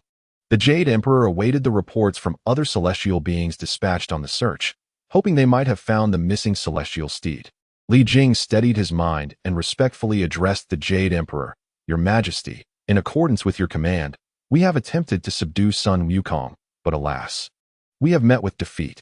Now, that audacious Sun Wukong dares to declare that he will only cease his demands if you confer upon him the title of Great Sage equal to heaven. What if I do not grant this title? He has threatened that should you refuse, he will ensure your rest upon the dragon throne is far from tranquil. Li Jing hesitated as he spoke. Upon hearing this, the surrounding immortals displayed expressions of disdain. Who does he think he is, to presume to unseat the Jade Emperor? One remarked. With his meager prowess, had it not been for the calamity, he would have met his demise countless times over. Above, the Jade Emperor stroked his beard, evidently pleased with Li Jing and his companions for their descent to the mortal realm.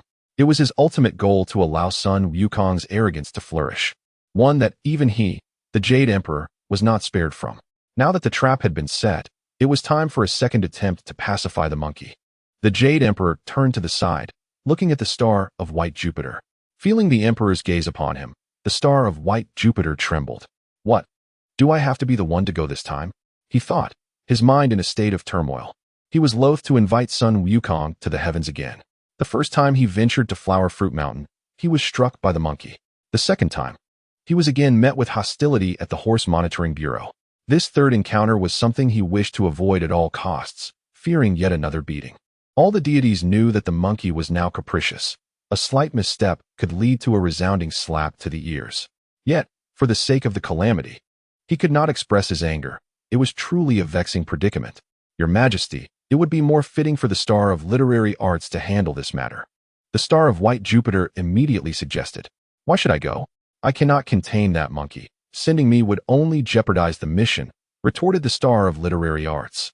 He was well aware of the Star of White Jupiter's past encounters with Sun Wukong. If he foolishly went, would he not also be subjected to the same treatment? This is a burdensome task, and yet you wish to thrust it upon me? The Star of Literary Arts cast a resentful look at the Star of White Jupiter. Your Majesty, I too cannot manage that monkey, the Star of White Jupiter lamented. Among us, only the star can claim to have interacted with the monkey the most. If even he cannot handle him, then who among us can? The Star of Literary Arts stood firm. Very well, let it be the star then. The Jade Emperor finally decreed. Instantly, the Star of White Jupiter's expression turned frosty, as if plunging into an ice cavern. I shall obey, he bowed deeply, his face clouded with sorrow as he exited the heavenly hall. However, he did not immediately descend to the mortal realm, but hesitated, pondering how he might avoid provoking Sun Wukong and incurring his wrath. Star, why do you still delay? Suddenly, the voice of the Jade Emperor boomed in his ears, startling him so much that he leapt 3 feet high. I am going. To his dismay, the Jade Emperor had been monitoring him with the Haotian mirror. The Star of White Jupiter felt utterly despondent. Previously, such scrutiny had led to his embarrassment when he was struck by the monkey, turning the incident into a live broadcast for the heavens, leaving him utterly humiliated. Descending gently, the Star of White Jupiter cautiously parted the clouds. Peering down at Flower Fruit Mountain, he aimed to observe Sun Wukong for a while. However, he soon stumbled upon something peculiar. Below, Sun Wukong stood proudly beside the water curtain cave, surveying the Bull Demon King and others with an air of arrogance. Brother, your ochre robe is truly magnificent. The Bull Demon King flattered. Indeed, I did not expect you to adopt the title of Great Sage equal to heaven. It is truly formidable, added the Pung Demon King. Having repelled Li Jing and his forces, the 6 major demon kings, under the guidance of the Buddhist sect, had come to congratulate Sun Wukong. Their aim was to secure a title akin to his. Sun Wukong, however, smirked inwardly and addressed the 6 demons. This robe is suited only for me, and the title of Great Sage is one that only I, your elder brother, am worthy of. Then, How about we all adopt the same title, brothers? Proposed the Bull Demon King. I shall be known as the Great Sage of Peace. I shall be the Great Sage of the Sea, chimed in the Jiao Demon King. I will be the Great Sage of Chaos, declared the Peng Demon King. The Great Sage of Mountain Moving is what I shall be called, said the Lion Trojan King. I shall take the title of the Great Sage of Wind, announced the Monkey King. I will simply be the Great Sage of Exorcism, concluded the Euron King. As if they had prepared in advance, the 6 major demon kings eagerly assigned themselves titles. Yet at that moment, Sun Wukong's brow furrowed. Did I not just say that the title of Great Sage equal to heaven belongs solely to me? You lot have no right to claim such titles. He looked at the 6 demon kings fearlessly. What nonsense is this? I will not allow you to take such names. Upon hearing this, the faces of the 6 demon kings darkened. But brother, if you recognize me as your elder brother, you must heed my words. Otherwise, leave Flower Fruit Mountain at once. Sun Wukong's expression grew icy. Chapter 69. Difficult. Too difficult when they first came to ally with Sun Wukong. The title of elder brother was originally bestowed upon the Bull Demon King. However, due to unforeseen circumstances, Sun Wukong sought to claim the title for himself, which the Buddhist sect tacitly accepted.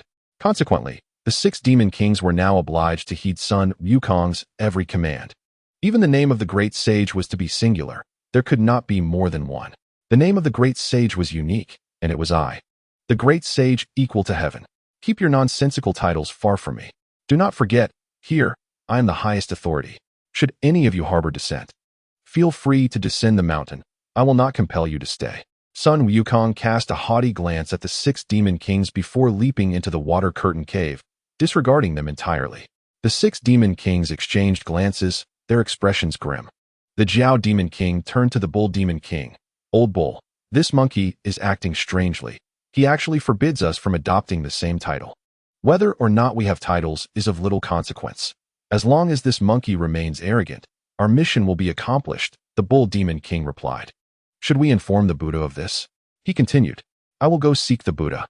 With that, the 6 demon kings dispersed, with the Peng Demon King stealthily heading towards Ling Mountain. Above, the star of white Jupiter observed quietly. Yet by the end, he could not devise a strategy to contend with Sun Wukong. After much deliberation, he gritted his teeth and descended through the clouds. Soon after, a throng of monkey demons began to tug at his garments. The star of white Jupiter waved his whisk to fend them off. Quickly, go inform your king that the star of white Jupiter seeks an audience. Indeed, a small demon scurried off to relay the message. Before long, Sun Wukong appeared before the star of white Jupiter. Old fellow, what business do you have with me? Sun Wukong asked, staring at the star of white Jupiter with feigned ignorance. The star of white Jupiter no longer dared to jest.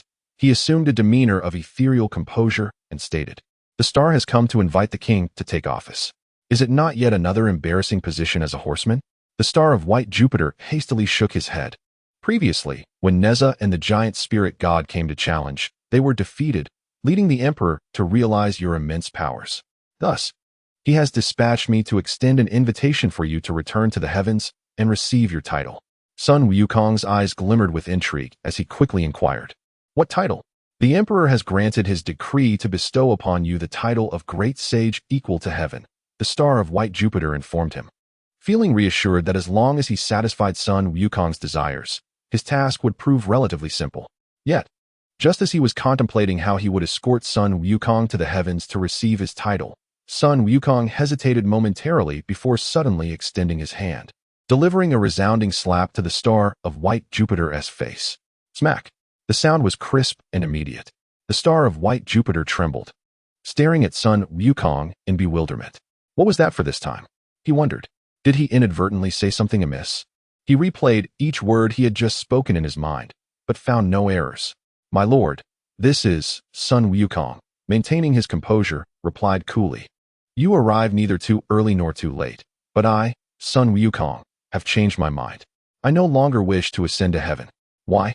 The great white star blinked in realization, finally understanding the reason for the beating. Here I am, the old monkey, establishing my own dominion in the mortal realm, living freely without heeding anyone's commands. Why should I ascend to the heavens? The great white star momentarily found himself flabbergasted. After yearning for the stars and the moon, having lost countless heavenly steeds, he had finally coaxed the Monkey King back from the mortal realm. Yet now, asking him to ascend to heaven proved to be no trivial matter. "My king, perhaps you should reconsider. After all, the title bestowed by the Jade Emperor is recognized across the 3 realms." Once again, before he could finish, Sun Wukong struck out. A resounding slap echoed as his palm met the great white star's face, leaving him utterly stunned. Why must he always be caught off guard? The great white star was left in a state of despair. Sun Wukong seized his collar and scolded, "You say ascend, and I should simply comply? What about my dignity?" The great white star felt a wave of indignation wash over him. He was merely a messenger. If you have grievances, go voice them to the Jade Emperor. Moreover, as the illustrious great white star, being humiliated repeatedly by an ant was pushing him to the brink of collapse, Sun Wukong released him and turned away, stating, "Return to the Jade Emperor and tell him that unless he comes personally to invite me, I shall not ascend." With that, he leaped into the water curtain cave. The great white star lingered in the wind for quite some time, bewildered, asking the Jade Emperor to come personally, with a mix of astonishment. He soared back to the heavenly court. In truth, this scene had long been observed by the celestial beings through the Haotian mirror. Within the Lin Xian palace, the atmosphere was charged with arrogance. How audacious it was for him to demand the emperor come personally. What audacity! They were all filled with indignation. The Jade Emperor sat silently, processing the gravity of the situation. His status was exalted. For hundreds of years, few had dared to challenge him. To have someone demand his personal presence was tantamount to disregarding him entirely. How difficult this calamity had become. The Jade Emperor suddenly lamented, pondering why this tribulation was proving so arduous. After a short while, the great white star returned, bowing before the emperor. "Your Majesty, I have learned the truth." The Jade Emperor waved his hand, dismissing further words. It appeared that the image of him being slapped had been broadcasted to all the celestial beings. Stepping aside with a sullen expression, the great white star silently cursed. The Jade Emperor remained unfazed, deep in thought. The celestial beings exchanged glances, their expressions laden with intrigue. Surely, the emperor wouldn't actually consider visiting Flower and Fruit Mountain in person? Some whispered among themselves. Moments later, a hint of authority returned to the Jade Emperor's face. "Humph. To think he wishes for me to come personally. Unthinkable." The Jade Emperor began to contemplate further. If the Monkey King refused to ascend, the Buddhist realm would undoubtedly seek alternatives. In a certain corner of the heavenly realm, Lin Xian, who had been in seclusion for a prolonged period, finally emerged from the hazy void. His aura had significantly strengthened. He exhaled a breath of stagnant energy, his face alight with satisfaction. He had finally broken through the bottleneck of the Tai Golden Immortal and was now at the early stage of the Deluo Golden Immortal. Muttering to himself, Lin Xian suppressed his aura back to that of a Tai Golden Immortal, then waved his hand.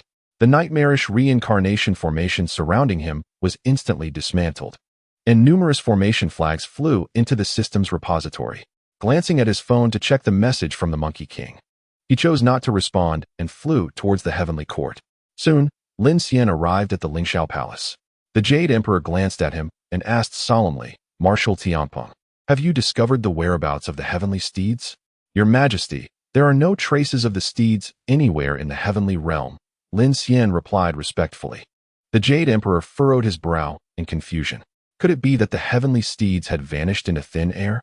He had assumed the returning celestial beings would surely find them, yet it seemed he had overestimated the situation. Should he call upon a sage for insight? A sudden idea flashed through his mind, but quickly he dispelled it. Sages held such esteemed positions. How could they possibly assist him in uncovering mere steeds? Truly, the difficulty was insurmountable. As time marched on, the days slipped away. The Jade Emperor was consumed with anxiety, yet no one from the Buddhist realm appeared. He couldn't help but speculate. If the calamity could not proceed, were they not urgent? Logically, this tribulation was orchestrated by the Buddhists. They should be far more anxious than he. Days passed, and the Jade Emperor rested his chin on his hands, boredom etched across his face. When would that monkey ascend? Cursed Buddhists, why orchestrate such a complicated calamity? Why not simply toss the monkey into the alchemical furnace and be done with it? The Jade Emperor felt as if he might lose his hair from worry. Life had become unbearably tedious. During this time, many celestial beings had returned to their own affairs. The Lin Xian palace was largely empty throughout the day. Lin Xian, under the guise of patrolling the heavenly river and searching for the heavenly steeds, departed the Lingxiao Palace once more. In a secluded corner, Lin Xian transformed, his armor shifting into a black cloak that enveloped him entirely. It was time to seek out the Monkey King, Lin Xian thought to himself, aware that his actions must remain undiscovered by the heavenly court. Thus, he disguised himself to avoid detection by the Haotian mirror. Meanwhile, the Jade Emperor, feeling bored, indeed retrieved the Haotian mirror to gaze upon Flower and Fruit Mountain. Suddenly, he was startled to see the figure of Lin Xian cloaked in black. Lin Xian approached the water curtain cave and spotted Sun Wukong instructing his disciples. Sun Wukong, come to me at once. Lin Xian's voice resonated. Upon hearing this command, Sun Wukong turned to the figure in black and hurried over. Lin Xian revealed half of his face. Marshal, what brings you here? Sun Wukong immediately recognized Lin Xian. Hand over the map of mountains and rivers. Sun Wukong quickly glanced around, ensuring no one was watching. Then he flipped his hand and presented the map to Lin Xian. Lin Xian took it without delay. No one would suspect that the missing heavenly steeds were concealed within this very map. With a hidden smirk, he tossed a small book into Sun Wukong's hands. Looking at the small book, Sun Wukong's face displayed a hint of confusion as he inquired, Marshal, what is our next move? Do not rush, await my instructions. Lin Xian did not linger and leaped into the sky. Do not disclose my visit to anyone. Understood. Watching Lin Xian depart, Sun Wukong turned back, continuing to instruct his disciples as if nothing had transpired. In the heavenly court, the Jade Emperor observed this entire scene through the Haotian mirror. Who is that? What did Sun Wukong hand over? The Jade Emperor was filled with uncertainty. It was only now that he realized Sun Wukong was in contact with a figure cloaked in black. However, he could not discern who this individual was. After calculating, the Jade Emperor furrowed his brow in confusion. It seems I cannot ascertain this. Lin Xian possessed the heavenly Dao Ring, a treasure that concealed celestial secrets, rendering it impossible for anyone below the status of sage to probe. This left the Jade Emperor perplexed. The Great White Star noticed the Jade Emperor's unusual demeanor and hurriedly approached. Your Majesty, what troubles you? The Jade Emperor presented the Haotian mirror to him. Upon witnessing the scene within, the Great White Star's expression shifted to one of astonishment. I wondered why the plans repeatedly faltered. It turns out there is interference in the calamity. The Jade Emperor's brow furrowed. Who could be interfering? The Great White Star asked, perplexed. The Jade Emperor shook his head. That individual has already ascended. Great Star, gather some personnel to intercept and discover who this person truly is. I shall obey. The Great White Star promptly departed the Lingxiao Palace, rallying a group of heavenly soldiers as they made their way through the southern heavenly gate, descending below. Not long after, they spotted a figure clad in black ahead. Halt, black-clad individual. Allow me to question you. The Great White Star called out urgently. Lin Xian had long detected the presence of the Venus Star, and at this moment, there was no way he could halt his course. He immediately altered his direction and sped forth. Halt! The Venus Star bellowed, instantly pursuing him. Who are you to dare interfere with the heavenly court's plans? He continued to interrogate. However, Lin Xian paid him no heed.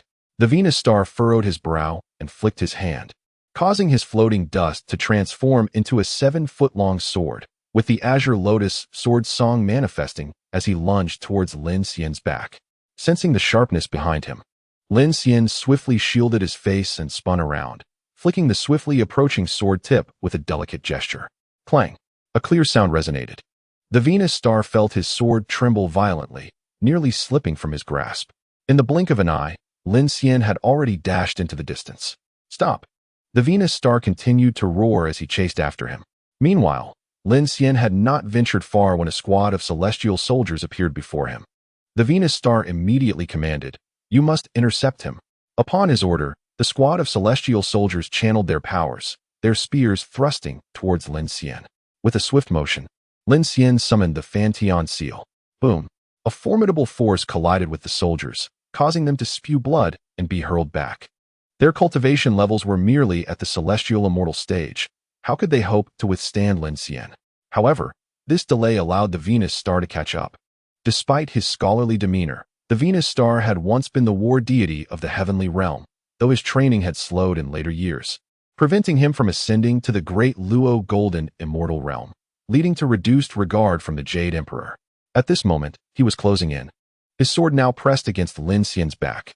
Lin Xian's gaze flickered as his power surged, unleashing a terrifying wave emanating from the great Luo Golden Immortal. Poof! The Venus star was immediately struck, blood spurting from his mouth as he staggered several steps back. By the time he regained his composure, Lin Xian's figure had already vanished into the distance. The squad of celestial soldiers intended to pursue, but were promptly halted by the Venus star. No need to chase. Return to the heavenly court to report.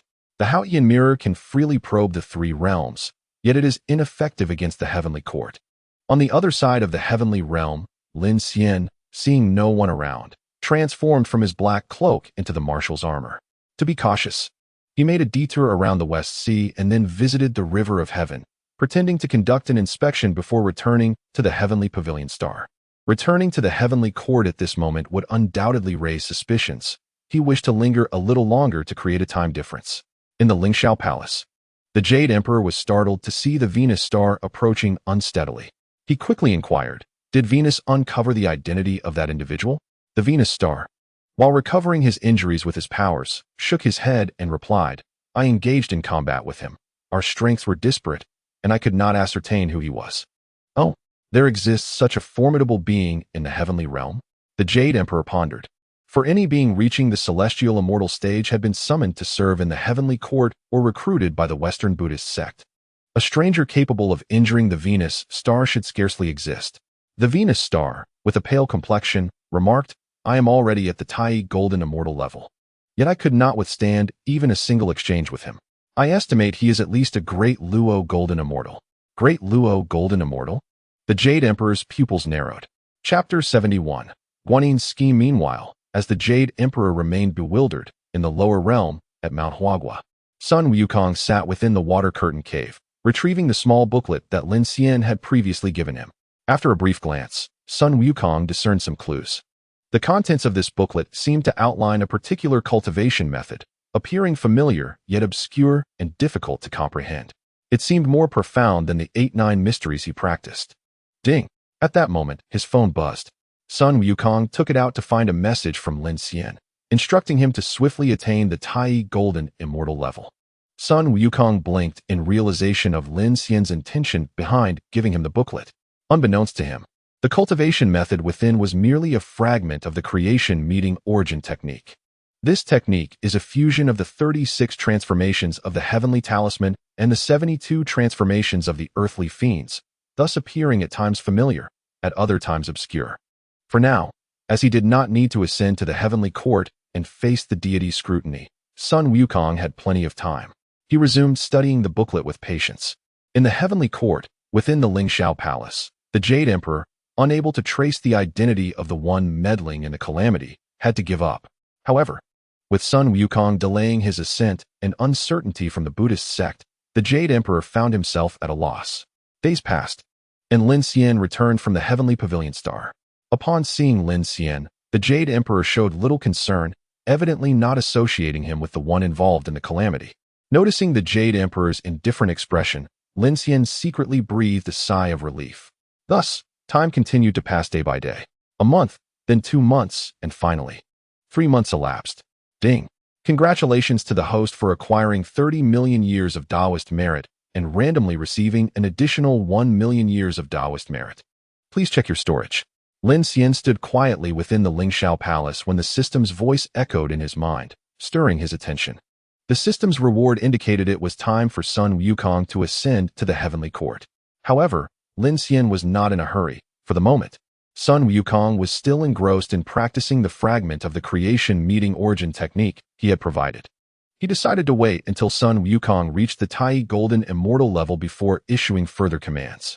A few days later, the Jade Emperor, calculating with his fingers, suddenly felt a sense of foreboding. He took out the Haotian mirror to observe the lower realm of Mount Huagua.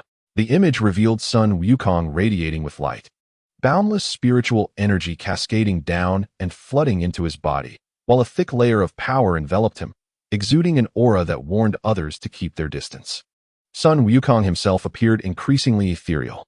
Before long, the aura surrounding Sun Wukong subsided. While others might not perceive it, the Jade Emperor saw through it clearly. Tai Golden Immortal. Sun Wukong has actually broken through to the Tai Golden Immortal level? The Jade Emperor's eyes widened in disbelief. Upon hearing this, The other celestial beings below erupted in astonishment. In the years that Sun Wukong had spent learning, the Buddhist sect had meticulously controlled his cultivation, preventing it from becoming too high or too low. Moreover, in the subsequent plans, Sun Wukong was intended to remain at the golden immortal level. Only after consuming the peaches of immortality and the elixirs could he ascend to the Tai golden immortal level. This was a strict rule that could not be altered. Yet now, before the second summons for Sun Wukong had succeeded, he had already attained the Tai golden immortal level. How could the subsequent plans proceed? Would he still be allowed to consume the peaches of immortality? Would he still be permitted to steal the elixirs from Laojun? This was indeed a dilemma. The celestial beings below murmured amongst themselves, while the Jade Emperor, enraged, nearly hurled the Haotian mirror to the ground. Cursed mastermind, who are you? And why do you meddle in the calamity? The Jade Emperor's countenance darkened. Despite the Buddhist sect being the primary beneficiary of this calamity, the heavenly court could also partake in the spoils, gaining a significant amount of merit. After all, only by accumulating sufficient merit could those on the verge of sainthood have the opportunity to elevate their cultivation. Below, Lin Xian stood quietly, unfazed, perhaps sensing something amiss. Not long after, Guanyin Bodhisattva descended upon the heavenly court, stepping on a lotus flower. She gazed at the Jade Emperor, her expression benevolent as she slightly bowed, saying, "I pay my respects to your majesty. Please, no need for formalities." The Jade Emperor waved his hand, quickly stating, "Bodhisattva, what shall we do now that Sun Wukong has attained the Tai golden immortal level?" Guanyin Bodhisattva, holding the jade purity vase, spoke calmly. "I have come at the behest of my Buddha." The Jade Emperor remained silent, yet internally he pondered, why has the Buddhist sect, which had been so indifferent before, suddenly grown anxious?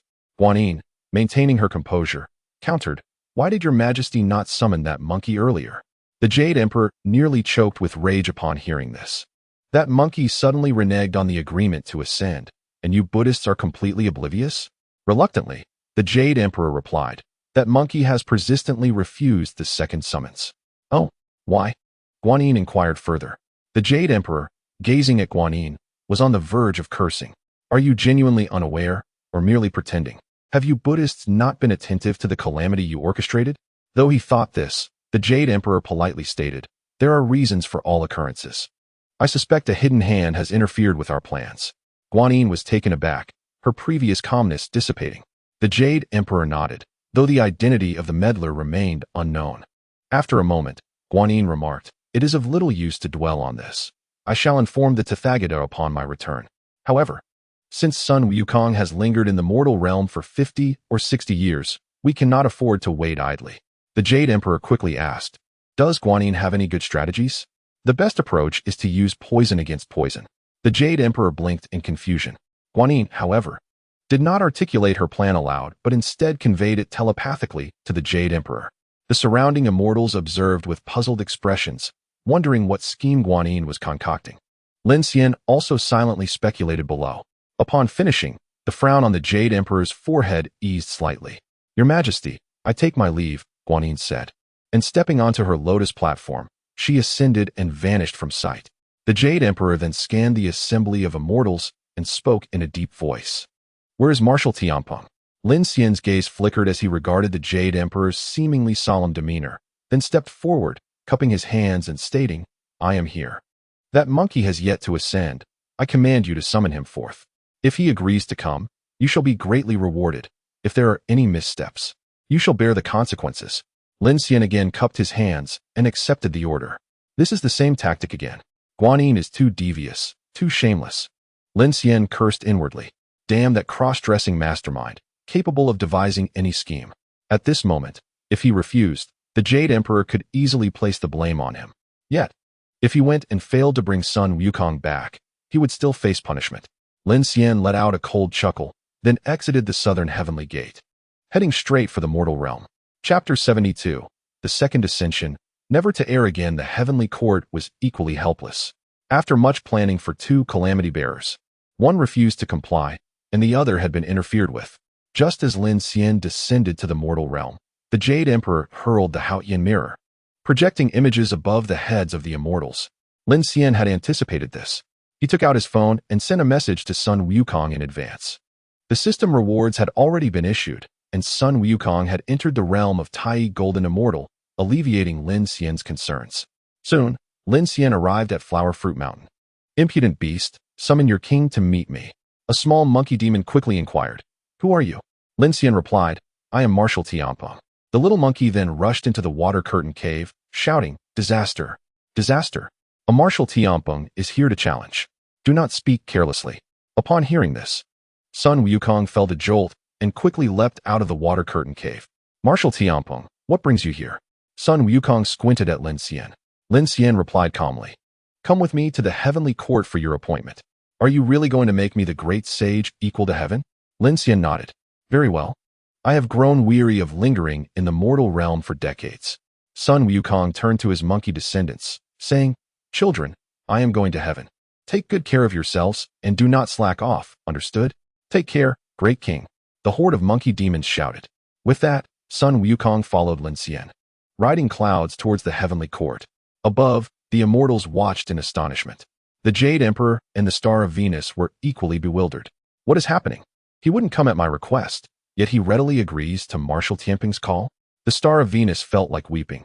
Why was he always the one suffering? How did the monkey suddenly change his mind about ascending? Perhaps he had simply grown tired of the mortal realm. Did you not hear him say he had grown weary after decades down below? The immortals began to speculate. In truth, this was a performance orchestrated by Lin Xian and Sun Wukong. In heaven, a day equates to a year on earth. More than 3 months had passed in heaven, while 60 or 70 years had elapsed below. Before long, Lin Xian brought Sun Wukong to the heavenly court. "Marshal Tianpeng, how did you accomplish this?" The Star of Venus stepped forward, eager to understand. After all, the task had been completed effortlessly by Lin Xian, while he himself faced punishment. Lin Xian smiled lightly. It was merely luck. The monkey was tired of the mortal realm. The Star of Venus turned to Sun Wukong, who grinned. "I found the mortal realm dull, so I thought I'd come up here to play." "Old friend, did you miss me?" The Star of Venus took a few steps back. "Who would miss you? Those slaps you gave me, I will surely repay." The Jade Emperor, feeling somewhat embarrassed, realized that every time he set traps for Marshal Tianpeng, they were always evaded, leaving him perplexed. Clearing his throat, the Jade Emperor called out, "Sun Wukong." Only then did Sun Wukong step forward, slightly bowing. "I greet the Jade Emperor. I greet the Jade Emperor. Heh." The Jade Emperor continued solemnly.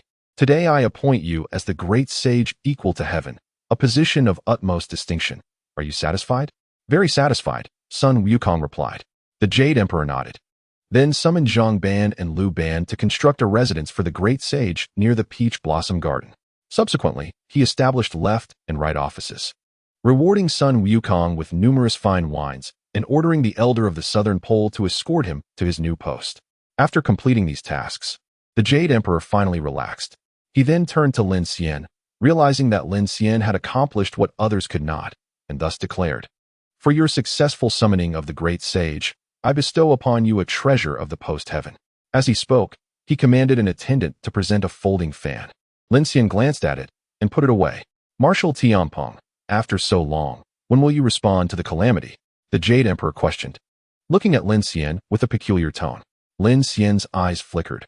Was the Jade Emperor testing him? He promptly replied, "Your Majesty, I have yet to decide." The Jade Emperor frowned but had no recourse. "Very well, when you have made up your mind, inform me." Lin Xian withdrew. How could one possibly think through calamity matters? For a long time, Lin Xian had refrained from responding, yet the Jade Emperor had tried every means to ensnare him, all in vain.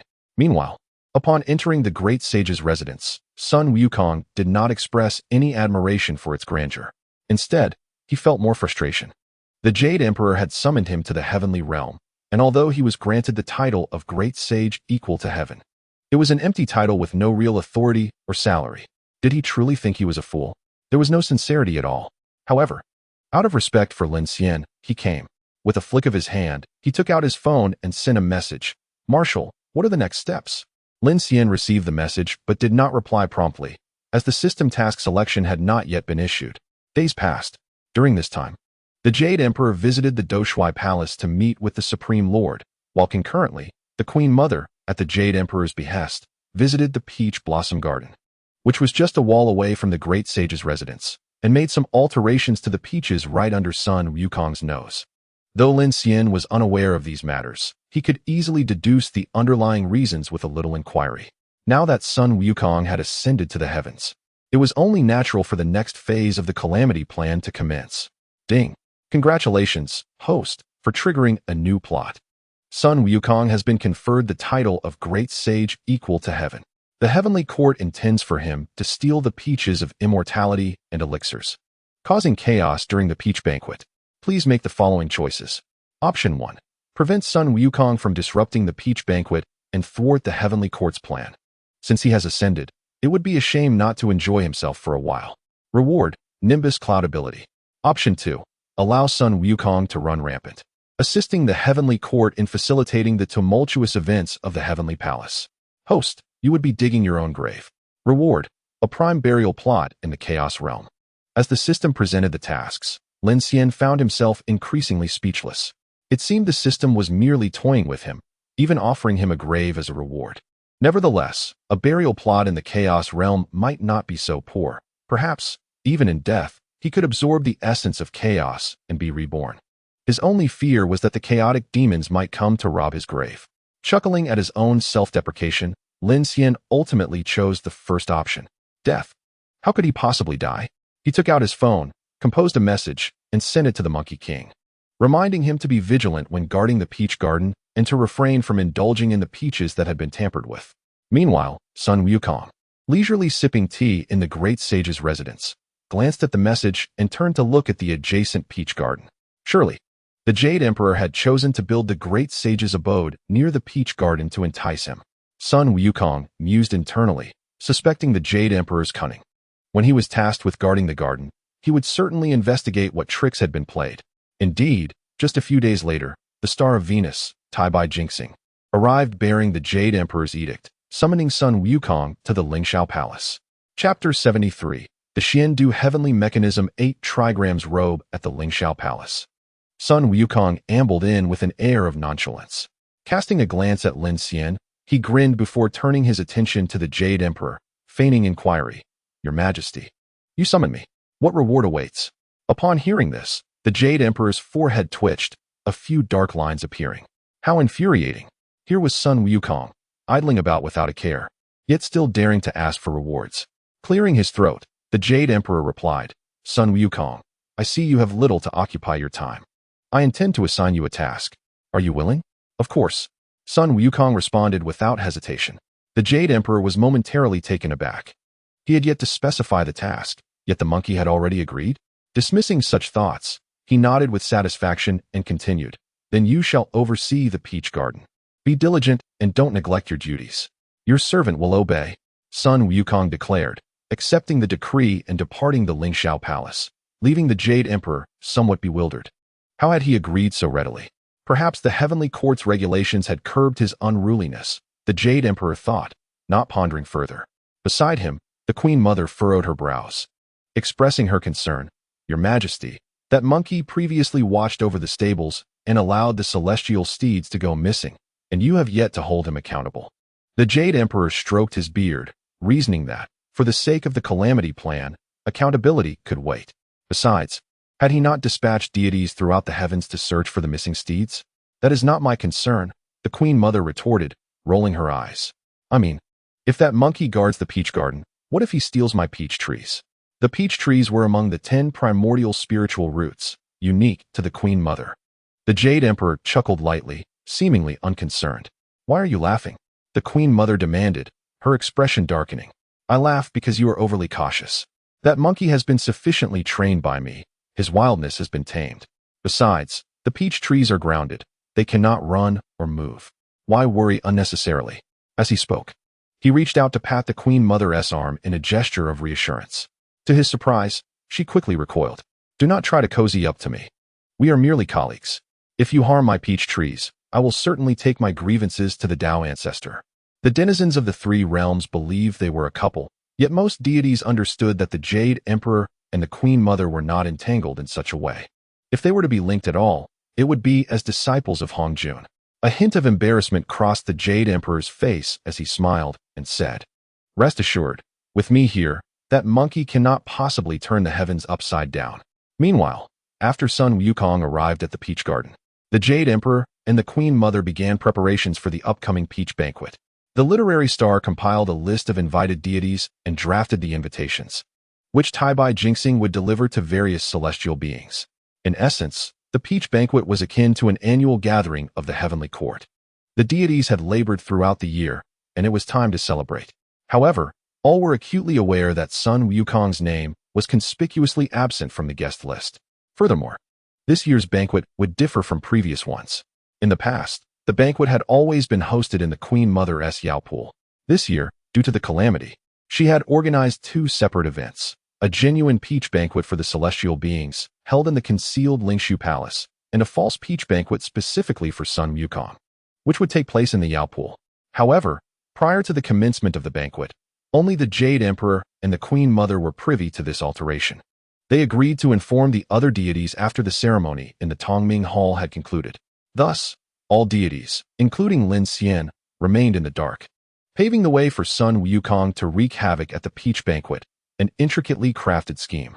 As this calamity far exceeded the heavenly court's anticipated timeline, the Jade Emperor, fearing that celestial beings might be absent, erected a temporary palace in another location of the heavens to accommodate them.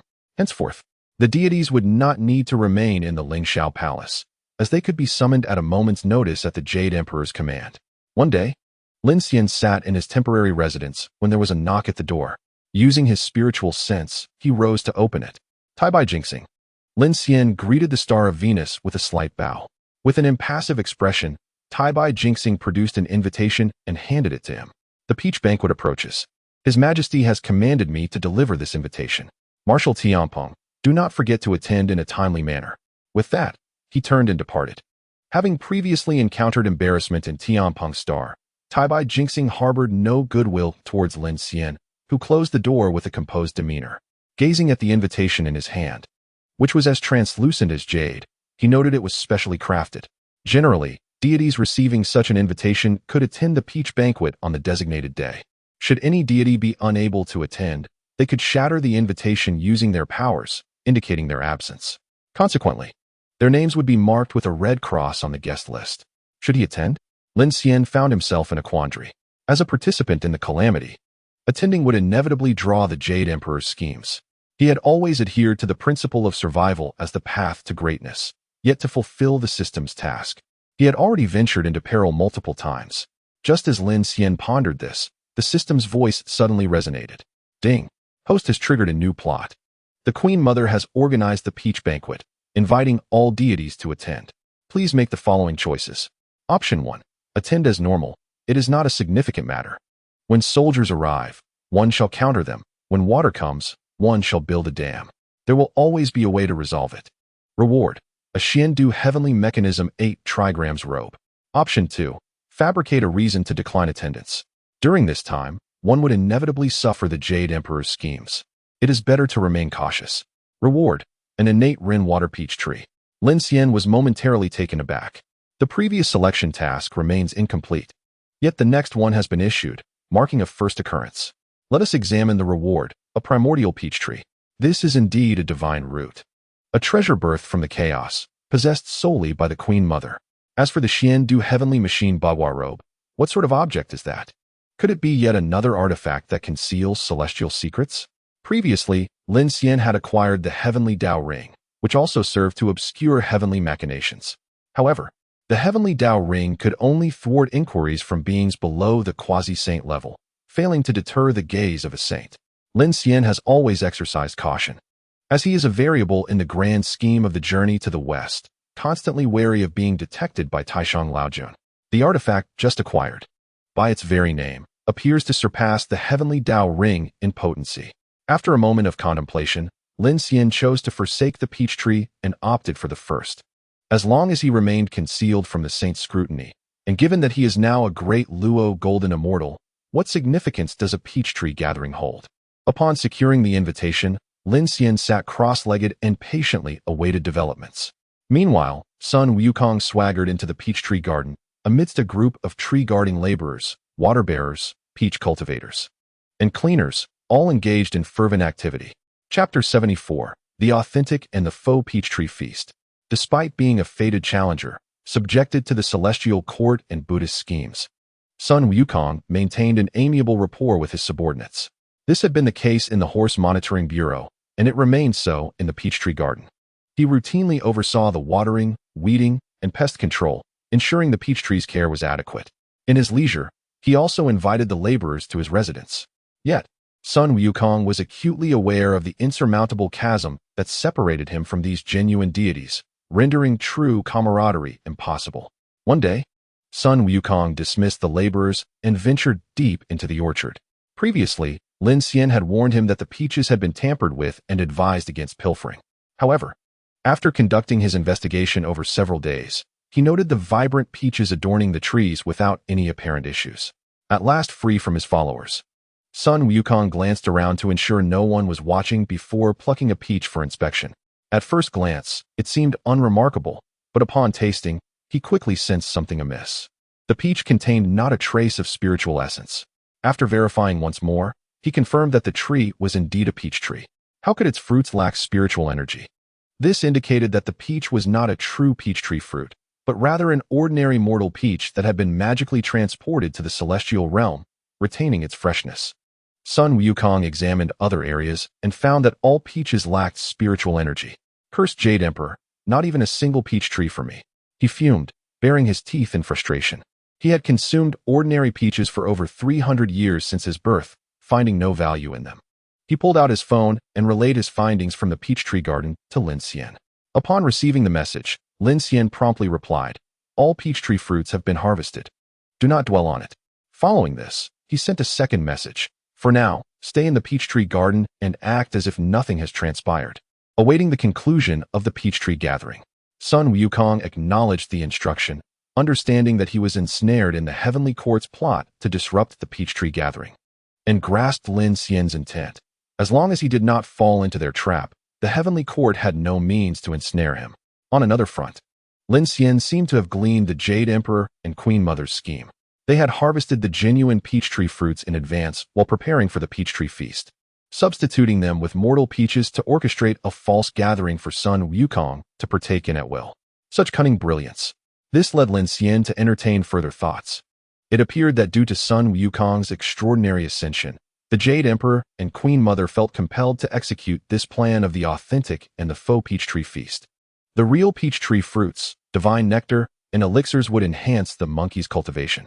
However, fearing that he might become uncontrollable due to his immense power, they devised the ruse of a counterfeit gathering. Days passed, and the Peachtree Gathering arrived as scheduled. Lin Xian, as promised, arrived at the Tongming Hall first. Traditionally, the Peachtree Feast did not commence with a ceremony at the Tongming Hall, but this year was exceptional. The Great White Star had notified him while delivering the invitation. The hall was already bustling with figures. Lin Xian's gaze flitted about, spotting the Buddhas, Arhats, Bodhisattvas, and various deities from both the Buddhist and Taoist realms, all present, save for the singularly high-ranking Sun Wukong. How ironic. Though it was his first encounter with so many prominent figures, Lin Xian remained composed, mingling among the crowd. Feigning the demeanor of an innocuous minion, he settled in a secluded corner, sitting quietly. Before long, the system seemed to recognize that he had participated in the Peachtree Gathering and issued a reward. Ding! Congratulations, host, on acquiring the Xiandu Heavenly Machine Bagua robe and randomly obtaining 300,000 years of Dao merit. Please check your repository. Lin Xian's expression shifted slightly as he promptly accessed the repository. It was a seemingly unadorned black robe. At first glance, it appeared mundane, but a probing of divine sense revealed intricate arrays of 72 celestial concealment formations embedded within. This array surpassed the concealment formation within the heavenly Dao ring by hundreds of times. The description read, "A robe inscribed with 72 formations, comparable to a primordial treasure, capable of obscuring celestial secrets. Even saints cannot perceive it." Lin Xian was immediately elated, realizing that his earlier decision had been fortuitous. Seizing the moment while no one was watching, he swiftly donned the robe beneath his armor. At that moment, the Jade Emperor and Queen Mother appeared side by side in the Tongming Hall. "We pay our respects to the Jade Emperor and the Queen Mother." Instantly, all deities bowed in unison. The customary ceremony unfolded, wherein the attendance of the deities was tallied before guiding them to the next venue. "Are all the celestial officials present?" The Jade Emperor inquired solemnly. The Great White Star promptly consulted the list and replied, "Reporting to your majesty. Aside from over 10 deities from the Buddhist faction who are unable to attend due to pressing duties, the remaining deities are all present." The Jade Emperor nodded, then turned to the Queen Mother, inquiring through divine communication, "What of that monkey?" The Queen Mother's eyes flickered as she responded, "That monkey is wandering in the peach tree garden. The 7 fairies will soon go to guide him. The Yaoqi preparations are all in order. There is no need to concern ourselves with him." "Very well." The Jade Emperor displayed a look of satisfaction and addressed the gathered deities and Buddhas, esteemed celestial officials and friends from the Buddhist realm. "Please follow me to the Lin Xian treasure hall for the annual peach tree feast." With that, the Jade Emperor and Queen Mother led the way, with the multitude of deities and Buddhas trailing behind. Lin Xian also found himself in the procession, while the curtain bearers bowed and, like the other celestial soldiers, carried the ceremonial canopies, proceeding step by step. He remained exceedingly cautious, solely responsible for the ceremonial canopies, daring not to touch the fragile glass lanterns. Lin Xian cast a few glances at the curtain bearer, silently speculating. It seemed that the time until the third challenger would be discovered was growing short. He pondered how long the Jade Emperor's schemes against the curtain bearer could withstand. As they walked, someone suddenly tapped him on the shoulder. A faint, delightful fragrance wafted through the air. Lin Xian's expression shifted slightly, yet he did not turn his head. "Hey, are you a wooden man? You don't even glance at this fairy when you see her?" Chang'e, irked, approached Lin Xian. "I told you not to cause me trouble. Surely, you haven't forgotten?" Lin Xian cast her a sidelong glance, his eyes revealing no surprise. Chang'e wore a delicate pink dance gown today, her makeup exquisitely done, radiating an unmatched beauty. Clearly, preparations were underway for the peach banquet. However, Lin Xian held his own thoughts, resolutely refusing to spare a glance at her merely because she was the celestial beauty of the heavenly realm. Perhaps the Jade Emperor had already seduced the moon goddess Chang'e, plotting against him in secret? Whether they choose to admire me or not, countless celestial beings have been casting glances my way. With a slight pout of her crimson lips, Chang'e refrained from further comment. Meanwhile, other deities were engaged in hushed discussions. Wasn't the peach banquet traditionally held in the Yao Pool? Why had it been relocated to the Lin Xian treasure hall? Moments later, the celestial beings presented their congratulatory gifts within the Lin Xian treasure hall, subsequently taking their seats. Under the arrangement of the celestial maidens, Lin Xian settled down as well. His gaze swept across the assembly. On one side were the esteemed deities of the Taoist sect, including the 4 sovereigns, the 8 immortals, the 9 luminaries, the 5 elders of the 5 directions, the 28 constellations, the 4 heavenly kings, the 12 original stars, the 4 judges of the underworld, and many others, representing every notable celestial figure from all realms. On the other side were the figures of Buddhism, the Tathagata from the west, the burning lamp Buddha, Avalokiteshvara, Samantabhadra, Ksitigarbha, numerous arhats, and Buddhas, all present. Each of them was a significant figure. Lin Xian sat in a corner, appearing rather inconspicuous. Soon, 3 varieties of peaches, exquisite celestial wines, and rare treasures like dragon liver and phoenix marrow, as well as the golden yuan elixir concocted by the supreme Old Lord, were gradually brought forth. The Queen Mother and the Jade Emperor presided at the head of the hall, delivering congratulatory speeches. Lin Xian, however, was too preoccupied with his own thoughts to pay close attention. It seemed his earlier speculation was correct. The true peach banquet was indeed taking place in the Lin Xian treasure hall, while the one in the Yao Pool was merely a facade. The purpose of this false banquet was to control the growth of son Wukong's cultivation. As he gazed at the array of treasures before him, Lin Xian's eyes gleamed slightly. Any one of these items, with just a taste, could instantly elevate a mortal to the status of a celestial being or a Buddha. The golden yuan elixir, being of the 7th, 8th, and 9th transformations, was beyond his current qualifications. With a sense of caution, Lin Xian retrieved his prepared testing tools and began to inspect the offerings one by one. Although these items were indeed valuable, he feared the possibility of being drugged. As a destined individual, the Jade Emperor would not let him off easily and would be watching for any mistakes. After a thorough examination, he indeed discovered a problem. While the other items were normal, the alcohol before him was not only potent, but also laced with a substance akin to the Hahuan pill. The Jade Emperor was clearly attempting to induce debauchery in him through drink. What to do? Lin Xian glanced around. Why was the star of Jupiter sitting to his left? The star of Jupiter was attentively listening to the Queen Mother, appearing remarkably focused. An idea struck Lin Xian. Before long, the Jade Emperor and the Queen Mother concluded their speeches, signaling the celestial beings to indulge in the exquisite delicacies. The assembly then proceeded into the next phase, exchanging toasts and engaging in casual conversations. The star of Jupiter, renowned for his sycophantic nature, approached the Jade Emperor and the Queen Mother, holding out his cup. To your Majesty and the Queen Mother. Both parties raised their cups in response. The Jade Emperor then gestured for him to come closer, inquiring telepathically. Is everything ready with Marshal Tianpeng? Rest assured, Your Majesty, I have already exchanged the wine for Tianpeng. Excellent, the Jade Emperor responded, his satisfaction evident. The Queen Mother cast a sidelong glance at the Jade Emperor. Your Majesty, are you not again planning to exploit my celestial maidens? As the leader of the female deities and the foremost matriarch of the heavenly court, she held a certain disdain for such matters. Do not worry, nothing will go amiss. The Jade Emperor replied with an awkward smile. Meanwhile, Lin Xian re-examined the exchanged wine. Indeed, the other deity's wine was quite mild and free from any drugging. Upon seeing the star of Jupiter approaching, Lin Xian feigned ignorance, continuing to drink. The star of Jupiter filled his cup with the strong drink and took a sip. Why has this wine become so potent? He was momentarily stunned, glancing at Lin Xian with a look of suspicion. Could it be that he had overindulged, causing his taste buds to react? With that, he ingested the strong liquor, and shortly thereafter, he became intoxicated, his face flushed, as if he were ablaze. At that moment, a flurry of graceful figures suddenly swept across the heads of the celestial beings. Silks and satins floated gracefully, their forms enchanting. As a group of celestial maidens performed the heavenly flower-scattering dance, leading an exceptionally beautiful woman to the center of the grand hall. Chang'e descended like a moon among the stars, clad in a pale pink dance gown, her movements ethereal. The foremost beauty of the heavenly court. She was the life of the occasion, dancing gracefully. Instantly, the surrounding celestial beings were captivated, their eyes wide with admiration. Such a spectacle was a rare occurrence. Seen only once a year. Lin Xian, sipping his wine, watched Chang'e dance, and she occasionally cast glances his way, her eyes alluring.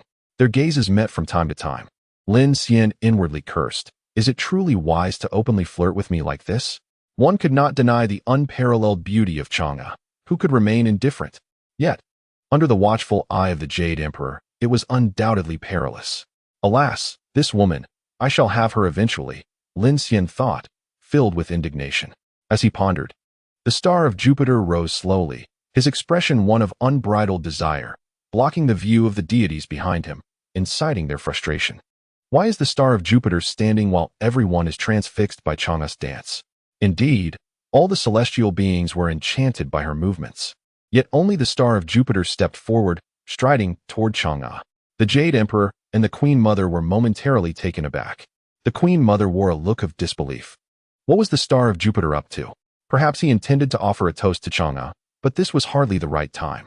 Under the watchful eyes of the celestial assembly, the star of Jupiter approached Chang'e. She was startled, momentarily forgetting her next move. In that instant, he seized her delicate wrist. What are you doing, star of Jupiter? Chang'e frowned, regarding him with concern. Upon seeing his lecherous expression, she felt a wave of dread. Hehe, Chang'e. You are truly beautiful. The star of Jupiter, under the influence of the drug, leered at her. Chang'e was immediately alarmed. Release me at once, or I shall call upon the emperor to punish you. Call him all you like. It will be in vain, he said, leaning in for a kiss. Surrounding celestial beings were thrown into chaos. What is the star of Jupiter doing, acting so brazenly? Above, the Jade Emperor and the Queen Mother were utterly bewildered. To engage in such behavior in front of so many witnesses, where would they put their faces? Stop this at once, the Jade Emperor bellowed. Yet, the star of Jupiter paid him no heed, seemingly oblivious to the surrounding gazes. Just then, a figure suddenly darted past the celestial assembly, grasping the star of Jupiter and striking him squarely in the chest. Bang! The star of Jupiter was sent flying. Tianpeng, Chang'e called out, looking towards Lin Xian. He did not return her gaze but instead bowed to the Jade Emperor. Your Majesty, the star of Jupiter shamelessly dares to publicly harass the goddess Chang'e. Having already violated heavenly law, I implore you to punish him. The Jade Emperor's expression darkened instantly. Shouldn't it have been Marshal Tianpeng harassing Chang'e? How had it turned into the Star of Jupiter? If you are to indulge in such behavior, at least choose a private moment, he thought. To act so brazenly in front of everyone, you shall no longer serve in the three realms. It is time for you to find a new world to inhabit. The Jade Emperor was left speechless. The Star of Jupiter had plotted against others, but ended up ensnared in his own trap. According to reason, the medicinal wine should have been on the table of the heavenly marshal, yet it was consumed by the bright star of the White Emperor. With no time to ponder this anomaly, especially with countless eyes upon him, the Jade Emperor could only impose punishment. Summon someone to take the bright star of the White Emperor away and detain him until the banquet concludes, after which he shall be reprimanded, he commanded, his brow furrowed. Immediately, several celestial soldiers approached, dragging the tipsy bright star away. Such an occurrence had never transpired at the peach banquet before, leaving the Queen Mother feeling quite embarrassed. She shot a fierce glare at the Jade Emperor. Did you not say it was of no concern? The moon goddess nearly fell prey to the bright star. The Jade Emperor hastily apologized. Dear Queen Mother, do not be angry. This was my oversight. I sincerely apologize and assure you it shall not happen again. Indeed, he had been careless, placing unwarranted trust in the bright star. Historically, the bright star had been a reliable aid, assisting the Jade Emperor in both trivial and significant matters. However, since the onset of the Calamity Plan, the bright star had repeatedly erred, even bringing shame upon himself on several occasions. The Jade Emperor found himself questioning the bright star's capabilities and considering whether to appoint someone else for assistance. The peach banquet continued as usual, merely a minor interlude in the festivities. The moon goddess resumed her dance, while the celestial beings indulged in merriment. Lin Xian, under the radiant gaze of the moon goddess, returned to his seat, a look of pride upon his face. Meanwhile, in the peach garden, Sun Wukong diligently tended to the peach trees, showing no sign of lethargy. Even though the fruits were mere mortal peaches.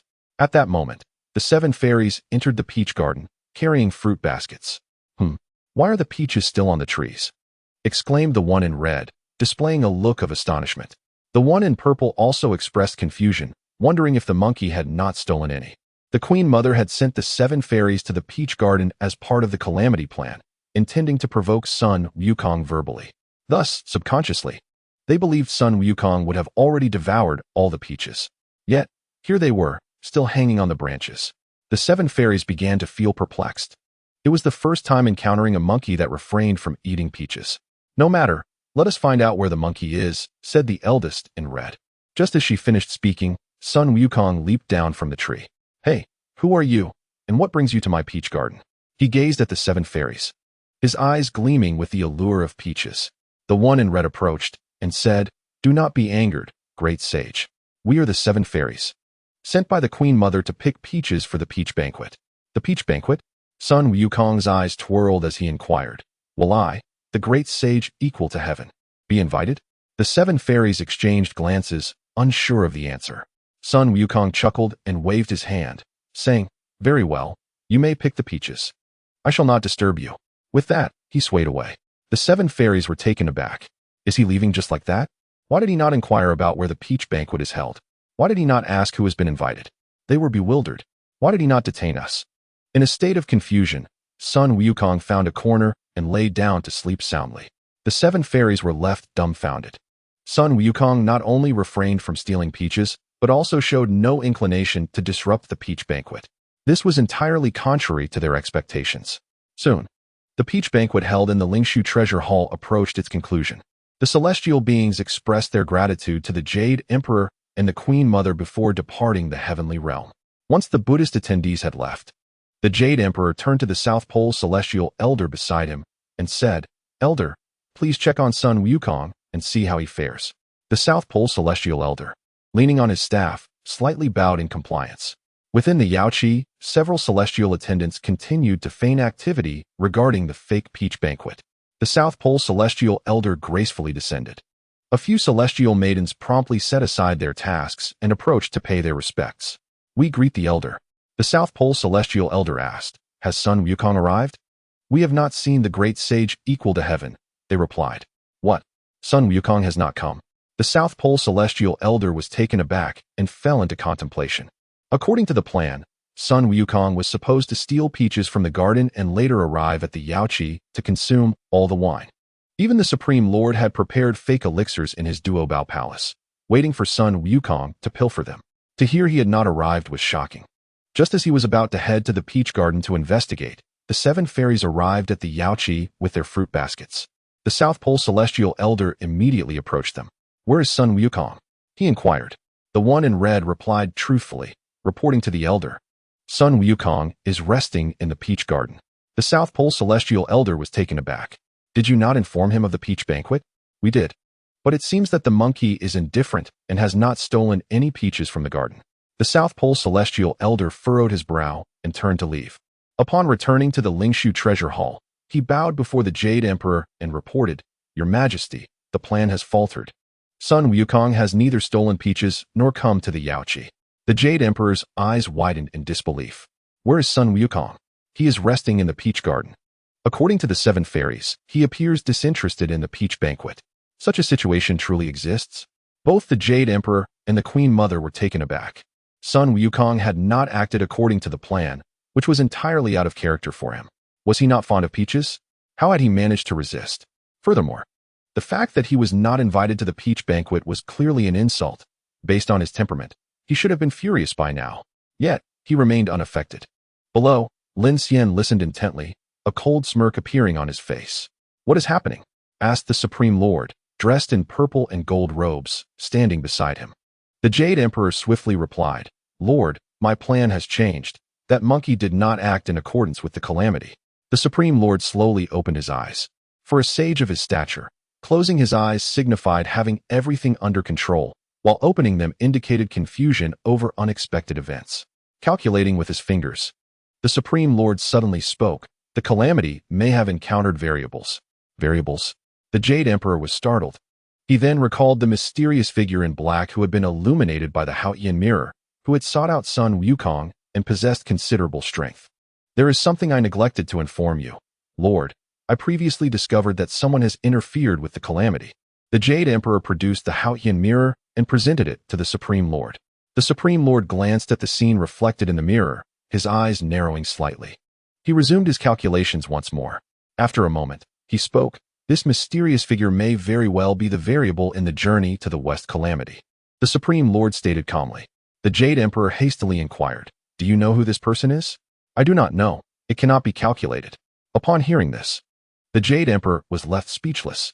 If even the sage could not discern the truth, it indicated that this mysterious figure was of considerable significance. Below, Lin Xian secretly exhaled in relief. Earlier, he had been anxious about being calculated by the Supreme Lord, but now that the other party could not discern him, he finally felt at ease. Thankfully, the Xuandu Heavenly Machine 8 trigrams robe had arrived just in time, he thought to himself. Chapter 77. The Demon King's sealing the peach banquet had concluded, and it had been relatively successful. However, both the Jade Emperor and the Queen Mother wore solemn expressions, their moods far from joyful.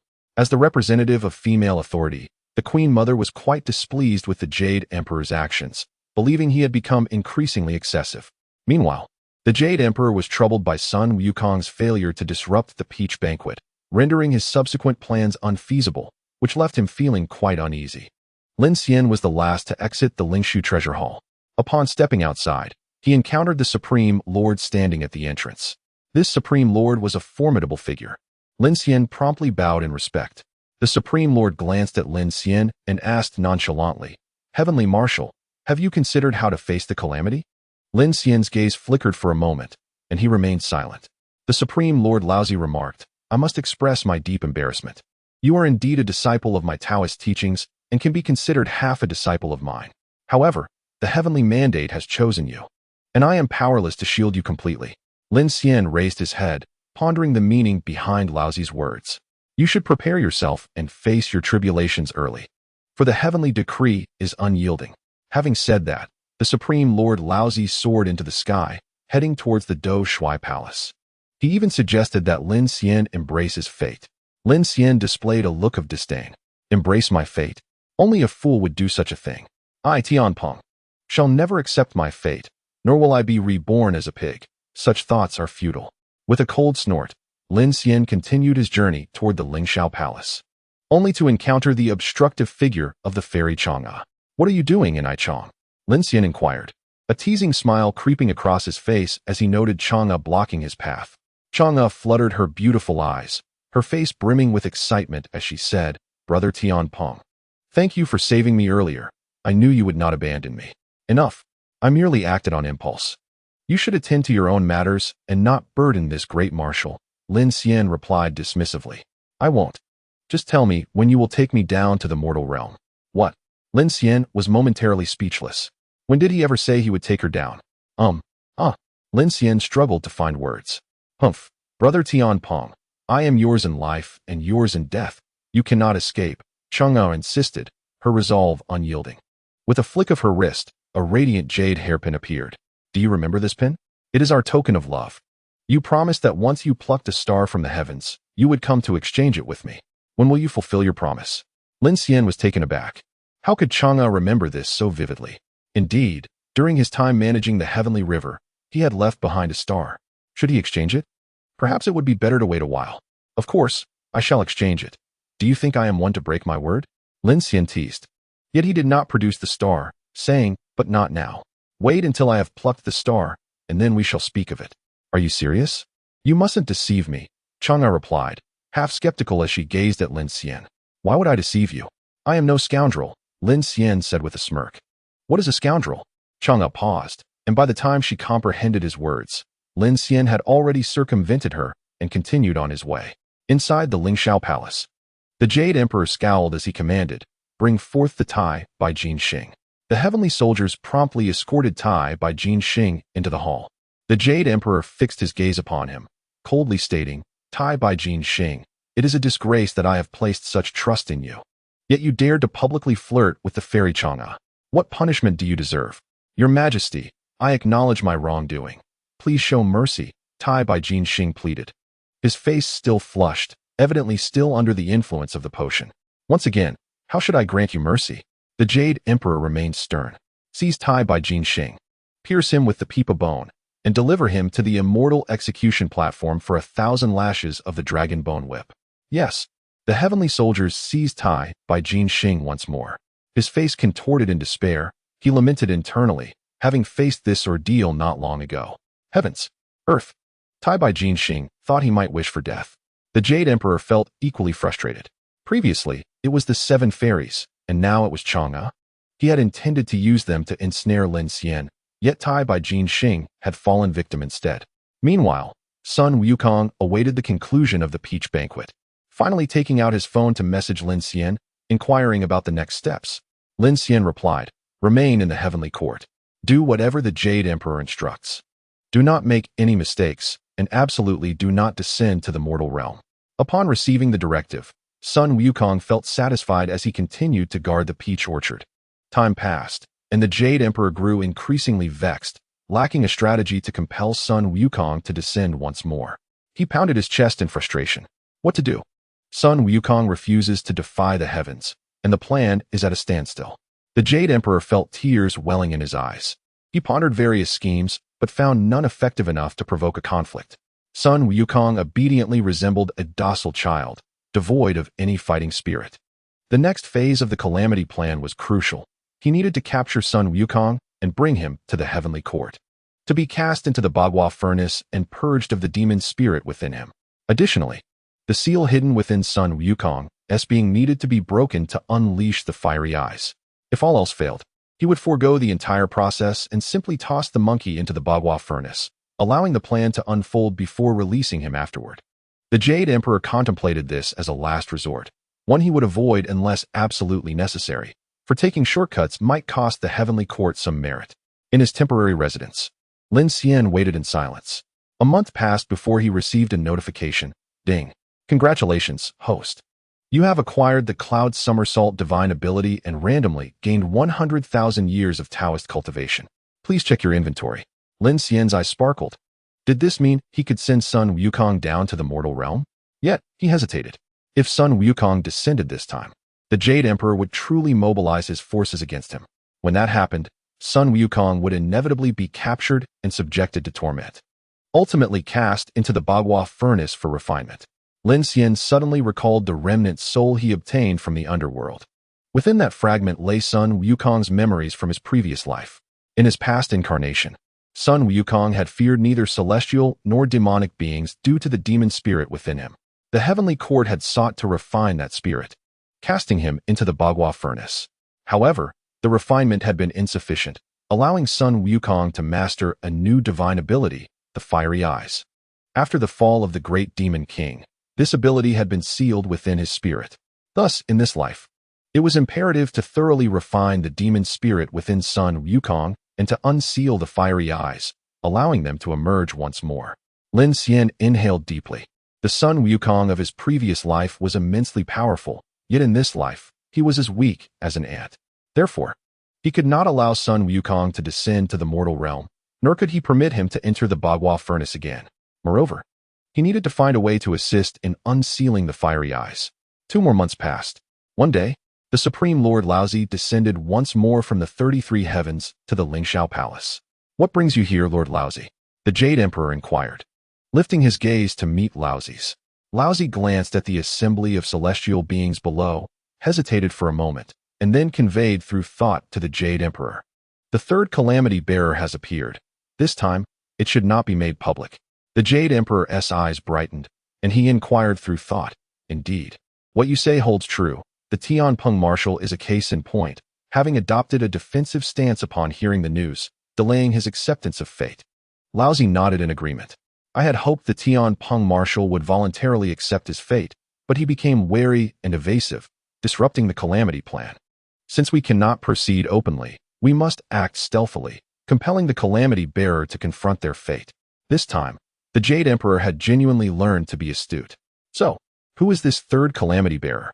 "It is the chief steward of your court, the general of the curtain rollers." The Jade Emperor was slightly taken aback. "Is it him?" Laozi ascended into the air, addressing the Jade Emperor. "On the Buddhist side, the reincarnation of Jinshanzi has concluded. On the Taoist side, neither of the calamity bearers has accepted their fate, and Sun Wukong remains unpredictable. Your Majesty must devise a plan swiftly." "Take care, Lord Laozi." The Jade Emperor nodded in acknowledgement. Subsequently, he fell into deep contemplation. The issue of the general of the curtain rollers being a calamity bearer was not something he would publicly disclose this time. However, devising a method to compel the general to confront his fate became a perplexing dilemma, for it was exhausting to constantly concoct nefarious schemes. The instability of his heart grew increasingly evident. After a period of reflection, the Jade Emperor finally spoke. "Where is the general of the curtain rollers?" As the sound fell, a figure swiftly emerged from behind the screen.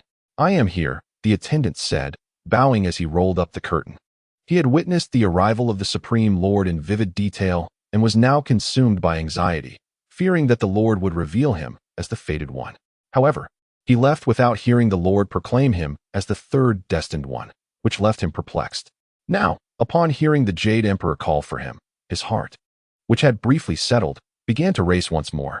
Could it be that the Lord had discreetly informed his Majesty, wishing to keep him in the dark? He pondered silently. Seeing the fine beads of sweat forming on the attendant's brow, the Jade Emperor inquired with curiosity, "Why are you suddenly so tense?" "No, Your Majesty. I merely have not heard you address me in such a manner for a long time," the attendant replied, his voice trembling with nervousness. Indeed, the Jade Emperor typically referred to his royal duties rather than addressing him by name, a clear indication of his insignificant status. The Jade Emperor nodded and instructed, "Go to the central altar and fetch a glass lamp," placing it in the Lingxiao Palace. The attendant looked up, puzzled. "I have other uses for it. Hurry along." The Emperor added. "Understood." The attendant bowed and exited the Lingxiao Palace, his mind racing with questions. Why had His Majesty suddenly requested the glass lamp? The attendant recalled Lin Xian's prior warnings to be cautious and avoid breaking the glass lamp. Being naturally timid, he became even more apprehensive after Lin Xian's admonitions. After some contemplation, he retrieved the phone Lin Xian had gifted him and dialed the number. On the other end, Lin Xian answered immediately upon seeing the call was from the attendant. "General, what is it?" Lin Xian asked, sensing the urgency in the call. The attendant recounted the recent events, the Supreme Lord's visit to the Lingxiao Palace, and the Jade Emperor's command to fetch the glass lamp. Lin Xian fell silent for a moment, reflecting. "General, you must exercise even greater caution from now on. Always remember never to make mistakes, and if you do, deny it vehemently unless there is evidence," he advised. "What happened? Is something wrong?" The attendant asked, feeling a surge of panic. Lin Xian continued. The Supreme Lord's sudden arrival indicates he has already deduced you are the fated one. However, this time he does not intend to make it public, which makes you even more perilous. Is that so? The attendant's face turned pale with fear. Lin Xian remained silent. Knowing that such matters could not be directly assisted by others, only subtly hinted at, much like with Sun Wukong. At the central altar, the celestial fire array was arranged here, where all the glass lamps resided, needing celestial fire to be ignited. The attendant took a deep breath, dispelling his anxiety, and approached one of the glass lamps. He noticed the celestial fire within was almost extinguished. After a moment of contemplation, he decided to add a bit more fire for safety. Being meticulous, the attendant entered the celestial fire array, manipulated the formation, and replenished the celestial fire within the lamp before heading back to the Ling Xian Palace with the lamp in hand. Upon his arrival, he presented the lamp, saying, "Your Majesty, I have brought the glass lamp." The Jade Emperor waved his hand. "Well done," placed the lamp atop that decorative pillar. The attendant was taken aback, glancing at the slender decorative pillar. How could such a delicate structure support the glass lamp? Nevertheless, the Emperor's command was absolute, and he could not refuse. He ascended carefully, placing the lamp atop the pillar. Suddenly, the lamp tilted precariously. Panic-stricken, the attendant rushed to steady it, taking several attempts to find the right balance before ensuring it was secure. Satisfied, he descended. "All right, you may go now." "Yes." The attendant bowed slightly and retreated. The Jade Emperor's gaze flickered as he observed the glass lamp above, contemplating, why has this attendant suddenly become so meticulous? Could he have realized he is the fated one? Concluding that the lamp was stable, the Emperor dismissed the matter from his mind. Behind the screen, the attendant was drenched in sweat, quickly taking out his phone to send a message to Lin Xian. On the other end, Lin Xian checked his phone. "General, I sense that the Emperor has just plotted against me, but fortunately, I have managed to defuse the situation," the attendant texted. "That is splendid. Maintain this vigilance." Lin Xian replied. "Is it possible that the Supreme Lord has deduced I am the fated one, leading to His Majesty's covert scheming against me?" the attendant inquired. "Just be cautious," Lin Xian advised. Truthfully, he was unsure himself. After all, the Supreme Lord had not made anything public this time, and the Jade Emperor had become more cunning, secretly plotting against the attendant. However, one must always be vigilant. Lin Xian could only offer such guidance. Thus, 3 months passed. The attendant managed to thwart the Jade Emperor's schemes several times, becoming increasingly sensitive and meticulous in his actions. Meanwhile, Sun Wukong enjoyed his time at the Tian de Sheng mansion, occasionally wandering the realms or visiting the Peach Garden, carefree and unbothered, remaining in the heavens without Lin Xian's orders. Lin Xian, on the other hand, remained in his temporary residence, and the Jade Emperor had not summoned him again. However, it was not long before a celestial messenger arrived, requesting him to visit the Ling Xian Palace. "The Jade Emperor seeks me again. Could it be another matter regarding the management of the Heavenly River?" Lin Xian mused as he ascended to the Ling Xian Palace. Chapter 79. The Queen Mother's Conspiracy Within the Ling Xian Palace. Lin Xian casually tossed his hair and offered a slight bow to the Jade Emperor and the Queen Mother. This sudden gesture caused the Jade Emperor to furrow his brow, perhaps suspecting he was about to be coerced into becoming the fated one again. However, he did not dwell on it. "Your Majesty has summoned me. What is the matter?" Lin Xian inquired, exuding confidence due to his recent advancement to the De Luo Jingxian level. The Jade Emperor's expression settled into calmness as he glanced at the Queen Mother beside him, stating blandly, "The annual celestial winds are approaching, and I intend to assign you to govern the Heavenly River." Lin Xian was taken aback. The Jade Emperor was entrusting him once more with the command of the Heavenly River forces? Yet, it was worth noting that Sun Wukong's second return to the heavens had delayed any plans for rebellion.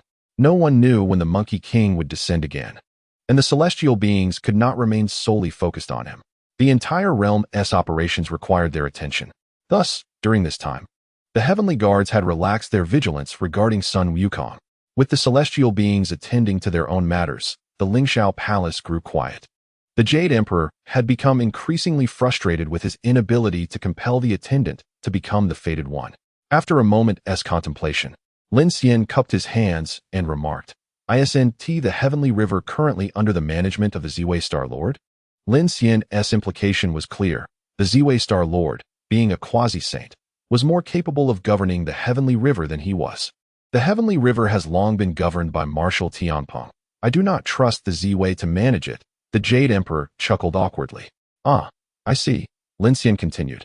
Then I shall depart immediately. He accepted the imperial edict handed to him by the Jade Emperor. As he exited, the Jade Emperor hoped for an opportunity to compel the attendant into becoming the fated one, unwilling to relinquish command of the Heavenly River forces to him without reason. As there must be a deeper plot at play, Lin Xian was not naive. With numerous tactics at his disposal now, he was not afraid of the Jade Emperor's schemes. Just as he was returning to the northern polar star domain with Tianqiu and others, the system issued a new choice task. Ding! A new plot has been triggered. The Jade Emperor has decided to reinstate you as the commander of the Heavenly River forces. Likely with ulterior motives. Please make the following choices. First, refusing to accept the command, the Heavenly River Water Army was deemed a burden, defying the edict of the Jade Emperor, and was banished to the mortal realm, rewarded with 3 elixirs of the 9 turns Xian. Second, choosing to take charge. One could ultimately contend with the Jade Emperor, not having to face the challenge alone, rewarded with mastery of the stellar laws. See, even the system has indicated a conspiracy. Thus, it is beyond doubt. Lin Xian silently opted for the latter. As he neared the Tianpeng star, he glanced at Tianqiu, Haisha, and Jinwu, then declared, "You shall first descend to organize the troops. I shall retrieve the imperial seal." The 3 acknowledged him with a respectful bow. Subsequently, he unfurled the cloud somersault technique, his speed increasing several-fold. Before long, he arrived at the Ziwei star. The Ziwei of the underworld was but a projection of himself. The true essence resided in the Ziwei star. Upon seeing Ziwei, Lin Xian offered a courteous salute and presented the decree. "Star Lord, His Majesty has dispatched me to take command of the Heavenly River Water Army." Ziwei merely acknowledged with a sound, not even glancing at the decree. With a flick of her hand, she directly bestowed the imperial seal upon Lin Xian. Lin Xian was taken aback. Was Ziwei truly so trusting of him? "I take my leave," he said. After departing from the Ziwei star, Lin Xian descended upon the Tianpeng star. The Tianpeng star had once again regained its vibrant demeanor. During his previous retreat, Lin Xian had effortlessly spread out the map of mountains and rivers, unbeknownst to Tianqiu and the others. As for the celestial steeds, their movements were restricted, hidden within the corners of mountains, not easily discovered. "Marshal, I take my leave." Upon seeing the imperial seal, several generals sent by Ziwei to manage the Heavenly River Water Army respectfully bowed to Lin Xian before departing Tianpeng star. Thus, everything seemed to return to its former tranquility. Sun Wukong joyfully embraced his role as the great sage equal to heaven.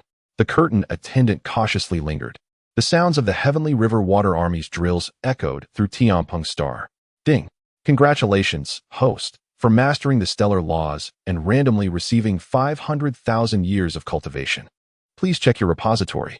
Lin Xian sat in the secret chamber, receiving the rewards issued by the system.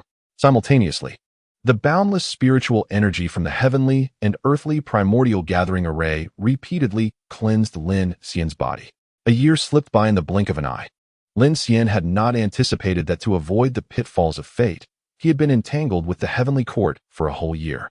A year in the heavens might equate to several dynasties in the mortal realm. Now, less than 3 months remained until the next celestial wind arrived.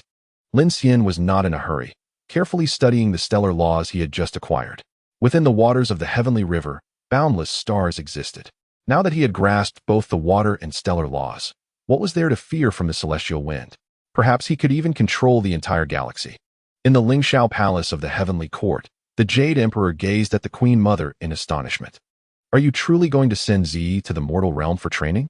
Previously, the Queen Mother had mentioned a scheme to allow Tianpeng to face tribulation.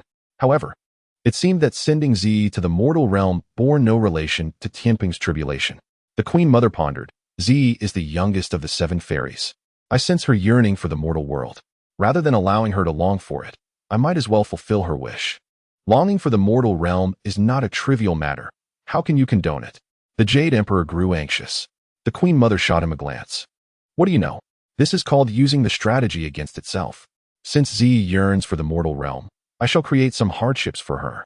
Once she endures suffering in the mortal realm, I will bring her back and temper her heart." What is wrong with that?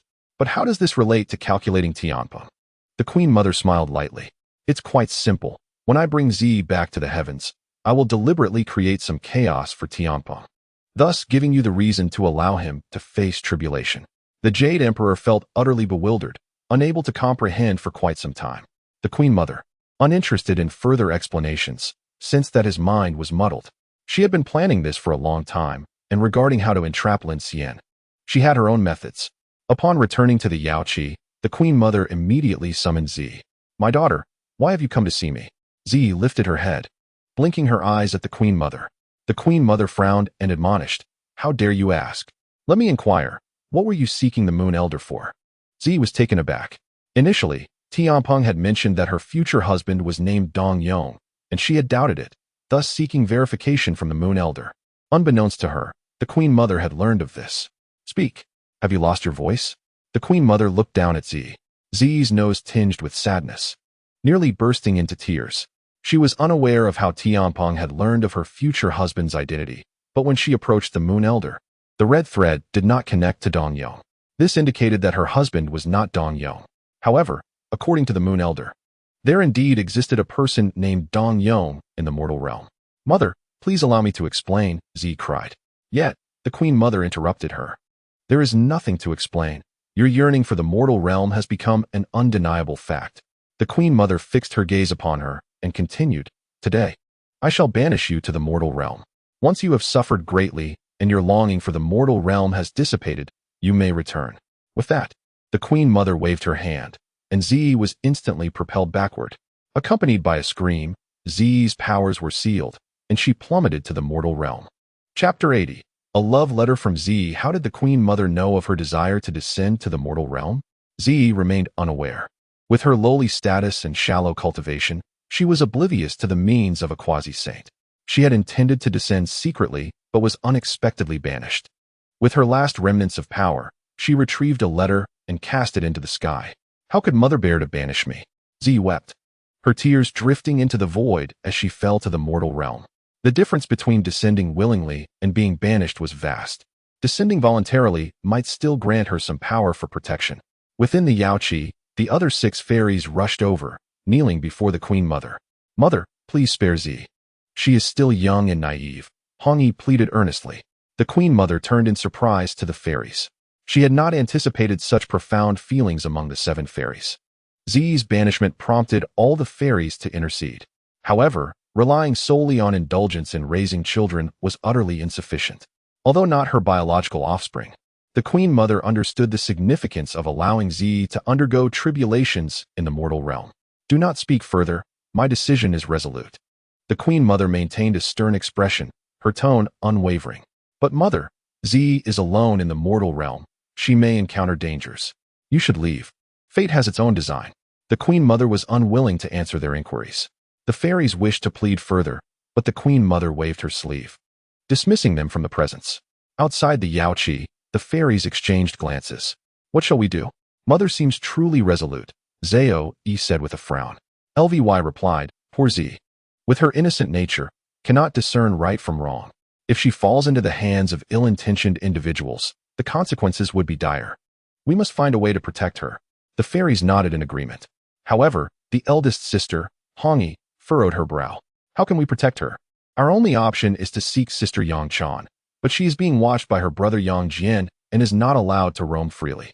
Moreover, I have heard that Sister Yang Chan has recently encountered some troubles and is unable to venture out." The fairies furrowed their brows at this news.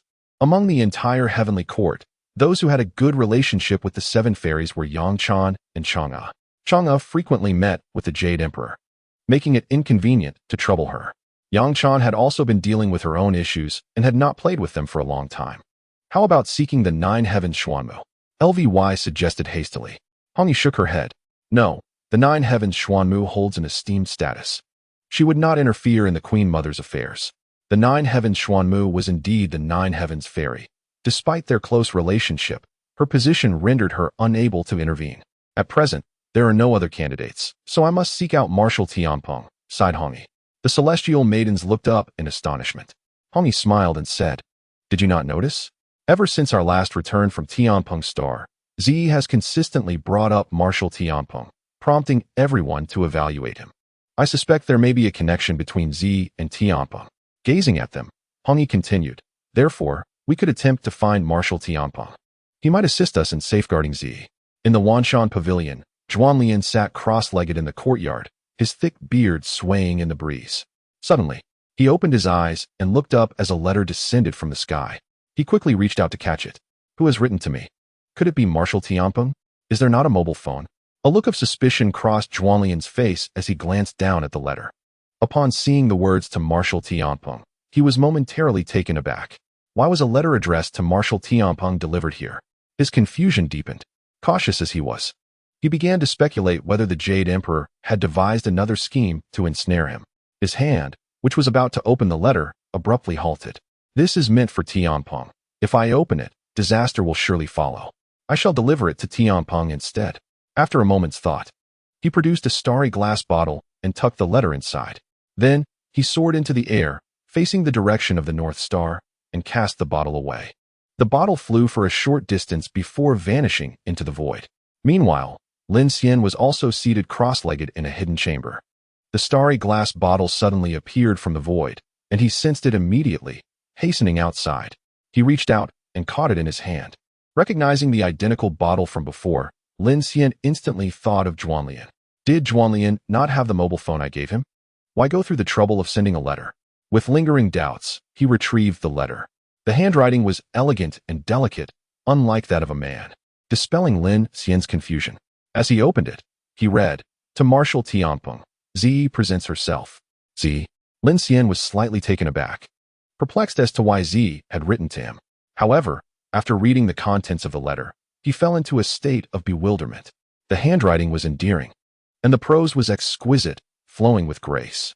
Yet, anyone with a modicum of literary knowledge could discern that this was essentially a love letter. Indeed, it was a love letter. Lin Xian felt somewhat dazed. The author was Z, while the subject was none other than Marshal Tianpeng. This was utterly unimaginable. When had Z developed feelings for him? Lin Xian was completely at a loss. He had yet to resolve matters with Chang'e, and now another Z had emerged. Oddly enough, had Z not descended to the mortal realm to be with Dongyong? What did this have to do with him? After much contemplation, he concluded that the letter was likely a fabrication, possibly a scheme devised by the Jade Emperor to entrap him. Very well. I shall dismiss this as if it never occurred. Lin Xian wore an indifferent expression, turning to re-enter. Regardless of whether the letter was genuine or false, he resolved to remain passive. After all, the essence of survival as a sovereign is to remain unchanged amidst chaos. Simultaneously, in the heavenly realm, in a nondescript corner of the west, there lay an exceedingly ordinary cave dwelling. Within, a man of stern countenance, brimming with malevolent energy, sat. A patterned snake coiled around his arm, its forked tongue exuding dark mist, mirroring the hue of its master's skin. Suddenly, another figure descended. The man abruptly opened his eyes and strode outside. The newcomer, clad in monastic robes, appeared pale and devoid of vitality, as though his body were hollow. Happy Buddha, what brings you to me? The man asked, regarding the pale monk. The Dingguang Happy Buddha gestured, performing a subtle bow, then looked at the man and said, Pan Wang. It has been a long time. The man was none other than Dongyong. Dongyong sneered, what is there to see? Whether you belong to the Buddhist or Taoist sect, I shall not meet with you. Do not speak so harshly. I have come in person to inform you that the one you have long desired has descended to the mortal realm. What? Dongyong was taken aback. The Dingguang Happy Buddha smiled warmly and said, do you not wish to see her? Of course, I do, Dongyong replied readily. However, he inquired again. You share this news with me to enlist my help in seizing fortune from the Taoists, do you not? Whatever you say, I have merely conveyed the news. With that, the Dingguang Happy Buddha departed. Chapter 81. Pan Wang Dongyong watching the Dingguang Happy Buddha's retreating figure, Dongyong gritted his teeth. The Buddhist sect had, through various means, plundered fortune from the Taoist sect on multiple occasions. During the last sealing of the gods, he had been an ordinary cultivator. Unfortunately, he was exploited by the Buddhist sect to seize fortune from the Taoists, resulting in his demise. After being reborn through the Chang'e cycle, he found no respite from the Buddhist sect's pursuits. As for Z, the celestial maiden he yearned for, she bore no intrinsic connection to him. She merely resembled his past companion. Through a series of reincarnations spanning centuries, the beloved was almost irretrievable. By chance, he had encountered Zi once, and ever since, he had been haunted by her visage. The resemblance was striking. She must be his former companion, albeit with no recollection of him. He had lamented this many times and attempted to draw closer, yet the heavenly guards were impenetrable, rendering access impossible. To this day, he could not forget her. Now that Zi had descended, the Buddhist sect had found an opportunity, while the Dingguang Happy Buddha had seized his weakness. Without assistance, he would not see Zi. It was as simple as that. I must seek her out. Dong Yang's gaze was resolute. I must ascertain whether she is indeed that person. This is my obsession. His deep-seated yearning had trapped him within the golden immortal realm for far too long. With a gentle leap, Dong Yang soared into the air. At that moment, a cacophony of chattering sounds erupted from afar. In an instant, a multitude of black specks appeared on the horizon, drawing closer to reveal a swarm of jet-black beetles. Their bodies shimmered with colorful radiance, and thousands of them gathered at his feet, lifting him upward as they soared toward the distant sky. These beetles did not come willingly. They were under the curse he had sown, specifically his own bred insects. He was a master of insect manipulation, and raising toxins was his path of cultivation. After some time, Dong Yang found himself at a glacier that had long been devoid of warmth. As a gust of cold wind swept through, frost appeared upon his brow. Having taken only a few steps, he waved his hand to dispel the illusionary barriers, revealing an ice cavern. Deep within the ice cavern sat a man who bore an uncanny resemblance to him. However, this man appeared healthy and devoid of the terrifying malevolence, resembling an ordinary mortal. "Master, why do you not go in person?" asked the patterned snake coiled around Dong Yang's arm, displaying a human-like expression. "My true self is steeped in malevolence. I fear I might frighten her," Dong Yang replied. The patterned snake looked alarmed and quickly interjected, "But master, your current form possesses only golden core cultivation. Would it not be too perilous for him to descend?" Dong Yang smiled faintly. "The mortal realm is filled with common folk. Golden core cultivation is more than sufficient." "Oh," the patterned snake replied, falling silent. In its memory, the master had always been solitary, but in this lifetime, he harbored feelings for one person, his former companion. Even if it means opposing the world, one must empathize with the person in their heart. As he spoke, Dong Yang conjured a sphere of magical energy. Simultaneously opening his mouth, a blood-red beetle leapt forth from his lips, directly crawling into the mouth of the seated goo body. In mere moments, the goo body slowly opened its eyes. It lifted its gaze towards Dong Yang, who returned the look. To be precise, they appeared as two identical individuals. Yet they shared a singular consciousness, akin to a doppelganger, though not entirely so. "Go, meet her, fulfill the obsession within your heart." With those words, the seated goo body of Dong Yang stood up, and with a slight motion of his feet, numerous black beetles lifted him, soaring out of the icy cave. Soon, he found himself in the lower realm, on the edge of a cliff. Dong Yang raised his arm, and a bug descended from the sky, landing before him. "Have you gathered the information? Where is she?" Dong Yang inquired of the insect. The bug immediately fluttered its wings twice. "Excellent, let us depart." Dong Yang's face lit up with delight, and he swiftly leapt, traversing the insect bridge into the distance. After flying for some time, he finally sensed her presence. "She is there." A glimmer of astonishment flickered in Dong Yang's eyes. At the base of the cliff, beside a stream, a girl in purple lay unconscious, seemingly in a deep slumber. At that moment, a pack of ferocious wolves encircled her, their faces twisted with menace, revealing their gleaming white fangs. Devoid of cultivation, yet her physical form radiated a potent aura. Otherwise, she would have been devoured by wild beasts long ago. The wolves remained fixated on her, utterly oblivious to the thousands of beetles that had appeared around them. As they approached, the wolves began to howl in terror. They attempted to flee, but after only a few steps, the beetles crawled onto them, biting furiously. In the blink of an eye, the wolves were stripped of flesh, leaving behind only their stark, white skeletons. "Those who dare to harm my own seek death."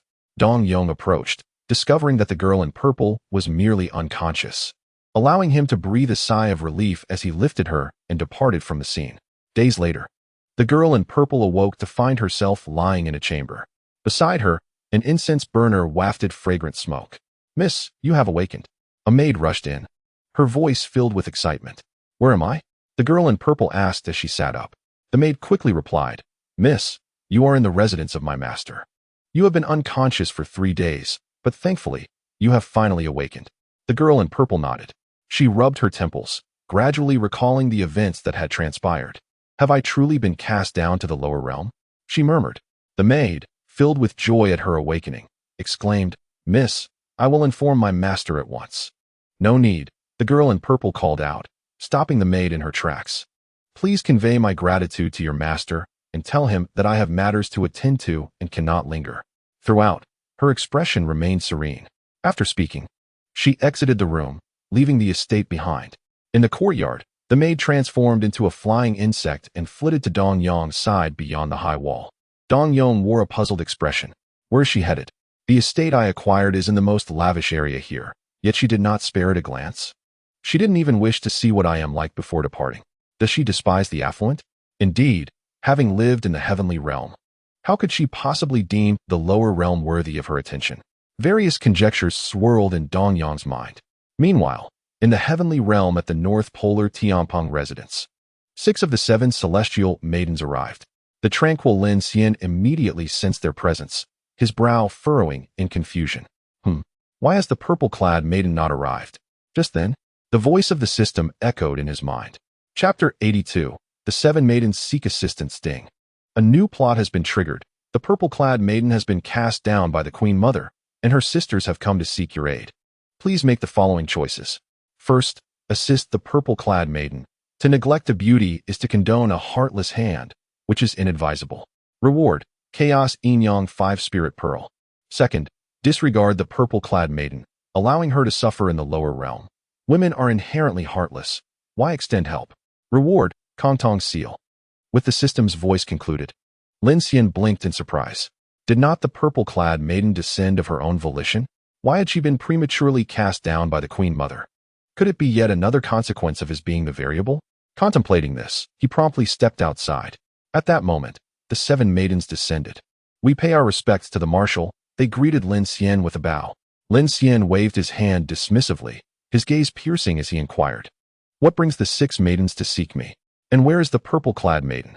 The red-clad maiden furrowed her brow, replying, Perhaps the Marshal is unaware, but our sister has been cast down to the mortal realm for reasons unknown, and we have come to seek your assistance. Oh, Lin Xian feigned confusion, not rushing to clarify, and led them into the residence, instructing a servant to prepare tea.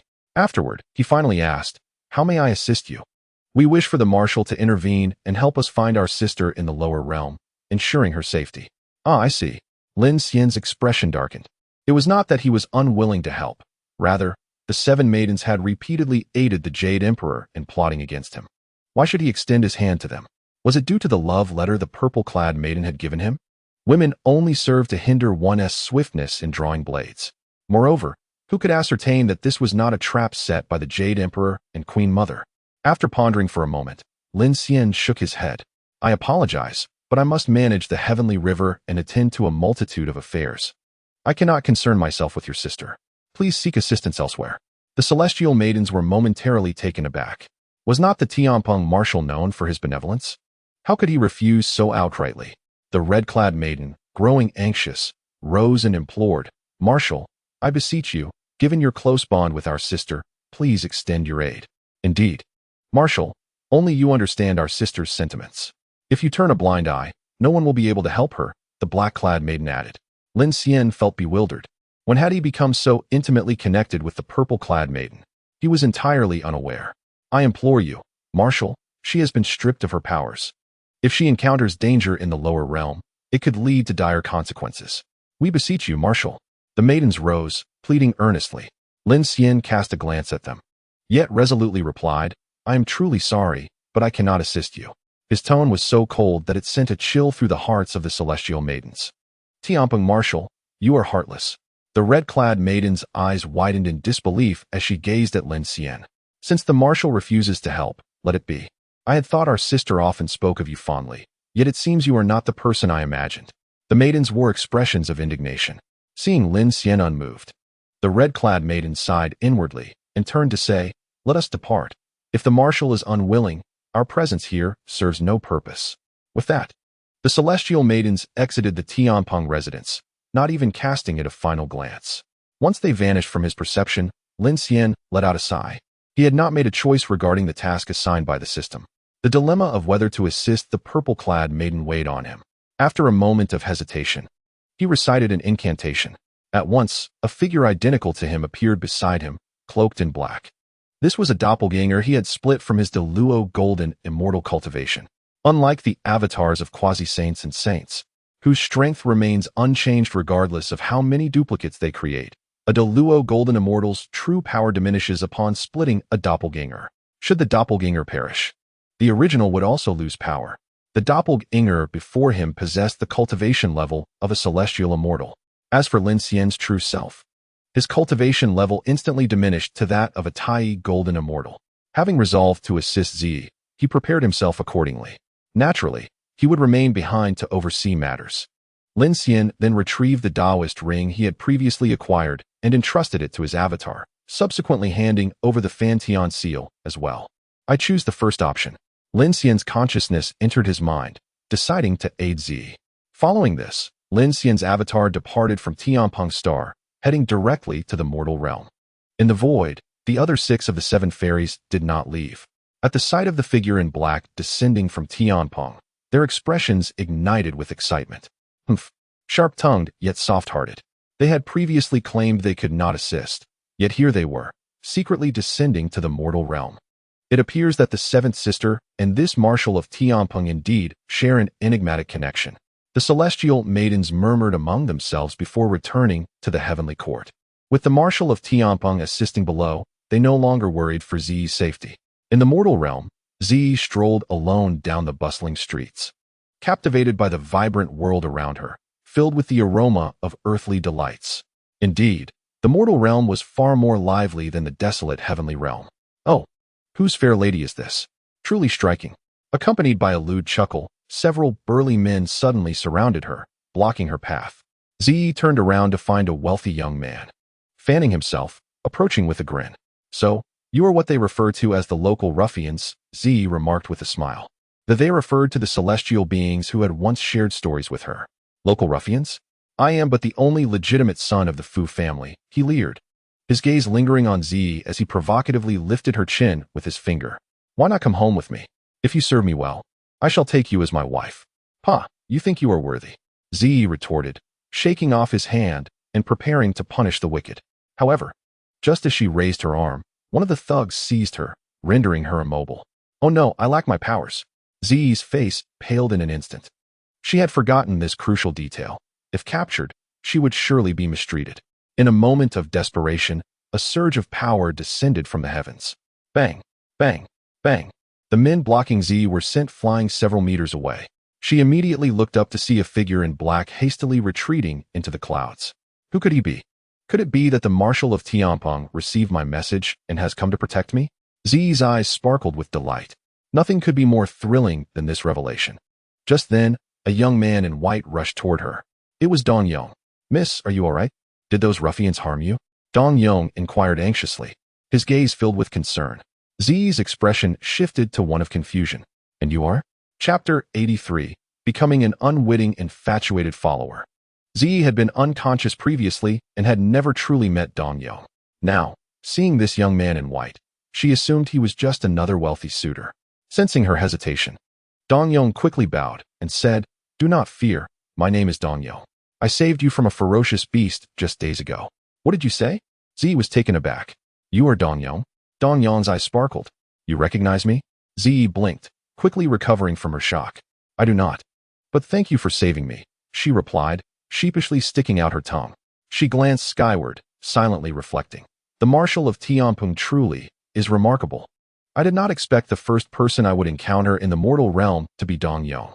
Stealing a glance at him, Zi's expression returned to calm.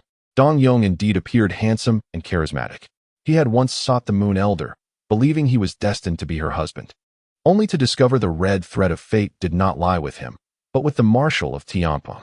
She had found that perplexing. However, upon seeing Dong Yong in person, she felt no inclination of affection. He seemed entirely ordinary compared to the myriad celestial beings in the heavenly realm. Any of them would surpass him in stature. Moreover, her heart was presently filled with admiration for the Marshal of Tianpeng. Dong Yong gazed at Zi, inquiring, May I ask for your esteemed surname? Oh, You may simply call me Z, she replied in a notably unenthusiastic tone, turning to walk away briskly. She intended to shake off Dong Yong, but after only a few steps, he was in pursuit once more. Z, you left without a word yesterday. I have been searching for you, fearful of any mishaps. Thankfully, those ruffians did not succeed. I wonder if you are injured. If you are, you may come to my clinic. Dong Yong trailed behind her, chattering incessantly. Uh-huh, Z finally replied with a curt response. Dong Yong was momentarily taken aback, perplexed as to why Z only offered him such brief replies after his lengthy concern. What should he say next? It was simply because Z resembled his former partner too closely, and he was unwilling to give up so easily. Thus he continued to follow her. Z was equally bewildered. Why was Dong Yong persistently trailing her? She simply could not shake him off. Above, Lin Xian observed the entire exchange. He quickly discerned that Dong Yong was no ordinary mortal. The serendipitous appearance was likely premeditated. Regarding the matter of the king of the undead, Lin Xian knew little. But now recognizing Dong Yong's true nature, he began to suspect the young man's real identity. I shall follow and see what his intentions are. Lin Xian concealed himself within the clouds, silently observing. Below, Z, realizing she could not rid herself of Dong Yong, decided to stroll leisurely. Miss Z, did you have breakfast this morning? What do you plan to eat for lunch? I would be pleased to treat you. Oh, and where did you sleep last night? I hope you rested well. The weather has grown chilly, so take care not to catch a cold. Be sure to drink warm water. Dong Yong buzzed around her like a fly. Z felt as though her ears were becoming calloused from his incessant chatter. With no other option, she turned to him politely and said, Thank you for your concern. I am quite well. Dong Yong was left in a state of confusion. His heart raced. Yet Z responded so nonchalantly. What should he say next? Lost in thought, he pondered. Meanwhile, Lin Xian could only shake his head in disbelief. In this day and age, was this truly how conversations were conducted? It was as if he were inviting disaster. He wished he could descend and impart a few lessons on courting women. Dong Yong, oblivious to his predicament, continued to express his concern for Z, only to find himself unwittingly transformed into an infatuated follower. Not long after, Z was drawn to a small jewelry stall. Excitedly, she approached and picked up an exquisitely crafted jade hairpin, admiring it closely. This hairpin is truly beautiful. I did not expect such skilled artisans to exist in the mortal realm. Z was completely captivated by the intricate designs. Seeing an opportunity, Dong Yong quickly stepped forward. Miss Z, it seems you have taken a liking to that hairpin. Allow me to purchase it for you. With that, he produced a golden bean and handed it to the vendor. Z glanced at him, casually responding, Thank you. Thus, Dong Yong finally found a way to assert his presence before Z. From then on, he bought her everything she admired, fragrant sachets, rouge, and various ornaments. Whatever caught her fancy, he purchased without hesitation. When mealtime arrived, he took her to the finest tavern in town, ordering a lavish spread of food and drink. Are you out of your mind? Can you possibly finish all this? I am a person, not a pig. This is far too wasteful. After finishing her meal, Z wiped her mouth and glanced at the table laden with untouched dishes, a frown creasing her brow. She immediately admonished Dong Yong, chastising him for his extravagance while countless beggars roamed the streets, starving. She cited the age-old wisdom of the disparity between the wealthy and the destitute, delivering a lengthy lecture. Following this reprimand, Dong Yong seemed to grow wiser in the ensuing days. Besides purchasing items that Z fancied, he began to distribute wealth to beggars whenever he encountered them. During meals, he made it a point to select dishes that Z enjoyed. As a month passed, Z experienced the myriad delights of the mortal realm. One day, Dong Yong unexpectedly took her to the bustling streets. Z quickly realized that the town was unusually lively, with the townsfolk jubilant, though she remained unaware of the reason for their celebration. Intrigued by the festivities, she decided to join Dong Yong as they followed the throng towards the town center. The streets were adorned with lanterns and red silk, a clear indication of a joyous occasion. Previously accustomed to the celestial confines of the heavens, Z had assumed the world below was similarly desolate. This descent into the mortal realm opened her eyes to a vibrancy that completely shattered her previous notions. This was perhaps what the immortals referred to as the essence of human existence, a sensation she had never experienced before. Yet, among the beauty and excitement, there lay the inevitability of life and death. Mortal beings, after a century of existence, ultimately succumb to mortality. They strive, they covet, they find solace, they they pursue dreams, and they relinquish hopes. In their final moments, all their struggles dissolve into nothingness, leaving them as mere dust, lost in the sands of time. In the heart of the town, the throng of people shouted incessantly, their excitement palpable.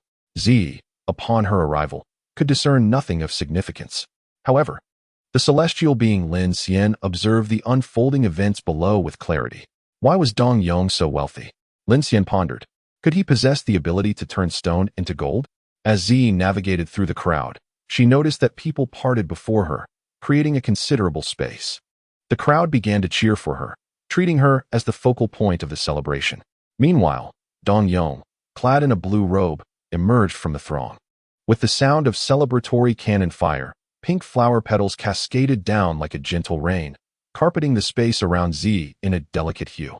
Overwhelmed, she gazed at the crowd cheering for her, astonished by the unexpected adoration. Just then, Dong Yong approached, having changed into an entirely different outfit. Gradually, Z sensed something amiss. The unusual fervor of the town today was centered around her. Amidst the cheers, Dong Yong presented her with a vibrant bouquet and knelt before her. Z was taken aback. What was Dong Yong doing? Z, please hear me, he began, his voice earnest. Z was utterly flabbergasted. From the moment I first laid eyes on you, I was captivated. While others may choose to keep their affections private, I wish for the entire world to know. Today, I have purchased this city for you, so you may live without worry. Will you accept my proposal? His gaze was filled with profound emotion, and Z felt a shiver run through her. Was this Dong Yong confessing his love? Wait, what had he just claimed? He had bought a city? Suddenly, everything fell into place, the cheers of the townspeople. The festive atmosphere, it was all orchestrated by Dong Yong, whose wealth was seemingly boundless. After days of following her obediently, he finally could not contain himself.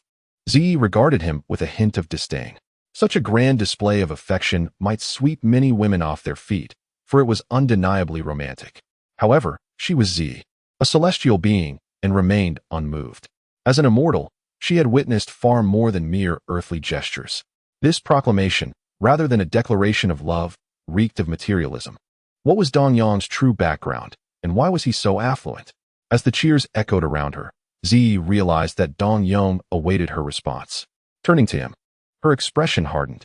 I am sorry, but I cannot accept your offer, she replied coolly, before turning away and pushing through the crowd, leaving a bewildered Dong Yong and an equally perplexed audience behind. Was this what the world of mortals had come to? Z mused as she walked away. She had never anticipated such an unexpected confession, and she could not simply declare herself as a celestial being. Shortly after she exited the crowd, Dong Yong caught up with her. Z, may I inquire why you cannot accept my proposal? He asked, his tone filled with reluctance. Z turned to him and expressed her thoughts candidly. I do not favor the wealthy. With that, she exited the town, resolutely determined to rid herself of Dong Yong, who had become rather bothersome. On the other hand, Dong Yong lowered his head, leaving with a sense of defeat. Above, Lin Xian sighed deeply. Oh, what is love that it compels one to such depths? It is truly a tumultuous emotion. He too was taken aback by Dong Yong's lavish gesture of purchasing an entire city. In his own time, such an act would have surely won him the hearts of all the women within. With Dong Yong's romantic overture failing spectacularly, the town dispersed in silence. 300 miles away, Z wandered alone amidst the mountains and rivers. Suddenly, she halted, gazing up at the white cloud hovering above her. Will you not reveal yourself? She called out to the cloud. Upon hearing her voice, Lin Xian concealed his face beneath his cloak and gracefully descended. Z, observing the cloaked figure, felt a surge of curiosity. Who are you? Would you kindly remove your hood? Lin Xian shook his head. I cannot. My purpose is to protect you, and I must keep my identity hidden. How disappointing, Z scoffed. Were you not the one who saved me last time? Lin Xian replied with a hint of sarcasm. Who else could it be but me? Thank you, she said, though it felt unnecessary. If you approach me, I can help lift the seal on your powers. Lin Xian offered. Z gasped, really? She moved closer to him. Lin Xian performed a subtle incantation and pointed at her forehead. In an instant, Z's senses sharpened, and a surge of power coursed through her being. In that moment, she regained her celestial abilities. Confused, she pondered why the Queen Mother had cast her down to the mortal realm and deliberately sealed her powers for the purpose of refinement. Yet, during her time on Earth, she realized that a defenseless woman held a precarious position, often subject to mistreatment. "Who are you, and why do you assist me?" Zi asked, her gaze fixed on the cloaked figure. Lin Xian shrugged. "Assist you? I merely find it tedious to intervene." With that, he leaped into the air and soared away. Zi, with a disdainful snort, continued her journey toward the horizon. Thus, more than 2 months had passed. Zi walked along the path between the fields, gazing towards a distant village. The village was enveloped in a wisp of smoke, with farmers diligently toiling in the fields, creating an exceptionally harmonious scene.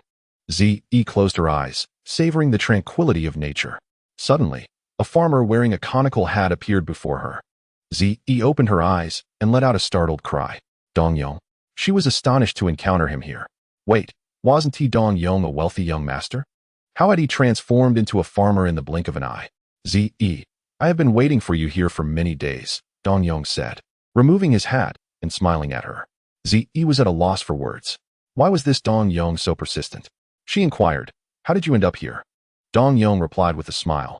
When you left me that day, you mentioned disliking rich men, so I decided to part with my wealth and came here to farm, hoping to encounter you again. And here you are. Above, Lin Xian, hidden among the clouds, revealed a disdainful expression. This Dong Yong had not truly relinquished his wealth. He was clearly harboring lingering feelings for Zi and had premeditated his arrival here. Lin Xian had also investigated and found Dong Yong's identity to be suspicious and his origins unclear. Below, disguised as a farmer, Dong Yong led Zi to his thatched cottage. Indeed, it was nothing more than a few humble rooms, bare and austere. Dong Yong had taken to farming and presented himself in a different guise before Zi. Left with no choice, she accepted his hospitality. Thus, 2 more days passed. Dong Yong diligently attended to Zi's needs, and finally, he could no longer contain himself. With sincerity, he asked Zi, now that I am a farmer and no longer a wealthy man, would you consider being with me? Upon hearing this, Zi was momentarily speechless. Chapter 85. Did the 7 fairies kill Dong Yong? This Dong Yong was quite audacious, daring to adopt different identities. Zi was utterly exasperated. His earlier aversion to wealthy individuals stemmed from his disdain for the ostentatious display of wealth by the rich landlords who despised the poor.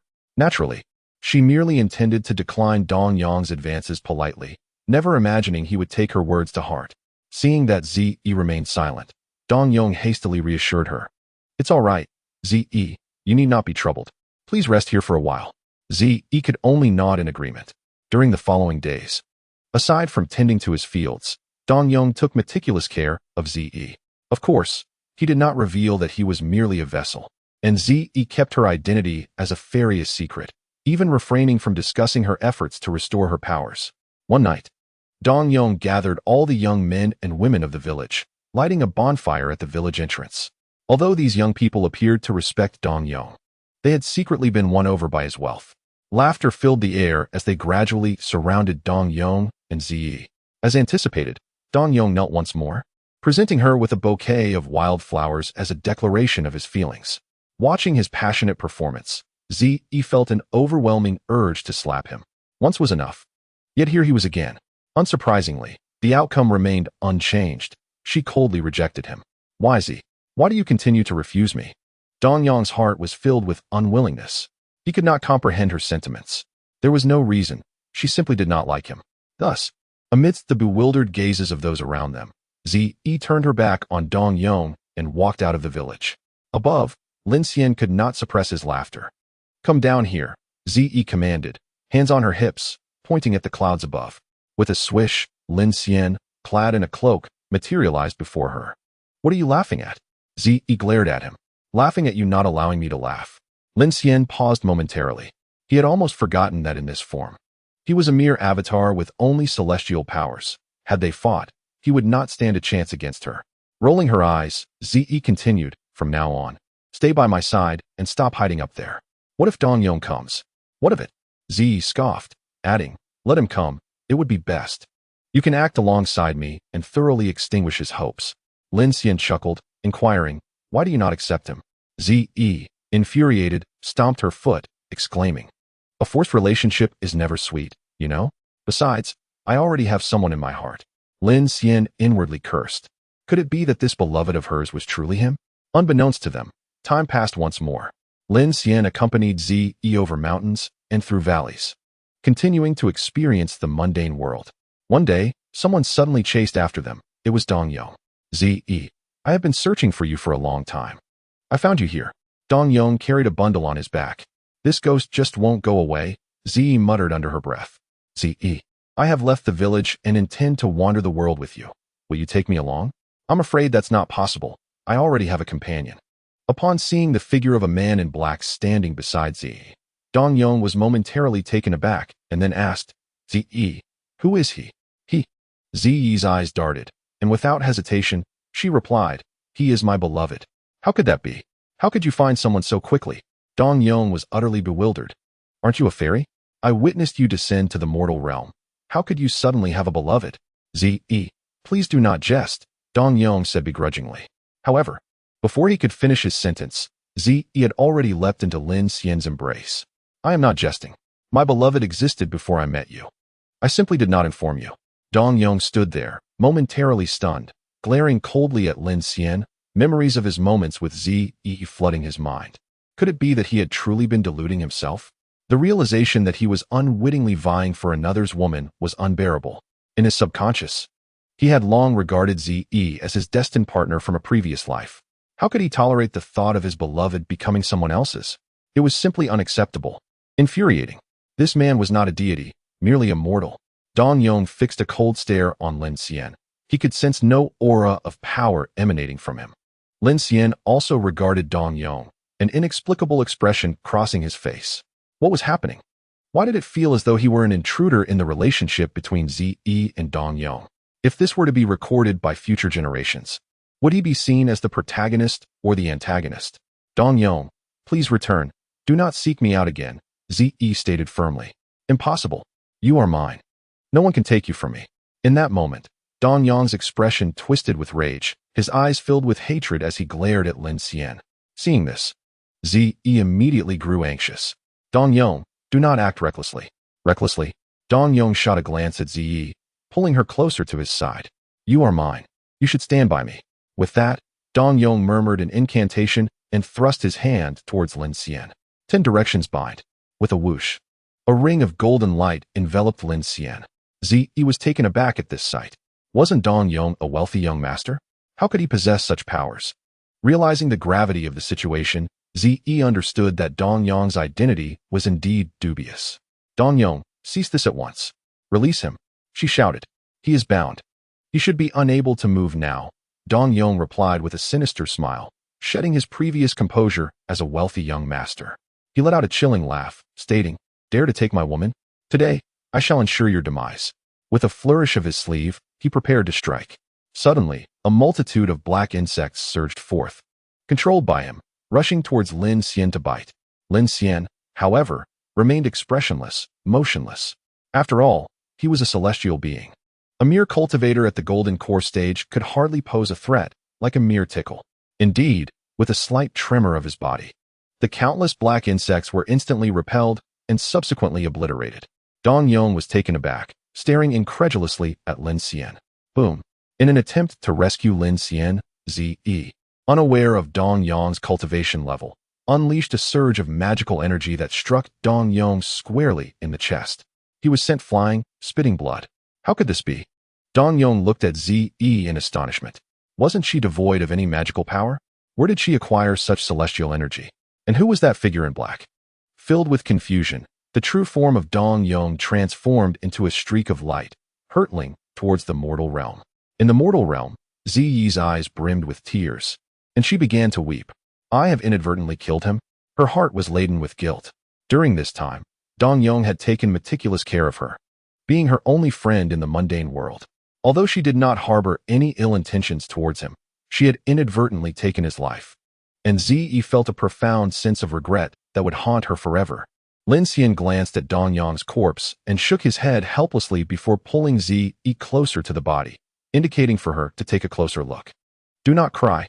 This Dong Yong is merely a facade, Lin Xian spoke coldly.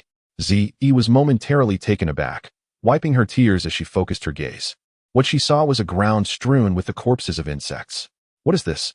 Ze's eyes widened in disbelief. Lin Xian explained calmly.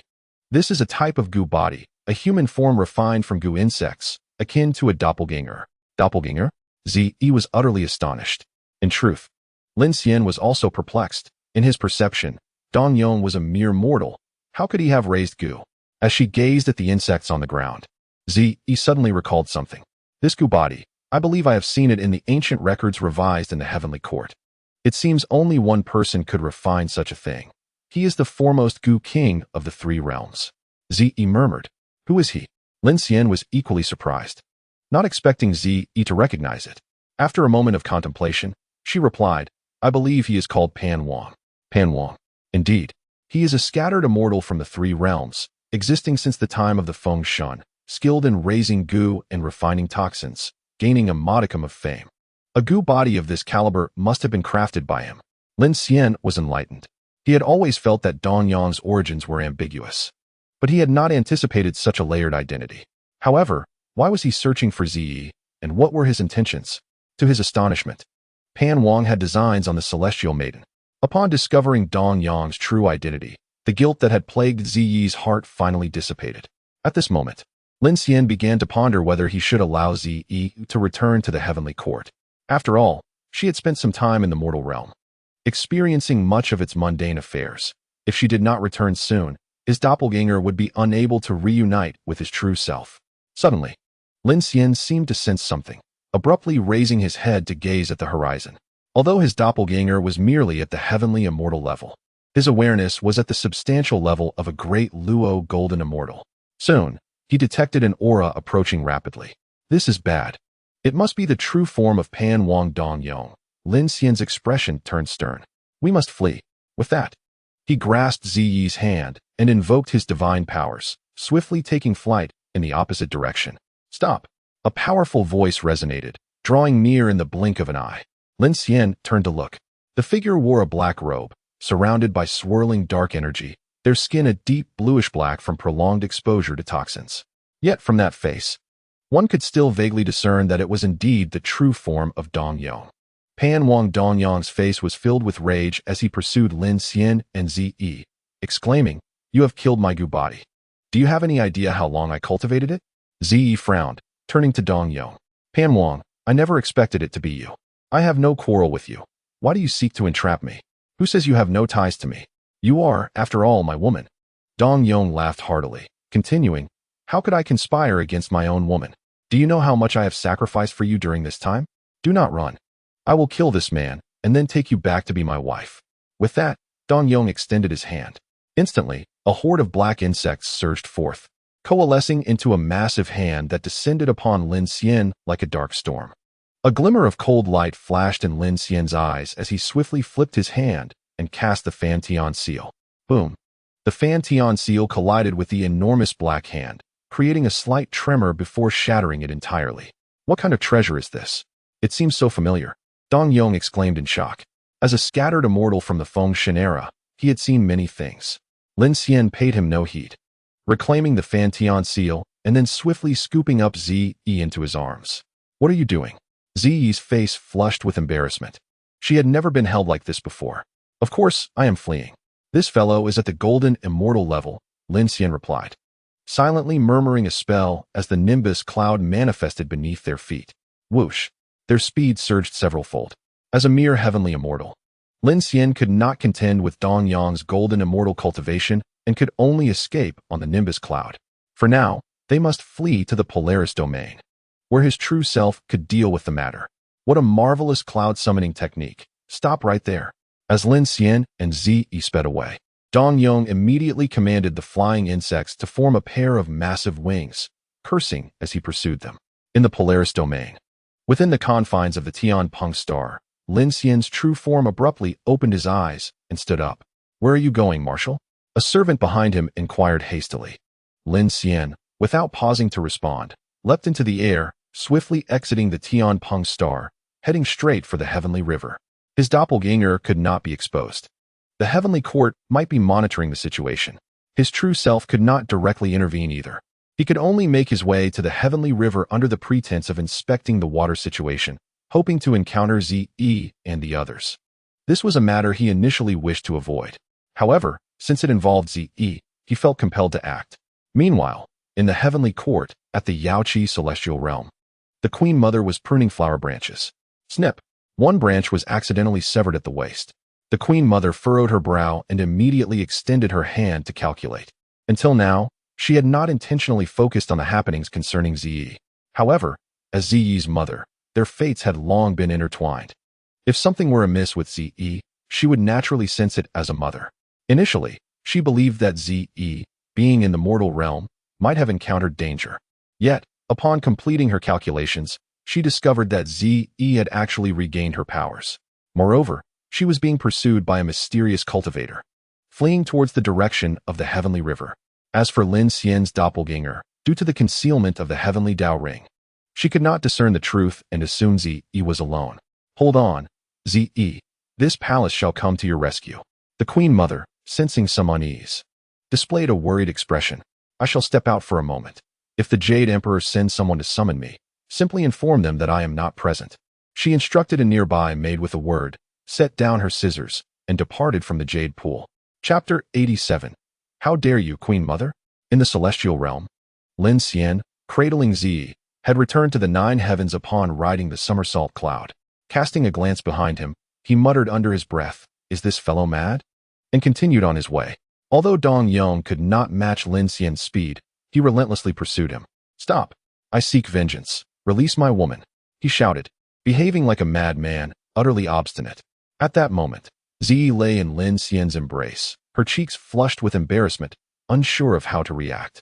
She extended her delicate fingers, attempting to lift the hood obscuring Lin Xian's face, eager to uncover the identity of this man in black. Smack! Lin Xian unceremoniously swatted her hand away. "Do not move," he exclaimed. It was imperative that Ziyi did not recognize him at this juncture. He had a premonition that someone in the heavenly court was undoubtedly watching him. Although he was unaware of the exact scheme at play, he remained cautious.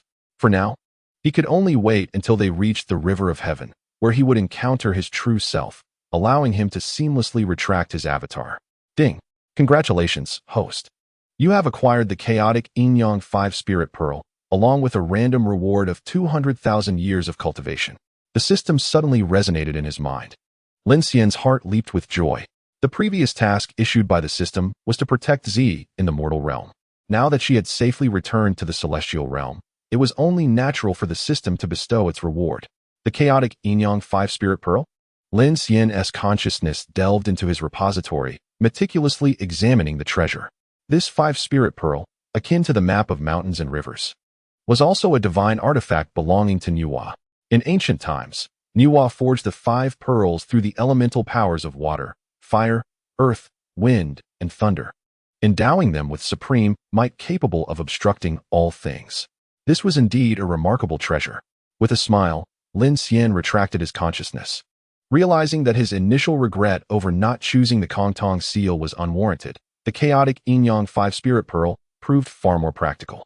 Having traversed an unknown distance, the river of heaven was now within arm's reach. The waters churned violently, echoing with thunderous waves. Lin Xian, cloaked in a robe, raised his head to behold the figure of his true self standing quietly not far away. Suddenly, a piercing scream shattered the air. Lin Xian's avatar hurled Ziyi through the void, casting her away. Ziyi let out a sharp cry, feeling disoriented as her body was thrown in an arc by the man in black. "Farewell, Miss Ziyi," Lin Xian chuckled within the confines of his dark cloak. "Could you not be more polite?" Ziyi retorted.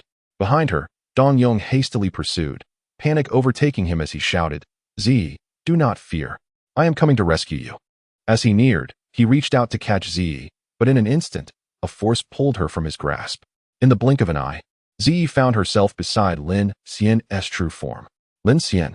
Upon seeing him, Ziyi was filled with excitement, her almond-shaped eyes sparkling with joy. Lin Xian's expression turned peculiar. Ziyi's demeanor suggested she felt entirely safe. "No, it is not just safety. My happiness is overflowing," she exclaimed. Lin Xian was momentarily taken aback.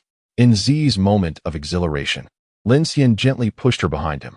"Fairy, it is best not to stand too close to me," he advised, casting a glance at the enraged Dong Yong. Simultaneously, Lin Xian's avatar chanted an incantation, swiftly advancing towards Dong Yong. "Humph, seeking death," Dong Yong bellowed, channeling his power. Dark energy enveloped him as swarms of insects surged forth, coalescing into a massive hand that struck down upon Lin Xian's avatar. Boom. The impact obliterated Lin Xian's avatar in an instant. In that same moment, a powerful shockwave erupted from within the massive hand. With a thunderous roar, the hand disintegrated. My insects. Dong Yang's expression darkened. The loss of his cultivated insects was substantial. Behind Lin Xian, Ziyi's countenance fell. Witnessing the black-clad figure being struck down by Dong Yang filled her with guilt. Dong Yang, how could you be so cruel? He has protected me throughout this journey. And you dare to kill him? Ziyi looked at Dong Yang with a questioning gaze. Dong Yang appeared incredulous. During Ziyi's time in the mortal realm, he had devoted himself to her care. Why had she never expressed concern for him? Why do you not inquire about my intentions? He retorted. You pretended to be a wealthy young master and followed me. What should I ask you? Inquire about your schemes? Dong Yang's gaze faltered slightly as he continued. So, you would willingly kill me to protect him? At his words, Ziyi felt a wave of confusion. Indeed, she had inadvertently caused the death of Dong Yang's insect avatar while trying to protect Lin Xian. Meanwhile, Lin Xian's true form wore an odd expression. The unfolding drama astonished both him and his companions. Had it been recorded, it could have easily served as a gripping romantic drama of the year. In truth, his avatar had not perished, it was merely a ruse. Lin Xian had employed this illusion to cause Dong Yang considerable losses. Observing the escalating argument, Lin Xian raised his hand to intervene before turning to Dong Yang. Dong Yang, what is your purpose in scheming in the mortal realm and feigning an encounter with the fairy Z? This inquiry was merely to ascertain the truth. Subconsciously, Lin Xian sensed an intricate relationship between Dong Yang and Z, one that might even transcend their current lives. Dong Yang snorted, I simply wish to take my woman. I'm afraid, Fairy Z, you cannot be taken away, Lin Xian replied, arching an eyebrow. Naturally, Dong Yang would not divulge the covert appropriation of the Taoist fortunes by the Buddhist sect. However, Zi's reluctance to remain with him only fueled his irritation. Without further ado, Dong Yang gestured, casting a spell to attack Lin Xian. As he initiated his strike, a nine-toothed rake materialized from thin air, crashing down upon him. Bang! Dong Yang was pinned beneath the rake, its prongs piercing through his body. I am the celestial marshal of the river of heaven. How dare you, a mere junior, act so recklessly? Lin Xian declared, his voice imbued with authority. Having just retracted his avatar, his cultivation had surged from Tai Golden Immortal back to De Luo Golden Immortal. Humph, I concede this time. Z, I shall seek you again, Dong Yang declared, releasing a red blood mosquito that vanished into the void. Simultaneously, his body began to decompose. Lin Xian's gaze flickered as he retracted the golden rake, scrutinizing the scene. Is this also an insect avatar? Z exclaimed in astonishment. Lin Xian nodded. This insect avatar has likely been cultivated for nearly 3,000 years. Z gasped again. She had observed that Dong Yang displayed no fear of the celestial marshal prior to his departure. If an insect avatar could be nurtured for 3 millennia, what then of Dong Yang's true self? What stature and identity did he possess? As she pondered, a gentle voice resonated from the far reaches of the void. Z, your tribulation has concluded. It is time to return. Accompanying the voice was the appearance of a regal woman, strikingly beautiful. Mother? Z gasped in surprise. But before she could process the moment, the Queen Mother waved her sleeve, and Z was instantly returned to her side. This scoundrel dares to covet my daughter. He deserves death 1,000 times over. The Queen Mother then turned her gaze from the lifeless body of Dong Yang to Lin Xian, stating, Celestial Marshal, please stand aside. I shall personally eradicate him.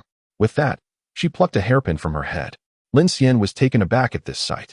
Dong Yang's body is already dead, isn't it? The Queen Mother still intends to take action. In reality, she aims to scheme against herself. Upon realizing this, Lin Xian felt increasingly uneasy and was about to extend his hand to stop her. With a swift motion, the Queen Mother waved her hairpin, sending it towards the heavenly river. Instantly, a massive wave of formidable power swept forth. This power was astonishing and represented the might of a quasi-saint. Lin Xian, being merely a great Luo Golden Immortal, dared not withstand it. With a slicing sound, the edge of the heavenly river was breached by the Queen Mother's hairpin. Simultaneously, Dong Yang's false corpse was split in two. Marshal Tianpeng, deal with this rogue. I shall take Z back, the Queen Mother said with a shy smile. Grasping Z, she transformed into a streak of light and departed. Chapter 88. The inrush of the heavenly river in the void, Lin Xian stood in a daze. This was absurd. The Queen Mother's acting was utterly unconvincing. Clearly, Dong Yang's body had perished, yet she still feigned an attack. What a farce. Watching her leave without a word, Lin Xian's lips twitched in frustration. Had he known this would happen, he would not have agreed to the seventh fairy's request to descend and protect the mortal. Now he found himself ensnared in a trap. At the edge of the heavenly river, where the hairpin had created a breach, the Queen Mother pretended not to notice. Queen Mother, do you have the audacity to attempt to annihilate Dong Yang? Lin Xian thought, feeling embarrassed to expose her. After a brief moment of astonishment, Lin Xian swiftly appeared at the edge of the heavenly river. Indeed, as expected of a quasi-saint's power, the residual energy of the hairpin had yet to dissipate, and the breach had not allowed the river water to surge forth. Damn it, cursed Queen Mother, Lin Xian cursed inwardly. Observing the breach, he realized that in approximately the time it takes to burn a stick of incense, the residual energy would fade, and the heavenly river's waters would inevitably flood out. The Queen Mother had orchestrated this to frame Lin Xian, leading to his punishment for failing to control the waters. What a cunning scheme. Lin Xian couldn't help but reflect on how many times he had been outmaneuvered, managing to resolve nearly every instance until now, but this time he had erred. Fortunately, there was still time for a remedy. Lin Xian retrieved a jade pendant from his sleeve, channeling his magical power into it. With a crack, the jade pendant shattered. At the distant Tianpeng star, Tianxiu, Haisha, and Jinwu simultaneously looked up. Tianxiu took out the jade pendant, scanning it with his divine sense. "Second brother, what has happened?" asked Haisha, rushing over to Tianxiu. Tianxiu's countenance changed, and he promptly replied, "Elder brother is summoning us. The location is near the heavenly river. Quickly, gather all the water troops of the heavenly river and head there to find elder brother." Understood. Haisha and Jinwu turned to prepare. Moments later, 100,000 water troops of the heavenly river departed from Tianpeng Star, heading straight for the heavenly river. However, such a large-scale march would take several days to reach the river. At the edge of the heavenly river, Lin Xian held the supreme treasure Chang'e gold rake. Quietly observing the vast breach before him, the Queen Mother had committed a wicked deed and fled like a thief. Yet, blaming the Queen Mother was futile. This was, after all, a conspiracy. As the time of a stick of incense passed, the residual power of the quasi-saint began to dissipate. Unable to withstand the surging waters of the heavenly river, Lin Xian flipped his hand, releasing the calming sea pearl, which could absorb external forces, designed to quell the turbulent waves. However, its effectiveness in blocking the breach was not particularly pronounced. Just as the residual energy faded, Lin Xian transformed. Unleashing his divine powers of the earth and sky, his body expanding to a 100-jong giant, he forcefully swung the supreme treasure Chang'e gold rake, which flew out and positioned itself in front of the breach, resembling a horizontal copper pillar, obstructing a substantial portion of the overflowing waters. Nevertheless, the waters of the heavenly river still surged forth. Lin Xian furrowed his brow, immediately directing his divine sense. Instantly, a portion of the river water at the breach appeared to halt, as if time had frozen. Thankfully, his mastery of water laws allowed him to control the flow. Yet, even so, the waters continued to pour out from the breach, impossible to fully contain. The breach was simply too large, after all.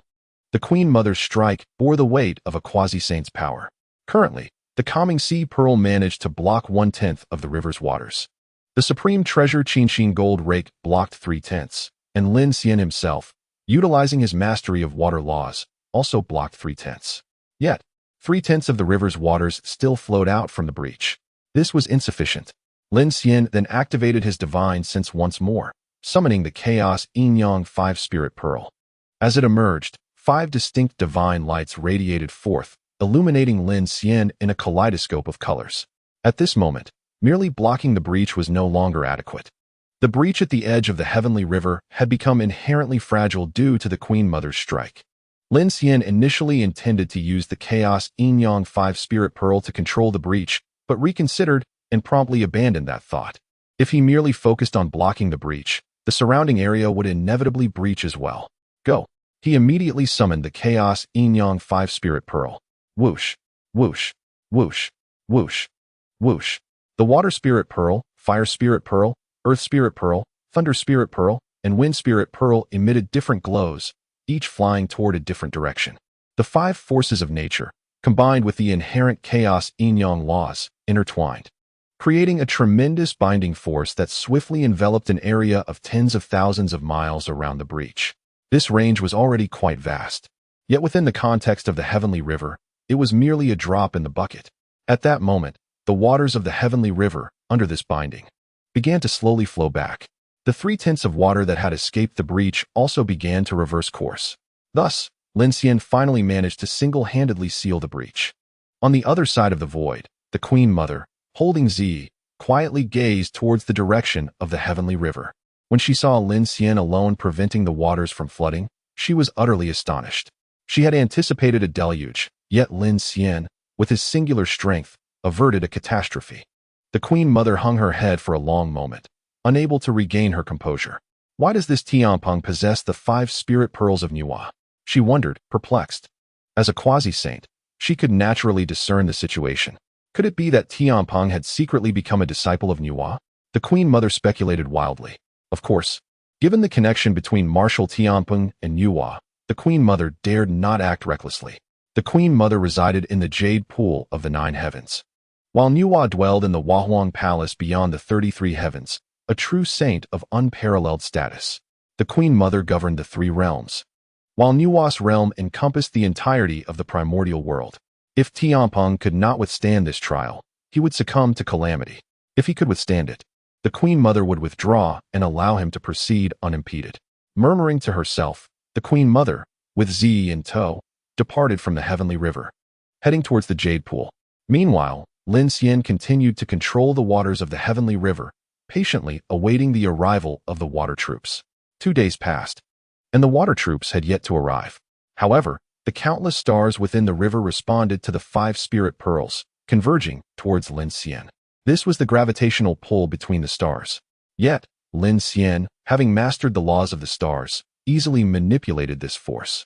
As the power of the stars threatened to breach the gap, Lin Xian merely willed it, pushing the stars back. Days later, the water troops of the Heavenly River finally appeared on the horizon. Upon arrival, they commenced the task of constructing a dam. Unlike the 4 enormous dams in the cardinal directions, the repairs here were relatively straightforward.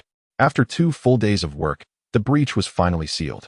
However, this is merely a temporary dam, still fragile and in need of the laurel divine powder and the refinement of the jade sound heavenly fire array.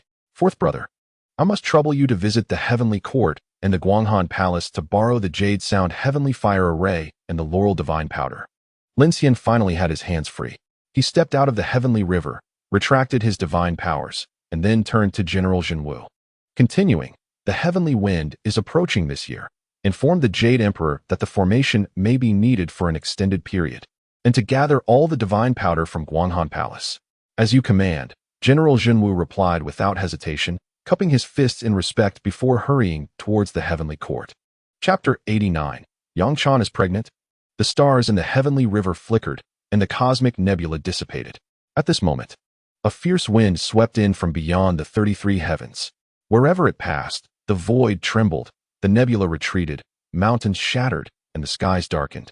Any beings without divine bodies would surely be reduced to ashes. By the Heavenly River, a gentle breeze brushed against Lin Xian's face, subtly stirring his emotions. Is it almost here? He gazed towards the 33 heavens. In this void, the wind he felt was undoubtedly the heavenly wind, which blows once a year. He recalled the last time he managed the waters of the Heavenly River. He had just recently traversed here, then just an ordinary mortal, relying on various treasures to survive. Now, he had become a true de luo golden immortal, capable of shaking the entire Heavenly River with a single hand. Yet at this moment, General Jinwu, dispatched to borrow the Jade Sound Heavenly Fire Array and the Laurel Divine Powder, had yet to return. Lin Xian felt a vague sense of foreboding. That damned Queen Mother carved a breach in the Heavenly River, but left him to bear the consequences. However, Lin Xian understood that if the waters of the Heavenly River were not controlled, it would inevitably flood the lower realms, resulting in calamity for all living beings. Ignoring the fates of the myriad creatures below, simply to force him into calamity, Lin Xian harbored no goodwill towards the Heavenly Court. To him, the Heavenly Court could very well be disregarded. Days turned into weeks. 1 day passed, then 3, 6 days, and half a month went by. The dispatched General Jinwu still had not returned. Lin Xian frowned. Half a month without word indicated that something was amiss. With this thought, he gradually lost hope in General Jinwu's return. The heavenly wind grew stronger, and the banners in the military camp began to flutter violently. However, the day of the strongest heavenly wind was still far off. On this day, as Lin Xian was observing the conditions of the heavenly river, a voice from the system suddenly resonated. Ding! A new plot has been triggered. The third Saint Mother Yang Chan has fled with her brother Yang Jian and seeks help from the host due to her pregnancy. Please make the following choices. First, assist Yang Chan in evading Yang Jian. She is gentle and obedient and must be helped. Reward: the divine ability of the Fire Eye Golden Vision. Second, refuse to aid Yang Chan, as helping the 7 fairies previously brought tremendous trouble. And considering Yang Chan is Yang Jian's sister, the complications would be even greater. Reward: the spiritual treasure Golden Dragon Clipper. Yang Chan? Lin Xian was momentarily taken aback. The rewards were the divine ability of Fire Eye Golden Vision and the Golden Dragon Clipper. Puzzled, Lin Xian wondered why, if it was Yang Chan, the reward wasn't a lotus lantern or a mountain-splitting axe. Nevertheless, as Yang Chan sought assistance, Lin Xian, having been through similar experiences, subconsciously felt a strong aversion. He was quite vexed. Why did everyone keep coming to him for help? Despite exercising utmost caution, he was still deceived by Ze. This time, he simply could not agree. Before long, a figure clad in a flowing white dress appeared by the heavenly river. Yang Chan was tall, her face bearing a hint of coldness. Approaching Lin Xian, she maintained an expression devoid of any change. The surrounding heavenly river soldiers were captivated by her ethereal beauty, widening their eyes in awe. She was stunning, on par with Chang'e and the 7 fairies. Yet her stern demeanor gave off an air that suggested she was not to be trifled with. Greetings, Marshal Tianpeng, Yang Chan said, bowing deeply before raising her expressionless gaze to add, Marshal, Yang Chan has come seeking your assistance. What matter brings the third Saint Mother to me? Lin Xian feigned ignorance, knowing full well the reason. First, please check my pulse. Yang Chan extended her jade-like arm, her face flushing slightly. Lin Xian was taken aback, promptly checking Yang Chan's pulse, revealing a look of shock as he glanced at her abdomen. You in a hushed tone, Yang Chan replied, I am with child. Lin Xian was instantly dumbfounded.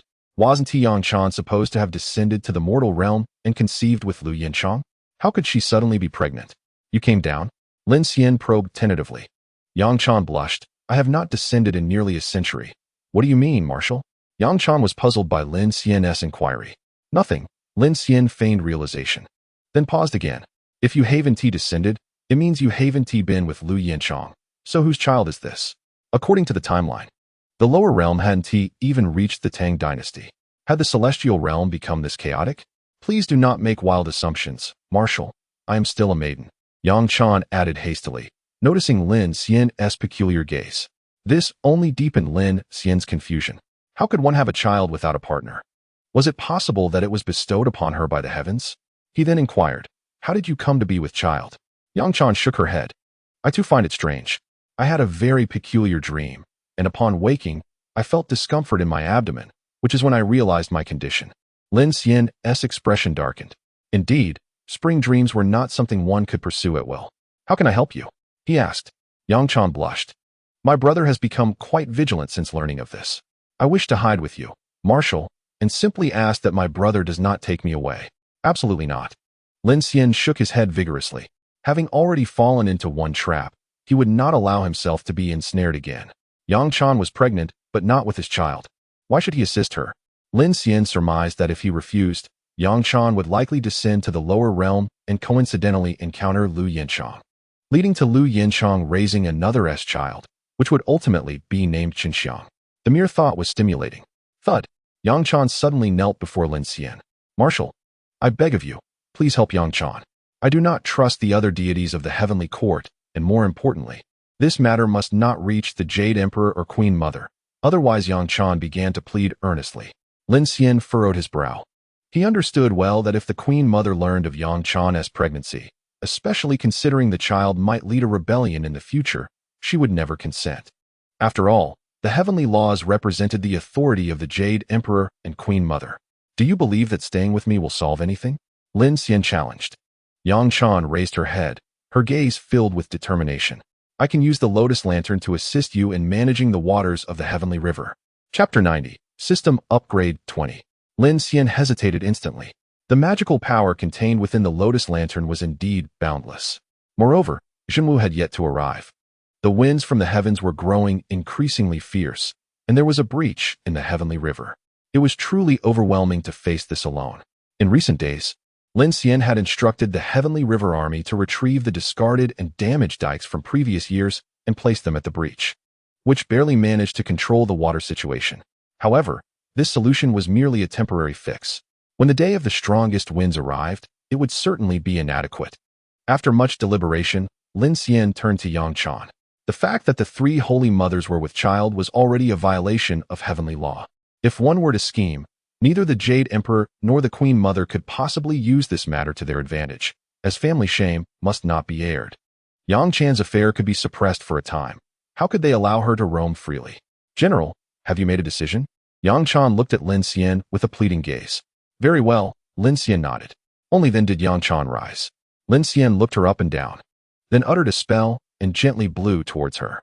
Instantly, the armor of the Heavenly River Army adorned her form. Yang Chan noticed her transformation and immediately clasped her fists in gratitude, stating, "Thank you, General. From this day forth, I too am a member of the Heavenly River Army." Lin Xian flipped his hand and passed the Heavenly Dao ring to her. "Once you wear this ring, even if Yang Jian opens his heavenly eye, he will not discover you." Yang Chan hurriedly accepted it. The Heavenly Dao ring could conceal one from the probing of quasi-saints, rendering Yang Jian's heavenly eye and son Wukong's fiery eye utterly powerless. After her disguise was complete, Yang Chan infiltrated the Heavenly River Army and secretly took out the Lotus Lantern to aid Lin Xian in managing the water situation. Ultimately, her compassionate heart prevailed. Lin Xian took a deep breath. Ding! Congratulations to the host for acquiring the Fire Eye Divine ability and randomly receiving a life-saving hair. Please check the warehouse for collection. Lin Xian was taken aback. Was this the life-saving hair given to son Wukong by Guanyin Bodhisattva in Journey to the West? This treasure was remarkable, capable of resolving urgent predicaments at critical moments. Just as Lin Xian reveled in his fortune, the system's voice echoed once more. Ding! A friendly reminder. A system announcement is about to be issued. Please prepare to listen and confirm your readiness. First, I am ready. Second, I am still preparing. Wait, what is this? Lin Xian was momentarily bewildered. A system announcement? This was the first time he had received such information. What was the system planning? Surely it wasn't he contemplating abandoning its duties? Lin Xian found himself in a state of confusion. After rewarding him, the system intended to withdraw? That seemed rather ungracious. At the very least, it should wait until the calamity of the journey to the west concluded. With a thought, Lin Xian responded. Please prepare, host. Damn. Lin Xian pondered for a moment before replying. I choose the first option.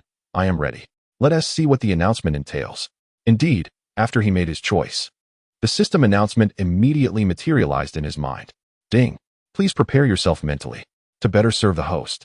The divine selection system will be upgraded to version 20 in the near future, during which super tasks will be issued. Please make the following choices. First, allow the upgrade. Second, do not upgrade. An upgrade. Lin Xian suddenly understood. After a year in the Heavenly Court, was the system finally about to implement some changes? This was indeed a first. Upgrading was certainly the way to go. Lin Xian also wished for the system's rewards to be more abundant, and thus he mentally responded, I choose the first. Ding. The system will enter the upgrade phase, during which it will not serve the host. Only the warehouse will remain accessible. Please anticipate. With that, the system fell silent. Realizing that the system had quietly entered its upgrade phase, Lin Xian checked the system. Fortunately, the warehouse was still functioning normally. Time passed day by day. General, Jinwu has yet to return. Could something have happened along the way? Perhaps I should go take a look. Tian Xiu stepped forward. No need, Lin Xian replied coldly. General Jinwu is at least a golden immortal. What could possibly happen? By now, Lin Xian held little hope for him. Even without the Jade Sound Heavenly Fire Array and the Laurel Divine Powder, he could still manage the Heavenly River. Tian Xiu reluctantly retreated. Lin Xian, feeling the increasingly fierce winds around him, made his way step by step to the edge of the Heavenly River. With a wave of his hand, the Chaos Yin-Yang 5 Elements Pearl flew back to him. With the breach under control, there was no immediate need for the 5 Elements Pearl. After some thought, He waved his hand again, sending the 5 elements pearl flying once more. The pearls headed in 5 different directions. However, this time, it was not to suppress the waters of the heavenly river, but to absorb the heavenly winds. The wind thunder pearl was positioned in the center, while the other elemental pearls were stationed in the 4 cardinal directions, forming a magical formation.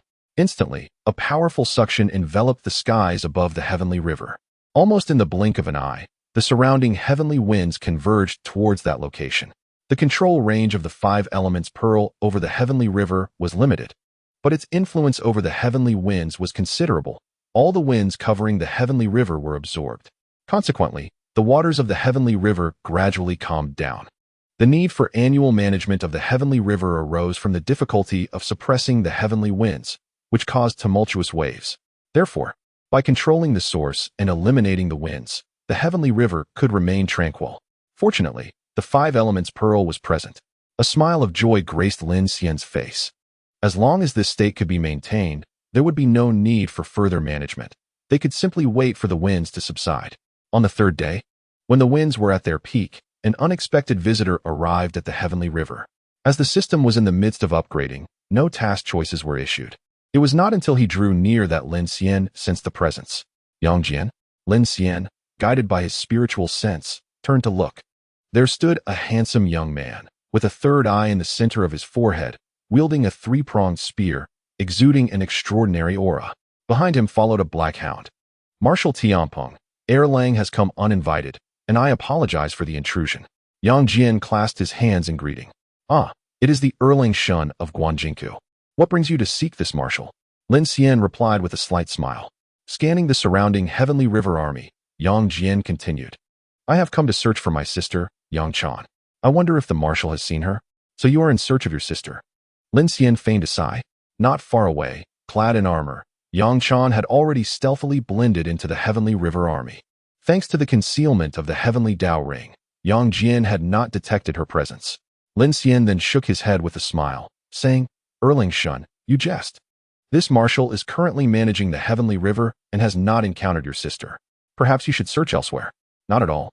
Yang Jian's expression turned skeptical. He had clearly sensed the presence of Yang Chan nearby.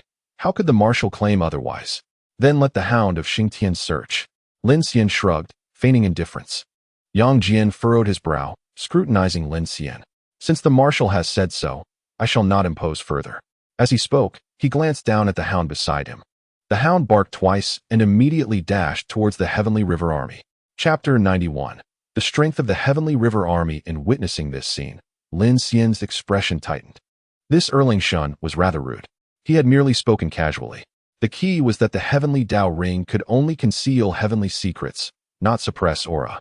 If the hound were to truly find Yang Chan, Lin Xian would be left embarrassed. Fear not, I have a way to evade the hound's tracking. Suddenly, Yang Chan's voice resonated in his ear. Lin Xian turned to see her communicating with him through her spiritual sense amidst the crowd. Subsequently, Yang Chan cast a spell, enveloping herself in a radiant light that completely concealed her presence. The celestial dog, wagging its tail, passed by each member of the heavenly river's naval forces. When it reached Yang Chan's side, the celestial dog sniffed around curiously, displaying a look of doubt, as if pondering why her scent had vanished at this very spot. With lingering suspicion, the celestial dog gracefully moved past Yang Chan and continued on its way. Thus, it traversed much of the heavenly river, inspecting each soldier. Eventually, it returned despondently to Yang Jian's side, barking twice, causing Yang Jian to frown. How could this be? He had followed the scent all the way, only to find that Yang Chan had escaped. Moreover, the trail had vanished here. Yang Jian raised his gaze to Lin Xian, his expression tinged with displeasure. Marshal Tianpeng, my sister's scent clearly dissipated right here, yet you insist there is none. Do you intend to conceal her? What does her disappearance have to do with me? Lin Xian replied coldly, the atmosphere thickening with tension. Yang Jian, merely at the peak of the Tai Golden Immortal Realm, posed no threat to Lin Xian, whose strength was regarded as average in the heavenly court, even unworthy of the Jade Emperor's esteem. Nevertheless, Yang Jian was rather arrogant, having secluded himself at Guanjinku. Embittered by past grievances with the Jade Emperor over his mother's rescue from Taosan, he had often proclaimed he would heed commands but ignore proclamations. Yet, had it not been for the connection of being an uncle, The Jade Emperor might have dealt with him long ago. In the grand scheme of the heavenly court, there were plans to use son Wukong to test Yang Jian, but the monkey had yet to descend to the mortal realm, stalling the initiative. This was a considerable headache for the Jade Emperor.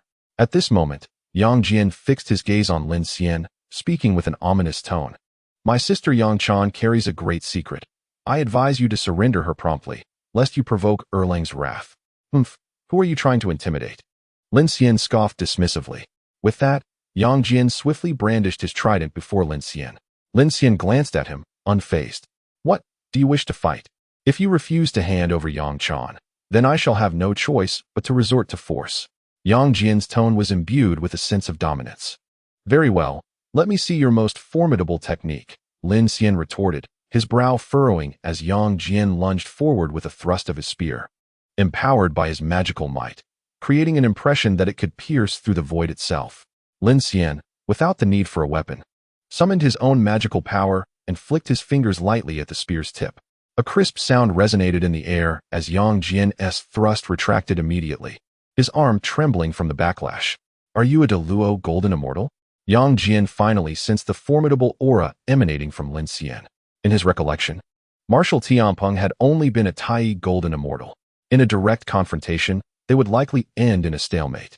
At this moment, disbelief filled Yang Jian's eyes. After achieving immortality, each subsequent level of cultivation proved exceedingly arduous. He himself had lingered at the Tai golden immortal stage for centuries without making a breakthrough. Shall we continue? Lin Xian inquired, casting a sideways glance at him. Yang Jian, astonished, asked, when did you make your breakthrough?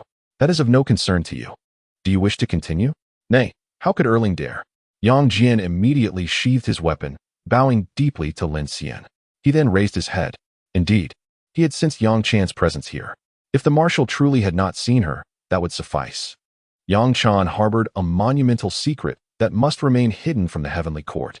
If the marshal were to learn of her whereabouts, he implored Lin Xian to protect her.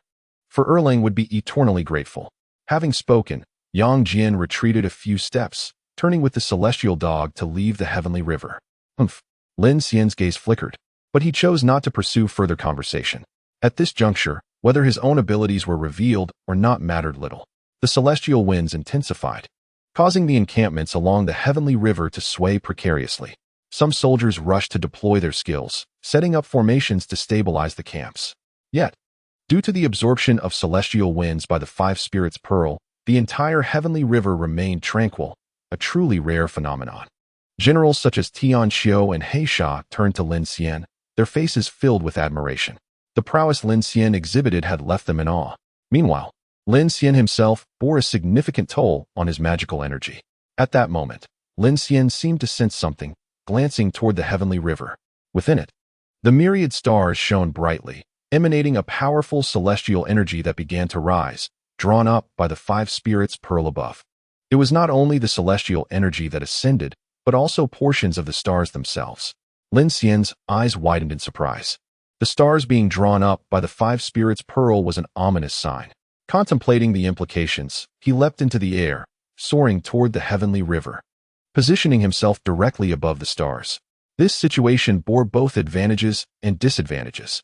To his delight, Lin Xian discovered that the celestial energy, once inadvertently separated by the five spirits pearl, could be absorbed by his body.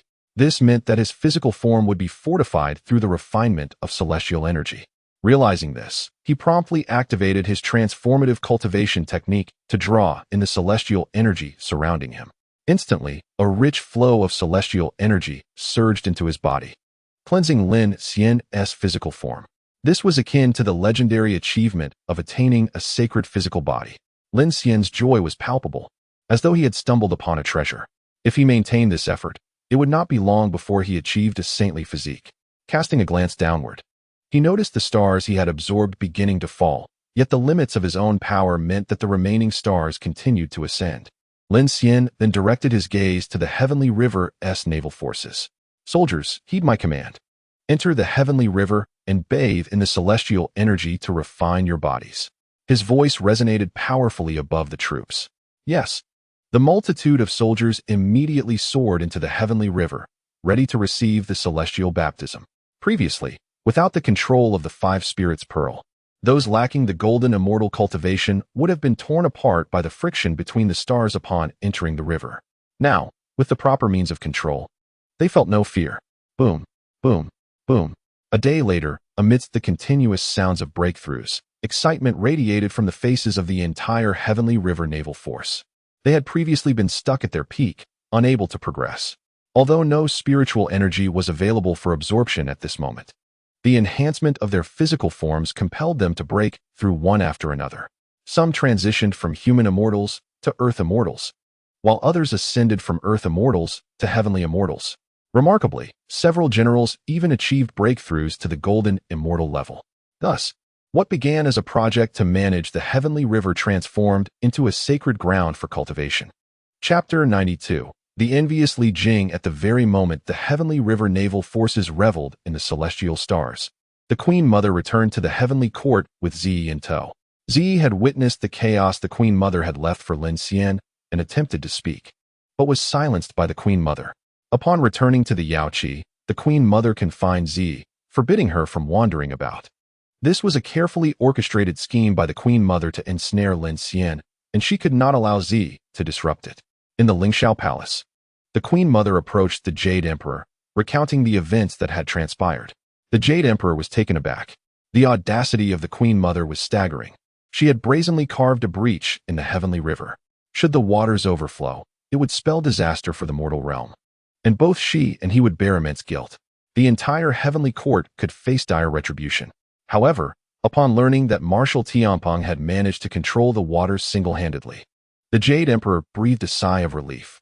It must be said that the way the Queen Mother shifted the blame onto Lin Xian was exceedingly clever. Even the Jade Emperor couldn't help but give her a thumbs up. "Your Majesty," he remarked, "though Marshal Tianpeng has temporarily managed the waters of the heavenly river, the winds are drawing nearer, and soon it will be beyond control. At that point, Your Majesty can hold Marshal Tianpeng accountable for his ineptitude in managing the waters." The Queen Mother wore an expression of wisdom and continued, "However, we cannot allow the waters of the heavenly river to flood the mortal realm. Your Majesty must take precautionary measures." The Jade Emperor nodded in satisfaction. He then turned to Li Jing below and commanded, "Lord of the Heavenly Army, Prince Neza, and the giant spirit god, heed my orders." Li Jing, Neza, and the giant spirit god immediately stepped forward. "I command you three to swiftly assemble 100,000 heavenly guards and proceed to the heavenly river for oversight. Should Marshal Tianpeng fail to manage the waters, act immediately to assist him. The heavenly guards are essentially the celestial soldiers safeguarding the heavenly court." "We obey the decree," the three responded, bowing deeply before exiting the Lingxiao Palace. As they departed, the other deities felt a sense of bewilderment. They had anticipated that the Jade Emperor's final command might involve immediately apprehending Marshal Tianpeng. Instead, they were to assist him. The notion that Li Jing's forces would aid Marshal Tianpeng in managing the heavenly river was utterly bewildering. Of course, they were oblivious to the clandestine scheming between the Jade Emperor and the Queen Mother against Lin Xian, as their previous discussions had been conducted in secrecy. However, Li Jing was somewhat aware of the underlying truth. He realized that this year's management of the heavenly river would likely lack the support of the Laurel God Powder and the Jade Sound Heavenly Fire Array, posing considerable difficulties for the heavenly river's management. This was something Li Jing was quite pleased about. Near the heavenly river, Li Jing led his 10,000 celestial soldiers, treading through the void and approaching stealthily. "Quickly, assist Marshal Tianpeng in controlling the waters," he urged. Neza, unaware of the Queen Mother and Jade Emperor's secrets, felt an impulse to seek out Lin Xian as they reached the heavenly river. "Stop," Li Jing abruptly commanded, delivering a sharp reprimand. "No one is to approach the heavenly river without my orders, nor can we reveal our presence." Li Jing's demeanor was stern as he instructed the soldiers. "Why not?" Neza asked, perplexed. The giant spirit god interjected, "We must act according to His Majesty's orders. Otherwise, it would be insubordination.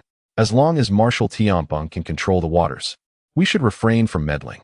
We shall intervene only when he can no longer manage it, as per His Majesty's command. Are we simply to stand by?" Neza scoffed, feeling disdainful at the thought of his father's cunning expression. Soon, they witnessed the scene of Lin Xian instructing the heavenly river's forces to enter the waters for a baptism of stellar power. They seemed to be overwhelmed by the increasingly fierce winds, attempting to plunge into the water to block it with their bodies. Humph, this is the heavenly river. Filled with stars, it is not like a mortal river. Even as deities, should they jump in, they would surely meet their demise, one remarked. After a considerable time, one of the soldiers noted, wait, they don't appear to be attempting to block the waters. I agree. Despite the fierce winds, the surface of the heavenly river remains undisturbed. This defies logic, another soldier replied. It was then that the celestial soldiers realized the waters of the heavenly river were tranquil, completely unaffected by the surrounding tempest. However, the heavenly river forces were enjoying themselves, seemingly bathing in the waters. Neza, observing the heavenly river forces, felt a flicker of confusion. Do I sense they are in the midst of cultivating? The unspoken truth was finally voiced by Neza. Suddenly, bursts of radiant light erupted above the heads of the heavenly river forces, shooting skyward, their bodies enveloped in dazzling brilliance, and immense waves of magical energy radiated outward, causing the celestial soldiers to widen their eyes in astonishment. Heavens, the heavenly river forces are truly cultivating. They were harnessing the power of the stars to refine their physical forms, and their cultivation levels were surging. The celestial soldiers were left utterly astounded. Li Jing was taken aback. Neza was bewildered. The giant spirit god was equally confounded. The entire contingent of 10,000 heavenly soldiers stood in shock. The collective cultivation of the heavenly river forces was intensifying their physical prowess, and it was easy to predict that after this episode, the entire heavenly river force would effortlessly overpower Li Jing's heavenly guards. At that moment, the celestial soldiers could hardly contain their desire to join in, their envy palpable. Even Li Jing himself began to feel a stirring of ambition. This was a grand opportunity. If he were to immerse himself in the heavenly river, he would undoubtedly experience a significant enhancement, surpassing the benefits of consuming Lord Taishang's 9-turn golden elixir. In the midst of the heavenly river, Lin Xian sat cross-legged in silence. Casting an intentional glance toward the distant darkness, a cold smile gracing his lips. With his cultivation as a great Luo golden immortal, he had long since Li Jing and his company. Aware of the Jade Emperor and Queen Mother's scheming, Lin Xian understood their intentions. On Li Jing's side, they could no longer resist the allure and charged toward the heavenly river like wild horses breaking free. Upon witnessing 10,000 celestial soldiers rushing toward them, the heavenly river forces were taken aback, fearing an assault. They leapt from the water's surface, weapons raised, positioning themselves in front of Li Jing and his men. Heavenly guards? This is the domain of the heavenly river forces. What do you intend to do? Tian Chao, with a stern expression, confronted them. He shared a similar cultivation level with Li Jing and felt no fear. The approaching celestial soldiers halted in their tracks. Li Jing raised his hands, signaling that he bore no hostile intent, and smiled at Tian Chao. Vice Commander Tian Chao, do you remember me? I am the Lord of the Heavenly Army. The Lord of the Heavenly Army, why have you brought the heavenly guards to our domain? Tian Chao responded, offering no courtesy. Li Jing continued with a forced smile. We come at the behest of the Jade Emperor to assist you in managing the waters of the heavenly river. Humph. We, the heavenly river forces, do not require your assistance. Be gone. Tian Chao waved dismissively, his voice firm. This clearly demonstrated Tian Chao's unwavering loyalty to Marshal Tianpeng, as he dared to rebuff even the Lord of the Heavenly Army. Their intention to assist was met with disdain, and Li Jing and his men felt their pride wounded. Although they aimed to aid the heavenly river forces, they were also keen to witness Marshal Tianpeng's potential failure. Yet that moment had not arrived, and they found themselves thwarted. Vice Commander Tian Chao, there's no need for such hostility. We also wish to bathe in the power of the stars here. Please consider our request. The giant spirit god ingratiated. Humph. Now the truth emerges, Tian Chao replied with a chuckle, prompting laughter from the surrounding heavenly river forces. The heavenly guards felt a wave of embarrassment wash over them. The giant spirit god continued to flatter Tian Chao. What say you, Vice Commander Tian Chao? We all serve the heavenly court, do we not? Unexpectedly, Tian Chao's smile faltered, and he coldly uttered 3 words. Not possible. He then retreated, commanding the heavenly river forces. Heavenly river forces, listen well. Guard the banks of the heavenly river diligently, and do not allow any heavenly guards to enter. Understood? Yes. The heavenly river forces responded in unison, their voices resounding. This caused Li Jing and his 10,000 heavenly guards to immediately darken in countenance. Such an affront was intolerable. Neza stood with his hands in his pockets, casting a cold smirk towards Li Jing and the others. Anticipating such a scene, he had refrained from rushing over earlier. In the heavenly river, the majestic figure of Lin Xian, seated in meditation, slowly began to rise, coming into view of Li Jing and his companions. Lin Xian gradually opened his eyes, exuding an air of calmness. He extended a finger towards the distant Neza and spoke lightly. Neza, I permit you to cultivate in the heavenly river until the winds of heaven subside. Neza's eyes instantly ignited with fervor. Thank you, Marshal Tianpeng, he exclaimed, bowing deeply before joyfully leaping into the heavenly river. Li Jing and the others gazed on, envy evident upon their faces. Lin Xian cast a glance at Li Jing and said, King of the Tower, shall we strike a deal? Li Jing's eyes brightened at the prospect. What kind of deal? He inquired. I will ask a few questions, and if you answer truthfully, I may consider allowing you to join in the cultivation for a while. Please, Marshal, ask away. Li Jing promptly nodded. Do you know the whereabouts of General Jinwu under my command? Lin Xian questioned. Li Jing pondered for a moment before shaking his head. I truly do not know. Lin Xian regarded him with a hint of skepticism and then continued. What of the Laurel Divine Powder and the Jade Sound Heavenly Fire Array? Li Jing quickly revealed his hands, presenting both the Laurel Divine Powder and the Jade Sound Heavenly Fire Array. Here they are, all in my possession. They were entrusted to me by the Antarctic Immortal before I arrived, and you may take them now, Marshal. No need. Lin Xian replied with a slight shake of his head, having the means to control the heavenly winds. The Laurel Divine Powder and the Jade Sound Heavenly Fire Array were of little use to him at present. However, his thoughts began to crystallize. The disappearance of General Jinwu suggested that the Jade Emperor had devised a scheme involving him. This was likely the second step of a plot against him. Lin Xian then asked, Why did His Majesty command you to bring 100,000 heavenly soldiers to me? Li Jing contemplated the question. If he divulged the truth, it would amount to betraying the Jade Emperor. Yet, glancing at the carefree Neza in the heavenly river, he felt compelled to speak. His Majesty indeed sent me to assist the Marshal, but we are to wait until the Marshal's governance of the heavenly river fails before we intervene. Oh, Lin Xian finally grasped the situation. It was indeed the Jade Emperor who was scheming against him. Were it not for the beings of the lower realms, he would have long since relinquished his concerns. With his current power, he could easily confront the Jade Emperor. Marshal, may I enter now? Li Jing inquired cautiously. Observing Lin Xian, with a stern expression, Lin Xian replied coldly, No. Li Jing's spirits immediately dwindled.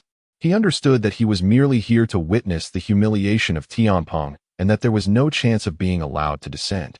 Thus, one side reveled in the cultivation of the heavenly river, while the other, the heavenly Imperial Guard, could only watch enviously, helplessly. The standoff persisted for several days until the heavenly winds gradually calmed. Henceforth, this year's heavenly winds could be considered at an end. Lin Xian withdrew the various arrangements he had made in the heavenly river and emerged into the open air. Behind him, the heavenly river soldiers, sensing the oppressive force of countless stars, hastily followed suit, their cultivation now concluded. Lin Xian glanced at Li Jing and stated, King, the governance of the heavenly river has concluded for this year. If there are no other matters, please return. Tianpeng, you truly are. Li Jing began to voice his thoughts, but refrained from finishing, his dissatisfaction with Lin Xian evident. He summoned the 100,000 heavenly soldiers and departed in frustration. I am eternally grateful for the Marshal's support. I will never forget this great kindness, Neza said, bowing deeply once more. His admiration for Lin Xian had grown immensely. Watching Neza depart, Lin Xian remained expressionless. He yearned to summon the heavenly river soldiers and sever ties with the Jade Emperor, descending to the lower realms as a demon. However, the system upgrade was not yet complete. He would have to wait. In the heavenly court, Li Jing and the others ascended to the Lingxiao Hall. King Li, how did it fare? The Jade Emperor inquired solemnly.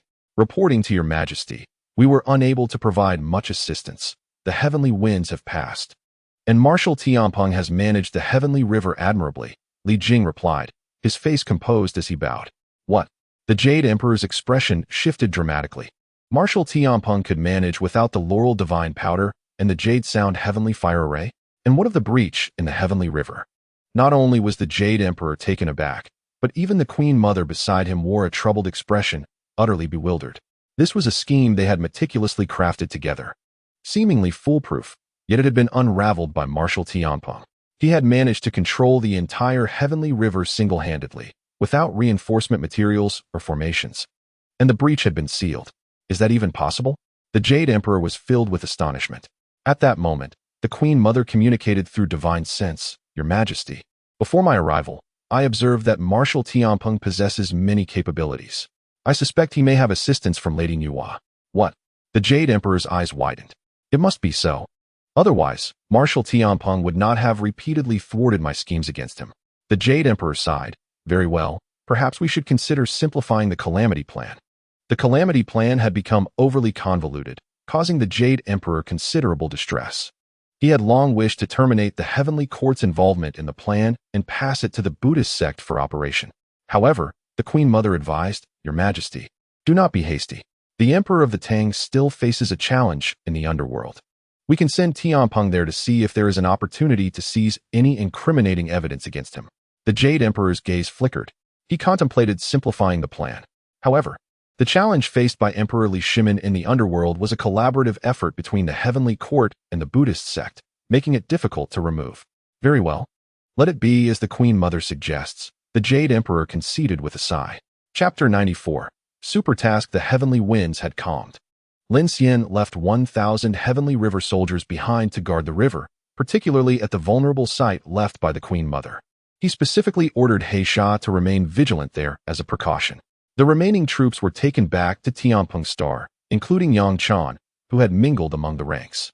Within the Tianpeng mansion, Yang Chan respectfully bowed to Lin Xian and said, "Thank you, Marshal, for your protection these past few days.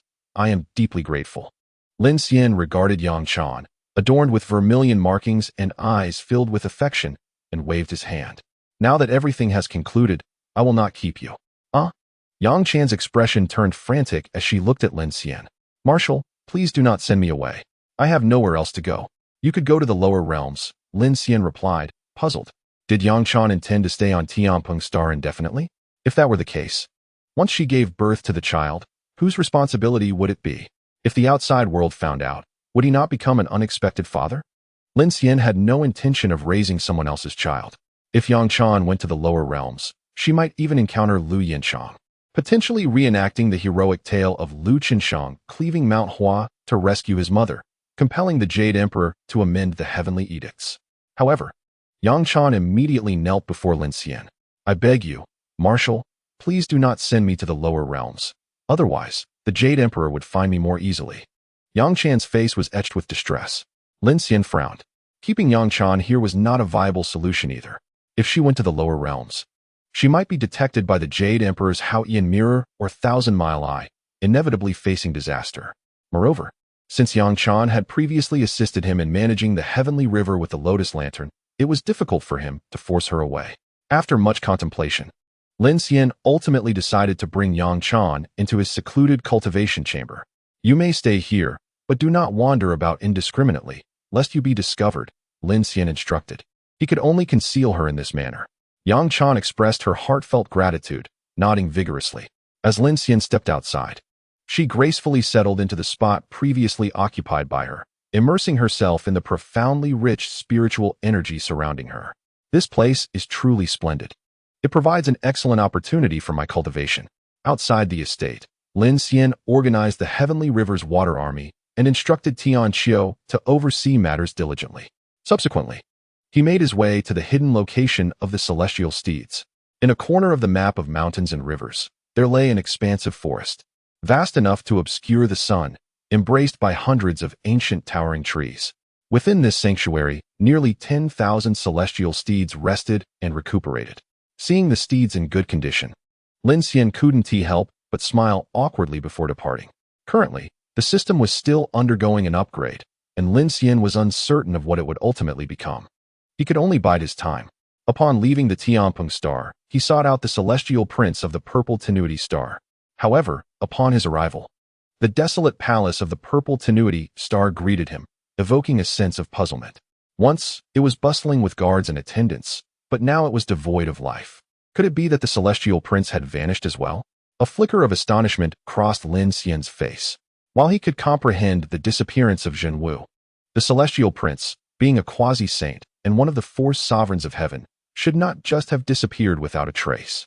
After searching the palace thoroughly and finding nothing, Lin Xian proceeded directly to the heavenly court.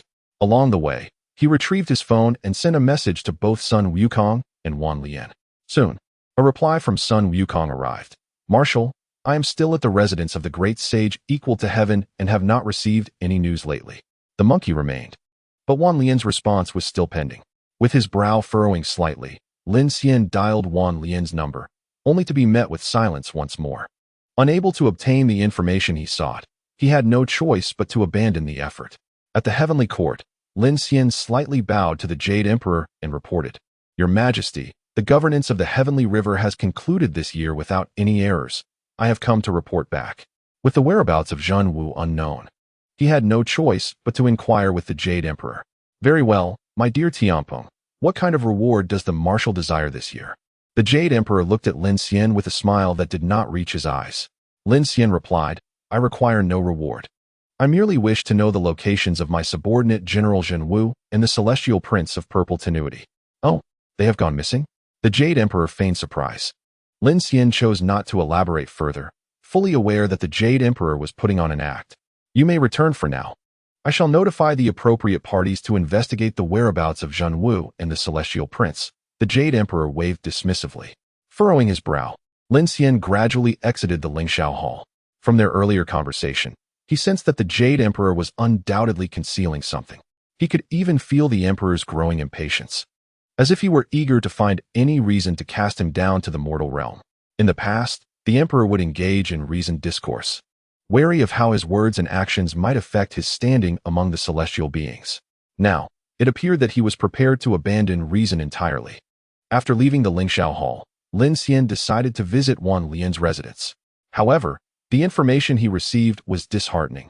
Lin had recently been demoted to the mortal realm.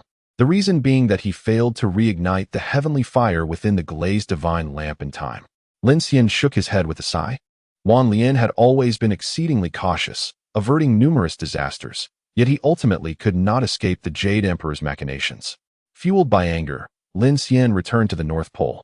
With both the Celestial Prince and Zhen Wu missing, and Lin having been plotted against and sent to the mortal realm, it was clear that Lin had fallen into the hands of the Buddhist sect.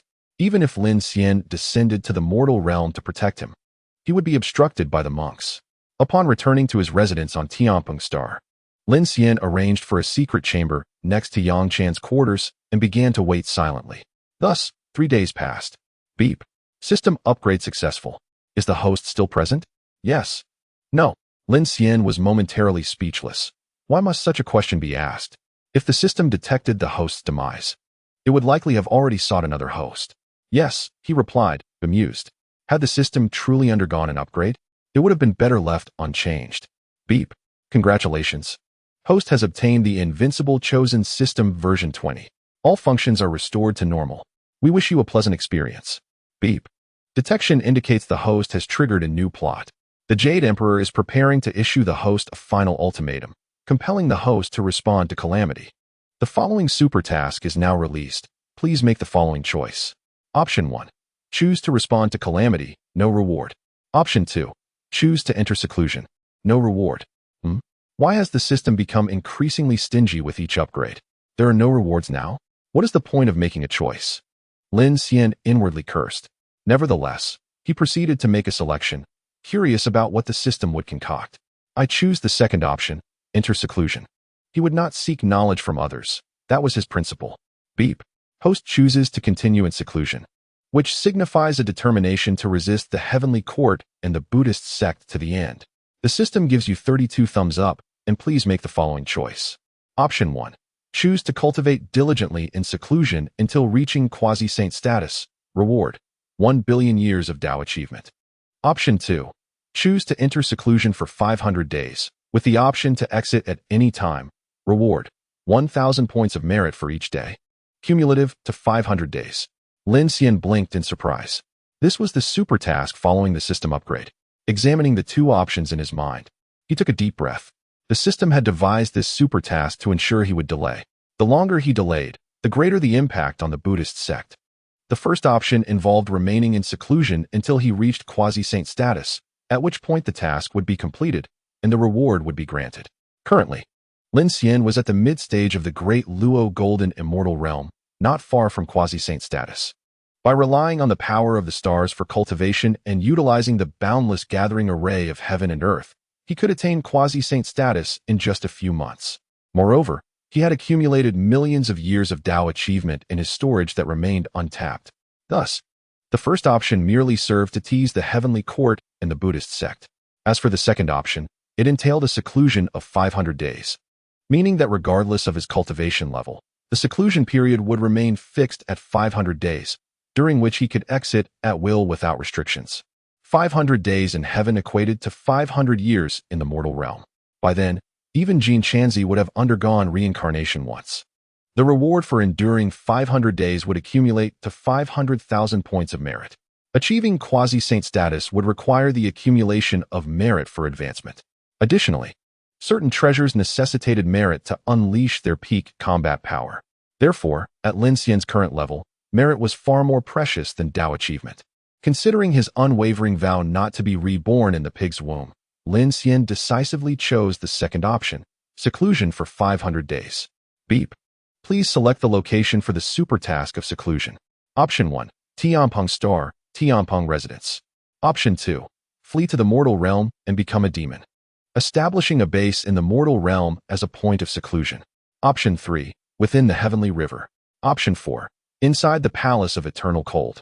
Option 5. Within the Lingxiao Hall. Option 6. Inside the city of Fengdu in the underworld. Option 7. Yaoqi. A myriad of options unfurled before him, leaving Lin Xian momentarily dazzled. Secluding himself within the Lingxiao Hall. Did the system wish for him to enter seclusion in front of all the celestial beings? That seemed rather precarious. And what of the palace of eternal cold and Yaoqi? The system certainly felt off. After a thorough review, Lin Xian ultimately chose the heavenly river as his point of seclusion. This choice would allow him to harness the star power within the heavenly river to refine his physical form, achieving two objectives at once. Beep. The location for seclusion has been successfully chosen. Please proceed immediately, as time will be calculated from the moment the host arrives at the seclusion point. In the secret chamber, Lin Xian's consciousness detached from the system. As the time for seclusion approached,